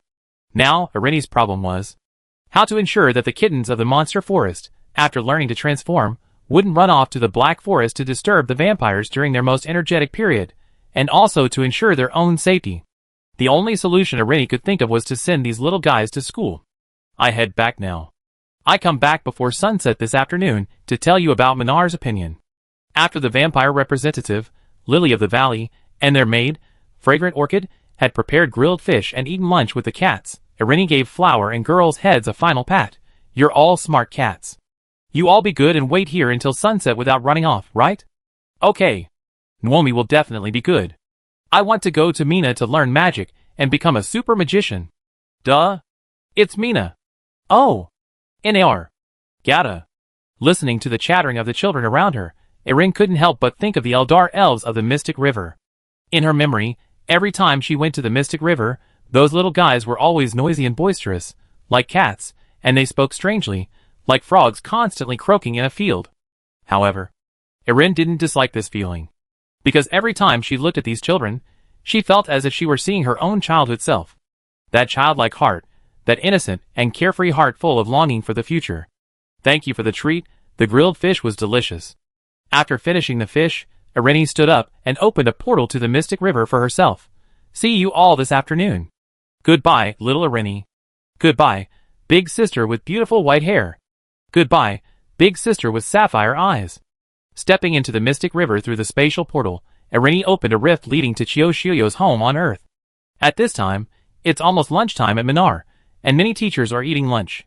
Going to them now to discuss enrolling the cat in kindergarten is too rushed. Besides, Irini knows the personalities of those people very well.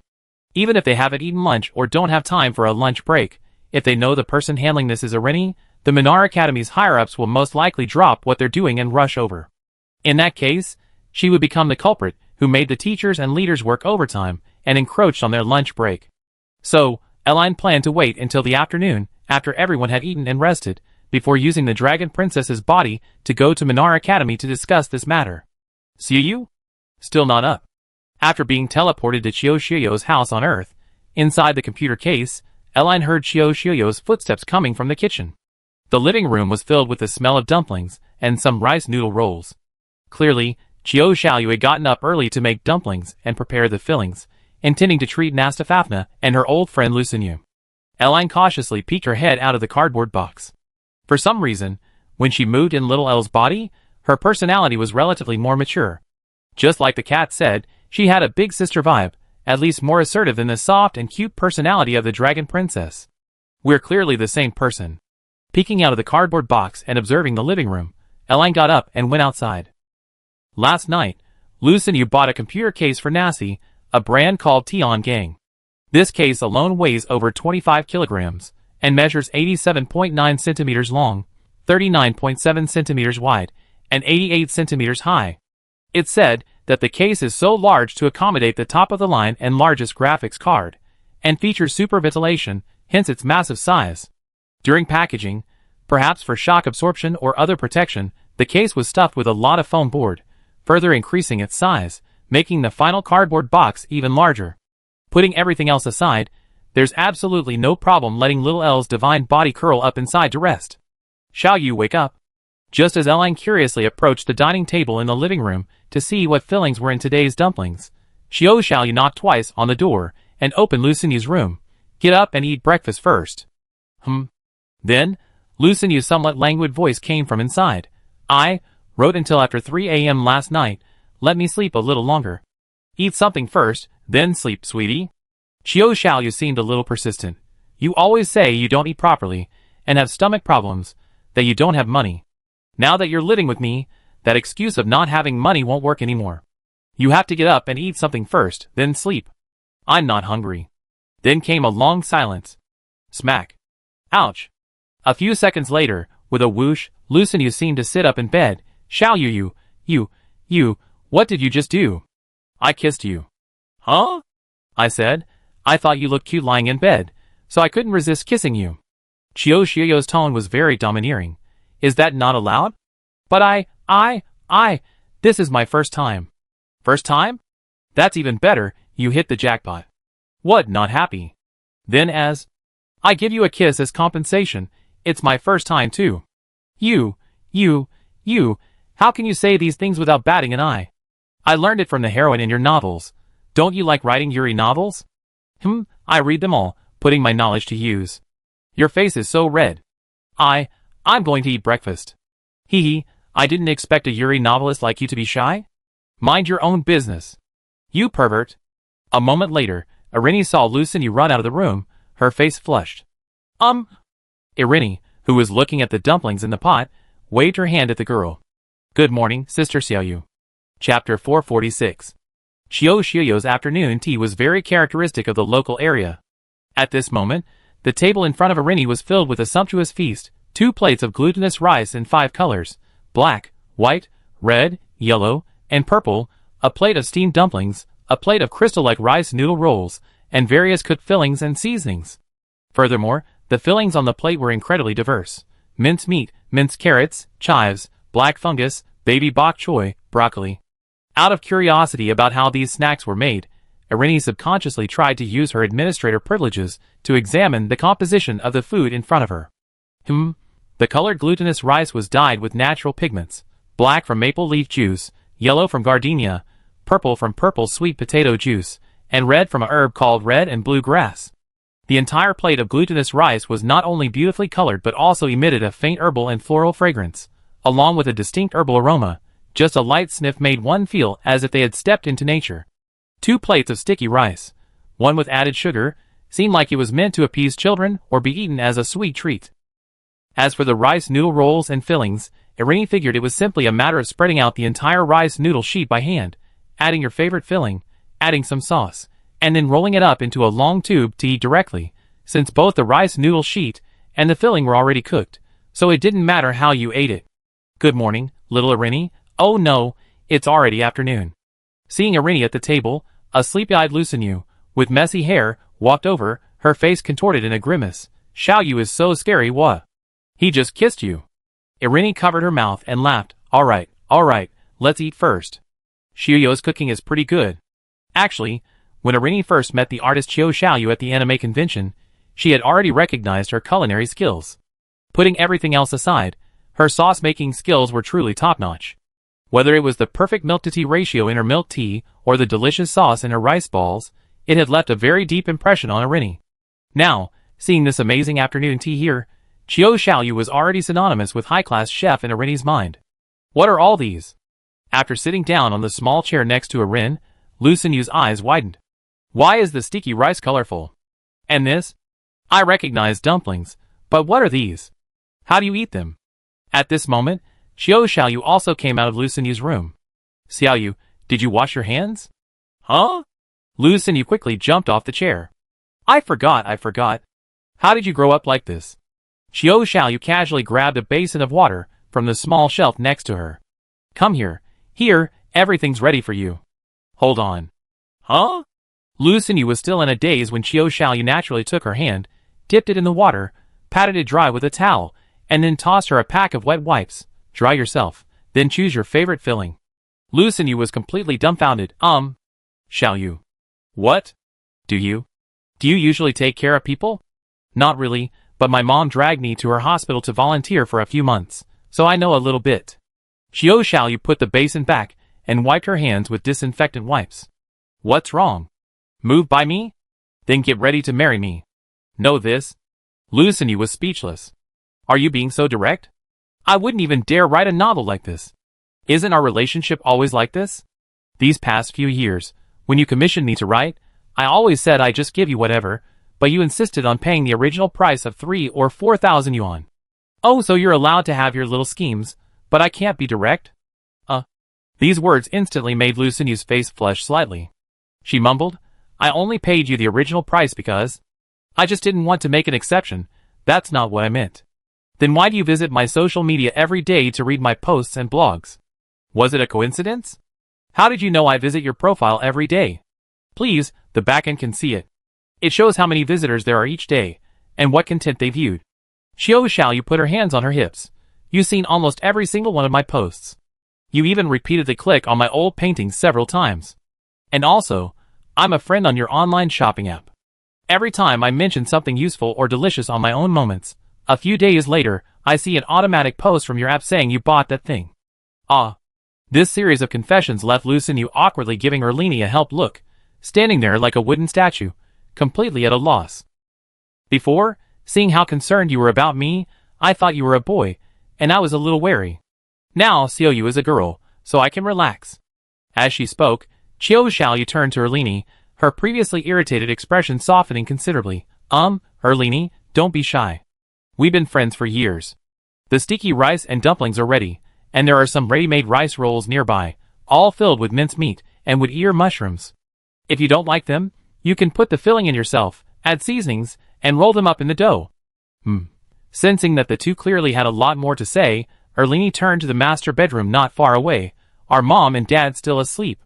Your mother got up very early, saying she was going to see an art exhibition nearby. We received a flyer last night. Xiaoyu went to the dining table. Your father probably hasn't left yet, maybe not even around noon. He hasn't even eaten. Then I go bring him some food. Elaine found a plate, filled it with sticky rice and dumplings, and got up to walk towards the master bedroom. Don't wait for us, you two chat. Knock, knock, knock. After knocking 3 times on the master bedroom door, and using little L's senses to check the situation inside, Elaine pushed open the door. Dad, dinner's ready. Mozambique spotted. Take your hand away. That thing is Mozambique's. An enemy spotted. I'm seriously injured and lying on the ground. There's an enemy here. As soon as she entered, the sounds of bullets, grenade explosions, and heroic battles filled the air, reaching Elaine through Nasad's headphones on the computer desk. Before her, Nasad, dressed in pajamas, was intently staring at the computer screen, clicking the mouse rapidly. Dad, dinner's ready. Placing the dumplings next to Nasod, Eline resisted the urge to rip off his headphones, waiting until his computer screen displayed the squad failed results screen before patting him on the shoulder. I remember someone saying before, "You wouldn't get addicted to Earth's advanced technology?" Chapter 447. At midday, the sun above Minar Academy blazed down like a ruffled Angora rabbit, its blinding rays relentlessly baking the earth. This was also the hottest sunny day since spring began on the Eve continent. As usual, Erin woke up at noon and glanced at the alarm clock on the bookshelf in her room. 11:23 a.m. She'd gotten up a little earlier than usual. It seemed that fighting more powerful monsters and using more mystical powers were correct. This method could indeed accelerate the fusion of her soul and body. However, Erin's biggest problem now was that she couldn't find any worthwhile opponents. That Pisces Palace Earth before, with its incredibly powerful level 9 venomous fang, possessed a massive body of 70 or 80 meters, looking intimidating, but in the eyes of a true dragon, it was as fragile as paper. When Erin slapped that thing's 2 large buttocks, she was afraid she might accidentally use too much force and blow its head off.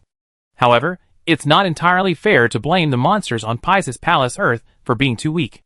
Before the Pisces Palace era, this place, like Earth, belonged to the night world. No magic, no monsters, nothing. It was the mistake of the Mystic River that led to the monster invasion. If we had to rank them, decades ago, Nasod was the closest in overall strength to Eline. However, after Eline learned all the magic Nasod taught her, she can now defeat him quite easily even without using mystic power. Moreover, as Nasod's daughter, Eline can't possibly go to her father for sparring every day or beat him up every time. That would be far too unfilial. I should deal with the vampires and the monster forest first. Finding someone to fight can wait and see. With this in mind, Erin, as usual, used water magic to clean herself, changed into her cute grass elemental magic academy uniform, and walked out of the dormitory. This time was right after the second long class in the morning, the activity time before school officially ended. To avoid delaying the teacher's lunch and rest, Erin needed to find the relevant person in charge of the academy within this half hour and explain the situation in the monster forest. Of course, before that, she also needed to notify Mo Xian, the school's apparent guardian, and find some dragons willing to act as kindergarten school buses. The monster forest was more than 5,000 kilometers away from Minar Academy, separated by a vast monster territory. Not only was the terrain complex, but the situation along the way was also fraught with danger. Walking was definitely not an option, and since there were virtually no human villages along those 5,000 kilometers, roads couldn't be built. The simplest and quickest way is to create a teleportation portal, a common feature in novels. But the continent of Eve doesn't have teleportation magic circles. The closest thing is a mage's teleportation. To create a portal capable of transporting a large group of cat food at once, mystical power is required. This isn't difficult for little Elle. She doesn't even need to use mystical power, simply forcibly connecting the two spaces using the administrator's omnipotence. But the problem is, it's unnecessary. Is it right to directly use divine power to alter the laws of this world just so a group of cat girls can go to school? So, after much deliberation, Erin decided that it would be most convenient for the dragons to act as the kindergarten school bus. After all, Minar Academy only has 4 semesters a year, and the cats only need to arrange for them to be in the forest on time for each of the 4 seasons to board the dragons. However, just as Erin climbed down from the divine tree and was about to go to the school gate to find the guardian, Mo Xian, a weak voice suddenly came from a grove of trees behind her. "Excuse me, are you Miss Erin Piarista?" Erin thought it was just some girl who had come back early from get out of class to admire her, and subconsciously turned around. "Yes, may I ask?" "Oh." When she saw the person who had called her, Erin was a little dumbfounded. "An elf?" That's right. Hiding in the grove of trees, under the divine tree was an elf. Living in the forest, with pointed ears, both male and female elves are incredibly beautiful, and are born with grass elemental magic and light magic, a long-lived species. An elf. Legend has it that Minar Academy was built through a collaboration between the dragon and elf races. However, the elves returned home after the academy's completion because they disliked the environment. Despite their sweet and lovely appearance, elves are actually quite delicate. Most elves cannot live without the elf forest. In their own words, "I always feel uncomfortable outside, like a bird separated from the sky, a fish separated from the stream. If we can't feel the essence of the elf tree, we will quickly wither and die like flowers." This is also why elves are rarely seen at Minar Academy. Of course, there is one exception: fallen elves. Like human talents, elves occasionally produce a few oddities, either innately or acquiredly. They don't feel uncomfortable leaving the elven forest, can roam freely, and don't care about so-called elven beliefs. These are fallen elves. But Erin wasn't sure if the elf before her was a fallen elf. Elven activity in the elven forest is relative. Even in places like Minar Academy without the scent of elven trees, elves occasionally come to visit for various reasons, just like curious little elves can be seen in human cities. Yes, The elf before her had short, light blue hair and green eyes, wore a white robe and large hat with a priest theme, black stockings, and carried a very expensive-looking magic staff. Nice to meet you. Under Eline's gaze, the elven girl lowered her head shyly. I am the Throne of Black Heaven. You can call me by my current name. Lucida. Throne of Black Heaven. This title instantly reminded Eline of the diary she had found in the shattered dream tower of Lachlan. So, the one who had been so devoted to Nasod all these years. Was this elven girl before her? Yes, I know about you. Seeing her so direct, Eline didn't hide anything. I am Eline, and also an unofficial exile of Black Heaven, Cal. I heard about you, so I came here. Perhaps worried that the nearby students and administrators might overhear them, the elven girl, who called herself Lucida, shyly pointed to a small garden not far away. Could we talk over there? Chapter 448. The elven girl Lucida's attire resembled that of a priest from ancient European mythology. Her large hat had two fluffy red pom-poms hanging from either side, giving it the feel of a priest's hat. Moreover, the hat itself showed no magical energy, suggesting it was merely an ordinary decoration. Furthermore, the girl's white robe paired with black stockings gave off a wicked priest vibe. Looking at her back, Erin thought she was following some kind of cult. We're here.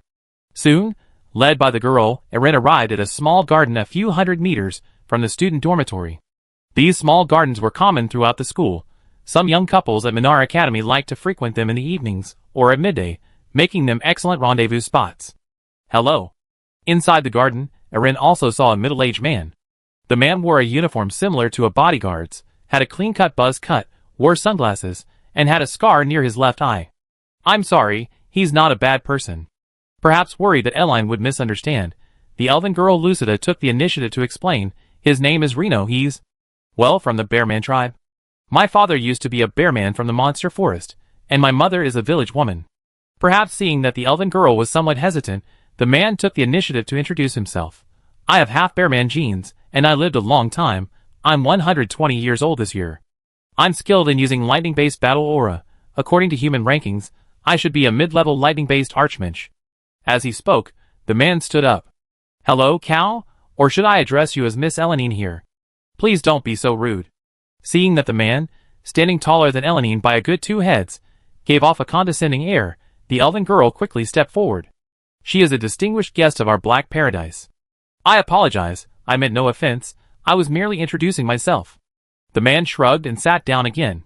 Of course, if Miss Elenine feels my actions were inappropriate. I apologize. I remember. Minar Academy's access control must be very strict. Eline glanced towards the Academy's south gate. How did you two get in? Oh, it's like this. The elven girl took out a temporary student pass from her priestess robes. Yesterday, I applied for a pass from Mr. Emotion as an elf, valid for 3 days. I see. Eline nodded. So, you came to Minar Academy just to see me? Anyone wanting to come to Minar Academy needs to apply in advance, make an appointment, and have a reasonable and legitimate reason. The elves have historically been kind to Minar Academy, and there aren't many fallen elves in this world. Basically, as long as an elf finds Emotion and claims to want to visit and study at Minar, Emotion will generally approve it. Yes. In the sunlight, the elven girl nodded. We need your power. Let me guess. Eline thought for a moment. Did you come after learning about the situation in the Dream Capital? Previously, when Eline went to the Dream Capital Lachlan to rescue people, she didn't deliberately conceal her strength. Black Heaven, while having very little contact with the outside world, wasn't completely closed off. Someone like the Black Heaven's high-ranking members could easily uncover the connection between Eline Purista and Black Heaven with a simple investigation. Therefore, it was expected that the Black Heaven's high-ranking members, the seat of the top, would come looking for her. Yes.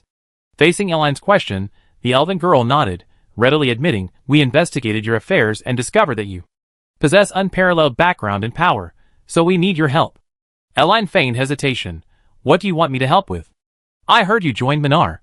Presumably because you're interested in the story of the Dark Emperor, right?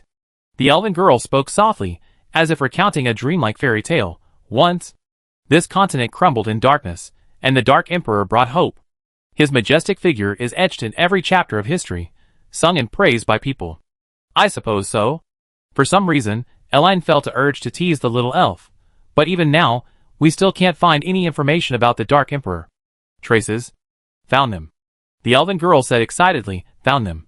The biggest clue about the Dark Emperor. Erin showed interest. What is it? Ahem, you have to promise us you help us with this before we can tell you. Just as the elven girl was about to speak, the sunglasses-wearing man suddenly said, at least you have to promise not to tell anyone about what happened today. Reno. The elven girl turned around, giving the man a slightly disgruntled look. Oh, my dear Lucida, this is top secret in our Black Paradise. The man shook his head. In any case, for the sake of the great Dark Emperor, we cannot take this risk. All right. Seeing that the two really seem to have some big secret, Eline nodded. If you two do indeed know the Dark Emperor's exact whereabouts, and if there's anything you need, I help as much as I can. Tell me. The elven girl and the bearman man exchanged a glance and nodded in unison. This academy. Minar Academy. Then, the elven girl said to Eline, beneath this academy lies the Dark Emperor's greatest secret. He personally sealed 2 of the most powerful demons here, leaving behind a wealth of related documents and materials. In later generations, the people of the desert have sung praises of this emperor and painted countless murals in his honor.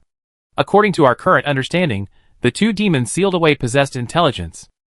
That means, if we break their seals, we might very well hear concrete information about the Dark Emperor from them. Hearing this, Eline was somewhat amused and exasperated. So you mean, you want my help to break the seal beneath Minar Academy? Break the seal, my dad said? Are you serious? Then, after a few seconds of silence, Eline feigned surprise. Black Heaven's next move is to break the seal beneath this academy. The elven girl looked at Eline with pleading eyes. Miss Eline Piarista, you're from Minar Academy. We need you as our inside man.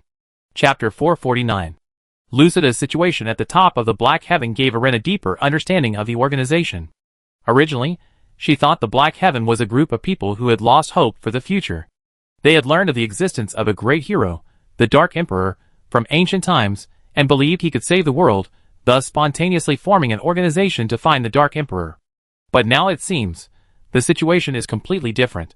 Based on the behavior of the top throne, Erin can be fairly certain that the Black Heaven was originally established by the fallen elf Lucida. Compared to ordinary elves, fallen elves generally have their own personalities.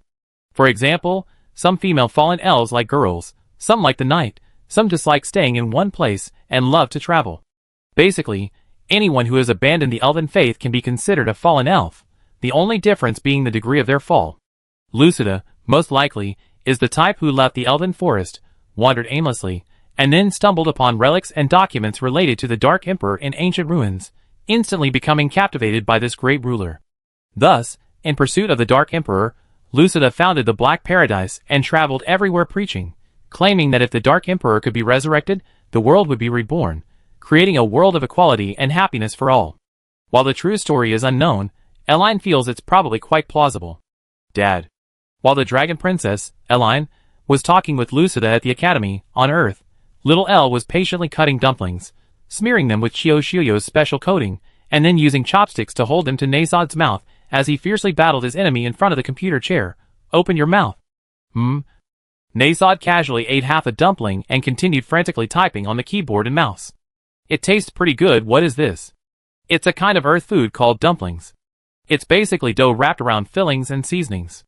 People mostly make them on holidays, but some families also make them when guests come or when they're in a good mood. Seeing Nasod's complete focus on the computer screen, Eline was both amused and exasperated. Dad, is it really okay for your daughter to feed you like this? Nasod didn't turn around. Just leave it there. I eat it when I'm done playing. You eat it? You're practically a demon now, Dad. Eline sighed, broke one of the rice noodle rolls with chopsticks, and held it to Nasod's mouth again. I continue feeding you. What could she do? She had such a dad. But it has to be said, Nasod was still the same as always, with an incredibly strong competitive spirit. Eline glanced at the big screen. The game Nasod was playing was an old game that was almost 16 years old, Apex Legends. This is a Battle Royale game that was released during the heyday of Battle Royale games on Earth, and it has evolved over time, carving out its own path. It's likely that Lucinu demonstrated the game to Nasod during his previous visit to the house, which is why he was so captivated. Well, actually, for someone like Nasod, a person from another world, let alone the visually stunning Apex Legends, even the most primitive games from the early days of the NES, like Super Mario Bros., Battle City, and Chip and Dale Rescue Rangers, would probably fascinate him. Enemy armor shattered. Knocked down an enemy. Oh no! I've been knocked down. Accompanied by the crackling sounds of gunfire, Nasod finished another game. This is so hard. Staring at the black and white screen, Nasod, sitting in front of his computer, looked utterly defeated. It's harder than when I led my troops to attack a monster's lair. Are humans in this world called Earth really this strong? Erin leaned closer to the screen, picked up the mouse, switched to the spectator page, and roughly observed the enemy Nasod had just fought. Then she gave a wry smile. Should I tell him? Were you guys actually playing against bots? Clearly, Nasod's account was recently registered, his level and casualties were low, so his teammates were mostly newbies who had just started playing. Most games nowadays have a protection mechanism for complete beginners. Unless someone maliciously uses a smurf account to smurf, new players are usually matched with bots or other newbies of similar skill in their first few games. In FPS Battle Royale games like this, the AI opponents are basically standing face to face and shooting at you, and their aim is terrible. They can usually only hit 1 or 2 shots out of a magazine. Even if you stand still and fight them, as long as you move your mouse over them and don't shake the camera, you can still win. The main reason Nasod couldn't even beat the AI was that he was new to computers and didn't know how to use the keyboard and mouse. It's likely that Lucinu helped him set up the computer, download the game, and register an account last night before going to a room to rest. Nasod had to figure out how to play the game on his own today. In any case, asking someone who's never even touched a computer to go straight into esports is a bit too much. Of course, with Nasod's talent, Eline believed that once he truly mastered the game, reaching the top 3 on the leaderboard wouldn't be a problem. Thinking this, Eline glanced at Nasod beside her and found him frowning and lost in thought, seemingly reviewing his earlier mistake. It's not that the people in this world are too strong, but rather that everyone has their own expertise. Just like the mages in another world, everyone has different talents. Some are good at leading troops into battle, some are good at playing games, and some are meticulous and good at tasks that require concentration. Irini handed Nasod a bowl of dumplings drizzled with sauce. Eat first, we take it slow. Nasod then took the small bowl and, while eating, said, if I want to quickly get the hang of this game, is there a faster way? Yes, Dad is only not very familiar with the basic computer operations yet. Seeing that Nasod had finally started eating obediently, Irini picked up the mouse and pointed to the screen.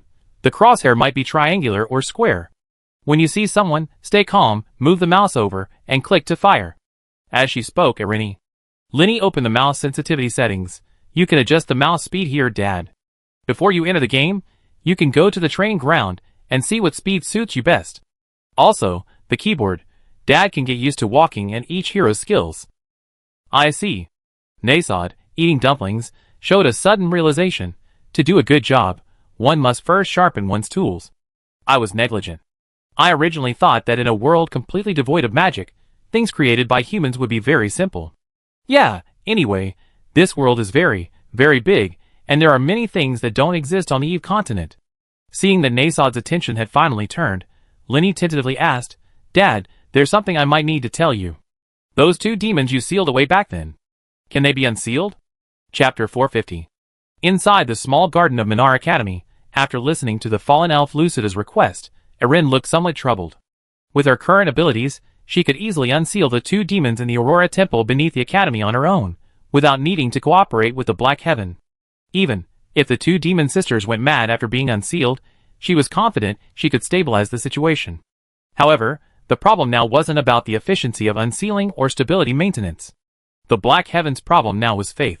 The Black Heaven organization was flawed from the very beginning. Their hope to reconstruct history by exploring unexplored misty regions and deciphering ancient texts and ruins was not inherently wrong. The Black Heaven's mistake lay in their intention to resurrect the Dark Emperor and overthrow the existing social order to satisfy their deepest fantasies of a better future. Those who joined the Black Heaven were either exiled by their countries for committing crimes, or they joined voluntarily because they couldn't tolerate certain systems in their own nations. Within this organization, the majority desires to resurrect the Dark Emperor and transform the world into their desired form. However, even within Black Heaven, most people have different expectations for the so-called happy and beautiful new world. Some love peace, but their countries are constantly at war, so they hope to resurrect Nasod to establish a nation of eternal peace. Others dislike peace, preferring chaos and war, but their countries are filled with laissez-faire citizens, so they hope to resurrect Nasod to restore the youthful spirit of their nation. Some believe their country's polygamous system is inhumane, and hope the Nasod will overthrow the king's rule. Others, living in monogamous countries, dream of having a harem of thousands, and thus join Black Heaven, hoping to create their ideal harem garden after the Nasod's resurrection. In this context, opinions within Black Heaven are not entirely unified. Most people treat the Dark Emperor as an all-powerful wish-granting machine, striving towards their goals. In this environment, their focus is on the act of searching for the Dark Emperor itself, not on making the Dark Emperor appear. However, the founder and current leader of Black Heaven, the Throne of the Summit, aims to resurrect the Dark Emperor. Lucida gave her followers hope to satisfy her own selfish desire to find the Dark Emperor. Well, Eline didn't know how to evaluate this situation. It feels a bit like going to work. The boss paints a rosy picture, giving employees hope. The employees work hard for this unrealistic hope, only to discover that the boss started the company simply because she liked it. The company can't fulfill everyone's dreams. It only pays them for their hard work. If we really manage to break the seal on those two demons. Standing in the sunlight, pondering for a while, Eline tentatively asked, "The Dark Emperor hasn't appeared either. What are you going to do?" From the perspective of the elven girl Lucida, she only knew that Eline had connections to the dragon race, and was very powerful. She probably didn't know that Eline herself was a dragon, which is why she said something like, "We need you as an inside man." This indicates that Lucida intends to handle the unsealing of the demons herself. However, this raises another problem. The two demons are sealed beneath Minar Academy. If you unseal them, Minar Academy will definitely descend into chaos. Putting aside the possibility of the two demons going berserk and harming innocent students, Minar Academy itself is an absolute dragon forbidden zone. Knowing the academy is backed by dragons, causing trouble here, aren't you afraid of dragon retaliation? Or is this the legendary love-struck act? Has this elf girl, Lucida, reached the point of disregarding everything for love? We will do our best to ensure the safety of the students here. Clearly, this question stumped the elf girl. She remained silent for several seconds before answering. "As for the dragons, I will negotiate." "Can you contact the dragons?" I will try." "Do you know the strength of these two demons?" If their strength is so great that neither of us can control them, causing large-scale casualties among the students, what remedial measures do we have?" Eline's barrage of questions completely bewildered the elf girl. "I'm sorry."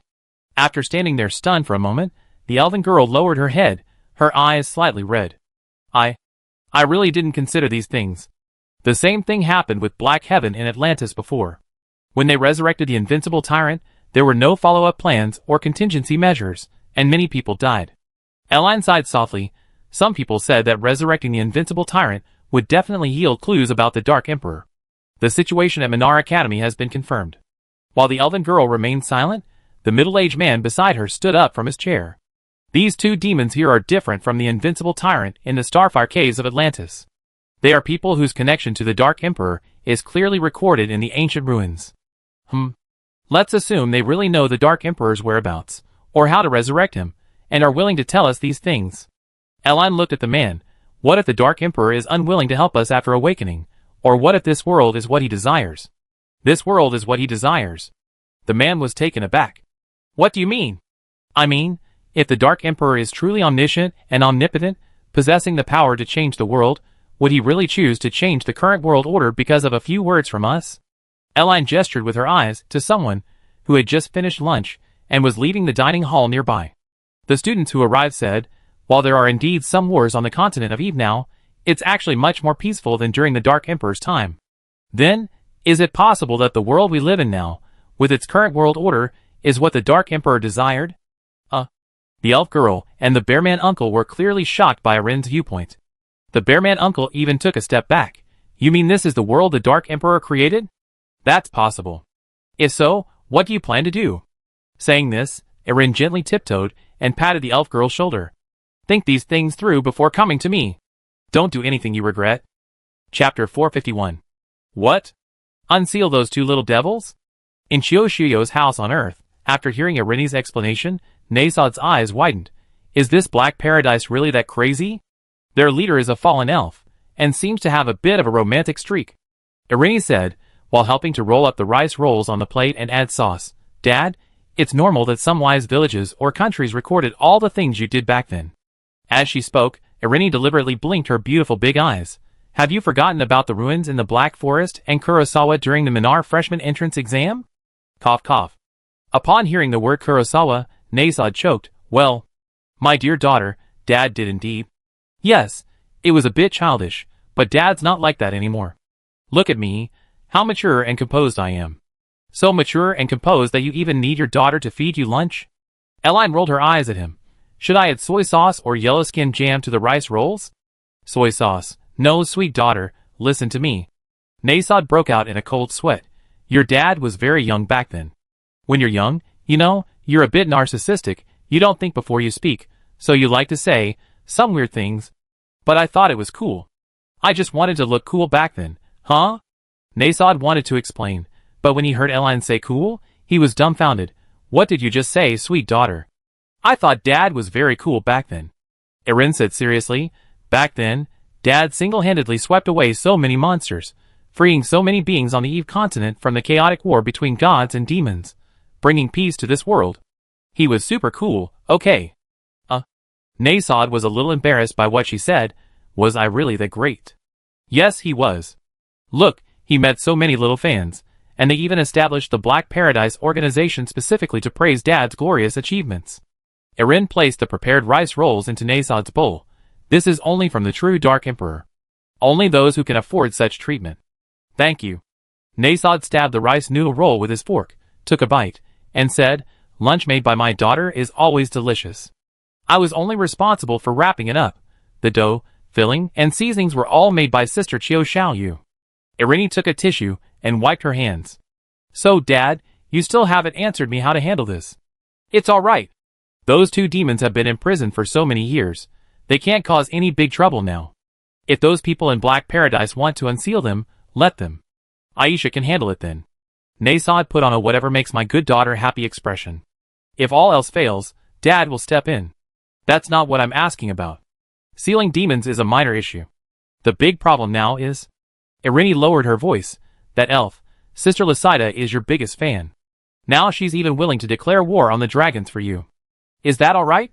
What can a fallen elf do? Nasod still didn't understand. The relationship between elves and dragons has always been friendly. Even if she really broke the seal on the two demons, at worst, Aisha can go to the elf forest and talk to the elf elders to take that elf girl back for a few days of discipline. It's not like it's time to declare war. I meant, that elf's feelings for you are complicated. Seeing Nasod's blockhead attitude, Eline was also a little helpless. If Mom finds out. Dad, can you still beat Mom now? Damn it! Whether it was something he learned in the game, upon hearing this, Nasod immediately swore. How could I forget that? Where's your mom? She went shopping. Eline pointed outside the door. She said she picked up a flyer for an art exhibition last night. She should be at the art exhibition in the city right now. Oh no, how could I forget something so important? Nasod looked a little flustered. My dear daughter, what should I do? I'm innocent. I never met that elf before. It's just that she admires me one-sidedly. Who can I complain to?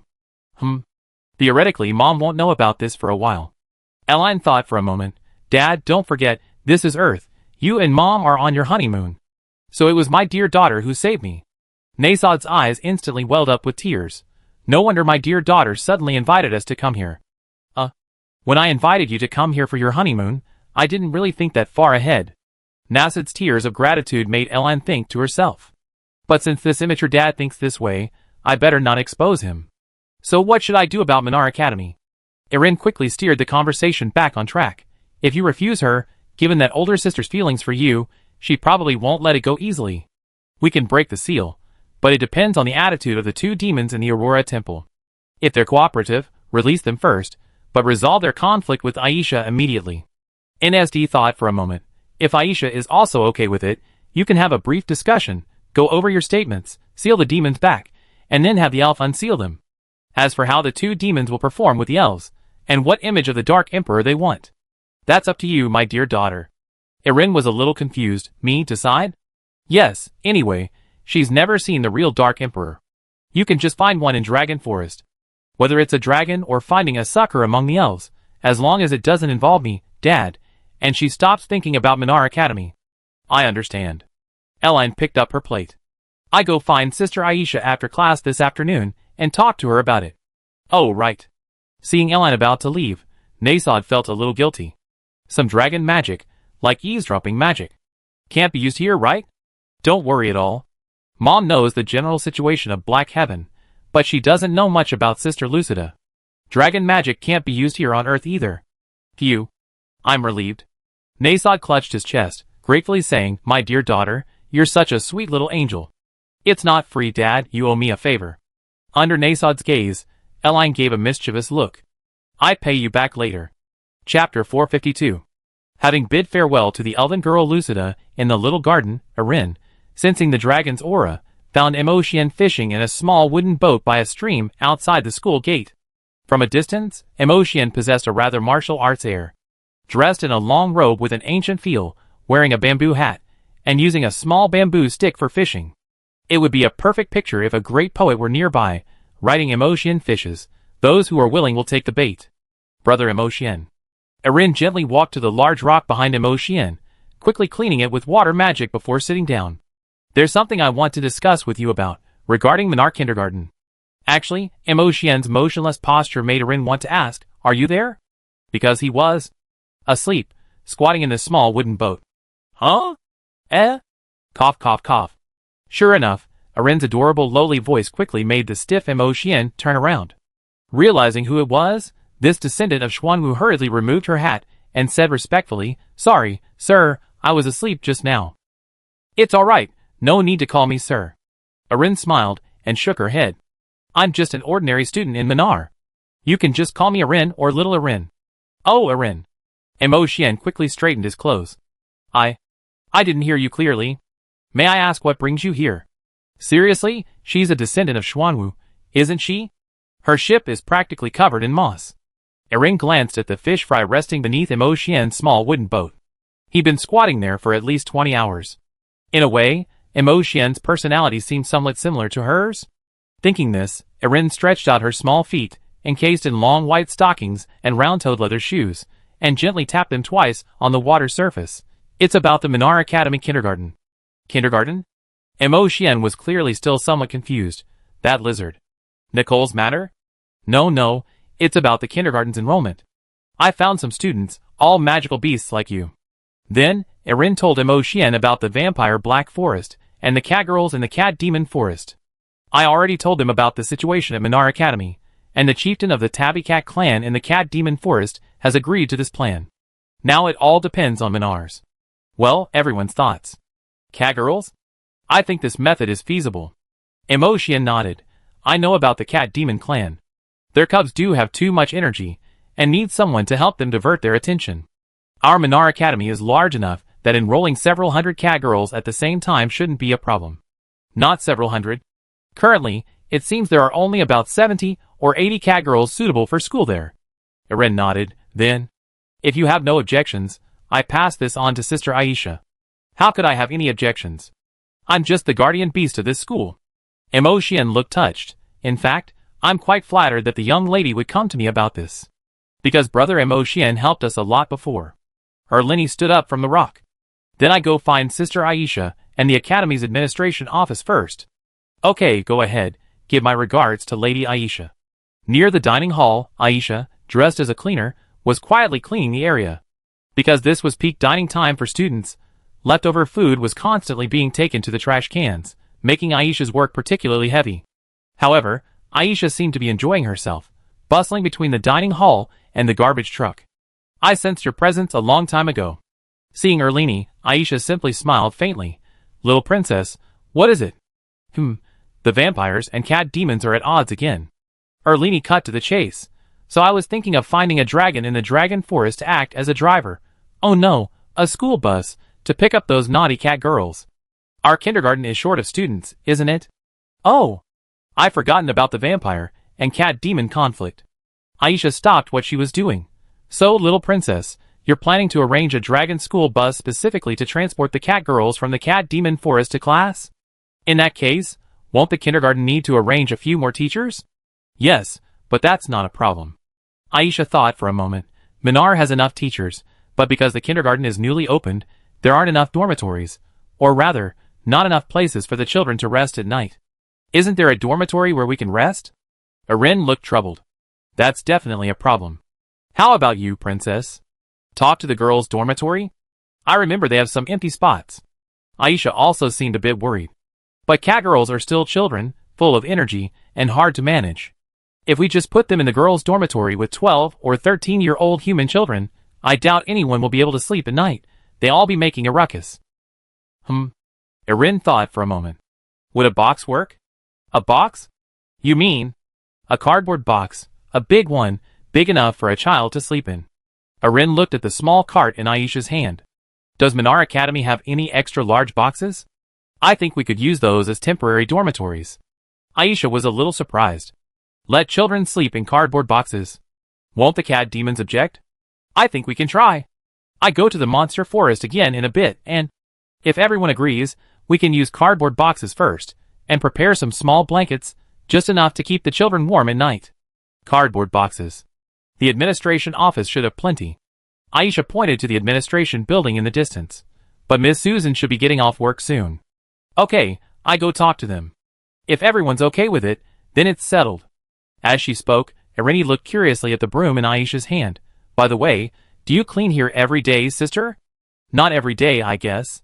The cleaners here usually work 3 days on, 3 days off, and I haven't had much to do lately. Aisha understood the dragon princess's implication. What's wrong? Is there something else? It's about those 2 demons down there. Erin nodded. We might release them later. Then, let Sister Aisha deal with her grudges with them first. Chapter 453. Regarding the fate of the 2 lesser demons sealed beneath Minar Academy, Aisha's attitude was, leave them to you. After listening to Erin's account of the Black Heaven incident and Nasad's suggestion, Aisha paused for a moment, then revealed a somewhat indifferent expression. So many years have passed. It doesn't seem very meaningful to release them and beat them up again, or to use them up and then kill them. Sister Aisha. Aisha's expression made Erin sigh. Why don't we beat those 2 demons up? At least vent our anger. Back when Aisha was very young, the 2 demons from the Aurora Temple were incredibly powerful. Even in the desert, her home turf, Aisha was nearly killed by the 2 demons and the demon army, her life hanging by a thread. If Nasad hadn't arrived in time, this future desert emperor might have been in grave danger. However, even though she was mortal enemies with the 2 demons, Aisha chose to put the bigger picture and didn't execute them outright. Instead, she sealed them away in the Aurora Temple. At the time, Aisha and NASD thought that these 2 demons possessed intelligence that other monsters lacked. They could speak and beg for mercy, making them abnormal species among monsters. They decided to seal them away temporarily, hoping they might come in handy later. It was like a hunter going to hunt rabbits with a rifle. If all the rabbits running around and damaging crops on the grassland were large gray rabbits, and suddenly a golden long-haired rabbit appeared, any hunter would stop pulling the trigger and shout to their companion, "We need to catch this golden rabbit alive." And so, the 2 little demons remained sealed away for tens of thousands of years. If Aisha hadn't built the Minar Academy atop the Aurora Temple, NASD would probably have forgotten about it long ago. Still venting your anger? Back then, I already vented my anger on those monsters. Dragons don't hold grudges overnight. These 2 are just extra spoils of war. Aisha laughed at Erline's innocent appearance. She took off her gloves, slowly stepped forward, and ruffled the little dragon princess's hair. All right, little Erline, don't worry about me. You can deal with those 2 demons yourselves. After the seal is broken, see what their attitude is. Ask them about the secrets of the monsters, or try to fool the fallen elves of the Black Paradise. I don't care anymore. Seeing that Aisha really didn't seem to care about this matter, Erline finally relaxed. Then I find Susan later. Sue. Sister Sean, go and test the waters with those 2 demons. Be careful. Okay. Oh, by the way. Seeing Erlini about to leave, Aisha approached. Speaking of helping little Erlini, can I ask her for a favor? What favor? Can I pinch your cheek? Your cheek is so cute, so chubby.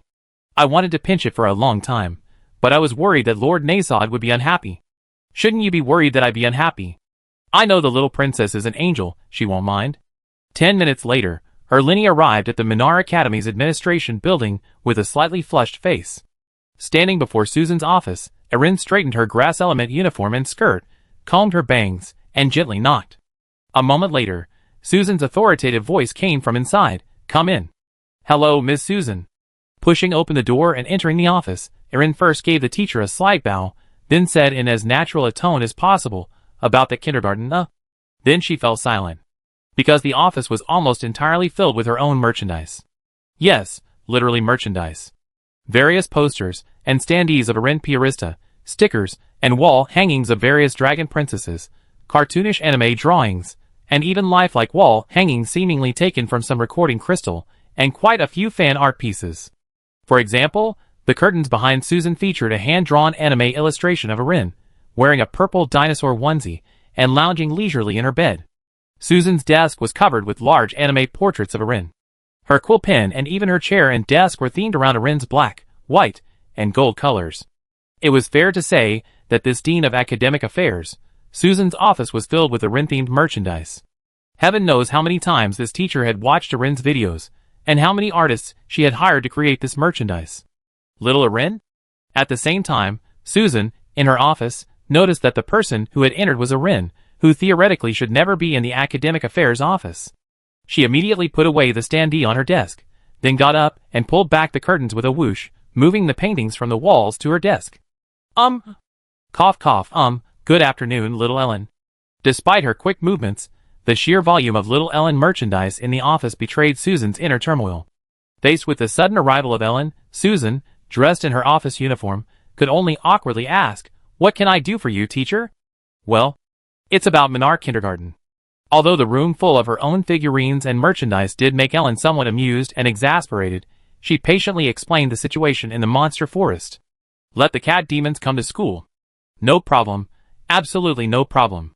After hearing Erin's description, Susan agreed without hesitation. As for cardboard boxes, we have plenty here. If they really don't mind sleeping in them, we could send hundreds of cat girls.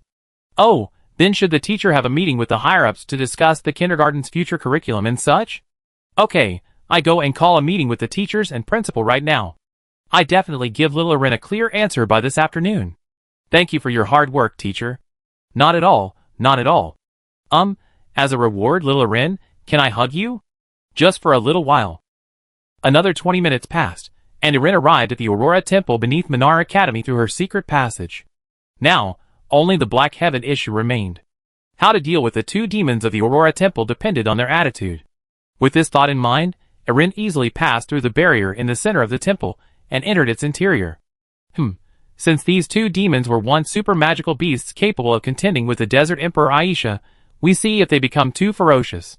If so, we have to reconsider, or wait for Father Nasod to return. Looking at the dark magic circle before her, Erin stretched out her small, snow-white hand and opened a small gap in it, stepping inside. Perhaps sensing the movement, two pairs of purple eyes suddenly lit up in the darkness ahead. Be careful. Erin became more alert, narrowing her eyes. Those super magical beasts from back then are probably quite ferocious. Under Erin's slightly tense gaze, two little girls with wheat-colored skin and demon horns stumbled out of the darkness. Let us out! We never dare again. What? My lord, if you let us out, you be our second parents, and we serve you like slaves for eternity. What? Tens of thousands of years, tens of thousands of years. Finally, someone has come. The two demon Lolas knelt down before Erin the moment they emerged. Mommy, save me. Mommy, I'm hungry, I need food. Chapter 454. Huh? How come those two magical beasts that even dragons feared back then have turned into children? This doesn't seem right. What happened to the super fierce demons they were supposed to be? In the basement of Minar Academy, what Erin saw simultaneously shifted to little Elle on Earth, making little Elle, who was eating at the dining table watching Lu Xinyu and Xiao Xiaoyu playfully fighting in the living room, unable to suppress a smile. Dad. Erin, increasingly feeling something was amiss, once again controlled little Elle's body, returning him to his room, the magical beast you sealed beneath the Aurora Temple back then. Oh no, monsters. What level of magical beasts were they equivalent to in modern humans? Why are you asking that? Nasod, who was adjusting his mouse at the shooting range, didn't turn around, according to current human-level standards. Roughly equivalent to a level 20 magical beast, I'm not sure. They almost killed Aisha back then. Then why did I only find 2 little sisters inside the Aurora Temple? Irini gestured to herself. They're both even shorter than me, probably only about 1.3 meters tall. Huh? Hearing this, Nasod finally turned around. Are you talking about the seal beneath Minar Academy? Yes. Isn't there only one seal for Minar Academy? Are there other seals? That's a bit strange. Nasod lowered his head and thought for a moment. You have a view of Minar Academy? Yes, I've been living with one consciousness in 2 bodies lately. The Minar Academy side has awakened, and is currently inside the sealing array within the Aurora Temple. Irin gave him a look that said, Dad, are you hiding something from everyone?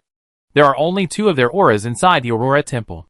I confirmed it, they are indeed demons, but it doesn't seem to match your description of that demon. Wait, I'm thinking. Nasod kept his head down and thought for a while longer. I think I understand. Understand what? Back then, when I saw Aisha so badly injured, I got angry and added more dark element to the seal without permission. Nasod's expression suddenly dawned on him. It must be those dark elements that cause the seal's final effect to be different from a normal seal. That seal might have the ability to cause the demon's body and mind to degenerate. You mean? Those 2 children were indeed demons back then, but because of the seal, their bodies and minds degenerated? Irin quickly reviewed the use of dark element in sealing and curse magic in her mind and realized that this element did indeed possess such an ability. Like Nasod, who used this characteristic of dark element to cast a unique curse on himself in order to blend into the new students of Minar Academy. Thinking of this, Eline asked the most crucial question, can they recover? Unlikely. Nasod shook his head. That seal has existed for a very long time. The 2 demons have been inside for so long. I suspect that not only have their bodies and minds regressed to the level of infants, but their strength has also been greatly reduced. They might not even be able to defeat that hellhound that wreaked havoc on Weltenheru Island. Why don't you test them, my dear daughter? Oh! Eline nodded, prompting the dragon princess from the Aurora Temple to speak. Do you remember who you are? We. Inside the dark magic circle, the little demon on the left gave a bababa look. I am. I think I was a super scary demon a long time ago. Yes, we were all scary demons, and we did so many bad things. The little demon on the right wagged its tail, lying pitifully on the ground. But we promise we never do evil again, please let us out. What surprised Eline the most was that both little demons spoke the language of Esperin. Why can you talk? We can hear the voices of those older brothers and sisters up there. One of the little demons pointed to the top of the temple. We can hear some occasionally, and then slowly. We learned it. Eline was even more surprised. You learned it after listening for thousands of years? Yes. Yes. So that's how it is. Minar Academy has a history of several thousand years. Over those millennia, the seal of the Aurora Temple wasn't completely impenetrable. Occasionally, when a large magical fluctuation occurred in the surrounding space, causing the seal to loosen slightly, a few sounds would indeed leak in. To have learned the entire language of Aspera over the years by listening to these mist sound fragments, one has to say these 2 little demons are quite patient. Of course, it's also fortunate that 2 demons were sealed. If Nasod had only sealed 1 demon here back then, even a demon would probably be driven mad by loneliness. Alright then. After figuring things out, Irin said to the 2 demons, I can let you out, but not now. You know you're demons, and have done many bad things. We can't guarantee you won't do bad things after you get out. We swear. We be good. We absolutely won't cause trouble, just like those dogs that Minar Academy keeps. Yes, you can treat us like dogs. As long as we can get out. You can chain us up and order us to lick your feet. Before Irin could finish speaking, the 2 little demons started chattering away. Stop. The voices of the 2 demon Lolas made Irin's head spin. Where did you hear all this, especially about that dog? Did someone actually do that?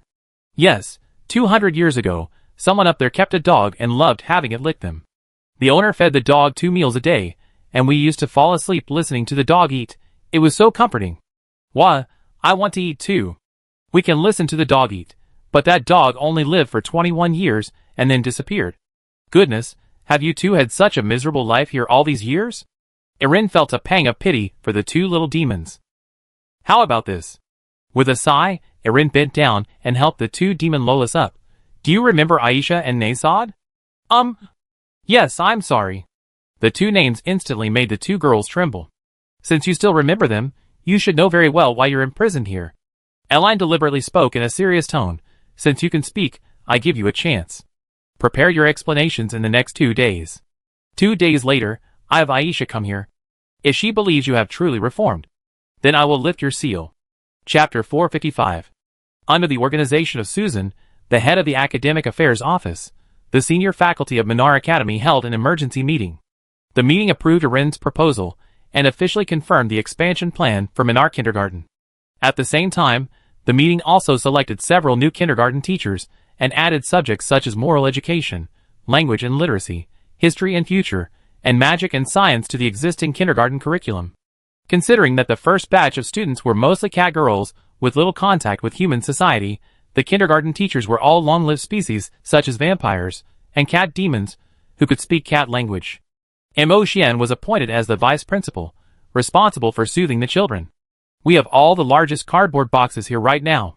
When Arin returned to the administration building, Susan also brought over several sample boxes. Speaking of which, can these really be used as dormitories for those children? Arin examined the boxes in front of her, glanced inside, and then weighed them in her hands. Those children are very flexible and like to curl up to rest. Theoretically, the size of the boxes is enough, but I don't know what the cat demons think. Previously, when little Arin used the authority of the mysterious river administrator to find the calico cat Hua Hua and the white cat Nen Nen hiding in the cave, both cats were curled up in a ball, their tails even pressed against their little skirts, looking like three-colored dumplings or rice balls from a distance. This is also a characteristic and habit of the cat demon race. Their bodies are very flexible, and they like to rest in narrow, dark places. The boxes Susan provided were even bigger than the leftover boxes from Lucinu's computer case purchase, so adding a few small blankets inside would be perfectly fine for the cat girl, Hua Hua, and Nan Nan, who were about the same age, to sleep in. The biggest problem was using cardboard boxes as temporary dormitories appropriate? Would the cat demon parents consider it abuse? However, Irini believed that cats shouldn't be judged by human standards. Just like many parents on Earth used to say, I'm doing this for your own good, what humans consider abuse, such as letting cats sleep in cardboard boxes, might be more appealing to them than traditional cat houses. At least based on Irini's understanding of cats on Earth, cat houses were, in a sense, a waste of money, because even the most luxurious cat house couldn't compare to a cardboard box or even your smelly shoes in a cat's eyes. Therefore, she planned to take these cardboard boxes back to the monster forest to ask the cat parents there for their opinions. I take these 2 samples to the monster forest and ask around. I'll be back in about half an hour. Carrying a cardboard box almost as big as herself, Erin walked out of the office. Teacher, go eat first. Don't wait for me. Oh. Susan looked a little worried. You're going to the monster forest alone? The dragons are taking me. It'd be quick. Erin smiled. Teacher, have lunch first. I'm so sorry to have bothered you today. Wah, little Erin is such an angel. It's clearly something for our Minar Academy, yet she's been so proactive in helping out and showing such concern for you, teacher.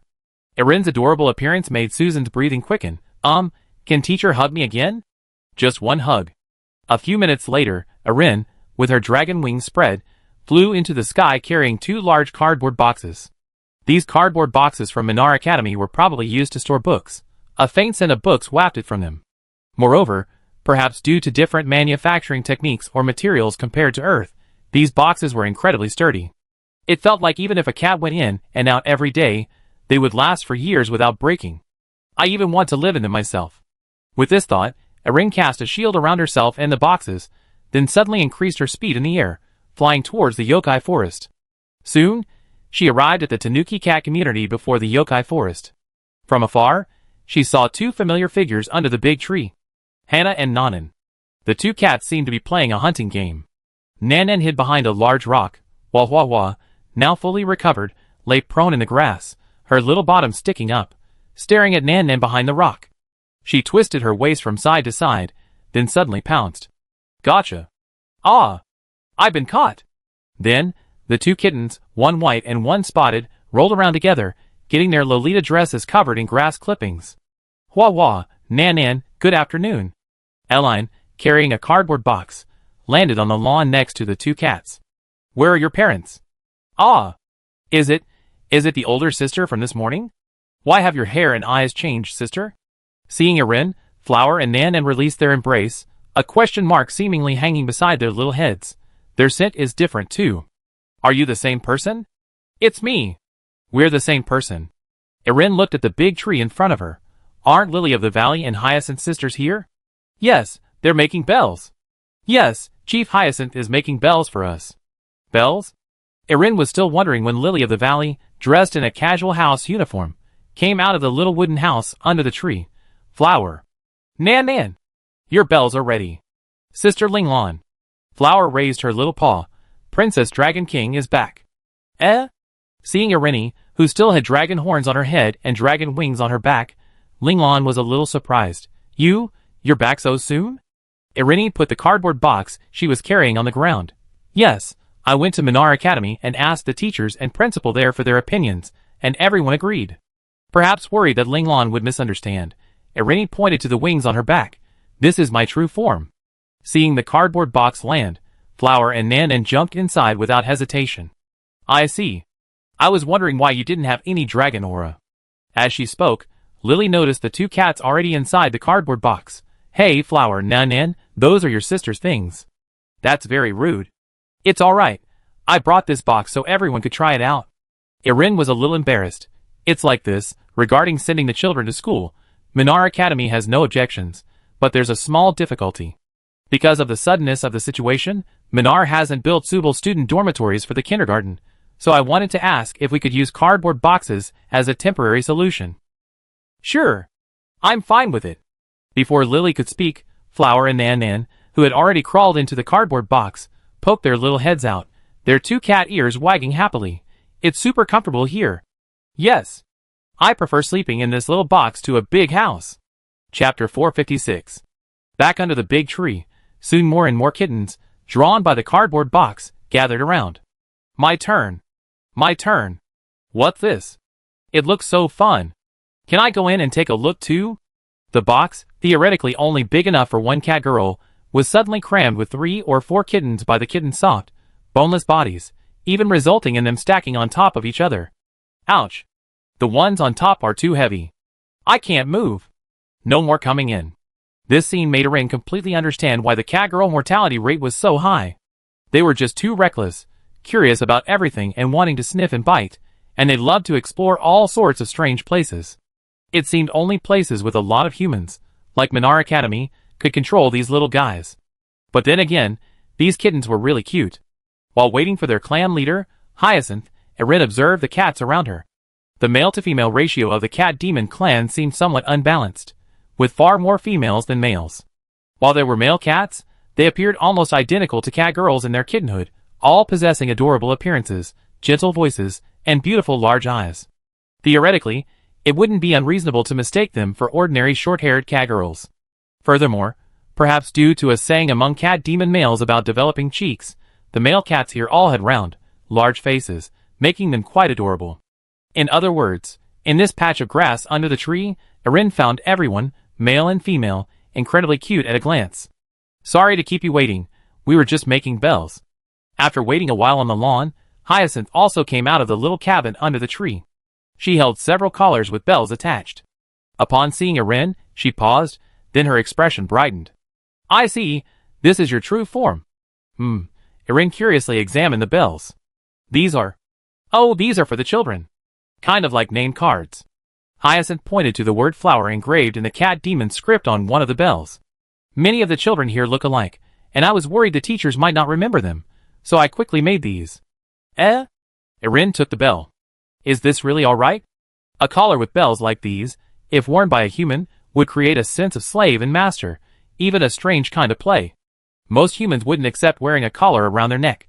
But for cats, wearing a collar is as commonplace as a hat for a human. The collar is simply an accessory, or an accessory representing one's identity, without much strange symbolic meaning. The question now is, are these cat girls from the cat demon clan human or cat? Does it matter? Hyacinth's expression showed confusion at Elaine's words. Does your excellency mean the collar or the bell?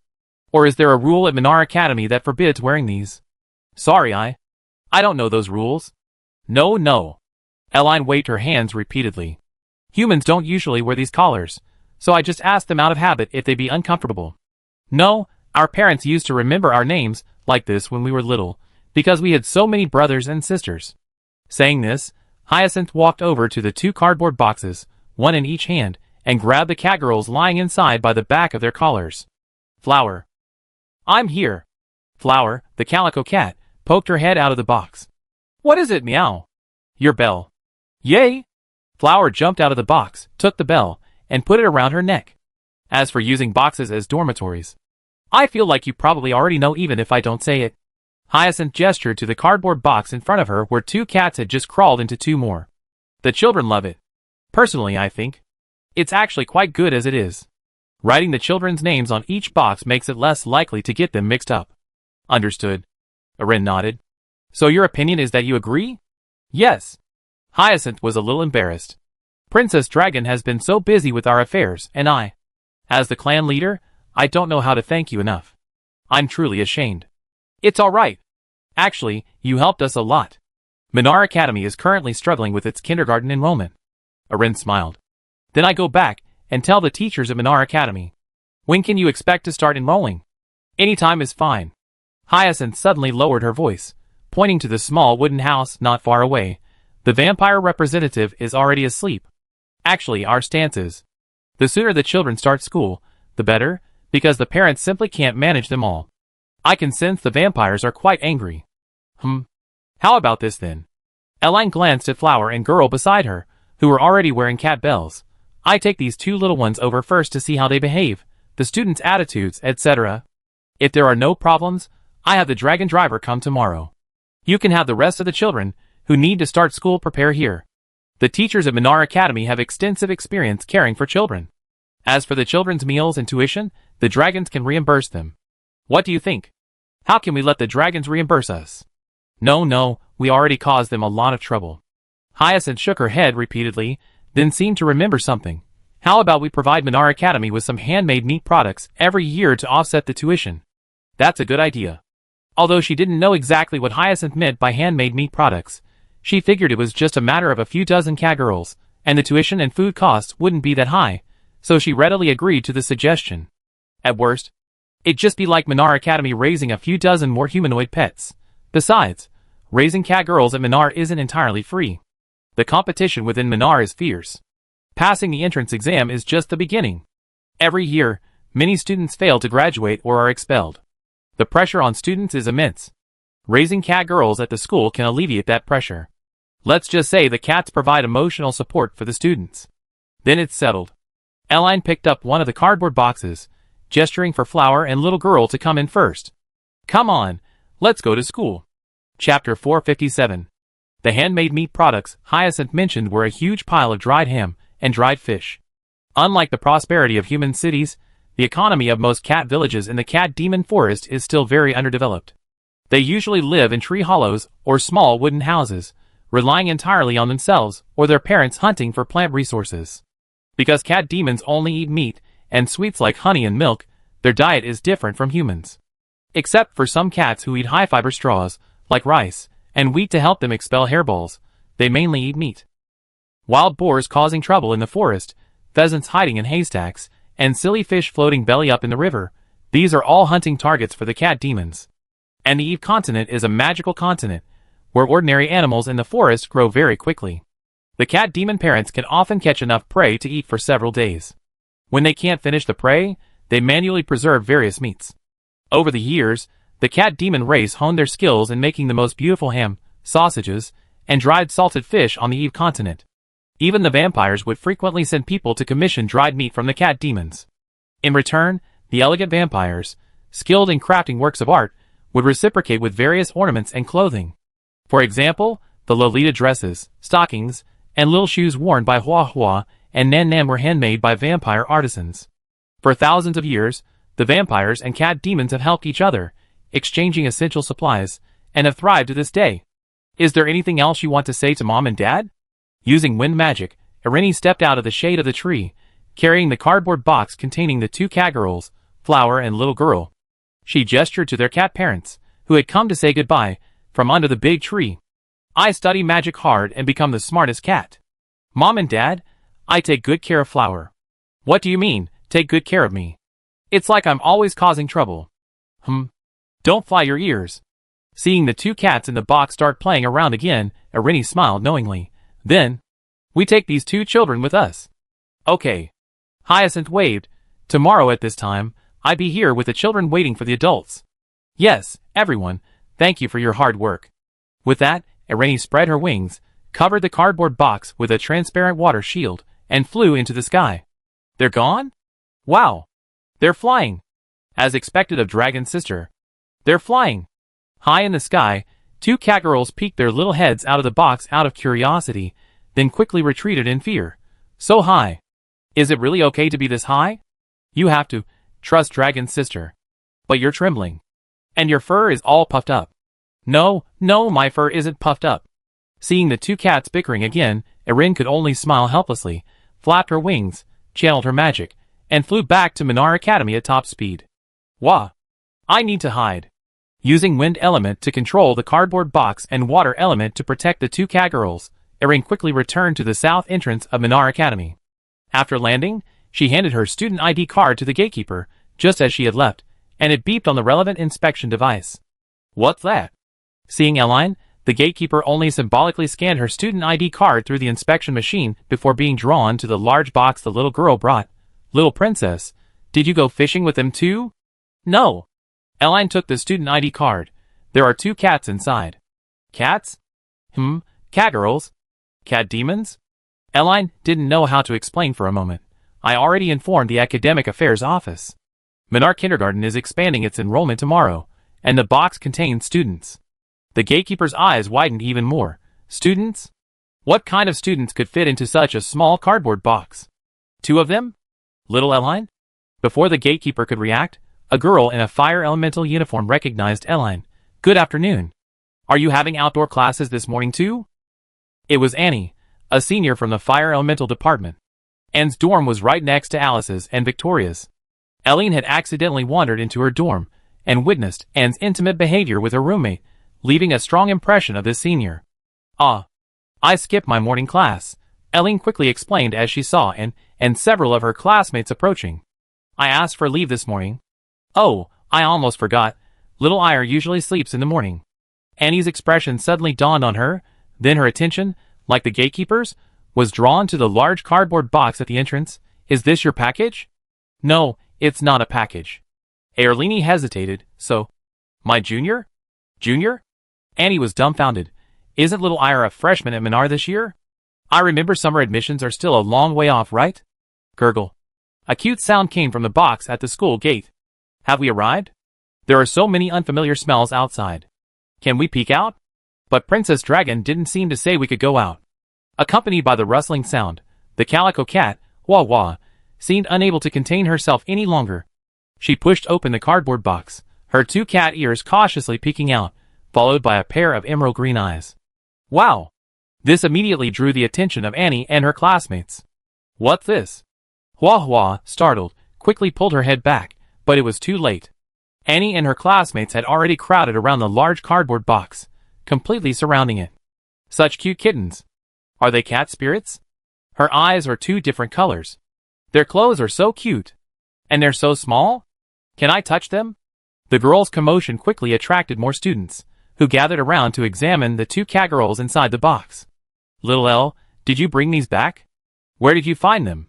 They're so cute. Can I touch their ears? Seeing that the cat girls couldn't be kept secret any longer, Elle returned to the box, glanced at Hua Hua and Nan Nan inside, and only after confirming that the two cats were merely curiously observing the crowd and showing no signs of distress did she open the cardboard box on the other side.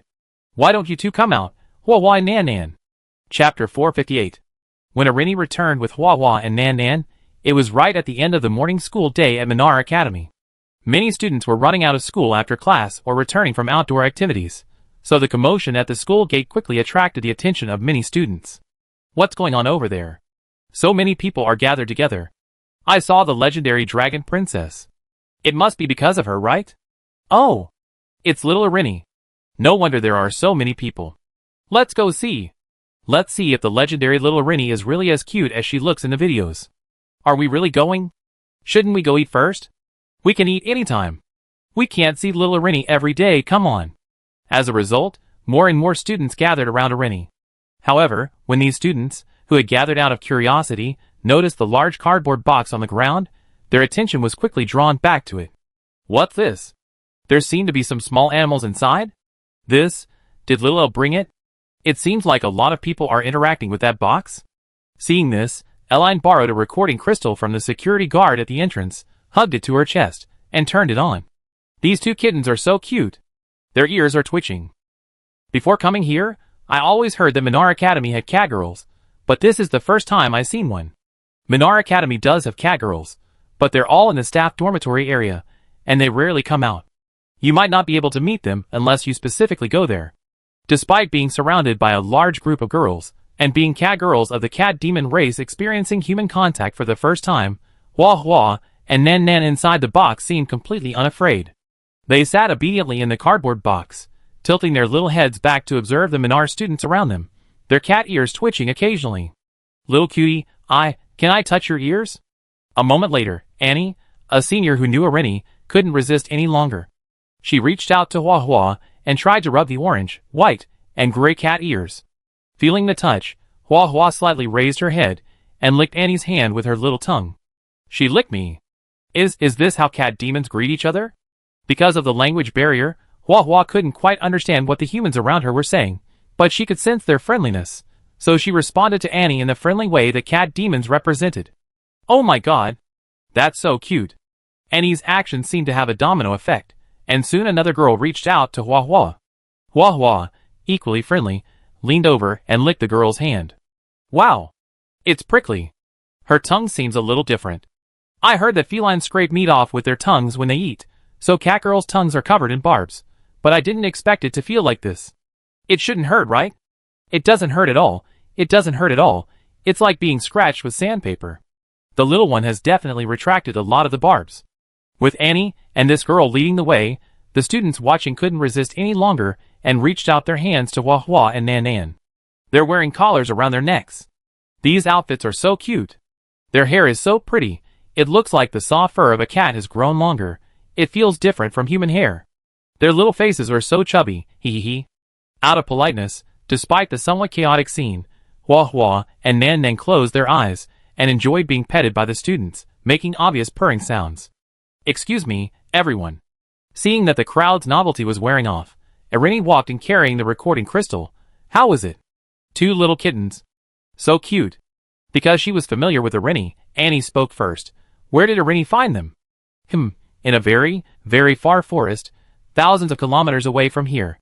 Considering that directly revealing the location of the monster forest might lead to human disturbance of the ecosystem, Irini gave a vague answer.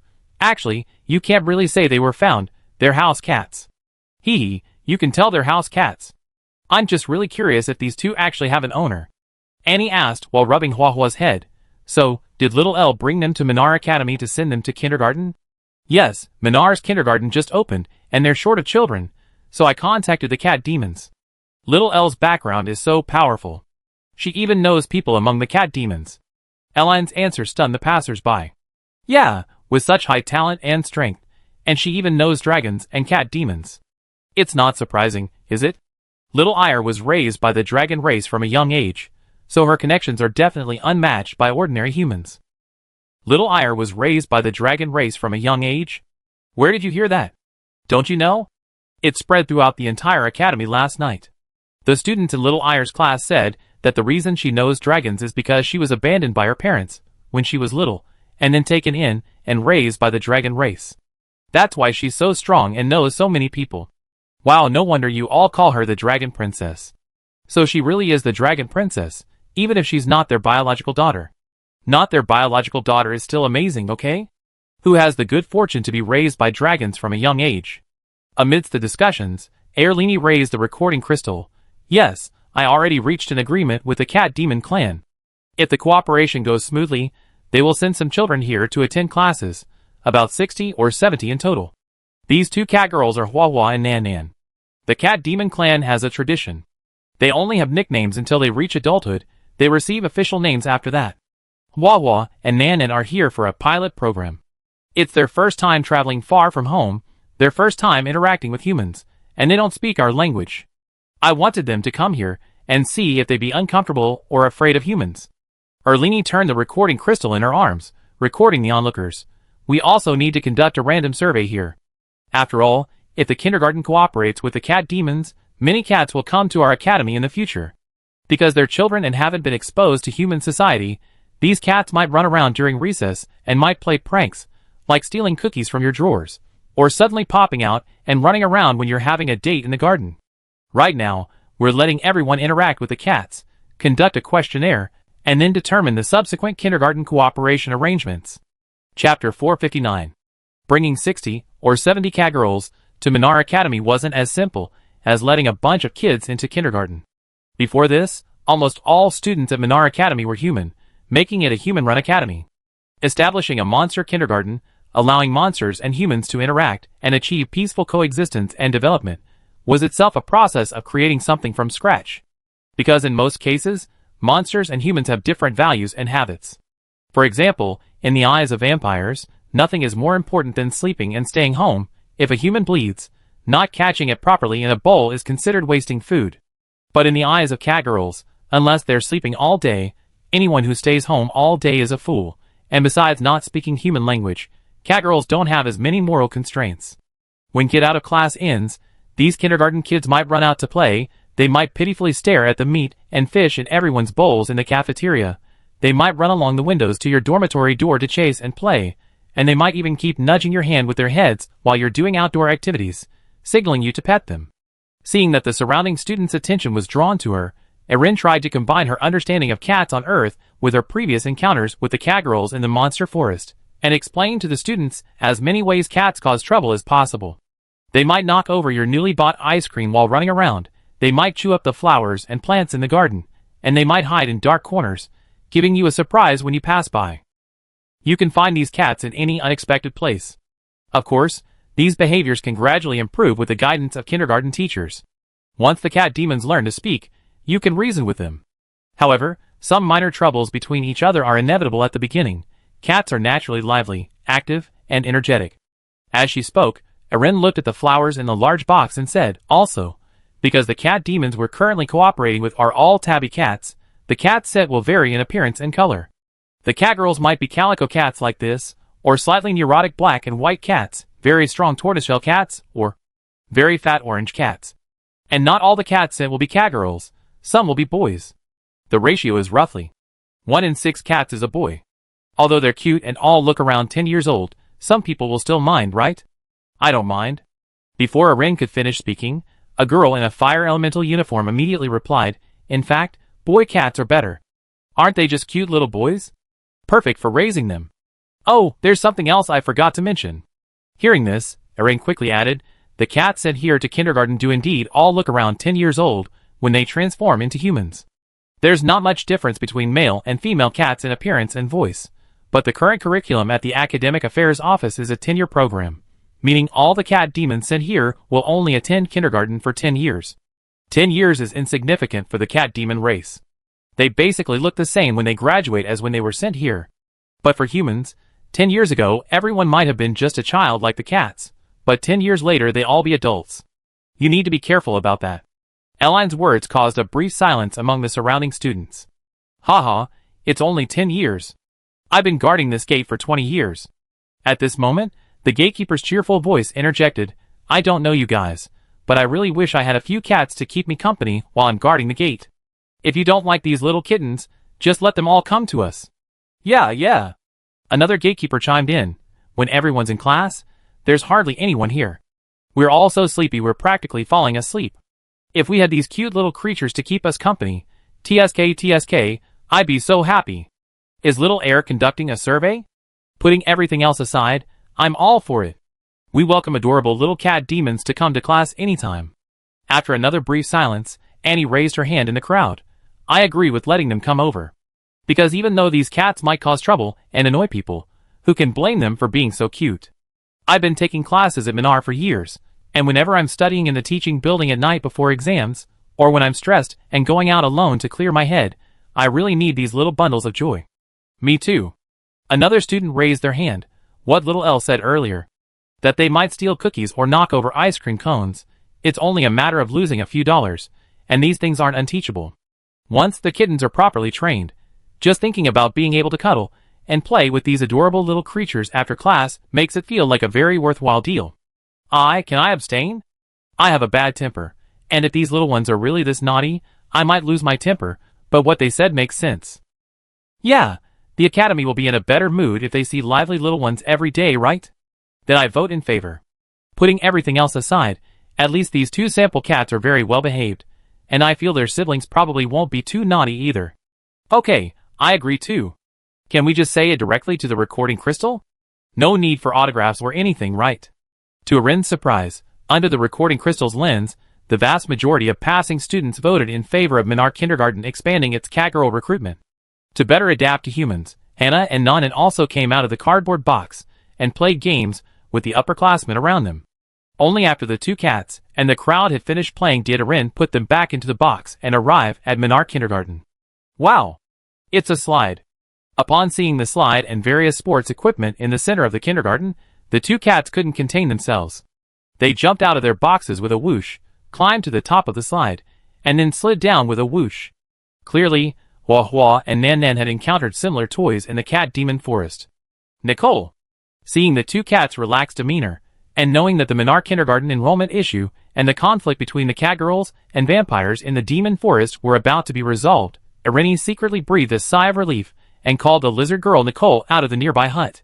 From now on, these two are your juniors. Get along well. Chapter 460. Having resolved the enrollment issue for the Minar Academy Kindergarten, Irin handed the two kittens to the teachers and went to the cafeteria, where she found Lilia, Sophia, and the others who had already bought their meals. I knew little Irin would get up earlier today. Seeing Irin arrive, Sophia quickly brought over a chair. It's just that little Irin and I are on the same wavelength. Yes, little Irin, thank you so much about Miss Vivian's matter. Tina seemed quite happy too. Actually, I had a dream last night. I dreamt that I became Miss Vivian's best friend, but that world seemed to have no magic, and then I made money by writing books, writing lots and lots of novels. Tina's words piqued Irin's interest. She naturally sat down on the small chair Sophia had brought over and casually asked, "What's a world without magic like?" That was just a dream, a mess. I forgot most of it by the time I woke up this morning. Tina.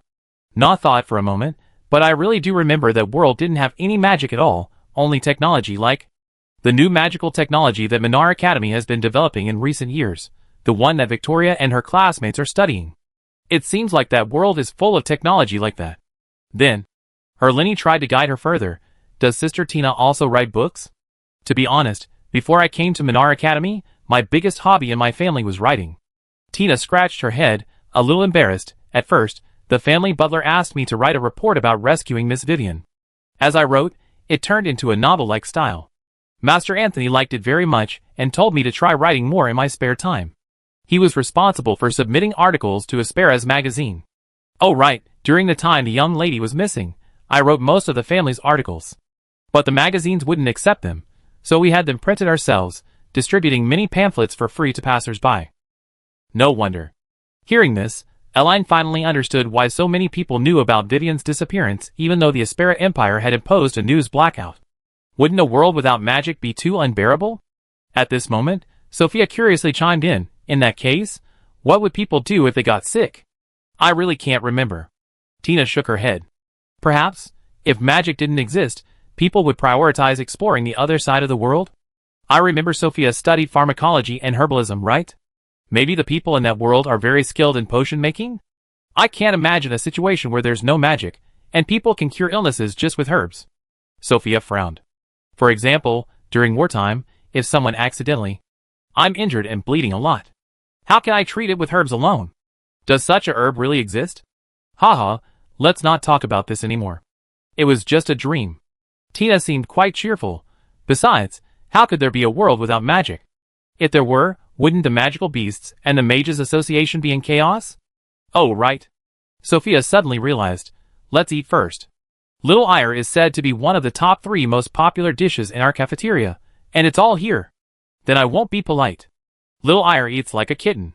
She looks like a hamster. Look how puffed out her cheeks are. Is it really okay for you guys to stare at other people eating like that? Little L from Minar Academy was eating, while Little L from Earth had also finished her afternoon tea and tidied up her own utensils and Nasod's dishes in her room. Dad, I have to go out for a bit. Oh, go ahead. Having finished eating and adjusting his mouse and keyboard, Nasod casually said while playing a game, buy Dad a new mouse when you come back, this one's a bit too small. Okay. Walking out of her room, seeing Lu Xinyu and Qiu Xiaoyu feeding each other at the dining table, Elan thought for a moment and walked towards them. Sister Xiaoyu, I want to go to that Little Bee Comic Con. Lu Xinyu snapped out of her reverie. Oh right, Little L did promise those two sisters I go to the Comic Con this afternoon, but I completely forgot. It's alright, I can go by myself. I remember the coordinates, I can just teleport there. Erlini smiled. Do you need anything brought back for me? Ask the organizers of Aquarius Era if they have any prize codes. If so, bring back a few, the more the merrier. As she spoke, Lu Xinyu seemed to remember something. Oh right, that Sister Xiaolin asked you to stand in for a cosplayer on stage, but they haven't settled our performance fee yet. You can go ask them how much it is. Okay. Erlini, wearing cute bunny slippers, came to Lu Xinyu's side. One more question, Sister Xiaoyu, have you had any dreams lately? A dream? Lu Xinyu didn't react for a moment. I seem to have had quite a few dreams lately, but I usually forget them as soon as I wake up. Which day is Little L referring to? Did Little You dream that she was transported to another world? Well, I think so, but I really can't remember the specific details. For example, Little You dreamed that she came to another world and was a geo-elemental warrior skilled in using a great sword, or that she was a maid in a certain family and very strong. Anything like that? Elan's words instantly made Lu Xinyu's pupils contract sharply. You mentioned it. I do remember. I did dream about that. Geo-elemental, using a great sword, maid? Yes, I remember that dream, a dream of another world. I was a maid in a large family, and then the young lady of the family seemed to have disappeared. I kept searching and searching, but that country had blocked all news and no one wants to tell me where I am, no matter where I go. Oh my god. I remember now, when I woke up I was still thinking about how realistic this dream was, then I got busy with my novel and forgot about it. Lu Xinyu wiped her mouth with a tissue, looking at Erline with some surprise. Is little Erline's ability that strong? She can even see through my dream from so long ago? Or, is this dream actually real? It could be considered real, but from Earth's perspective it could just be a dream. Erline turned to Qiu Xiaoyu. Didn't Sister Xiaoyu say she had a dream about being locked in a cave? Realizing what was happening, Lu Xinyu looked at Qiu Xiaoyu tremblingly. Could it be? Could it be that the young lady I was looking for in the dream I didn't say anything, okay? Erline covered her mouth and smiled, opening a spatial passage to the anime convention dressing room. I'm leaving. Chapter 461. With an ID card and a new phone, Irini registered accounts on several social media platforms and linked her bank card. The bank card was a gift from Liang Kaiyu, the team leader at the Data Monitoring Center. Irini wasn't sure exactly how much money was in it, but she figured it should be enough for daily expenses. Before going to the comic convention, Irini casually visited the data center and opened the portal at the office entrance. As soon as she entered, she smelled the rich aroma of small cakes. What did you all buy? Approaching the female employee who was eating a small cake, Irini gave her a sweet, innocent look. Can I have one? Wow. Perhaps already used to Irini's sudden appearances, the female employee didn't seem startled at all. Instead, she looked delighted. Good afternoon, little Gallon. Irini flashed a smile that revealed her canine teeth. Good afternoon, sister. Here you go, all for you. Seeing that incredibly comforting face, the female employee happily handed Irini a box of small cakes from her desk. A new bakery opened downstairs. They're 5 yuan a pound, and there are tons. Thank you. Irini took out a still warm small cake from the box and happily ate it. Little Jialan's here? Hearing the commotion nearby, Liang Kaiyu said with some annoyance, why didn't little Jialan come to see me this time? Damn it! It's because you didn't prepare any sweets. Didn't the space agency say that our little Jialan likes sweets, right? The female employee proudly pulled Irini over, gesturing to the small chair beside her. Come, sit here. Irini, holding a small cake, ate it like a little hamster next to the employee. Let me guess. What did Xiao Jialan want to talk to us about today? Liang Kaiyu, standing in front, thought for a moment. About mom and dad? Or the Little Bee Comic Con? No. Irini said while eating her cake. After I went back, I studied your data and compared it to the current situation in this world, and I have a feeling it's a bit dangerous. Erin's words startled Liang Kaiyu. You also came to this conclusion?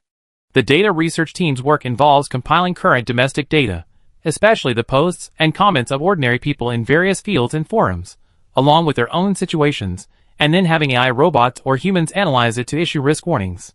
In fact, similar data processing work was already being done by game companies 7 or 8 years ago. When installing a game developers analyze big data such as the registered user's phone number, identity information, online banking transaction records, and online shopping history.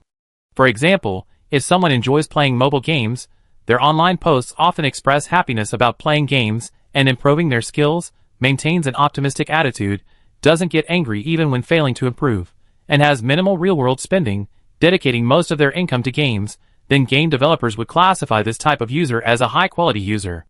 For these types of users, game developers use big data to roughly estimate their bank account balance, calculate how many failed upgrades they can tolerate, and how many bad gacha pulls they get before continuing to spend money.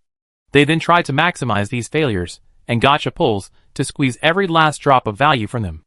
As for users who like to post things like "I'm a free-to-play player, I won't spend a single penny on the game," if big data determines they're wealthy and have a history of spending money on games, they're classified as potential high-quality users. They're given a few lucky breaks in the game to encourage these players to spend money. The data research team in Shengjing City does similar work, except they're focusing on the game Earth Online. How many people are online cursing and complaining? How many are dissatisfied? How many have high salaries, but live a life of idleness? What are the most frequently trending terms online recently? However, the more Liang Kaiyu works in this department, the more desperate he feels about the world. Because no matter how you look at the data, it all shows. Earth Online is beyond saving. Some quit, some gave up. Nobody had any interest in the main storyline or daily quests. Even when they logged in, they just lay around, collected the guaranteed reward, and left. Well, we were established precisely because the government noticed this situation. He hesitated for a moment, then added, "The mobile game Aquarius Era is also part of our project. Little Jialan should already know that, right?" I guessed it, so I helped out the game's official team at the anime convention. Erin walked up to Liang Kaiyu and showed him her social media account. "Let's add each other as friends. If you need any help in the future, just let me know on there." "Okay." Liang Kaiyu excitedly took out his phone, spending a while unlocking it and adding Erin as a friend. "Little L?" "Yes, Little L is my real name." Eline put away her phone. "Alright, if there's nothing else, I'm going to the anime convention." Seeing Eline open the spatial portal again, Liang Kaiyu hesitated. Little L, actually we didn't sleep a wink last night. We were discussing your identity, it's just... Seeing Liang Kaiyu stammer for a while, the female employee not far away couldn't stand it anymore, stood up, and showed a desperate expression. "Little L, can you tell us your approximate strength?" "Oh." Eline, who was already standing at the entrance of the spatial portal, turned around. Curiosity. Actually, it's not surprising that the people in the office were curious.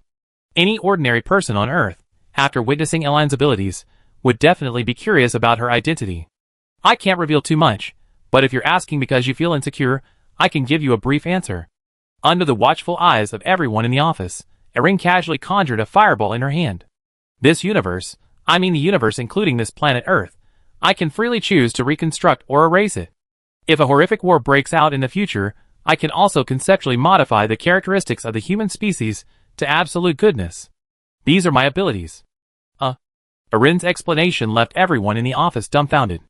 Then you're even higher in dimension than a god. I don't know what I am, but at least for now, I'm just an ordinary person going to a comic convention. Erin waved her little hand at the people in the office. See you tomorrow, uncles and aunties. Chapter 462. Today's Little B Comic Con in Shengjing City was exceptionally lively. Compared to yesterday, the number of attendees had increased exponentially. Even at 4 or 5 in the afternoon, just before dinner time, the normally spacious venue was packed to capacity. Wow! Bro, you're here too? That's rare. Hee, I saw that Ms. Jialan cosplay video online, and bought a ticket for the next day. Me too. But I came because I saw Lilith's ice magic trick. Lots of people online said it was flawless, so I wanted to see it. Right? The performer is that mysterious little girl. I wonder if she's still coming today. Today, Irini was still wearing that little sundress and ribbon made of mysterious substance. Her light blue hair cascaded naturally down her back, a ribbon tied around her left hand, and her little feet wore cat-themed slippers, the soles of which were magically raised a centimeter off the ground. This was Irin's outfit at the anime convention. Yesterday, this outfit would have stood out somewhat in the crowd, but today it blended in rather casually. Because besides Irin, hundreds of boys and girls at the huge convention were wearing similar sundresses and slippers. Everyone was there to cosplay Miss Gallon. Moreover, because Miss Gallon's cosplay outfit was so easy to customize, basically any ordinary nightgown or sundress could be easily altered by adding a few bows and ribbons, and then a ribbon tied around the arms, and hair would suffice. If I had to pinpoint the most difficult part, it would probably be Miss Gallon's wig. This light blue, hip-length hair is difficult to manage and wear, so some girls simply use existing blue hair, like Yoshino or Rem's long-haired wigs. Many others simply use white hair, whether waist-length or longer. They just throw on a little dress and they're done. Look! There's another Miss Gallon over there. Oh wow! This one's the most accurate. The hair color is right, and the height is about right too. Shall we go collect some photos? Let's go! Because so many Miss Gallon wigs aren't accurate, even though Irin's outfit wasn't particularly eye-catching, she still attracted attention from the crowd outside as she came out of the dressing room. Miss. Hello, can I take a picture with you? Several passers-by with cameras quickly gathered around Irin. Sure. Irin just smiled and stood next to the passers-by. Wait a minute, you're so cute, miss. Why do you look so familiar? Could it be? As they got closer, the passers-by seemed to notice Irin's uniqueness as well, and their eyes widened in unison. You're not the real person, are you? The one who performed the Miss Garland PV here yesterday? In the crowd at the anime convention, where everyone was wearing makeup and colored contact lenses, Irin's bare face naturally stood out. Plus, she had recently become very popular online, and many people had seen her Miss Garland PV, so Irin wasn't too surprised to be recognized by passers-by. Probably. Facing the slightly excited questions from passers-by, Irin tilted her head. It's me? It really is you. My goodness. You're so incredibly beautiful in person. I thought it was filtered in the videos, but you're this gorgeous in real life too. Several passers-by instantly became excited. Miss, are you some kind of rich girl or princess? No. Irin shook her head. I'm just an ordinary person. She's so cute. A girl stood next to Irin and snapped several photos with her phone. Me too. Me too. I didn't expect her to be so approachable. I thought Miss Gallon's performer would be a little arrogant. Hee, if I were that beautiful. Oh my god, she's not wearing any makeup at all. After taking photos with the passers-by and answering a few simple questions, Irin went alone to the stage in the center of the venue. Next, please welcome the lead planner of Aquarius Era, Brother Xiaolong, Long Ziyuan. The stage and the venue appeared to be hosting an interview program, with several hosts dressed in uniforms resembling game NPCs standing around two men, asking them various questions. Brother Xiaolong, how did you come up with the idea of creating Miss Jialan, a unique character independent of the existing system? Well, actually, creating Miss Jialan was an accident. The man on stage, referred to as Brother Xiaolong, calmly held up the microphone. Our original plan was to add another magical girl character to Aquarius Era, but that day, after a meeting at the company, I went home and dreamed of a mysterious girl while sleeping. I dreamt I became the police chief of the security bureau in the age of Aquarius, and I was recently apprehending the suspect Nayudo when a mysterious girl suddenly appeared and used her ability to open a spatial portal. The dream was incredibly realistic, and The man opposite me, feigning surprise, interrupted, Brother Xiaolong, have you ever dreamt of Miss Jialan? Yes, you don't know, that dream was incredibly realistic, like it really happened right before my eyes. Even when I woke up in the morning, I was still a little unsettled. That day, I went to the company and held an emergency meeting. I said, I must create this character, even if someone objects, I will do it all by myself. So it seems Miss Jialan really is related to Brother Xiaolong. The host said, by the way, Brother Xiaolong, regarding the Miss Jialan PV we played here yesterday, some people online said it was fake, a composite, while others said it was too realistic, questioning whether a Miss Jialan, who can use spatial abilities, really exists in the world. What are your thoughts on this? Well, yesterday our cosplayer was in a car accident and couldn't make it. Oh, that lady in the back was brought up by our backstage staff at the last minute. I don't know the specifics myself. When asked about this, Xiaolong seemed a little regretful, but I have to say, yesterday's special effects were truly amazing, almost exactly like the performance of Miss Gallen in my dreams. Just then, the people on stage seemed to notice Irini, who was watching the excitement below, and jumped to their feet in surprise. Miss Gallen. Wow! The hosts also widened their eyes. We're not seeing things, are we? It's actually Miss Gallen who performed on stage yesterday. As they spoke, one of the hosts extended her hand to Irini. This lady who cosplayed Miss Gallen so perfectly. Can we chat for a bit? There's a mystery gift. Seeing that many eyes around her had suddenly turned to her because of the host's words, Irini hesitated. Are there snacks up there? Chapter 463. 5 minutes later, Irini, carrying a large bag of popcorn, sat down in the center of the stage. At that moment, the surrounding cameras, spotlights, and the eyes of the audience all focused on her. Is she the girl who performed the character PV with over 10 million views yesterday? You have to understand, only 20-odd hours have passed since the live-action character PV was released yesterday. 20-odd hours for over 10 million views? That's a lot. In a few months, it'd probably be heading for 100 million. Yeah, even I, an outsider who doesn't usually play mobile games, was drawn in by that PV. It was the first time I ever seen a live-action character PV done like that. Swings, life element effects, a train, I never heard of anything like it. Don't even mention you. Even we mobile game enthusiasts haven't seen anything like this. Many professionals have studied that video, and the conclusion is that it's very difficult to replicate with current technology. Otherwise, why do you think there are so many people here today? They're all just curious onlookers attracted by the video. The news of Miss Jialan appearing on stage quickly spread throughout most of the anime convention, thanks to the surrounding cosplayers and passers-by. Originally, this time of day was just a temporary planners talk program organized by the convention center to cater to visitors' fragmented time, allowing the planners of Aquarius era to go on stage and chat briefly with the host, so the stage wouldn't feel so quiet and empty. Unexpectedly, the actress who plays Miss Jialan, who was a sensation yesterday and was on the minds of most of the convention attendees today, offered herself up. They certainly weren't going to let this opportunity slip by. Upon hearing that Irini wanted snacks, one of the hosts ran backstage and brought over a large bag of hot, buttery popcorn. The previously quiet area around the stage quickly became packed with people after the news spread. Many people crowded below the stage, snapping photos of Irini, who was holding the popcorn and looking around. She looks like a little hamster. So, the cool and collected Jialan from yesterday's PV is actually this cute in real life? I want to take her home. I'm more curious about how that PV was made. It couldn't all be special effects, could it? What else could it be? It can't be real unless it's special effects, right? Dude, did they really bring out a whole train from Europe just for a PV? Are you crazy or am I?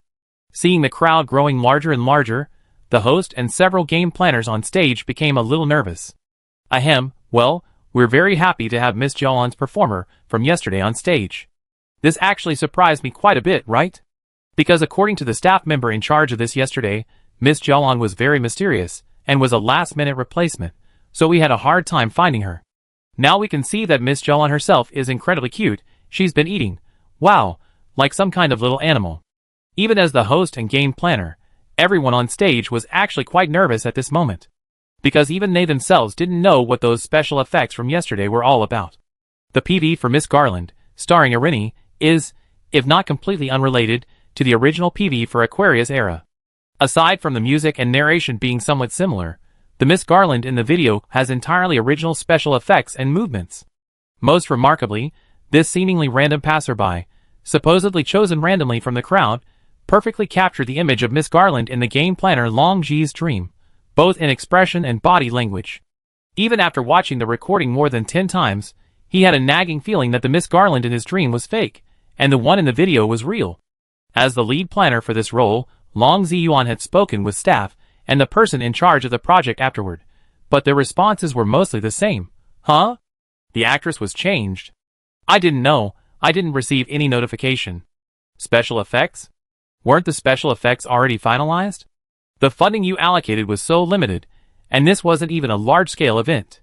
Against this backdrop, seeing the actress who played Miss Jialan actually come up and sit next to him yesterday, Long Ziyuan was sweating profusely with nervousness. For some reason, looking at Irini's clean-cut face, he had a hunch. She wasn't from his world. Hello everyone. Compared to the nervousness of the host and game planner, Irini seemed quite happy, munching on popcorn on stage. This large bag of popcorn looked like a movie theater special, sweet and creamy with a hint of vanilla. The popcorn itself seemed freshly baked, warm, and very crispy, delicious. Well, Miss Gallen? Seeing that Elaine seemed easy to talk to, the host decided to get straight to the point. Could you introduce yourself to everyone? Everyone here is curious about what you're like in your daily life, since you perfectly embody the role of Miss Gallen. Me? Elaine took the microphone, turned to face the audience, and waved her little hand. Good afternoon, everyone, brothers and sisters, uncles and aunts, and friends who have come from afar. I am Elaine, the actress who played Miss Gallen in yesterday's Aquarius-era game. That's kind of my stage name. Little L? What a cute name. The host leaned closer. So, Little L, could you talk about your experience cosplaying Miss Gallen yesterday? You seem to really like this character, and you even wore a cosplay outfit and wig today. I don't really have much experience, because I'm just like this all the time. Elaine said, striking a magician's pose, casually opening a small spatial rift beside her, then showing the other end of the rift to the host. She picked up a piece of popcorn from her arms and reached into the rift. The next second, Elaine's hand, still holding the popcorn, emerged from in front of the host. Sister, open your mouth. The host, stunned, instinctively opened her mouth. Elaine put the popcorn into her host's mouth, withdrew her hand, and closed the spatial rift. Here, that's about it. As if performing a small magic trick, Elaine picked up the popcorn again. So playing Miss Garland is no problem at all. A piece of cake. Chapter 464. Elaine wasn't worried about the people of Earth discovering her magical abilities.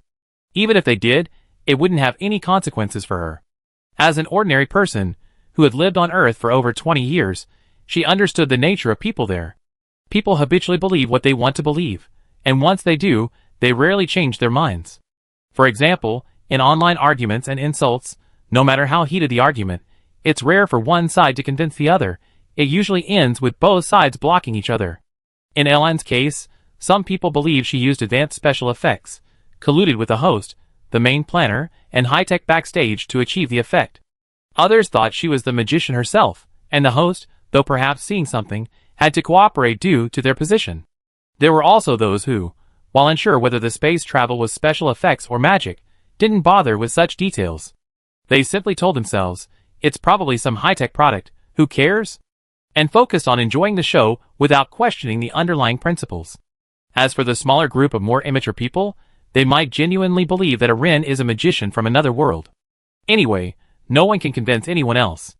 If Erin comes here today and performs void travel again in front of so many cameras, those who believe in the host cooperation theory will automatically observe the performance of the host and the main planner, and then become even more convinced that this is just a coordinated special effects show. Those who believe little Erin is from another world will also think this is magic. Wow! Sure enough, Erin's magic trick of feeding the host popcorn from a distance instantly elicited screams from the audience. Miss Gallen. That's amazing. My God. What kind of magic is that? Is that really not magic? That's even scarier than those cutting magic tricks. She didn't seem to use any props. Did you film it? Did you film it? That scene is definitely going to trend on social media. I filmed it. I sent it to the group chat right away. The audience's screams also pulled Long Ziyuan, the lead planner of the Age of Aquarius, back to reality from his days on stage. How could this be? He stared wide-eyed at Erin, who was now happily eating popcorn through the closed spatial portal, with an incredulous expression. He didn't know about others, but at least he had witnessed the entire scene with his own eyes. This woman, who called herself Miss Gallen, very naturally summoned a spatial rift about 30 centimeters long and 10 centimeters wide in front of her, just large enough for an adult's hand to enter. The rift was dark purple and empty. Simultaneously, a similar rift opened beside the host, the two rifts floating in midair at different heights and angles. Then, Little Elle picked up a piece of popcorn and put her hand into the rift beside her. The next second, Little Elle's hand emerged from the other rift and put the popcorn into the host's mouth. Finally, Little Elle withdrew her hand. Both rifts closed simultaneously, and the magic trick ended. Stunned, the game's lead planner glanced at the other planner beside him, then at the young women hosting the program, seeing deep surprise and a hint of fear on their faces. As those closest to Elaine, the sudden appearance of the spatial rift was undoubtedly shocking. They were completely unprepared, and hadn't received any notification that anyone would be performing this magic trick. Moreover, They had invited little Eline onto the stage themselves, further eliminating the possibility of prior preparation by the production team. In other words, the official Aquarius Era team was unaware of little Eline's spatial rift magic trick, the production team responsible for today's stage was unaware, and even the organizers of the Little Bee Comic Con in Beijing were unaware. So she was actually a personal magician? Or a sorcerer? Long Ziyuan's body trembled uncontrollably. He personally belonged to the fantasy school, meaning those who believed in the existence of supernatural phenomena. Otherwise, he wouldn't have joined the Aquarius Era project team and become the game's lead planner. But do supernatural phenomena really exist in this world? Is this little L really a magician? If so, does that mean the train that passed through the anime convention yesterday was also real? Long Ziyuan instantly felt every hair on his body stand on end. Look at this lead planner's expression. Isn't it a bit over the top? At the same time, many passers-by below the stage, holding up their phones, saw Long Ziyuan's bewildered expression. They were all special effects enthusiasts, and ever since seeing the Little Bee anime convention train videos on various forums, they were convinced that this anime convention used the latest holographic projection, and that both the official Aquarius Era team and the convention organizers knew about it. Yeah, that's way too exaggerated. Look, her eyes are practically popping out. Oh my, I almost thought it was real. This actor's acting is too over the top, deduct her bonus. If you ask me, maybe in a few days, we see this little L doing a live streaming sales event. Exactly. They made this character PV, this the planners have something to say program, and they even coincidentally spotted the PV performer in the crowd. It's all just to promote this newcomer. But I have to say, this little L is really cute. Even if she doesn't do this, if she just did a live streaming sales event, she'd probably sell a lot, right? For a moment, the area below the stage was filled with discussing among passers-by and audience members. Many people immediately shared the recording in their group chats, adding captions like, "Please, magician, recreate this magic trick." Miss Gallen's projection technique has recently arrived. This time it's telekinesis. Who says there's no magic in this world? The expressions of the host and the two planners were hilarious, otherwise I might have believed it. They put on such a great performance. Seriously, how did they do that? Even a holographic projection would be difficult, right? Miss Gallen and the host were so far apart, how did she reach her hand?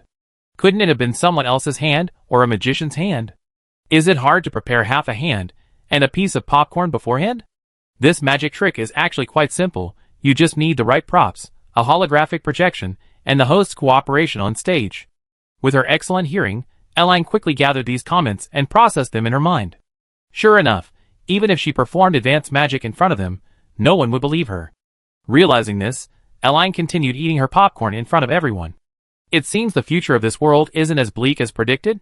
Chapter 465. Today, Erin came to the Little Bee Comic Con as Little L. Besides fulfilling her promise to the two girls last night, she also had a special reason. She wanted to see the people at the convention, and what the online comments were like regarding the Little Bee Comic Con train incident.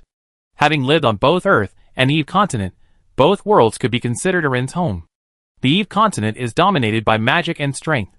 Human life there is not very valuable. High-level mages and fighters can arbitrarily execute those they deem deserving of death. Of course, even higher-level mages or fighters can kill these people. In this environment, the general atmosphere of public opinion on the Eve continent is relatively relaxed.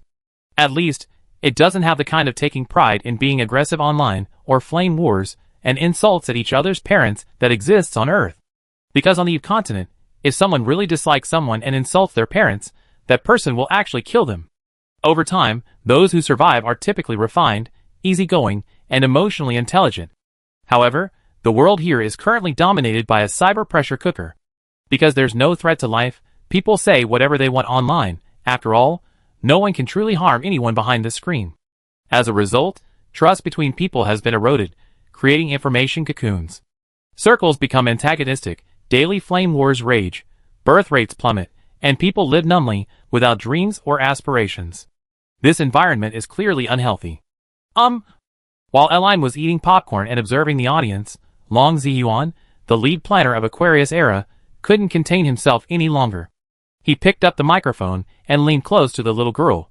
You just showed us your ability to retrieve items through spatial portals. I'd like to ask, is this ability unique to you? Or something else? Seeing this, Eline countered then. Uncle Planner, in your game Aquarius Era, Is Miss Jialan's ability to travel through space unique to her? Aquarius Era is an open-world action game set in a futuristic city. Although the game has a gacha system, the amount of money required to acquire characters is not much. Impatient players can choose to spend money to pull new characters on the day of the update, or wait for the event to start and grind for new characters by doing daily quests. Lazier players can even wait several months, when the game developers will give away characters. In the setting of the Age of Aquarius, the future Earth will enter a new era called the Aquarius Era. Ordinary people on Earth, after coming into contact with spiritual power, have a chance to awaken as spiritual beings. At the same time, numerous void gates will appear around the world, leading to monster invasions. However, those emerging from the void gates are not necessarily monsters. They could also be spiritual beings from the past, the future, or some parallel universe. With this setting, the character designs in the Age of Aquarius are free. Characters can be modern people, ancient people, elves, catgirls, or humans from different worlds and races. In this version, Miss Garland is a mysterious figure who emerged from the void portal and can wield spatial powers. It's unique to her. Faced with a question thrown at him by Eline, Long Ziyuan answered almost without hesitation. Miss Garland comes from a world that none of us can understand. Theoretically, her power has no upper limit, but unfortunately, for the sake of game balance, we can only adjust her power in the game. I see. Eline nodded, took a piece of popcorn from the large bag in front of her, and gestured for Long Ziyuan to hold out his hand. What's wrong? Although somewhat puzzled, Long Ziyuan obediently opened his palm. Eline placed the popcorn on his hand. Look, they're starting the performance again. Meanwhile, various murmurs arose from the audience below the stage. This planner's acting is still pretty bad, so awkward. Yeah, she needs more practice. When asked to open her arms, she should have said a few more words, but she just went along with it like that? It's so fake. Wait, how come you guys know so much? What if it's real? How could this be real? Haha, little sister, you're still too young. This is obviously fake, a performance for us. The murmurs from below the stage were probably getting a bit loud. Just as the lead planner on stage, Long Ziyuan, was about to explain, Erlini gestured for him to look at her palm again. Next, I perform a little magic trick. With that, Erlini took the microphone from the planner and turned around. I turned this popcorn into a complete corn tree. Do you all believe it? I don't believe it. This is ridiculous. What's the difference between this and turning a hard-boiled egg into a raw one? As expected, the audience immediately shouted at the stage, I'm recording. Show it now. No special effects. Show one, show one. I want corn with fruit. Newly sprouted doesn't count. Then, a whole corn stalk with corn already bearing fruit. Irini turned around, handed the microphone back to the main planner, Long Ziyuan, and activated the grass elemental power within her body. Wait, everyone, don't listen to her. Long Ziyuan hurriedly tried to explain as soon as he took the microphone. This isn't magic, this is improvisation. However, before he could finish speaking, Irini's small hand glowed with a soft, pale green light. What? Because he was closest, Long Ziyuan could clearly see Irini's jade-like hand. It had nothing on it, only a warm, pale green glow. Before he could even react, Irin had already infused the light into the popcorn. This, you really. The moment the grass-green light touched the popcorn, it burst forth with a powerful life force. Whoosh whoosh whoosh. Instantly, countless green grasses and flowers began to spread in all directions from Long Ziyuan's center. Wow! What beautiful special effects! Is this magic? In an instant, the audience below gasped in amazement, their faces filled with disbelief. At the same time, the popcorn in Long Ziyuan's palm rapidly shrank upon contact with the green light, visibly transforming back into an ordinary corn kernel. Then, the kernel quickly sprouted, took root, and grew a straight stalk, rapidly rising towards the sky above the stage. In less than 3 seconds, this popcorn, before Long Ziyuan's horrified eyes, wrapped its roots around his entire palm and grew into a nearly 2-meter-tall corn stalk. Chapter 466. I'm Long Ziyuan, the lead planner of the game Aquarius Era. Everyone usually calls me Brother Long. I've been working on Aquarius Era for 3 years now. I'm one of the people who watched this game grow up, and one of the original founders. It's no exaggeration to say that I'm probably one of the very few planners in China, or rather, one of the few who aren't so easily criticized. But I still did this live stream today because I've seen all the recent online abuse and attacks against me and Aquarius Era. A little over an hour later, Long Ziyuan, having left the comic convention, quietly went to a nearby internet cafe alone, logged into his personal social media account, and started a live stream under a private name. Just recently, I was invited by the Little Bee Comic Convention in Beijing to participate in their Planners Talk segment. The Little Bee Comic Convention organizers didn't give me any lines, they just told me to say whatever came to mind, and I agreed. Facing the camera, Long Ziyuan, wearing headphones, looked slightly tired. To be honest, I was completely dumbfounded during that live stream. I never expected the host to invite that little girl who appeared in Miss Jialan's PV yesterday, nor did I expect her to actually go on stage and perform so many magic tricks. I call them magic tricks for now, because even when I was less than a meter away from her, I couldn't see how those magic tricks were done. Whether it was the telekinesis or turning popcorn into a corn tree, I just couldn't figure it out. As he said this, Long Ziyuan noticed several comments scrolling through the live stream chat. Still pretending? None of you planners are any good people. Come on, you must have rehearsed this all along. Who are you putting on the show for? What's the point of this live stream? Pretending you didn't know, making Miss Jialan seem great? That her magic tricks are amazing? Building hype for her? Or trying to get that little girl into your company? Just tell me, when is your Miss Jialan going to do a live streaming sales event? I really didn't expect this interview to have so many unexpected segments. Long Ziyuan was getting a little anxious. I'm telling the truth. Actually, I asked the ladies at the Little Bee Comic Con afterwards, and they said someone did spot little L in the audience and called her up. Today isn't a special day. This afternoon's interview was just a casual chat. Just a casual chat with such complicated magic tricks? Forget the telekinesis trick, just the reviving popcorn, and then turning most of the stage into a lawn and flowers. That's quite a spectacle, isn't it? I'm a complete newbie. I don't understand why everyone's criticizing it. The new character PV for Aquarius Era is amazing and beautiful, and today's interview was great. Those two magic tricks were really interesting. I actually enjoyed it. What's wrong with that? That's not a problem. They're just playing with us audience members. Isn't that a problem? What did they play with us for? Did they rip us off? They're deliberately putting on an act pretending not to know, and then cooperating with that little L to fake magic effects. Isn't it just to pave the way for little L so they can make money later? The problem is, little L didn't make any money. Didn't she leave the show after it ended? Later? Do you know what later means? So you already confirmed that someone will definitely make money later, right? Seeing the chat starting to argue again, Long Ziyuan quickly said, "Everyone, calm down and listen to me. The purpose of this live stream today is really to share some things from my heart with everyone. I've seen many people discussing little L online. What I want to say is, first, neither our Aquarius Palace program team nor the official staff of the Beijing Little Bee Comic Con know little L. Our previous PV for Miss Jialan was cosplayed by Fruits Basket, but unfortunately, she was in a car accident and hospitalized that day, so we temporarily found little L. Secondly, we really didn't cooperate with Xiao Ai in performing magic. Whether it was yesterday's special effects or what was on stage today. At least I improvised the whole thing. Some people said my surprised expression looked fake, but I can only say that's exactly the expression I had when I was shocked. Thirdly, many people are using this to their advantage, saying that the official Aquarius Era team contacted Xiao Ai long ago, intending to use this hype to boost her popularity and make a lot of money. I just want to clarify that this isn't true. So you mean all those unsolvable magic tricks were done by Xiao Ai alone? No one, not even a props or special effects team, cooperated?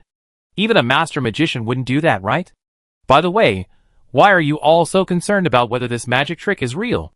How could it be fake? I enjoyed the magic show, and that's enough. I'm not a magician. Why think so much? My main problem is that Aquarius Era treated everyone like fools. It was all staged. The host and those two planners must have seen something, but they insisted they knew nothing. Don't many magic tricks need assistance these days? Is this the assistant's problem? And look at those master magicians who hired assistants and extras. Aren't they all getting criticized? Everyone, please stop arguing. Actually, to put it another way, this isn't that serious. Whether it's real or fake, isn't it enough that everyone enjoyed watching? Anchor, you shouldn't explain anymore, it only make things worse. Beijing City Data Monitoring Center. Found it. With Liang Kaiyu's alarming words, the surrounding team members quickly gathered around.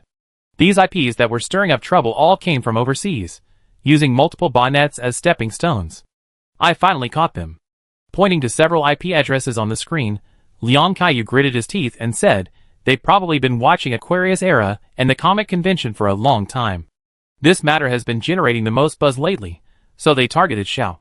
What's going on? A senior employee examined the data on the large screen. Enemy agents? Similar to online trolls, those who stir up trouble, they get paid. Liang Kaiyu said, their main targets are things in our country that can release stress, like comic conventions young people like to go to, games young people like to play. They create negative points about these things, incite conflict, and make young people feel stressed even when they want to relax. As long as young people can't relax or find entertainment, it will accumulate like a bomb. Boom. Liang Kaiyu turned around. I have to say, they know how to play the game. No wonder Shower contacted us before going to the comic convention to get our contact information. He hesitated for a moment. Give me my phone. Let me explain the situation to Little L. Chapter 467. On the other side of the ocean, the American continent. In a remote town near a major city, in an area protected by barbed wire and numerous heavy machine guns, marked military base, several soldiers stand guard at the entrance of a massive base. Oh my god, this weather is so hot lately. I swear, I never experienced such terrible weather in my life. Keep your voice down. Commander Mike's been in a bad mood lately. I know I mean. How about we grab a drink tonight? The Big Bird Bar in town. Inside the base, several men dressed as officers are furiously typing on keyboards on a table. Sir, the comprehensive data shows that the pressure index in Shangjing City has increased by 1 point compared to last year. Amidst the clatter of keyboards, a man walked to the large screen in the center of the base, saluted, and said, the funds for the past month have been secured. One of the lead planners of Aquarius Era has been secretly live streaming. He's almost overwhelmed by the pressure. Oh! This is the first time I've seen Aquarius Era so flustered. It seems our attack has been effective. The officer looked at the flowing data on the screen. It looks like, in this bloodless war, the scales of victory will soon tip in our favor. Yes, the goddess of victory is always with us. Enough with the pleasantries, report the situation. The officer adjusted his chair and leaned back. Have you figured out what happened with that train effect? Reporting, sir, not yet. Huh?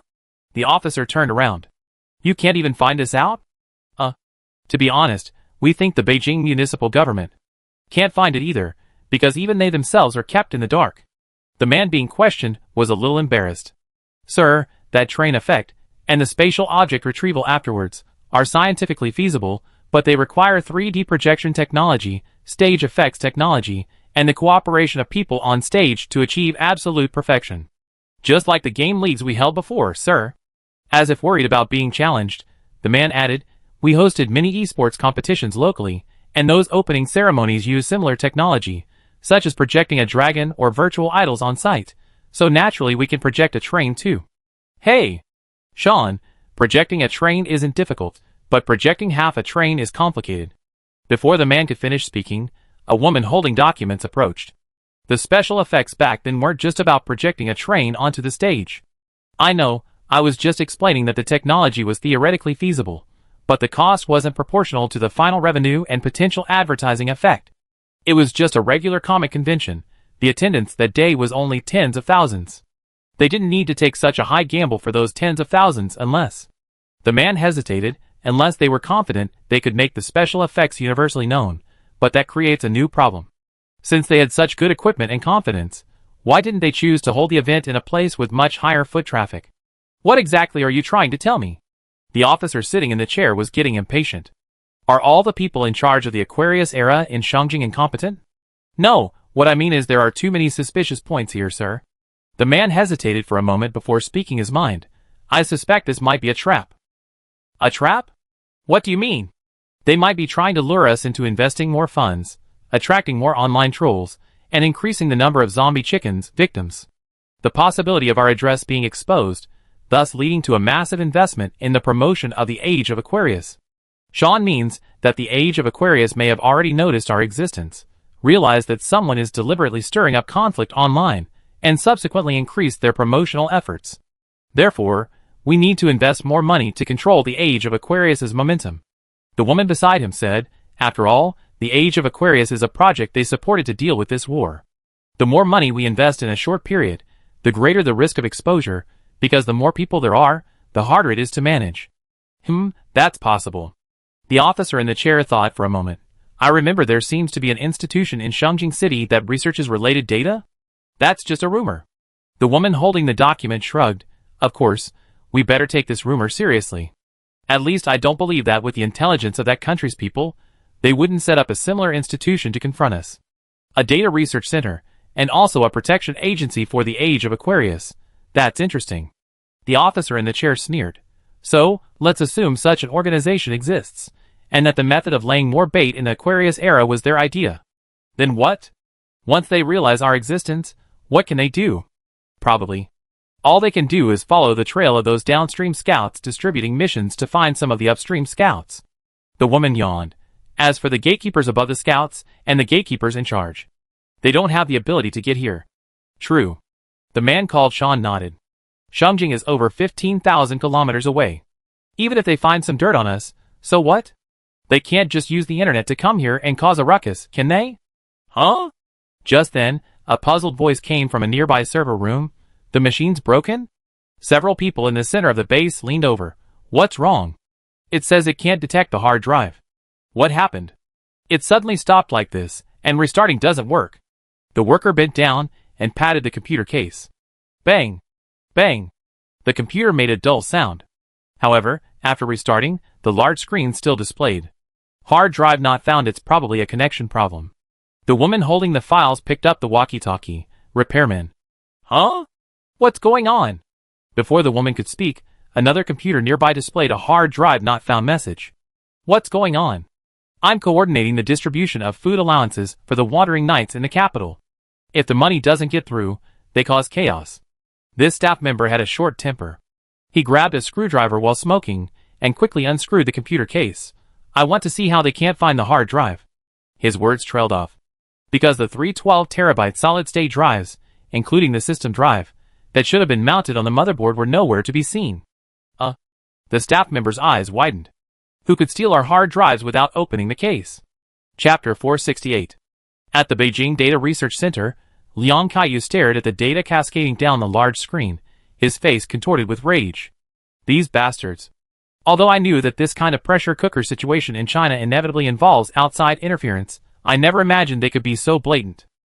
Yes, a female employee nearby chimed in. Based on this data, it seems our cyber warfare began many years ago, but few of us knew about it. It's mainly this type of bullet that's terrifying. Liang Kaiyu clenched his fist. They're like a bone-deep infection, silently infiltrating your body. Initially, no one feels anything, but by the time you realize it's there, it's too late. Psychological warfare. There are similar situations almost everywhere in the world right now, except they specifically established this organization, intending to completely muddy the waters. An employee approached. Boss, what should we do now? Notify the Ministry of Foreign Affairs? Liang Kaiyu sighed and shook his head. Notifying the Ministry of Foreign Affairs is actually useless. As long as they don't admit it, that's fine. What we have right now isn't any substantial evidence. Then what should we do? The employee looked resentful. Wasn't the reason we set up this data research center to prevent similar incidents? Now we found the culprit, one of the main culprits behind the current internet pressure cooker phenomenon, but we can't do anything. Just as the large office fell into silence, a crack suddenly appeared in the space near the door. Aline, clutching several solid-state drives, SSDs, emerged from the crack. Why does everyone seem so listless? Placing the SSDs one after another on Liang Kaiyu's desk, Aline casually grabbed a box of shark fin soup next to the monitor, tore open the packaging, and started munching on it as she spoke. I just glug, went to South America. Based on the IP address and related information you found, I located that organization. Huh? Liang Kaiyu was stunned by Aline's words. Where did you go? The Americas. I played with the lions there for a while, and then found the workplace of those people you mentioned. Liang Kaiyu clearly hadn't grasped the meaning. Those people? They are those people who pay others to pressure ordinary people online, create antagonism, and promote the idea that aggression is the trend. You? Liang Kaiyu's eyes widened. How did you find them? I hacked directly into the world's largest server and database, finding the locations of those IP addresses. Aline said calmly. They're in an inconspicuous small town. Their main job is to pay people to cause trouble on our internet. Oh, and by the way, they get pretty big kickbacks. The government gives them 100% of the fee, but only 30% goes to hiring people, The rest they keep internally. Then, of that 30%, 60% goes to the gatekeepers, leaving only 40% for the spearmen, who then embezzle a large portion of that. In the end, very little money actually reaches the Rangers' pockets. But even so, they still messed up our internet? Liang Kaiyu subconsciously wiped the cold sweat from his forehead. Little L, you went around there, are you alright? I didn't let them find out. Eileen pointed to the solid-state drive on the table. But I brought back all the staff's hard drives. You can try reading them. Huh? Liang Kaiyu was shocked. These are their hard drives? Yes, these should be enough evidence, right? Eileen had just finished eating her crunchy shark. Oh right, they also have 2 supercomputers there. I didn't touch them. They probably have even more files inside. Uncle Liang, try reading them on a regular hard drive first. If you can, I'd bring back the supercomputer's hard drive too. You. Eileen's unplugging your internet cable behavior completely dumbfounded Liang Kaiyu.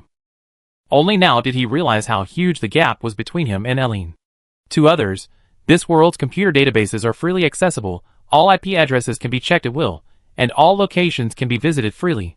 There are no geographical or other restrictions whatsoever. Wait a minute. Suddenly, Liang Kaiyu remembered something. This Aquarius-era comic convention, it seemed Xiao Er actively participated in it. After making such a big fuss, she proactively came here, finding him, the team leader of the Data Research Center. Shortly after, the online attacks on Aquarius-era intensified. They followed the trail, finding substantial evidence of netizens being manipulated, and identifying the specific IP addresses of the internet trolls. Did you orchestrate all of this, Xiao Er? Realizing something, Liang Kaiyu looked at Arini. The reason you performed those magic tricks at the anime convention was to boost the popularity of the Age of Aquarius, to make them rush to make a move and expose their weaknesses, so we could find their IP addresses, right? Sort of. Arini stuck out her tongue. Of course, the biggest reason was just that I thought it was fun. Fun. Just the reason of fun was enough to accomplish something their data research center couldn't do in 10 years. I try. Thinking this, Liang Kaiyu quickly picked up one of the solid-state drives, found a computer without internet access, connected it to his monitor, and plugged the drive in. Beep. A moment later, the computer booted up. Regarding the increase in military expenditure on the internet in Beijing, Shangjing City Internet Pressure Survey report Shangjing aerial map distribution of entertainment activity data structure. Good heavens, these are all top-secret national-level documents. Looking at the shocking content on the big screen, Liang Kaiyu felt his heart pounding. Little L, you just brought these back like that? There are many more over there. This is just a part. Eileen tilted her head. Of course, I feel we don't need to bring them all back. These alone should be enough to convict them, right? This isn't just enough to convict them. It scared those people out of their wits. Liang Kaiyu pointed to the pile of sensitive documents on the big screen. These things were in their computer cases 1 second, and the next second they're in our hands. If word gets out, regardless of the contents of the documents, just this action, this matter, I feel that's enough to make them admit defeat. Chapter 469. The Little B Comic Con in Beijing and the PV for Aquarius era have temporarily come to an end. It's possible that the sudden loss of a large number of hard drives from the base has paralyzed the entire gatekeeper management system. Funds haven't been dispersed in a timely manner, and those who haven't received their money have stopped stirring up trouble online. The barrage of insults in Little Dragon Brothers' livestream instantly dwindled to just. If what Little Dragon Brothers said is true, either this Erlini is a super magician, or she really is a sorcerer. A sorcerer? That's too exaggerated. A magician is more likely. I believe she's a magician. There's already video evidence proving she is. Oh, actually, her profession doesn't matter. I'm just enjoying myself. Exactly, it doesn't matter what her profession is. Even if she sells goods on her live stream afterwards, that's her skill, okay? This kind of thing is based on real ability, not the kind of hype gained through empty boasting. You can try it if you're jealous. Seeing that things were mostly settled, Erlini opened a portal to her mother Fafner's side, and arrived at the art exhibition hall on the first floor of the Shangjing International Center.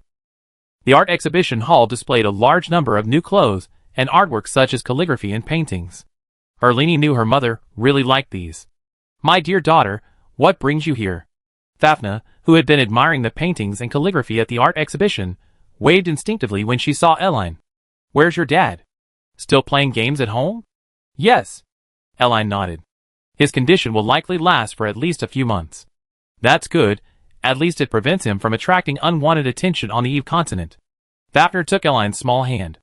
How's it going with the vampires and cat demons? They're mostly settled. Eline thought for a moment. We plan to send the cat demon cubs to Minar Academy. This will solve both their running around problem and the lack of students at Minar Kindergarten. Oh, is that so? That's great. Fafnir lowered her voice. How are you planning to celebrate your 100th birthday, my dear daughter? 100th birthday? Oh right. I almost forgot. She was almost 100 when Fafnir kicked her out of Dragon Forest, but lately she'd been so busy traveling around human society that she almost forgotten about it. I'm fine with anything. Eline held Fafnir's arm. It's just a ceremony. It doesn't really matter. I'm already happy that Mom and Dad remember this day. Actually, your father and I are thinking of this. Fafnir thought for a moment and said, we plan to announce your identity to Longlin and the whole world on your 100th birthday, and then let Dad pass the throne to you. Huh? Hearing this, Eline was a little surprised. The throne? The Dragon King's position, or of course, the world's king. Because the only king of the world has always been your father, everyone recognizes him. Now that our dear daughter is so strong, it's time to give up this position. But, Eline was flattered. I'm not prepared at all. It's alright, it's a time of peace now, and similar peace can be maintained for at least 10,000 years in both human and monster societies. It's fine even if my dear daughter does nothing. Fafnir smiled. However, even if the world really experiences some turmoil, I believe my dear daughter can handle it. Haven't you proven yourself these past few months? Many little L followers have emerged in human society, such as the L Church in the Silas Empire, the Holy Light L Church in Atlantis, and the one in that little village. Is it the L Goddess Church? The church founded by that dragon. Eline was a little embarrassed. Mom, you know all this? I am, in a way, a princess of the Holy Dragon clan. Fafnir reached out and tapped the little girl's nose. If you don't even know what your own daughter does, wouldn't it be too embarrassing to have even a rough idea? Yes. And then, there's all that mess your dad's got in Black Heaven. Fafnir sighed, looking exasperated. That fallen elf, and those two little devils in the Minar Academy's basement are a problem now. Mommy doesn't even know this. Your dad thinks I don't know, he's been pretending not to. How could I not know?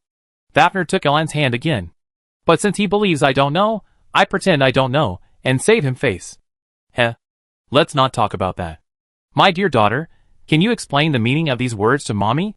And this painting, everyone says it's an authentic work by some master. I just feel the painting is indeed good, but I don't know why. My dear daughter, could you help me appraise it? Oh, this painting. While little Elle was browsing the art exhibition with her mother, Eline and Sophia at Minar Academy had lunch. After chatting in the cafeteria about their views on the future, the world, and dragons, they returned to their dormitories for a nap as it was getting late. Eline, who had just woken up, went to the food stalls next to the cafeteria and picked out some food she thought little Meow Meow might eat, packing it into a small cardboard box. A steamed fish, with less salt, please. How much is the goat milk? 2 bottles, please. 2 steaks, medium rare, thinly sliced, with minimal seasoning, please. Oh, by the way, I heard they sell fried grasshoppers here. Is it over there? Okay, thank you. Carrying her bags, Eline returned to the entrance of Minar Kindergarten. Through the gate, one could see Nico, now in human form, was happily playing with 2 cat girls, oblivious to the arrival of Erin. Nicole, these are fried grasshoppers for you. They said you liked them. And then, there's Flower and Nan. Here's goat milk, steak, and fish. Yay! Hearing about the food, the 3 magical girls forgot their games and ran straight towards Erin, their little feet turning into a gust of wind. I want this steak. Then this milk jug is mine. What are roasted grasshoppers? They smell so good. Flower, don't steal your older sister's lunch. While the magical girls ate, Erin found Mo Xian watching the recording crystal. How are you feeling? The 2 little ones? They're doing well. They should be settling into school by tonight. Mo Xian looked up. Little princess, what's going on? Oh, I just came here for a stroll. Seeing everyone so harmonious makes me feel much more at ease. Isn't harmony to be expected? Mo Xian asked, somewhat puzzled. Did the little princess just come back from some battlefield? No, just a thought. Erin turned around. Since there's nothing else, I head back now. Oh, by the way, when you give the cat girls their moral education lesson, make sure they learn not to swear. Even if others don't know, they shouldn't use language to attack others. Chapter 470. In the afternoon, The first-year students of the Grass Element Department at Minar Academy welcomed another outdoor activity class. It was a physical education class. Moreover, the teacher in charge was a half-long-lived species, a bear person. Specifically, a woman with half-human, half-bear person blood. Alright, class time. Everyone, come and line up. After the bell rang, the PE teacher, about 1.7 meters tall with black hair, red eyes, and an exaggeratedly large build, waved his hand at Irini and the others in their grass elemental uniforms on the playground. You have half a minute. Short people in front, tall people in the back. Hurry up. Who's your class monitor? Reporting teacher. Hearing this, Irini stepped forward. It's me. What's your name? Irini. Very good, Irini. From now on you are the PE representative. Immediately. Order everyone to line up. Yes, sir. Perhaps sensing the teacher's imposing presence, Irini didn't dare to be negligent and immediately called out to the surrounding grass elemental new students. Come and line up quickly. Pluto, still playing. Hurry up and line up. Without any surprise, Irini, who was less than 1.4 meters tall, naturally stood at the front of the line. She subconsciously glanced at the bear person PE teacher in front of her. Despite having the blood of the bear people's genes may have been classified as recessive genes, causing the chest ears to be folded and not visible on the outside. Therefore, this physical education teacher looks no different from an ordinary human, except that he is a bit stronger, has thicker thighs, and looks slightly fierce.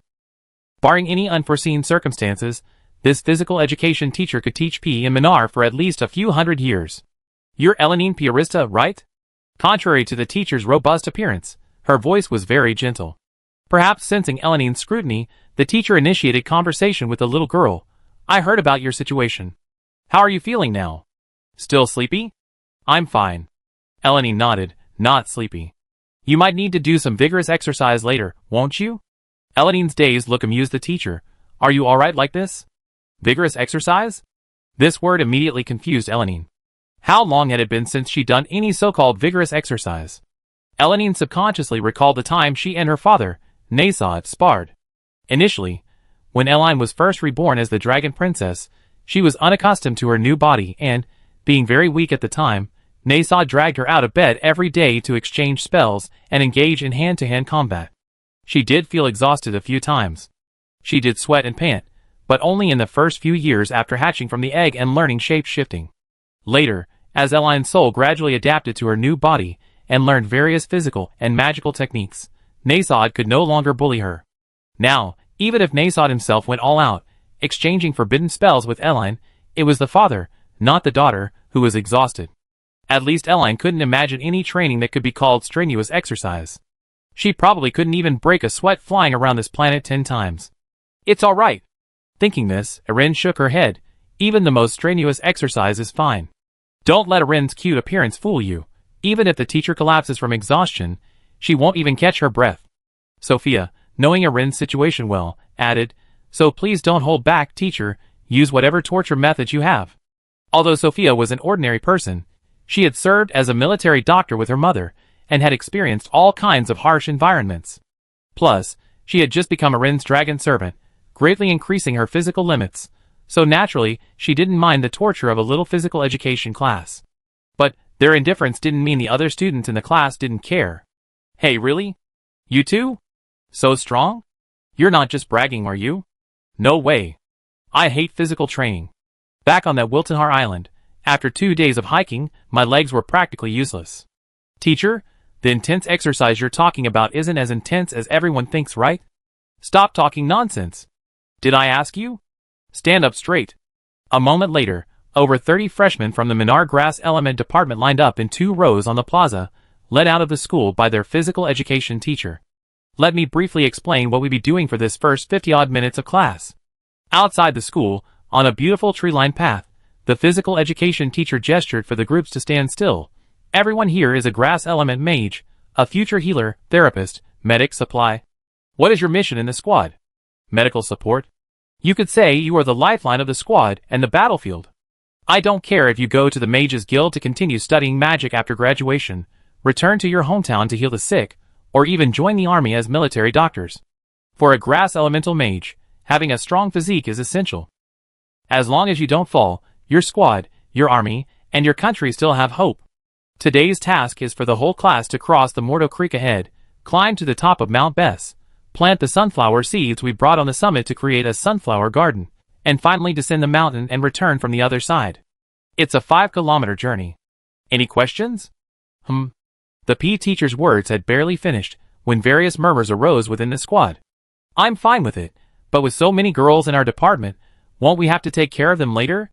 That mountain is quite steep. I'm worried about accidents happening while climbing, like someone falling down. Then we just have to go down with them to rescue them. We have so many grass elemental mages. This is definitely strenuous exercise. I never run 5 kilometers in 50 minutes before, and then we have to cross a river and climb a mountain. After deliberately letting the students discuss for a while, the PE teacher put his hands on his hips and said, "All right, since no one has any objections, everyone spread out and do 5 minutes of warm-up exercises." We set off after that. As the group spread out, Eline was still pondering what the so-called warm-up exercises were when a familiar feeling suddenly emanated from the mysterious river. Mysterious power? The way this mysterious power is used. Is it that bullet? Have Lu Yao and Lu Ming run into trouble so quickly? Chapter 471. Pisces Palace, Earth, Suburbs of Glory City? Ha ha ha. It's too late, little sister of the Lu family. The coordinates have been sent. The X-level magical beast, Death Overlord, will soon appear. Then our country, you, me, and everyone in this world will be finished. Under the cover of night, accompanied by a mocking voice, a gigantic robot, 5 meters tall, was dropped into the battlefield via helicopter. Glory City, please reply. This is the Great Sturgeon, we're in trouble. A man wearing a Glory City Defense Force uniform, clinging to his last breath, grabbed the walkie-talkie beside him, requesting support. However, before the man could finish speaking, he was struck by a missile flying from a distance, turning into blood and gore with a boom. Shut up. The man piloting the latest Sun God Type 3 mech casually dispatched the Glory City Guard with a single shot, then turned to Lu Yao and Lu Ming. All right, now it's just a few of us left. Let's settle all the old and new scores together. You Tai party members are truly insane. Lu Yao, holding a sniper rifle, looked utterly incredulous. Why did you ally with the monsters? Don't you know what the monsters? Nonsense. Do you need to remind me what the monsters did? The man piloting the mech sneered. My old, useless father died in the mouths of those monsters. But so what? That doesn't stop us from supporting the monsters and destroying this country. Ugh, cough cough cough. Through the dust, Lu Ming slowly crawled out of the destroyed mech sky wing, coughing up blood. Where did you get the funds? Oh, still alive? The man inside the mecha turned his head. Looks like your old model still retains the dead hand function. If you ask me, defeated mecha pilots don't deserve to live. That meaningless function should have been dismantled long ago. Answer me. Covered in blood, Lu Ming staggered to her feet. You Tai party. You're clearly just a small organization, so where did you get the funds to use the giant stone tablet? Want to know? If you want to know, kneel down and beg me now. The man inside the Sun God mecha laughed. Telling you 2 dead men is fine too. The white-headed eagle allocated the funds to us. White-headed eagle.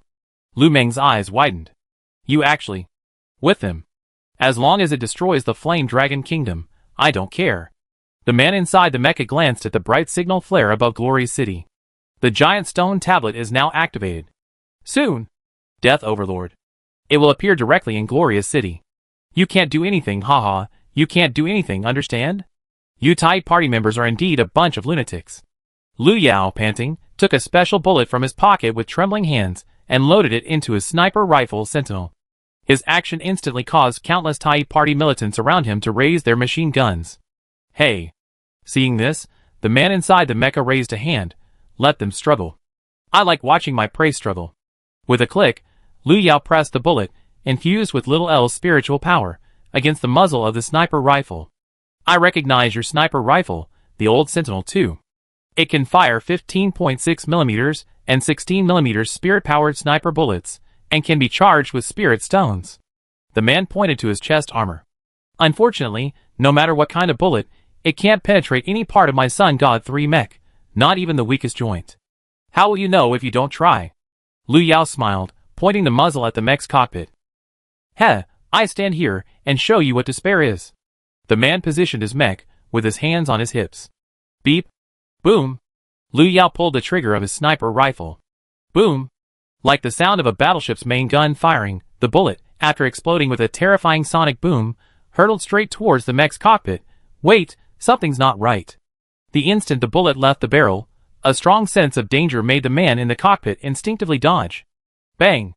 The bullet, glowing with a pale blue light, easily blasted a terrible gash in the left side of the Sun God 3 mech, then continued its trajectory towards the moon behind it. What? Seeing such a powerful mech so easily pierced, and realizing he had almost died in the cockpit, the man could no longer contain himself. He grabbed the microphone. Take them down. Yes, sir. In an instant, countless mercenaries and Thai party assassins rushed towards Liu Yao and Lu Ming, raising their machine guns. Rat-a-tat-tat. Xiao Ming. I'm all right. Brother, run. I hold them off. Having just escaped from the Skywing mech, Lu Ming picked up the mech's 2 energy sources and slipped them onto her hands. Instantly, with a click-clack sound of mechanical rotation, the 2 energy sources transformed into a pair of enormous steel fists, enveloping Lu Ming's petite hands. Brother, let's go! Shouting, Lu Ming turned her slender body towards the mercenaries ahead. You must survive. Wait for little L to come. With the girl's cry, her metal gauntlets rapidly transformed with a click-clack sound, turning into 2 machine guns. Rat-a-tat-tat. The machine guns spun violently, unleashing a torrent of fire at the mercenaries.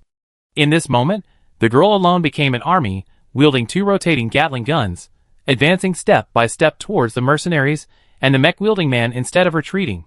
Strength? How could it be her? Is one of the Yao Ming siblings strength? This scene caused the man inside the mecha to quickly run out of the blasted hole, pulling out a walkie-talkie. Quick!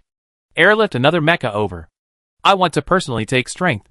Immediately, a helicopter carrying the mecha took off again from the distant airport, flying towards the man's location. What's going on? Why is this place such a mess? However, before the man had gone far, a spatial rift suddenly opened beside his abandoned mecha.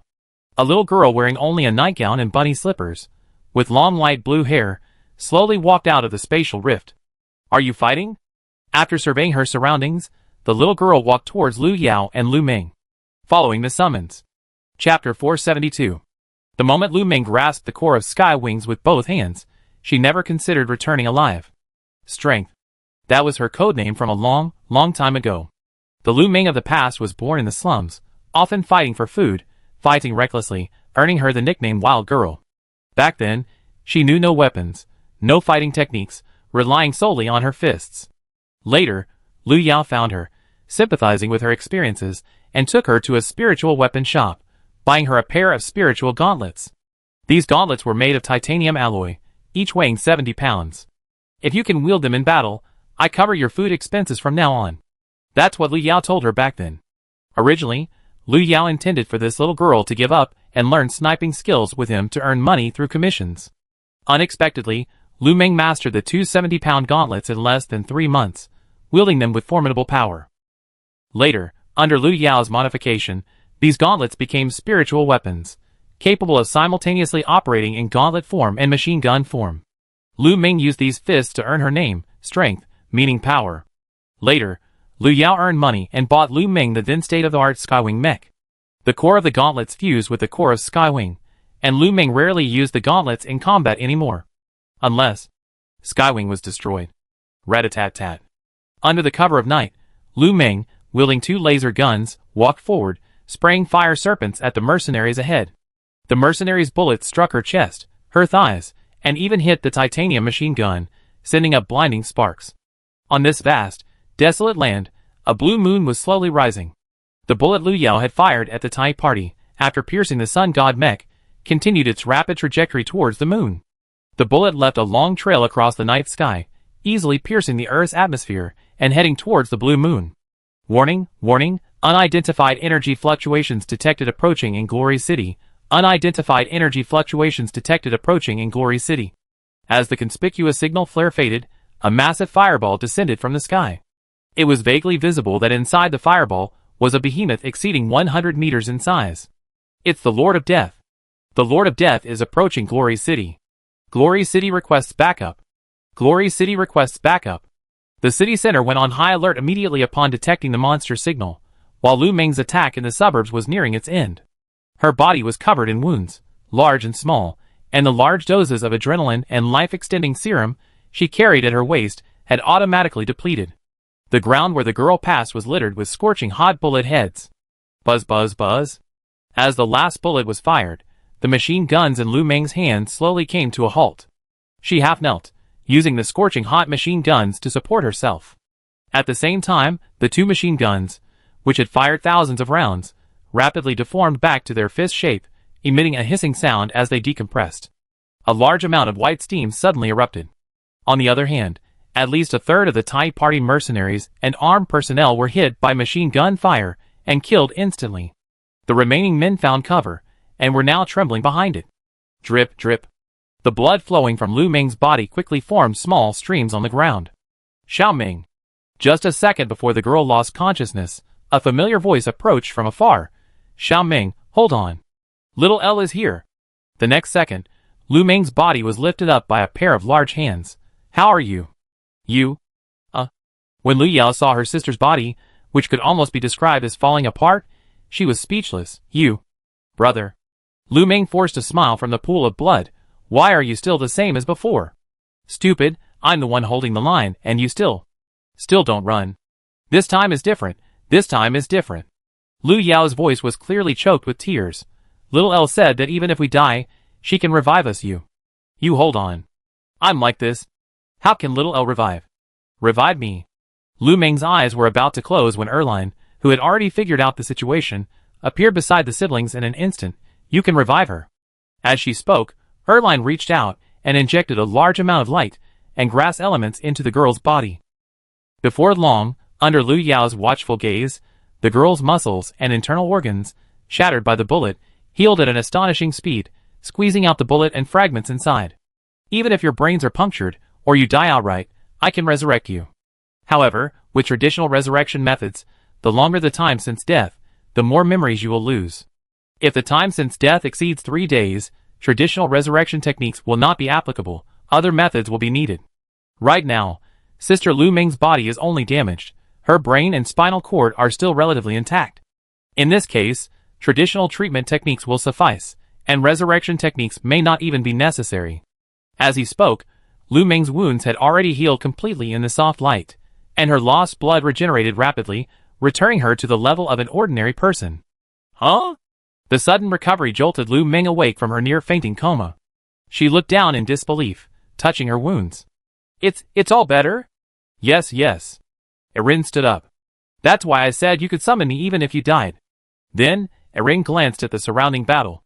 Looks like you summoned me back because your life was threatened? Not really. Lu Yao pointed to Glory City behind him. The Thai party obtained the summoning item for the X-level magical beast, Death Overlord. They summoned this beast within Glory City. In less than 10 minutes, Death Overlord. It will descend upon Glory City. An X-rank magical beast? Yes, its appearance resembles a Godzilla? Then the magical beast side can take a breather. Huh? You just fired at the moon, didn't you? Erin pointed to the blue moon overhead. The bullet will probably reach the moon in a few minutes. The impact will cause your moon's orbit to deviate, and it might crash into this planet. So, Erin said helplessly under the moonlight, I might need to deal with that bullet first. Chapter 473. Teacher. After confirming the situation on Pisces Palace Earth, Erin, standing in the Minar Academy Square, approached her physical education teacher.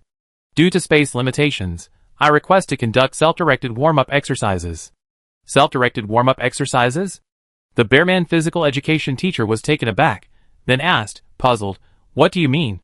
Little one, do you think this place is too small? It's not entirely due to the space.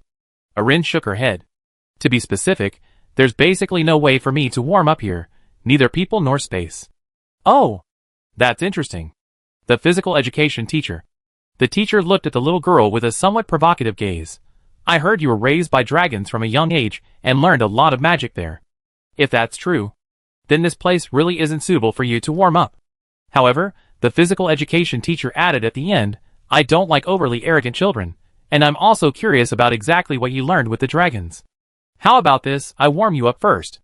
If you can pass my test, little cutie, I allow you free time for this class. Erin used her dragon aura to probe the physical education teacher in front of her. This was a 76-year-old woman with 1/4 bear human blood.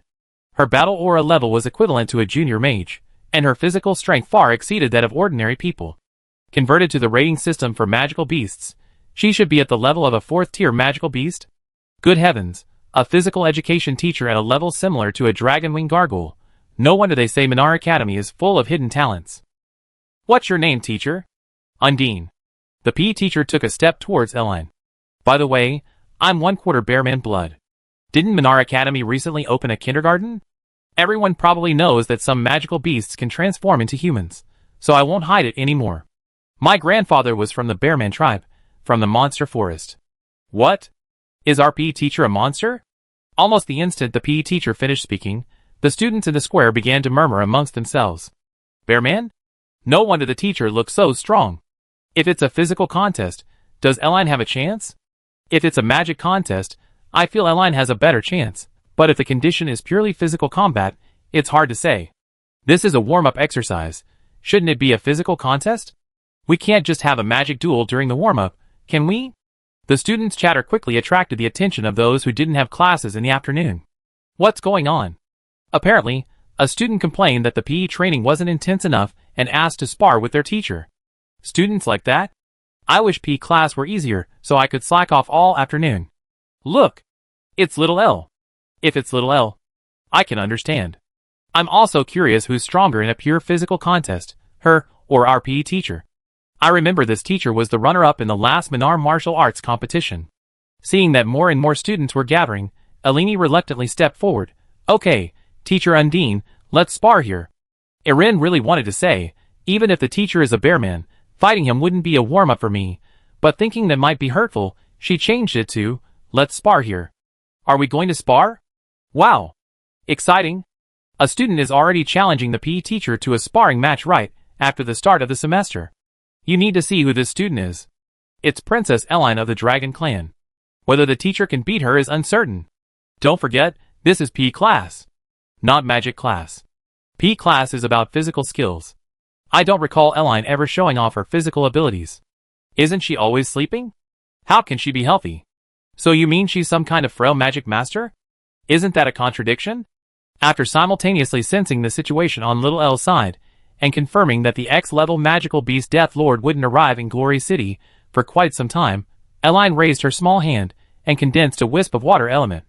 If we really go all out in a sparring match, I'm a little worried about the teacher getting hurt, so... Saying this, Eline infused a wisp of water element into the PE teacher Undine's body. This is the advanced water elemental blessing spell, Starry Waves. It can increase the teacher's strength and speed by over 80%. The moment the water elemental spell touched Undine's body, it bloomed like a flower, splashing out numerous petals. These petals then merged into the physical education teacher's body, causing it to glow with a faint aquamarine light. What? Starry Waves?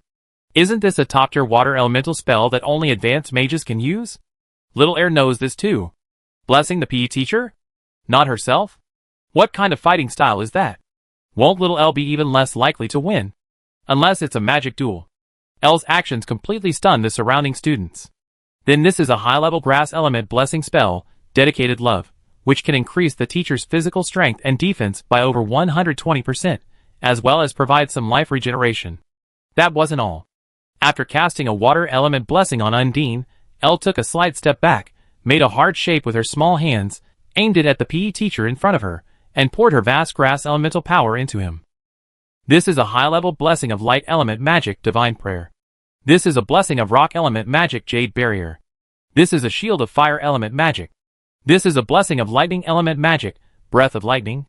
This is a blessing of dark element magic, Tear of Hell. 3 minutes later, looking at the PE teacher, whose entire body was radiating various lights, like a war god returning from hell, Erin nodded with some relief. That should feel about right. Teacher, let's begin. Undine, who had been in a daze the whole time, first looked down at the 7-colored lights surrounding her body, then stretched out her hand, clenched her fist, and then released it, feeling the powerful force within her that felt like it could shatter a mountain with a single punch. After a while, she looked up. Erin, what are you doing? Warm-up exercises. Erin's small feet, encased in snow-white silk stockings, were slightly apart, her round-toed leather shoes making a soft sound on the plaza floor. She gestured for the students around her to step back, then clenched her fists into the basic human fighting stance that Nosred had taught her as a child. Come on, teacher, if I win, please let me decide how to do the warm-up exercises. Chapter 474. On the small square behind Minar Academy, first-year grass elemental students and other students attracted by the commotion spontaneously formed a temporary duel arena around Arin and the physical education teacher in the center. What's going on? Why are the students and teacher fighting? Not fighting, just sparring. Brother, it's a real shame you weren't here. The legendary dragon princess, Irin Piarista, unleashed a whole bunch of blessing spells in one go. Wow, that's amazing. A full elemental mage. I recorded it all. You can watch it when you get back. Upon seeing that the one dueling the physical education teacher was the recently much discussed dragon princess, many people almost instinctively took out their recording crystals and started recording the two in the center of the arena. No wonder she's a dragon princess. Not only is she lucky to have been picked up by the dragons, but her talent is also terrifying. It's mainly because others are willing to learn. Otherwise, even if you have great talent, it's useless if you don't want to learn. Now I understand why this little L loves to sleep so much. If I were that strong, I'd sleep all day too. Actually, I still don't understand why she gave the PE teacher a bunch of buffs before the fight. If it were me, I would have given myself buffs, and then instantly killed the PE teacher in front of so many people. Wow, that feeling of satisfaction. I don't understand either. Let's see. This PE teacher seems to be getting serious. So many people are watching, and she's taken so many buffs. It wouldn't look good if she lost to a student. You junior students underestimate mine here. The teachers here don't care so much about fame and fortune. I bet you, even if she's defeated by little L, this PE teacher won't say anything. On the contrary, she'd be very happy to have such a student. In the center of the arena, seeing that Arin had already assumed her stance, Undine also revealed a serious expression. She could sense that her opponent wasn't joking. She also knew that the reason Arin had given her so many buffs was purely out of concern for her getting hurt. But, could anyone really fight against someone with bare human genes in a contest of physical strength? Especially with so many high-level magical blessings, wouldn't the battle become one-sided? Thinking this, Undine also adopted the bare human's unique fighting stance. She firmly planted herself in a horse stance, channeling her battle aura to her dantian, and drew a Tai Chi symbol with her hands in front of her. Then, Undine took a deep breath, feeling the surging power within her body about to overflow, and spread her arms, assuming a clearly defensive posture towards Arin, indicating that her opponent could attack now. If there were any high-level fighters present at this moment, they would see a huge grizzly bear beast spirit standing behind Undine. That was the effect of her overflowing battle aura. Teacher, please forgive me. Seeing that Undine was ready, Arin bent down slightly, her cute round-toed shoes slamming into the ground as she lunged at Undine like a cannonball. What? Seeing how fast she was, Undine quickly assumed a defensive stance, but before she could even parry, Arin was already in front of her, her small foot, encased in white stockings, raised high, delivering a perfect horizontal kick to her head. Bang! Clang! In an instant, the fire shield and ice shield shattered, the water and dark elemental power injected into Undine's body appearing in time, but Arin's kick still accurately struck Undine's waist. Boom! The terrifying impact sent Undine flying dozens of meters away, rolling across the ground and leaving a long trail of dust. What kind of superhuman strength does this girl possess? Before Undine could even adjust her posture after struggling to her feet, Arin's second attack arrived. The little girl in her cute Minar grass elemental uniform suddenly leaped less than 3 meters from Undine, her small body performing a near 360-degree flip in midair, using the heel of her little leather shoe to bring it crashing down towards Undine's head. Boom! In a panic, Undine quickly raised her hand in a blocking stance, relying on the combined power of light, water, fire, lightning, and other elements within her body to barely block the downward strike. Boom! A terrifying force surged from Undine's body directly into the plaza beneath her feet. In an instant, countless cracks appeared on the soles of her feet like a spiderweb, then spread in all directions. Whoosh! Immediately afterward, a visible shockwave erupted from the ground beneath Undine's feet, whipping up a massive cloud of dust and creating an exaggerated whirlwind. This scene left Undine completely dumbfounded. How terrifying was this force? If my body didn't have so much top-tier defensive magic protecting it, I'd probably be shattered to pieces like the surrounding rocks by now. Even more terrifying was that her opponent had clearly held back those 2 kicks. She probably hadn't even used a tenth of her strength. Could it be that Elenine Piarista, like me, isn't an ordinary human? No. That's not right. Not only is she not human, but her stats are far superior to mine. Even, she might be a legendary dragon. Thinking this, Undine's heart instantly surged with excitement. To spar with a dragon, who in this world could possibly have that opportunity? At this moment, the bear-human bloodline within Undine was fully activated. She abruptly raised her head and threw a punch imbued with fighting spirit at Erin in front of her. Erin, who had just completed her downward chop, nimbly dodged the punch, then, using herself as an axis, spun rapidly like a small windmill, using retreat as a form of advance, and launched another flip kick at Undine. This kick landed solidly on Undine's waist, sending her flying with a thud. Boom! Undine, who had once again left a trail dozens of meters across the ground, struggled to her feet, wiping the blood from the corner of her mouth. If it weren't for the blessings bestowed upon her body and the elemental shield she had prepared beforehand, that kick would probably have split Undine in two. Ahem. Well, teacher concedes. Although she really wanted to continue sparring with Erin, considering that Erin had suggested warming up on her own, which likely meant she had other things to do, Undine wisely raised her hand. Then, Erin Purista, you're free to do whatever you want this P class. Other students, if you also want to do free time like Erin, you can come and find the teacher to spar with now. Just knocking the teacher down once is enough to pass the test. Chapter 475. The most significant characteristic of mysterious power can be summarized in one sentence: unaffected by the laws of the world. Moreover, this is a conceptual form of magic. Like a fireball imbued with mysterious power in a magical world, it can be a low-temperature fireball, a high-speed fireball, or a levitating fireball. It is simply unaffected by the laws of that world. It can be said that mysterious power truly originates from the underlying code. Alien often uses mysterious power to open spatial portals or enhance her own magic, but she rarely directly imbues bullets with mysterious power and bestows it upon others. This can be considered Alien's experiment with mysterious power. She wanted to see what would happen if she allowed others to use mysterious power. Now, this experiment has yielded results. That is, mysterious power also exhibits the characteristic of unrestrained by the laws of the world in the hands of others. For example, when Lu Yao loaded and fired a bullet infused with mysterious power, the effects were absolute penetration and unrestrained by friction. Because when Lu Yao fired the bullet, his mind was solely focused on destroying the Tai party's mech, resulting in the bullet's absolute penetration. In other words, if Lu Yao had pointed the gun directly at his feet, thinking I want to shoot through the earth, then this bullet, imbued with Little L's mysterious power, would have pierced through soil and rock, piercing the entire earth. However, this scenario is highly unlikely.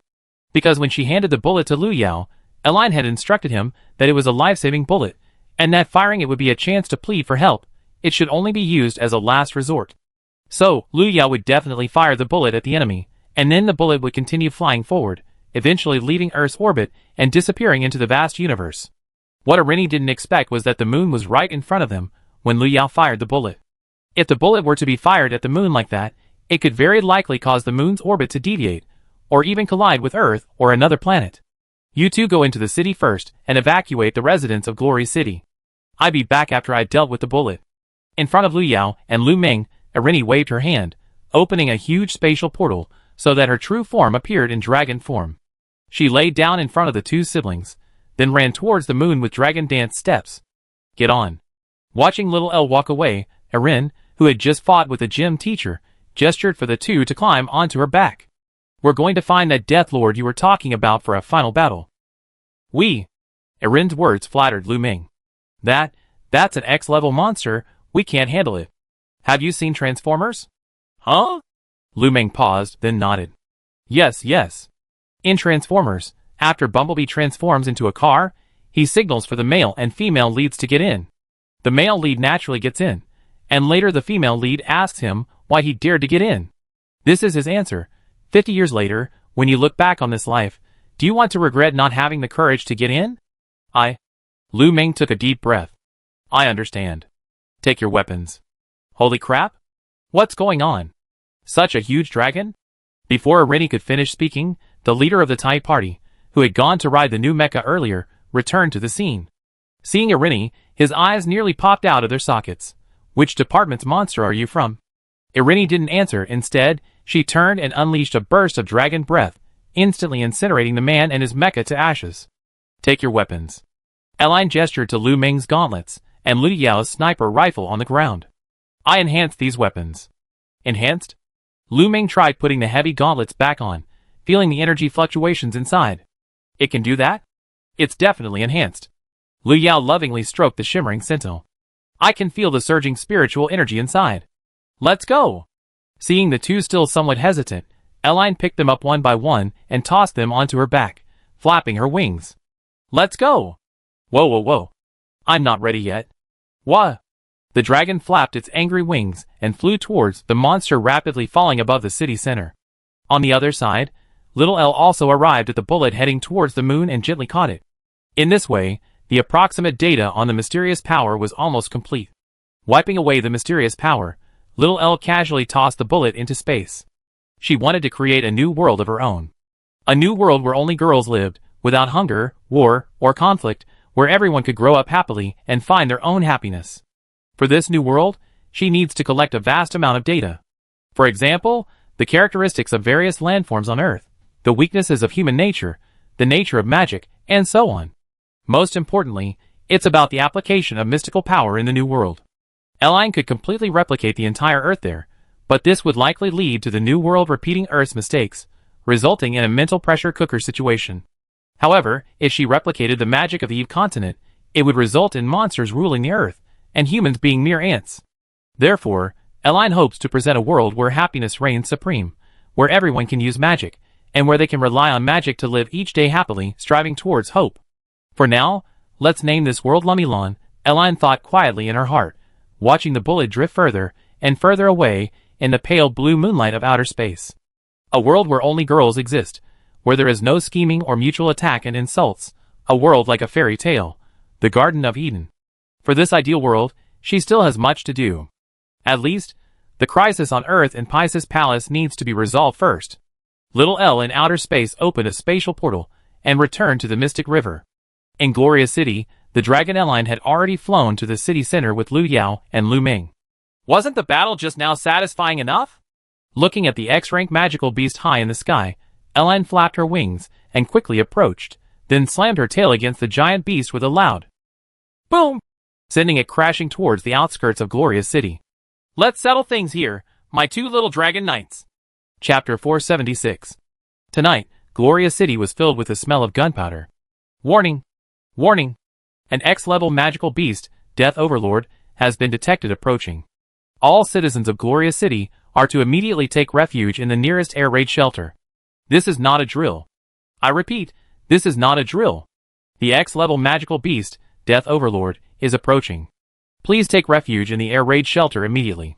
As the air raid siren suddenly sounded throughout the city, large numbers of citizens rushed out of their residential buildings, watching the fireball falling continuously from the sky, their hearts filled with both anger and helplessness. Damn it!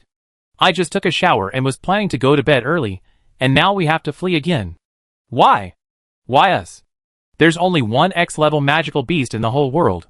Why did it suddenly appear in Glory City? This is the capital. It's said that hundreds of years ago, before the Pisces Palace era, this world had no spiritualists or magical beasts, and everything was thriving. I wish I could go back to that time. Why are we always so unlucky? Can't our Flame Dragon Kingdom be lucky just once? How are we supposed to fight an X-level magical beast landing in the capital? If it goes berserk, at least half of us will die. In the chaos, someone noticed a giant white dragon, its entire body glowing with holy light, rapidly approaching from afar. What's that? Holy crap! It's the holy dragon Nasod. We're saved. Nasod? Who? Didn't you see the flyers from Glory City? Leader Li said it himself. Back in the South Nagi Sea, our fleet was saved by a holy dragon, and they even captured the level 9 magical beast, Venom Fang. That holy dragon that helped the Flame Dragon Kingdom was Nasod. Our Flame Dragon Kingdom really has dragons? What's it doing here? Could it really be to save the world? I don't know. I only know that as long as this white dragon appears, we be saved, haha. Quick, quick, grab your phones and record this. This is a super epic battle, the kind that will go down in history. The crowd below Gloria City erupted in cheers. People pulled out their phones, abandoning their air raid shelters, and started recording the white dragon high in the sky. Whoosh! Under the watchful eyes of the crowd, Erlini, carrying Lu Yao and Lu Ming, seized the opportunity, suddenly accelerating high in the sky, then with an exaggerated tail whip, lashed out at the Death Ruler. Boom! Although Erlini's 20-meter-long juvenile dragon form was somewhat insignificant compared to the Death Ruler's 100-meter height, the tail still managed to derail the top-tier magical beast from its intended trajectory, sending it flying south towards Gloria City, tumbling several times in the air before regaining its footing. Roar! The protective membrane surrounding the monster, having taken a solid hit from its tail, shattered instantly. Enraged, it spread its wings, opened its blood-red maw, and unleashed a deafening roar. Holy crap! Awesome! Kill it! Kill it! Now! Kill this only X-rank monster. The world will be at peace. Your Highness Nasod. You can do it. Go for it. This scene instantly ignited the crowds in Glory City. Many citizens from the north, unable to capture the X-rank monster in the south, either went home to grab their car keys and rushed south, or simply hopped on one of the roadside shared cars. At this moment, a spectacular southward migration phenomenon occurred in Glory City. A dense crowd, watching the live stream on their phones, rushed towards the south of the city. Everyone had had enough of this elusive X-rank magical beast. Not only could it fly and breathe fire, but it also frequently appeared suddenly high in the skies above major cities, making it impossible to defend against. Its atomic sparks were the most lethal of all magical beast beams. Anyone touched by them was dead, earning it the nickname Lord of Death. Now that the legendary dragon Nasod, said the one said to be able to deal with X-rank magical beasts, had appeared, how could the crowd not be excited? It was safe to say that tonight was destined to be a sleepless night for Glory City. Oh! So you can fly. High above, Eline looked at the Lord of Death hovering in midair, a somewhat surprised expression on her face. The behemoth's appearance was roughly equivalent to Godzilla from the movie Godzilla, but with demonic wings. However, the Godzilla in front was slightly ugly, and lacked the imposing presence of the film version. Unfortunately, through her dragon senses, Irene also knew the strength of this X-rank magical beast, roughly equivalent to a 6th-tier magical beast on the Eve continent. In other words, it was roughly equivalent to the invincible tyrant that Sophia had defeated in Atlantis with a single shot. Brother Liu Yao, Sister Lu Meng, are you ready? Realizing this, Irene instantly lost interest in the Death Ruler. She used her rock element to create a bunker on her head to hold Liu Yao and Lu Meng in place, saying, "Unleash a barrage of fire on the enemy before us." Huh? Lu Meng was somewhat surprised. My lord, aren't you going to do it yourself? If I do, it won't last a second hit. Irene shook her head. To this world, I am ultimately just a passerby, but you are different. You can be heroes, or dragon knights who defeat X-level magical beasts. After I leave, they will welcome you like heroes. Irene gestured to the crowd beneath her feet. People need heroes, but they don't need dragons. I understand. Lu Meng nodded, jumped into the bunker, using the surrounding rock walls to block her waist, and then raised her hands. Buzz! Click, click, click, click. The girl's gauntlets transformed into 2 large-caliber Gatling laser guns, with a clear mechanical turning sound.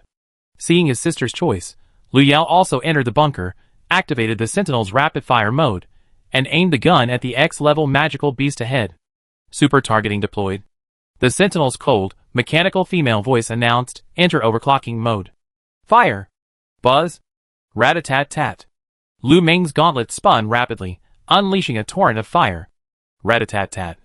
Buzz! Boom! Meanwhile, Liu Yao's sniper rifle, also in overclocking mode, continuously fired charged bullets, aiming straight for the monster's head under the Sentinel's navigation system. Boom, boom, boom! These spirit energy bullets formed a conspicuous straight line in the night sky, mercilessly raining down on the monster, the Death Overlord. Look what that is. The sudden firing of the Yao Ming siblings above the monster's head attracted the attention of the crowd below. Beforehand, due to the darkness, they hadn't noticed the 2 people standing above Erlini's head. Now, Liu Yao and Lu Meng's sudden firing instantly drew everyone's attention. Wow! There are people on that dragon? I'm so envious, Dragon Knights. They must be spirit users skilled in using firearms. They're definitely a perfect match for dragons. Found them, Liu Yao and Lu Meng, the Yao Ming duo who's been very famous near Taihang City lately. Amidst the chaos, a spatial rift suddenly opened in the sky not far away. It really is the familiar little L. Several Eldar sprites peeked out from the spatial rift, glancing at Eline, who was battling an X-rank monster under the night sky. I remember a long time ago, little Elle was just like she is now. She absolutely loved being with humans. What are you doing here? The next second, little Elle's voice came from the spatial rift. Stop peeking. Come and explain the concept of the origin of the world to me. There are still a few things I don't understand. Ah, coming. Chapter 477. Under the starry sky, Yao Ming's dazzling fire serpent relentlessly lunged at the terrifying behemoth ahead. Rat-a-tat-tat. Boom! Having passed Nasod's dragon-flying devil training at a very young age, Irini was now completely at ease facing the Death Lord. The sky was her domain, her world. As a dragon, Irini could engage enemies from any angle and at any height, regardless of the night sky of any world. Roar! A short while later, the Death Lord, wounded by the enhanced bullets, suddenly spewed a mouthful of white flame at Irini. Irini casually caught it and tossed it into the distance. Huh? The beast was dumbfounded. What I just spat out was an atomic spark, right? Rat-a-tat-tat. Lu Yao and Lu Ming, atop the giant dragon's head, continued firing bullets incessantly. Lu Ming's machine guns were glowing red, and her feet were covered in gleaming bullet casings, yet she endured the discomfort in her hands and pulled the triggers on the X-rank monster. Rat-a-tat-tat. Amidst the fierce barrage, Irin rapidly approached the monster in the air, then deactivated the rock elemental bunker above her head. Lu Yao, Lu Ming, the whole world is watching you. Let's go big. Don't worry about your lives. Even if your bodies are blown to pieces, I can save you. Huh? Oh. Got it. Hearing this, Lu Ming, who had been wondering why Irin had suddenly approached the monster, switched her machine guns back to gauntlet mode, then pushed off with both legs, spewing flames downwards from her hands, using the recoil to fly towards the monster. Holy crap, aren't these two humans afraid of death? If the monster could speak, it would have already cursed it aloud. As the world's only apex predator, when had the Death Lord ever witnessed such a scene? First, it was summoned by humans, then a colossal dragon, indistinguishable between a monster and a native creature, flew out, its head equipped with 2 machine guns and a sniper rifle, unleashing a barrage of fire. What kind of fighting style is this? And, for some reason, the bullets from these machine guns and sniper rifles seem to have armor-piercing capabilities. Every single one caused excruciating pain. Finally, before the monster could even react, the humans, who had fired countless bullets, actually chose to approach, turning their machine guns into gauntlets for close combat. A human less than 2 meters tall fighting a monster over 100 meters in size in close combat. What kind of suicidal tactic is this? However, despite its shock and bewilderment, seeing Lu Ming jump onto its back, the Death Lord in the sky became extremely wary. It flapped its wings, trying to retreat, but Lu Ming was faster. In midair, she controlled her heavy fist to unleash another fire serpent, pushing herself next to the monster's head. Not good. The Death Lord turned its head, intending to breathe fire at Lu Ming, but Lu Yao, perched atop Irin's head, had already raised her sniper rifle. Boom! A bullet struck the monster's eye. Roar, roar, roar. Taking advantage of the monster's distraction, Lu Ming quickened her pace again, reaching the Death Lord's neck. Her gauntlets, with a mechanical transformation sound, switched to machine gun mode. Buzz! Rat-a-tat-tat. At this distance, the penetrating power of the spirit bullets enhanced by Irin was terrifying. Even the armor of an X-level magical beast couldn't withstand them. Instantly, a large number of bullets pierced the scales of the magical beast in front, embedding themselves in the flesh of the Death Lord. Blood, flesh scraps, bullet casings. They formed the world of this night. Rat-a-tat-tat. The intense pain caused the Death Lord high in the sky to sway precariously, instinctively trying to swat Lu Ming off its shoulder with its claws. Meanwhile, Lu Yao had already loaded her second charged bullet and aimed it at its other eye. Boom! Wow! So cool! Like an action blockbuster. This girl is too brave. That's an X-level magical beast. I remember Lu Ming is only level 6, right? She, a level 6 spiritualist, dares to provoke an X-level magical beast? If it were me, I would have peed my pants in fear. She's really reckless. Even with a dragon watching, she'd be dead if she wasn't careful. Lu Ming's bravery quickly drew gasps from the crowd, who witnessed the scene. Several helicopters from Glory City arrived at the battle site. Several war correspondents recklessly stuck their heads out, raising their cameras, and pointing them at Irin and Lu Yao/Lu Ming. Go for it. The future of humanity depends on this. Rat-a-tat-tat. Standing beside the X-level magical beast, Death Overlord, Lu Ming continued to unleash a barrage of fire. Thousands of bullets pierced the monster's flesh, embedding themselves deep in its neck. The clattering of sped bullet casings echoed through the night. Blue blood gushed forth, weakening the monster high in the sky. Kill it! Kill it! Kill it right here! This is the only chance to kill an X-level magical beast. Quick! Lu Meng, kill it! You be a hero to all mankind. Holy crap, that's so cool. I never thought an X-level magical beast would die like this, killed by a 6th-tier spirit user. You haven't even factored in that white dragon yet. Its level is still uncertain. The white dragon didn't even make a move. I estimate its combat power is roughly equivalent to an X-level magical beast. Roar roar roar roar. After Lu Meng bombarded the Death Lord's neck for a while, seeing that the giant beast was already severely injured, Irini circled in the air and returned to the Death Lord's vicinity. Lu Meng understood immediately, switched her machine gun to gauntlet mode, and with a powerful push, jumped from the magical beast's shoulder back to Irini's head. Hot, hot, hot! As soon as she landed, Lu Meng immediately removed her gauntlets. My hands are practically cooked. Erlini casually cast a healing spell, then said to Lu Yao, Brother, give it a fatal blow. Roger. Lu Yao pressed the transformation button on his sniper rifle. Click click click buzz. As the sniper rifle's mechanisms continuously reassembled and transformed, a strangely shaped super sniper rifle quickly appeared in Lu Yao's hand. Weapon mode complete, current mode, charged rifle. Lu Yao aimed the muzzle at the gash on the Death Lord's neck, blasted open by his sister, and pulled the trigger. Sizzle. The massive sniper rifle emitted a sound of collecting energy, and a dazzling energy ball formed at the muzzle. Bang! A beam of light, bright enough to illuminate the night sky, shot fiercely towards the monster. Ugh! The beam instantly pierced the monster's neck, causing thick smoke to billow out. Unable to withstand the continuous onslaught any longer, the most powerful X-class magical beast in human history, hailed as the Pisces Earth, rolled its eyes back and plummeted from the sky. Chapter 478. Under the Crimson Moon. Victory. Seeing the X-level magical beast Death Overlord plummet from the sky, most of the citizens of Glory City, along with viewers watching the entire live stream, erupted in cheers. An X-level magical beast is gone just like that? Oh! Oh! Is a new era for humanity about to begin? Haha, I never thought the last and only X-level magical beast would be killed by the people of our Flame Dragon Kingdom. The Death Overlord's corpse must have high scientific research value, right? Our researchers have already studied the basic principles of the quantum death ray from the captured Venom Fang. If we develop a device that can fire atomic sparks, wouldn't we be able to dominate the entire Earth? Every nation, regardless of its size, hated the X-level magical beast, Death Overlord, to the core. Not only was Death Overlord incredibly destructive and elusive, but it could also fly.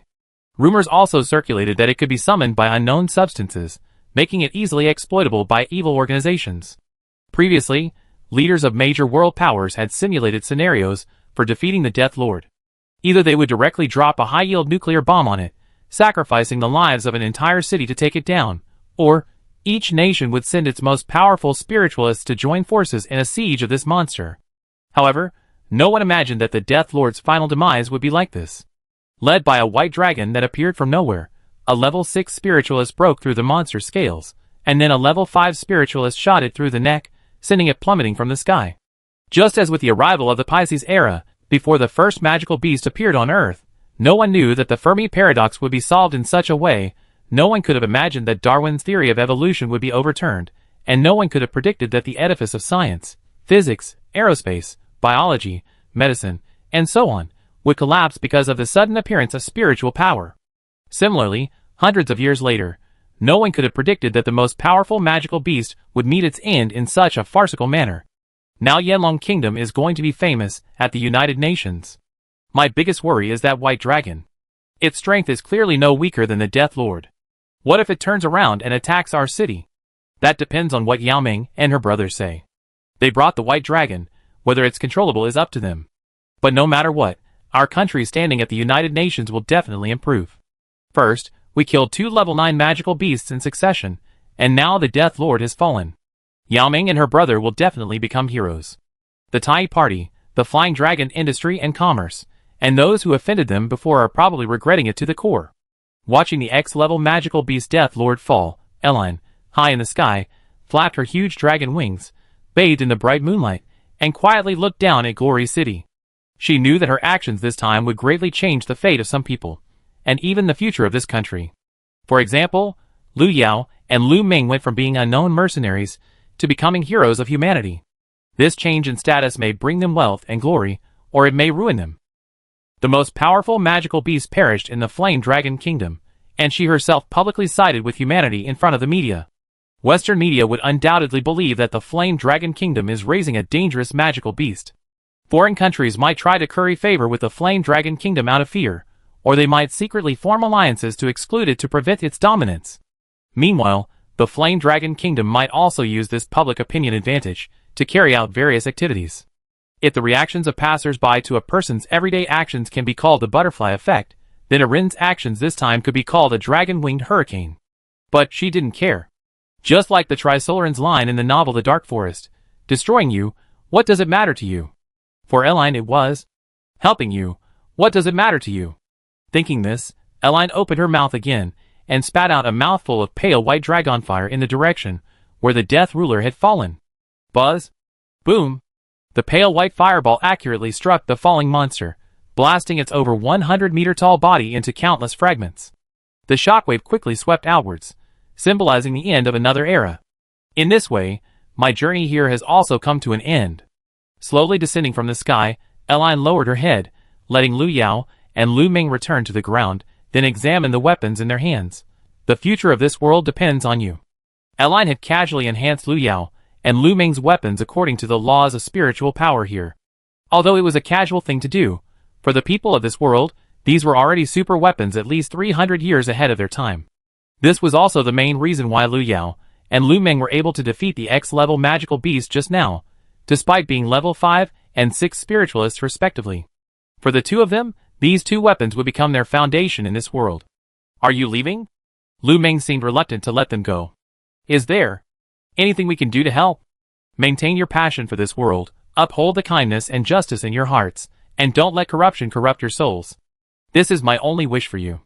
Eline added, maybe in the future, when I think of this place, I come back to visit. Yes, we will. Lu Yao stepped forward. Please say goodbye to Lord Nasod for me. Hey, no need to say goodbye, I'm right here. At this moment, Little L poked his head out from the spatial rift. Don't think I'm not here, I'm always here. Your ability. Power is really convenient. Lu Yao wiped the cold sweat from his brow. Well, Lord Nasod, thank you, and Lord White Dragon for your help all this time. And thank you for giving me this opportunity to warm up. Little L retreated back into the Mystic River, while Arin opened a spatial rift beside her. Well then, goodbye, friend. At this moment, Lu Ming mustered her courage and handed over a simple bracelet from her hand. I know it's not a particularly valuable gift, but I still hope you can accept it. We will always remember you. Arin hesitated for a moment, picked up the bracelet with her mouth, turned around, and entered the spatial portal. Back in the Mystic River, Arin transformed back into human form, changed into the Minar Academy's grass elemental uniform on the paper boat, put on the bracelet Lu Ming had given her, and returned to the outskirts of Minar Academy. You're back? Sophia, having finished her warm-up, sensed Eline's location through her dragon servant's aura, and was the first to run over. Everyone, it's almost time to set off. As she spoke, Sophia noticed the bracelet on Eline's wrist. This is a trophy from saving the world. Eline smiled faintly. Consider it a blessing from another world. Chapter 479. Back in the group, the grass elemental freshmen of Minar Academy, led by their teacher Undine, were ready to go. Each of them used their grass elemental power to stimulate the surrounding plants to grow wildly on the river, building a path across to the other side. The sudden, inexplicably growing vegetation and aquatic plants left the otters in the river bewildered. They poked their heads out of their burrows, looking at the students with great confusion. These little guys seemed to be saying, "Are you out of your mind? You scared all the fish away." Little L. Eline, you're back. Haha, I knew Eline wouldn't abandon us. Even though she complained about the intensity of P class, she still couldn't bear to see us all come back. Seeing Eline return, the students in the group waved excitedly at her. Little Ire's fight with the teacher was so cool. If I were to fight Teacher Undine, I probably couldn't even withstand one punch from her. Teacher Undine is a bearman, and she consumed so much of Little Ire's blessing magic. Do you know what level those blessing spells were? They were top-tier blessings that only a Grand Magister could use, and there were many I never even heard of. Teacher Undine is also very gentle. Our P teacher when we were kids was incredibly vengeful. Once, I beat him in a game, and he secretly sabotaged me, even failing me on the test. So here's the question, Knowing that our PE teacher is a descendant of the Bearman race, and consumed so much of Little Eyre's blessing magic, how could Little Eyre so easily defeat him? Is Little Eyre really human? Let's not discuss this anymore. Wasn't it said that Little Elle was raised by a dragon? She might have eaten some rare and precious herbs when she was little, making her quite strong. Okay, I can't keep making this up. Perhaps, influenced by the recent events at Minar Academy, many people have gradually become accustomed to the idea that monsters can transform into humans. Young but powerful humans might be transformed monsters, and even seemingly young humans might actually be over 100 years old. Driven by this new trend, many have begun to doubt Elaine's identity. However, many only believe that Elaine might be a descendant of some long-lived species, who was taken in and raised by dragons, without considering the possibility that Little Elle is a dragon. After all, having witnessed the power of dragons, many subconsciously think, how could dragons, so powerful, send their children into human society? Crackling sounds. Along the riverbank, led by several students, a makeshift log bridge woven from vines was rapidly forming, sweeping across the river to the opposite bank. Startled, several winged water lizards darted away, skimming the water like dragonflies. Several archerfish poked their heads out from underwater, staring at the students standing on the vines. After a moment of simple thought, realizing that no amount of water could knock these large prey down, they sank back to the bottom. A groundhog on the opposite bank emerged from its burrow and stood there dumbfounded, seemingly about to let out a startled "ah." Only a few otters remained in the water, looking completely bewildered. Little Elle, come here. After Elaine approached, Eileen, standing at the back of the group, reached out her hand. Where did you go to warm up just now?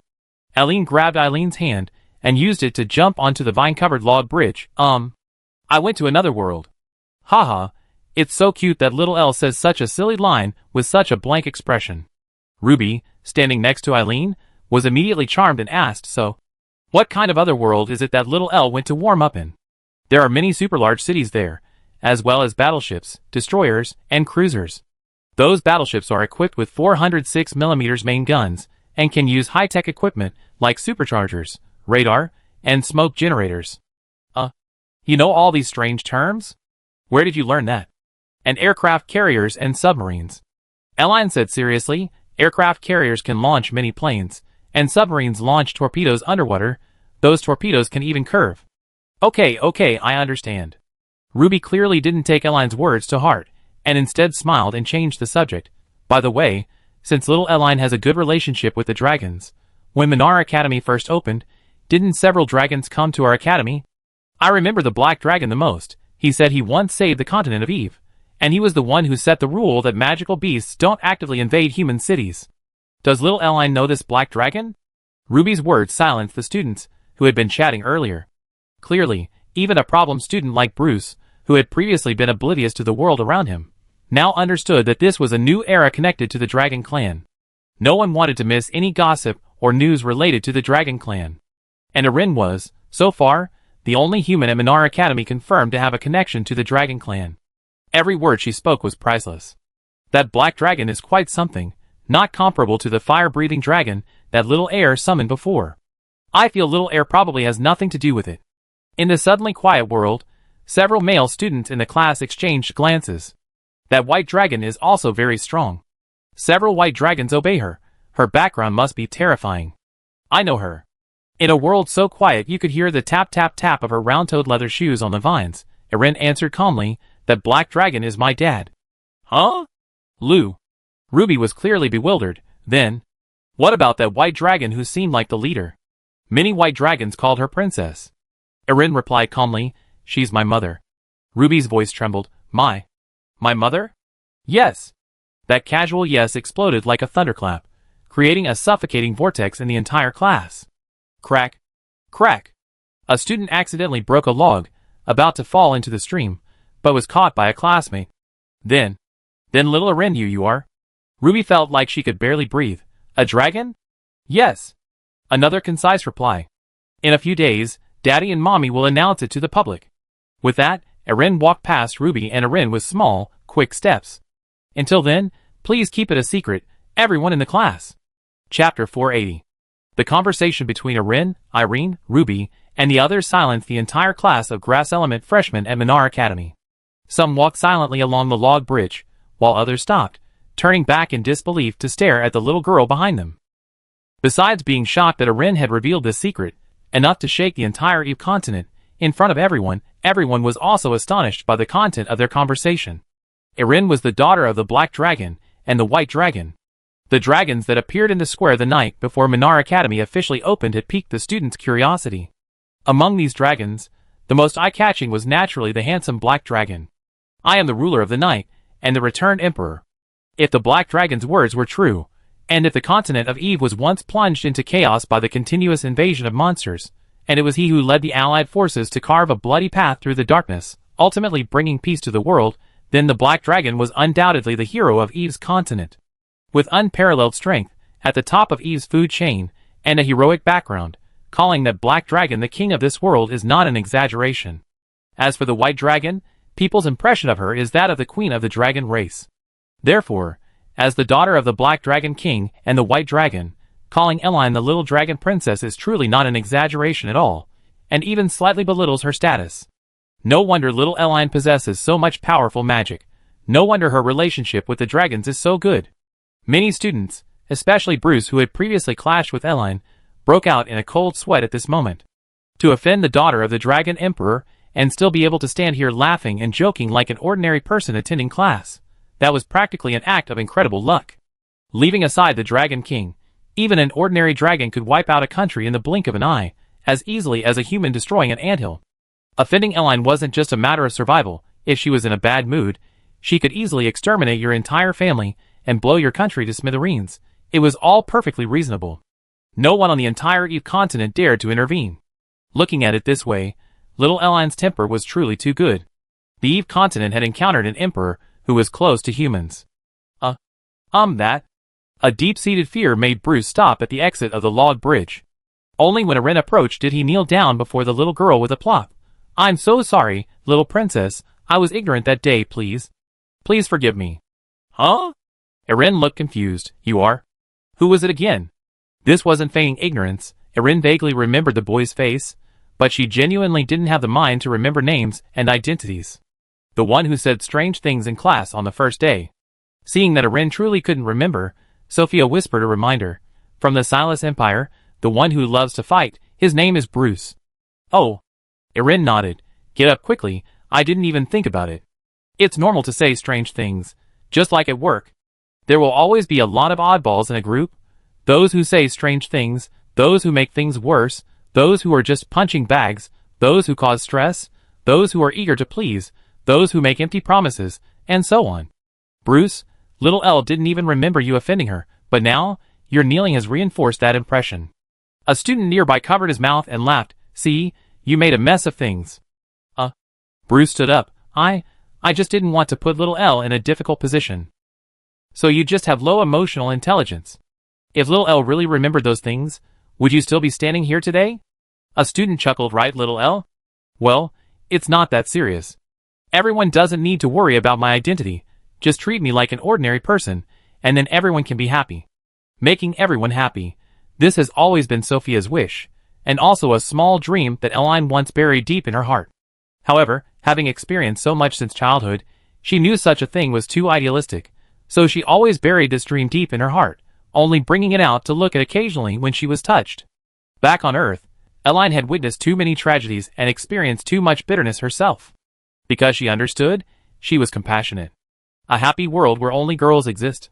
Meanwhile, at the Mystic River, after a brief introduction to the knowledge related to creation, several Eldar sprites showed interest after hearing little Elle's description. Theoretically, it's possible, but... Little Elle, sitting on the paper boat, asked curiously, "But what?" Mysterious power is an absolute power capable of directly interfering with the laws and phenomena of the world, a power that transcends the laws of every world.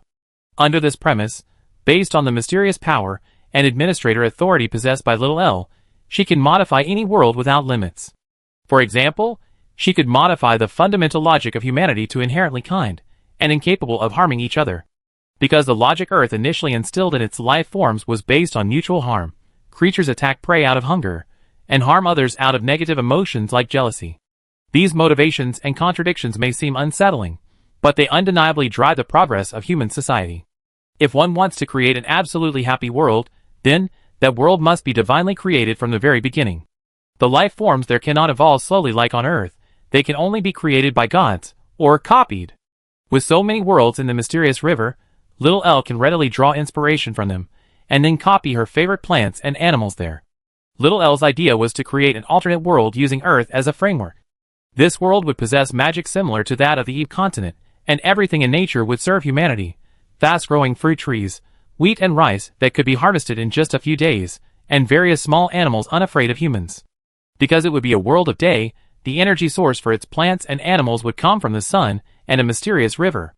With resources absolutely abundant, the reproductive frequency of the small animals would be modified to prevent them from becoming overpopulated or extinct. Then, everything humans dislike would be removed, such as venomous snakes, mosquitoes, viruses and bacteria that cause illness, and various thorny and poisonous plants and animals. As for humans, only the gender of girls would remain. Their lifespans would be greatly extended according to the standards of long-lived species, and they would reproduce according to the elven type, meaning every girl is born from a tree, and two girls who fall in love can plant a love tree that will bear their fruit.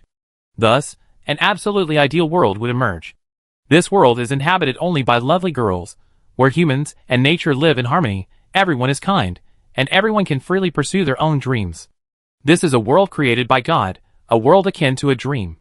However, because such a world is too pure, it may lead to various unknown contaminations, attracting some strange creatures, such as monsters, or causing the terrifying dreams in the memory swamp to materialize. Under Little Elle's gaze, several Eldar sprites showed somewhat conflicted expressions. How about Little Elle tries building a prototype first?